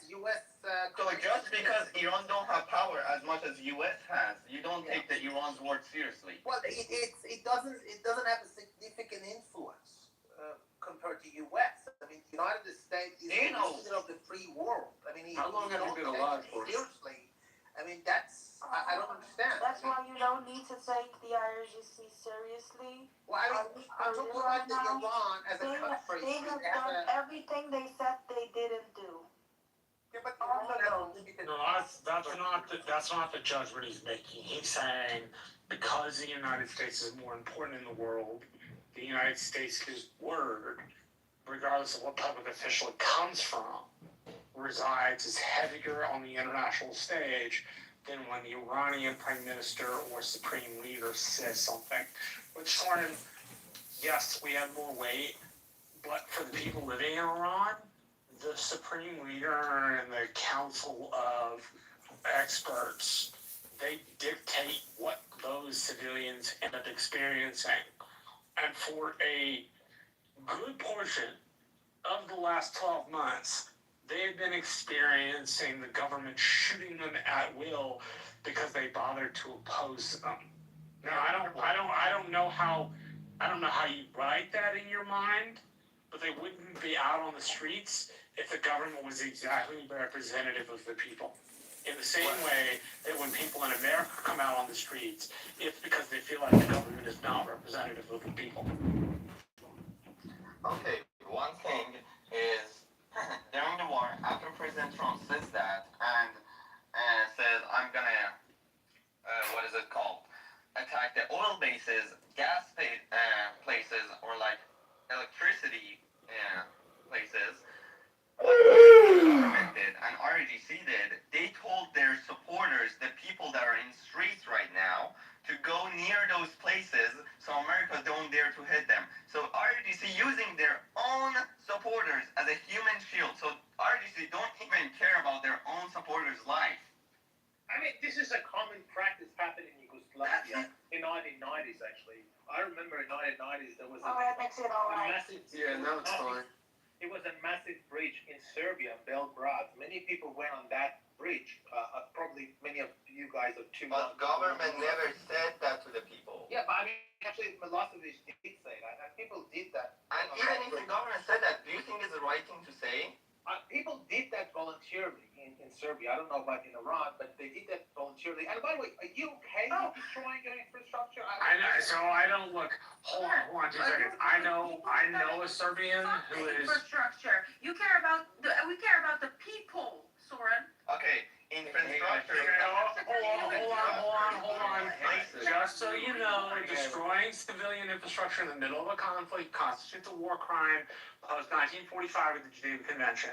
We can't bomb roads and power plants, or else we're guilty of fucking war crimes, both under American law and under international law. So how does U.S. bomb the school? Okay, so U.S. bomb the school. They really care about international law. Those instructors They really abide by international law. are replaceable. What is not International laws, for those that think international law is important, my point was U.S. law forbids it. We're not allowed to do it. What do you think about the 12-year-olds that they are literally on state media recruiting to... Okay, stop asking me to make excuses for laws that have changed. That is a breach of international law. No, I'm fucking not. That is bullshit. Just because I think Soren's right to speak and mildly agree with him doesn't mean I hold a fucking terroristic point of view. How simplistic are fucking people that they can't understand somebody with a simplistic, like, has a more complicated point of view? Hold on, BB, please. guys, let's So Marshall, what do you think about the 12-year-olds being sent to the checkpoints? Isn't that a breach of international law? Isn't that a war crime? Again, I only mentioned international law for those that care. The salient point for the United States is what applies to us. What applies to us is in our law. We're not allowed to do that unless we change it. When we do it, it constitutes a war crime under our law and under international law. For those who care about international law, my point was, it might be the thing to do, but it's going to have a lot of consequences because American law forbids doing such a thing. You know why we're just gonna get that as the American gas? My reason. Let's stay in. You have a question for Carlos, right? Yeah, I mean, what did you say about the U.S. bombed the Iran school in the first day, and they are not going to street to as a human shield, right? But the U.S. bombed it anyways, and that's against As we all know, that school was exactly beside of the military base, and Iran and RDC known for using the elementaries and schools and kindergartens as a guard for themselves to put their forces in there so you'd be safe. Right now, most of the highly underestimate the accuracy of the bomb meetings happening in hospitals. Because if they want the U.S. to, if the U.S. hit the hospital, they can say, "Oh, U.S. hit our hospital," but the meeting is in the hospital. Yes, but what the United States investigation so far has found into that is that we bombed the school without Iranian soldiers in the building. You know that 2 months before the war, Islamic Republic killed 300 children in the streets of Iran. Yes, but that doesn't excuse the U.S. military accidentally targeting a base. Yeah, that was like it's still a bad thing for us to have done. Yeah, I agree with you. All of this is wrong. And why won't they let this shit rock? Why won't they let this This is not real information. It's acting like it's okay. It's a charade. It's a charade. Of course, the Iranian regime's intentionally using the civilians and their deaths as leverage against the West, so military objectives don't get achieved. You can see this with Hamas and Hezbollah, and you can see this in the way the Iranian regime manages itself. Like, civilian casualties are the fucking point. Well, That's what we're trying to tell you guys. Hold on a second. I just came up real quick. You misunderstand me defending Soren for me agreeing with his views. I defend the right for him to talk, not his views. Staging an outfit to get attention, okay? Full passionate guys come to privately with a group of 300 intelligence world believers, but still have very high security alcohol.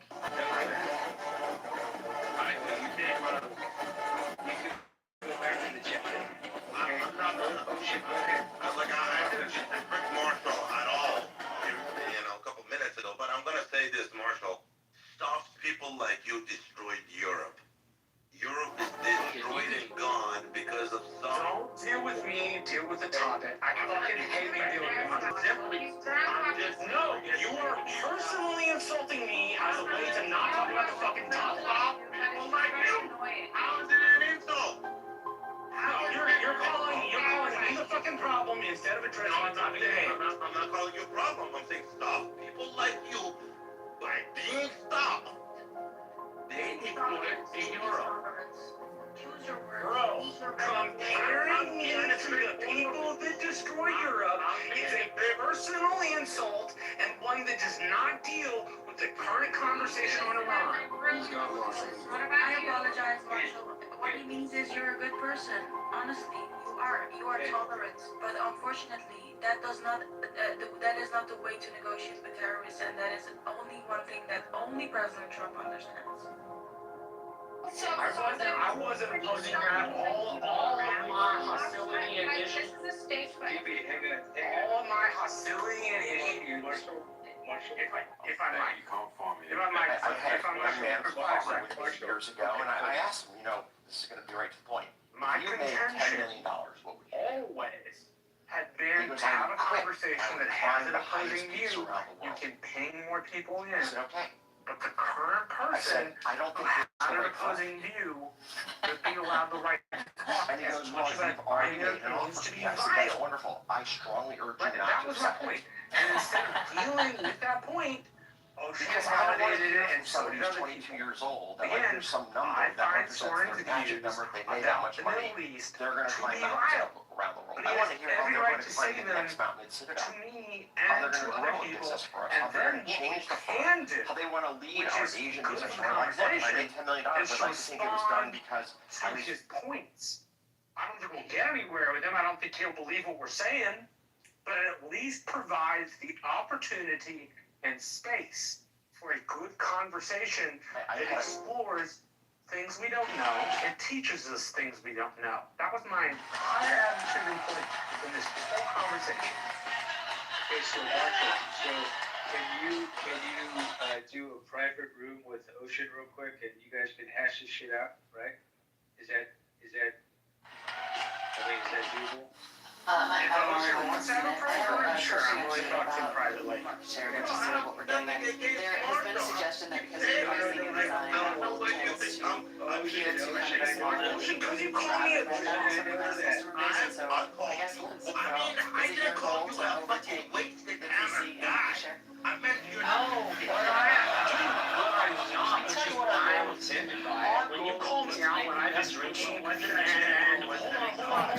When you call me out when I've been drinking and I've had too much, I don't care, because I'm guilty of it. But I'm not actually guilty of it this time. Yes, please. Знаходяться на нашій землі, звичайно, отримують згоду для торгову і для того, щоб їх мога більше росіян вбити, які знаходяться на нашій землі. You like pizza and I hate pizza. That's what it is. But these motherfuckers are not the type of people that you can rationally have a conversation with. You know why? Because they lie. They constantly lie. They're terrorists, piece of shit, fucking child abuser. Ocean, I think you're single-handedly responsible for killing your own. I don't know. I am not responsible You for want some moderation. attention? Go. I can give you some attention if you. So I look. I am not responsible for the moderation in this room. Wait, I'm sorry, I'm a little confused here. I'm so confused. Marshall isn't responsible? He's not a moderator? Oh my god! Marshall's not responsible for being a moderator? Guys need to do this in private, just like gentlemen. You know what I mean? I mean, let's get real. This shit is getting way too out of hand, and let's just kind of try and continue with the conversation that we've been having all fucking night. So, like, let's take our differences and shit like that, take it to the side, take it private. It's okay. like whatever, if you're not moderator, whatever, who gives a shit? You guys need to, figure this shit out on your own. Okay? Is that right? Yeah. Marshall's just a little delicate, very emotional. Jeez, you're so upset. Just take a sleeping pill, try to go to sleep. No need to call somebody a piece of shit. That's just projection. Listen, I'm gonna move you guys back up when you calm down. No. But please calm down. Let's not bring them back up. Let's figure it out. Where were we? Can I say something? The best. Father, you can't have a conversation with someone who has been paid, okay, to defend a terrorist regime. He is being paid for that. He's a propagandist. You cannot have. It's not about different opinions. It's not about different opinions. He's the propagandist of a terrorist regime. That's it. Yeah, but someone like Sean, at least it's good to have him because you can understand where they're coming from and you can have conversations with them, and also you can make other people aware of, well, this is how they think. But at least, he's sober and he's an asshole. But with Marshall, it's just repetition. It's just autopilot every time, especially this time in the morning. Yeah, Marshall. Won't shut up every time he says the same thing. He can't get it across. If Marshall. And there's no one in here to drink. What's all the hate to drink? Are you a Muslim in here? Is it haram to drink? Hello? Hello, what's happening? What's going on? Listen, if Marshall was in charge, he'd just give everything away. He's a nice guy. But if he was in charge of the stall at the marketplace, he would say, "Hey, it's all free. Go ahead, take it. Go ahead, we got plenty. Go ahead, you can have it all." That's what he'd say. John, let's not talk about Marshall. Yeah, Drew, I'm not going to talk about Marshall. I just have something. I don't go. If you didn't get enough attention from your family, I can't give you attention. Now it's on me. Ocean, are you bored? I can't give you attention all day long. You want some attention? Are you bored or what's going on? Thank you a little bit. What do you want me to do? I want you to not talk to me. Well, you shouldn't jump in the middle. Then. Hello? Is this a dead app? Because there's no party hats. If you try to add people, there's nobody new. How does this app just day after day keep surviving? And it's not really making any money. These gold coins are a joke. The subscription is a joke. Look, not one plus in the account in the room. Look at that. What does that tell you? Hello? Still on the app and enjoying it. If you guys can't behave, we're just gonna cut it off. Please behave. Glow, who's misbehaving right now? Go with him. It's not important who. Go. Just all. Oh, okay.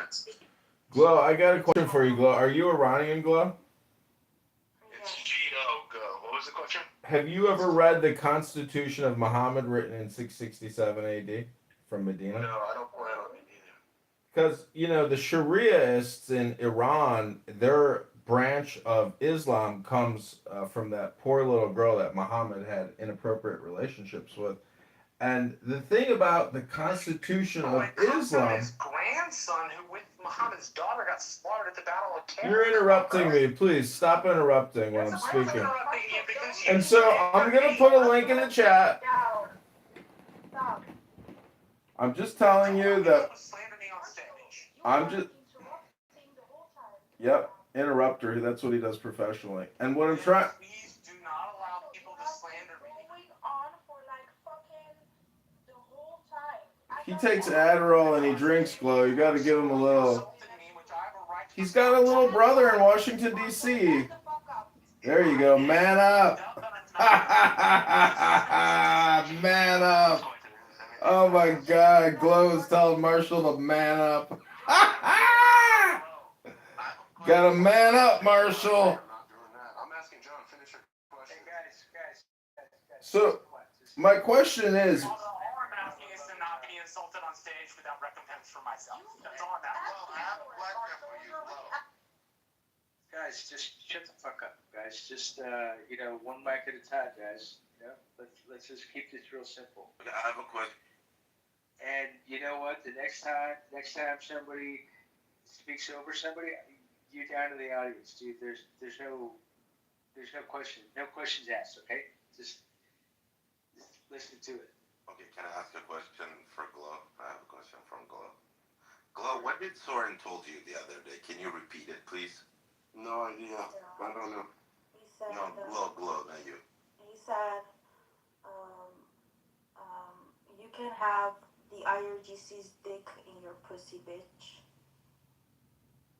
Damn, that's who you defending. Damn.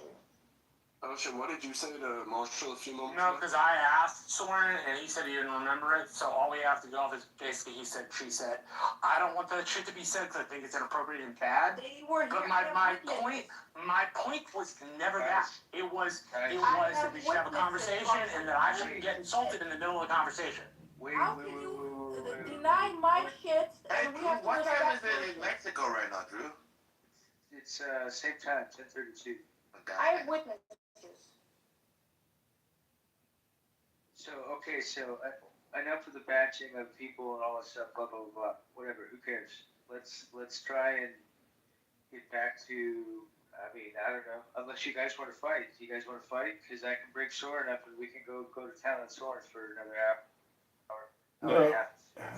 Look, I put a link in the chat. It's called the Charter of Medina. It's the gangster constitution of Muhammad. That's what the government of Iran follows. It's 2026 Islam. It's time to update your protocols and your laws from the Mohammedan laws to the Western jurisprudence, Magna Carta, Constitution, laws of justice. There's no blood money. There's no intimidation or abuse. There's no pay and join our war or we will kill you. This is a terrorist gangster type of constitution and law framework. It's 2026. It's time we destroy it and update their legal system. I am complete. Come on, people real. How could they up? John, how much of the world is Muslim? What percent of the world is Muslim, John?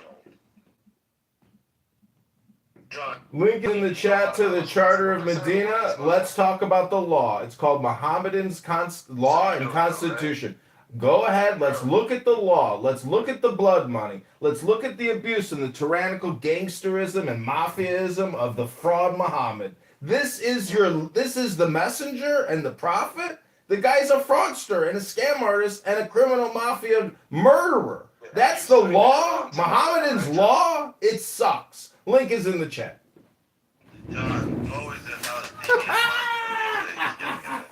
Ocean is 50 years old and aborted. It's insane.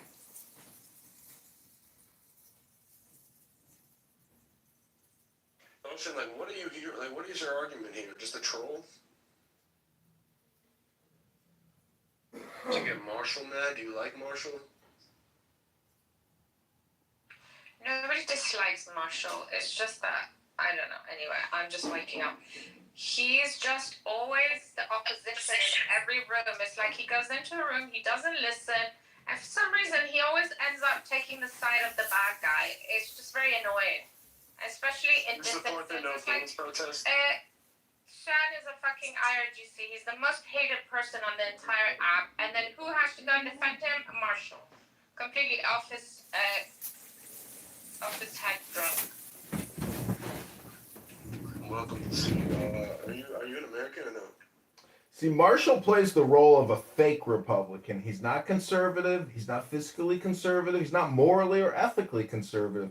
Marshall is a brain rotted out, Adderall taking alcoholic pothead who is basically a liberal Democrat from the 1990s. I said everything for fucking 3 minutes. Are we really gonna allow Edmund to just sit here and insult me? Because I don't really want to fight with Edmund. I just want the rules enforced. Because earlier tonight when we had this room, there were a set of rules and they were enforced when people were shitty. And apparently to me, they're not enforced. I don't treat people like that. Just man up, Marshall. You're actually doing what you were criticizing you of doing. Man up, Marshall. Okay, dude. Well, you got your moderation. That's what you want. Man up, Marshall. Let's just play it this way, and you can come back with. When he's not drunk, please, because he's rambling on for hours now. lost the whole thing. That's fine. Fuck these guys. And by the way, I'm not gonna lie, Drew. By the way, laughing when. By the way, I don't play around with this shit. Like, I moderate, and if you have a problem with, and if you have a complaint about me moderating somebody or over moderating somebody, you know what? It's because you fucking deserved it. I'm sorry, but Ocean. I love Ocean a lot. He's very straightforward and all that stuff. Same thing with Marshall's okay. He's wishy-washy, this and that, but it's one of those things where if I put you downstairs, you're going downstairs for a reason, and until people can get their shit together and talk like a normal fucking human being, a normal fucking adult, how old are we? Like, I'm 55. Marshall will not be mocked. I have no time for this bullshit. You sound like you're 32. Yeah, well, I'm 55.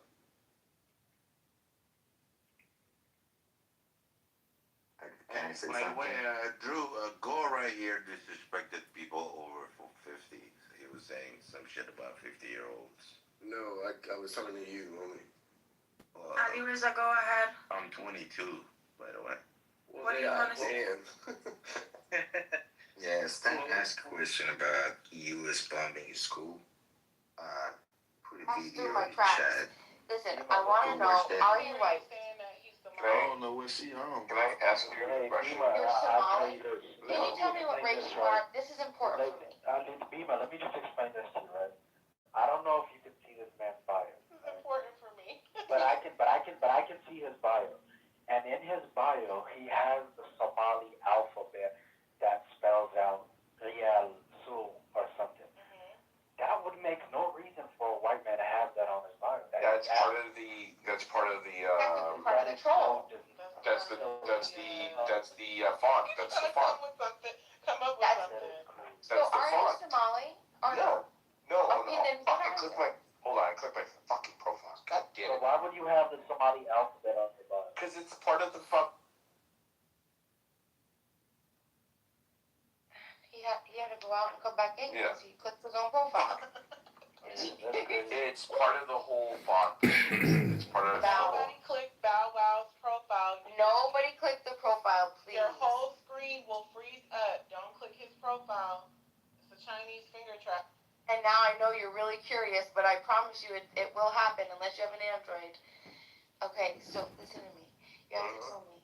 I know what is your race? Your quote unquote race, the way that dummy learns on. Okay, may I ask you another question based on your question? Yeah.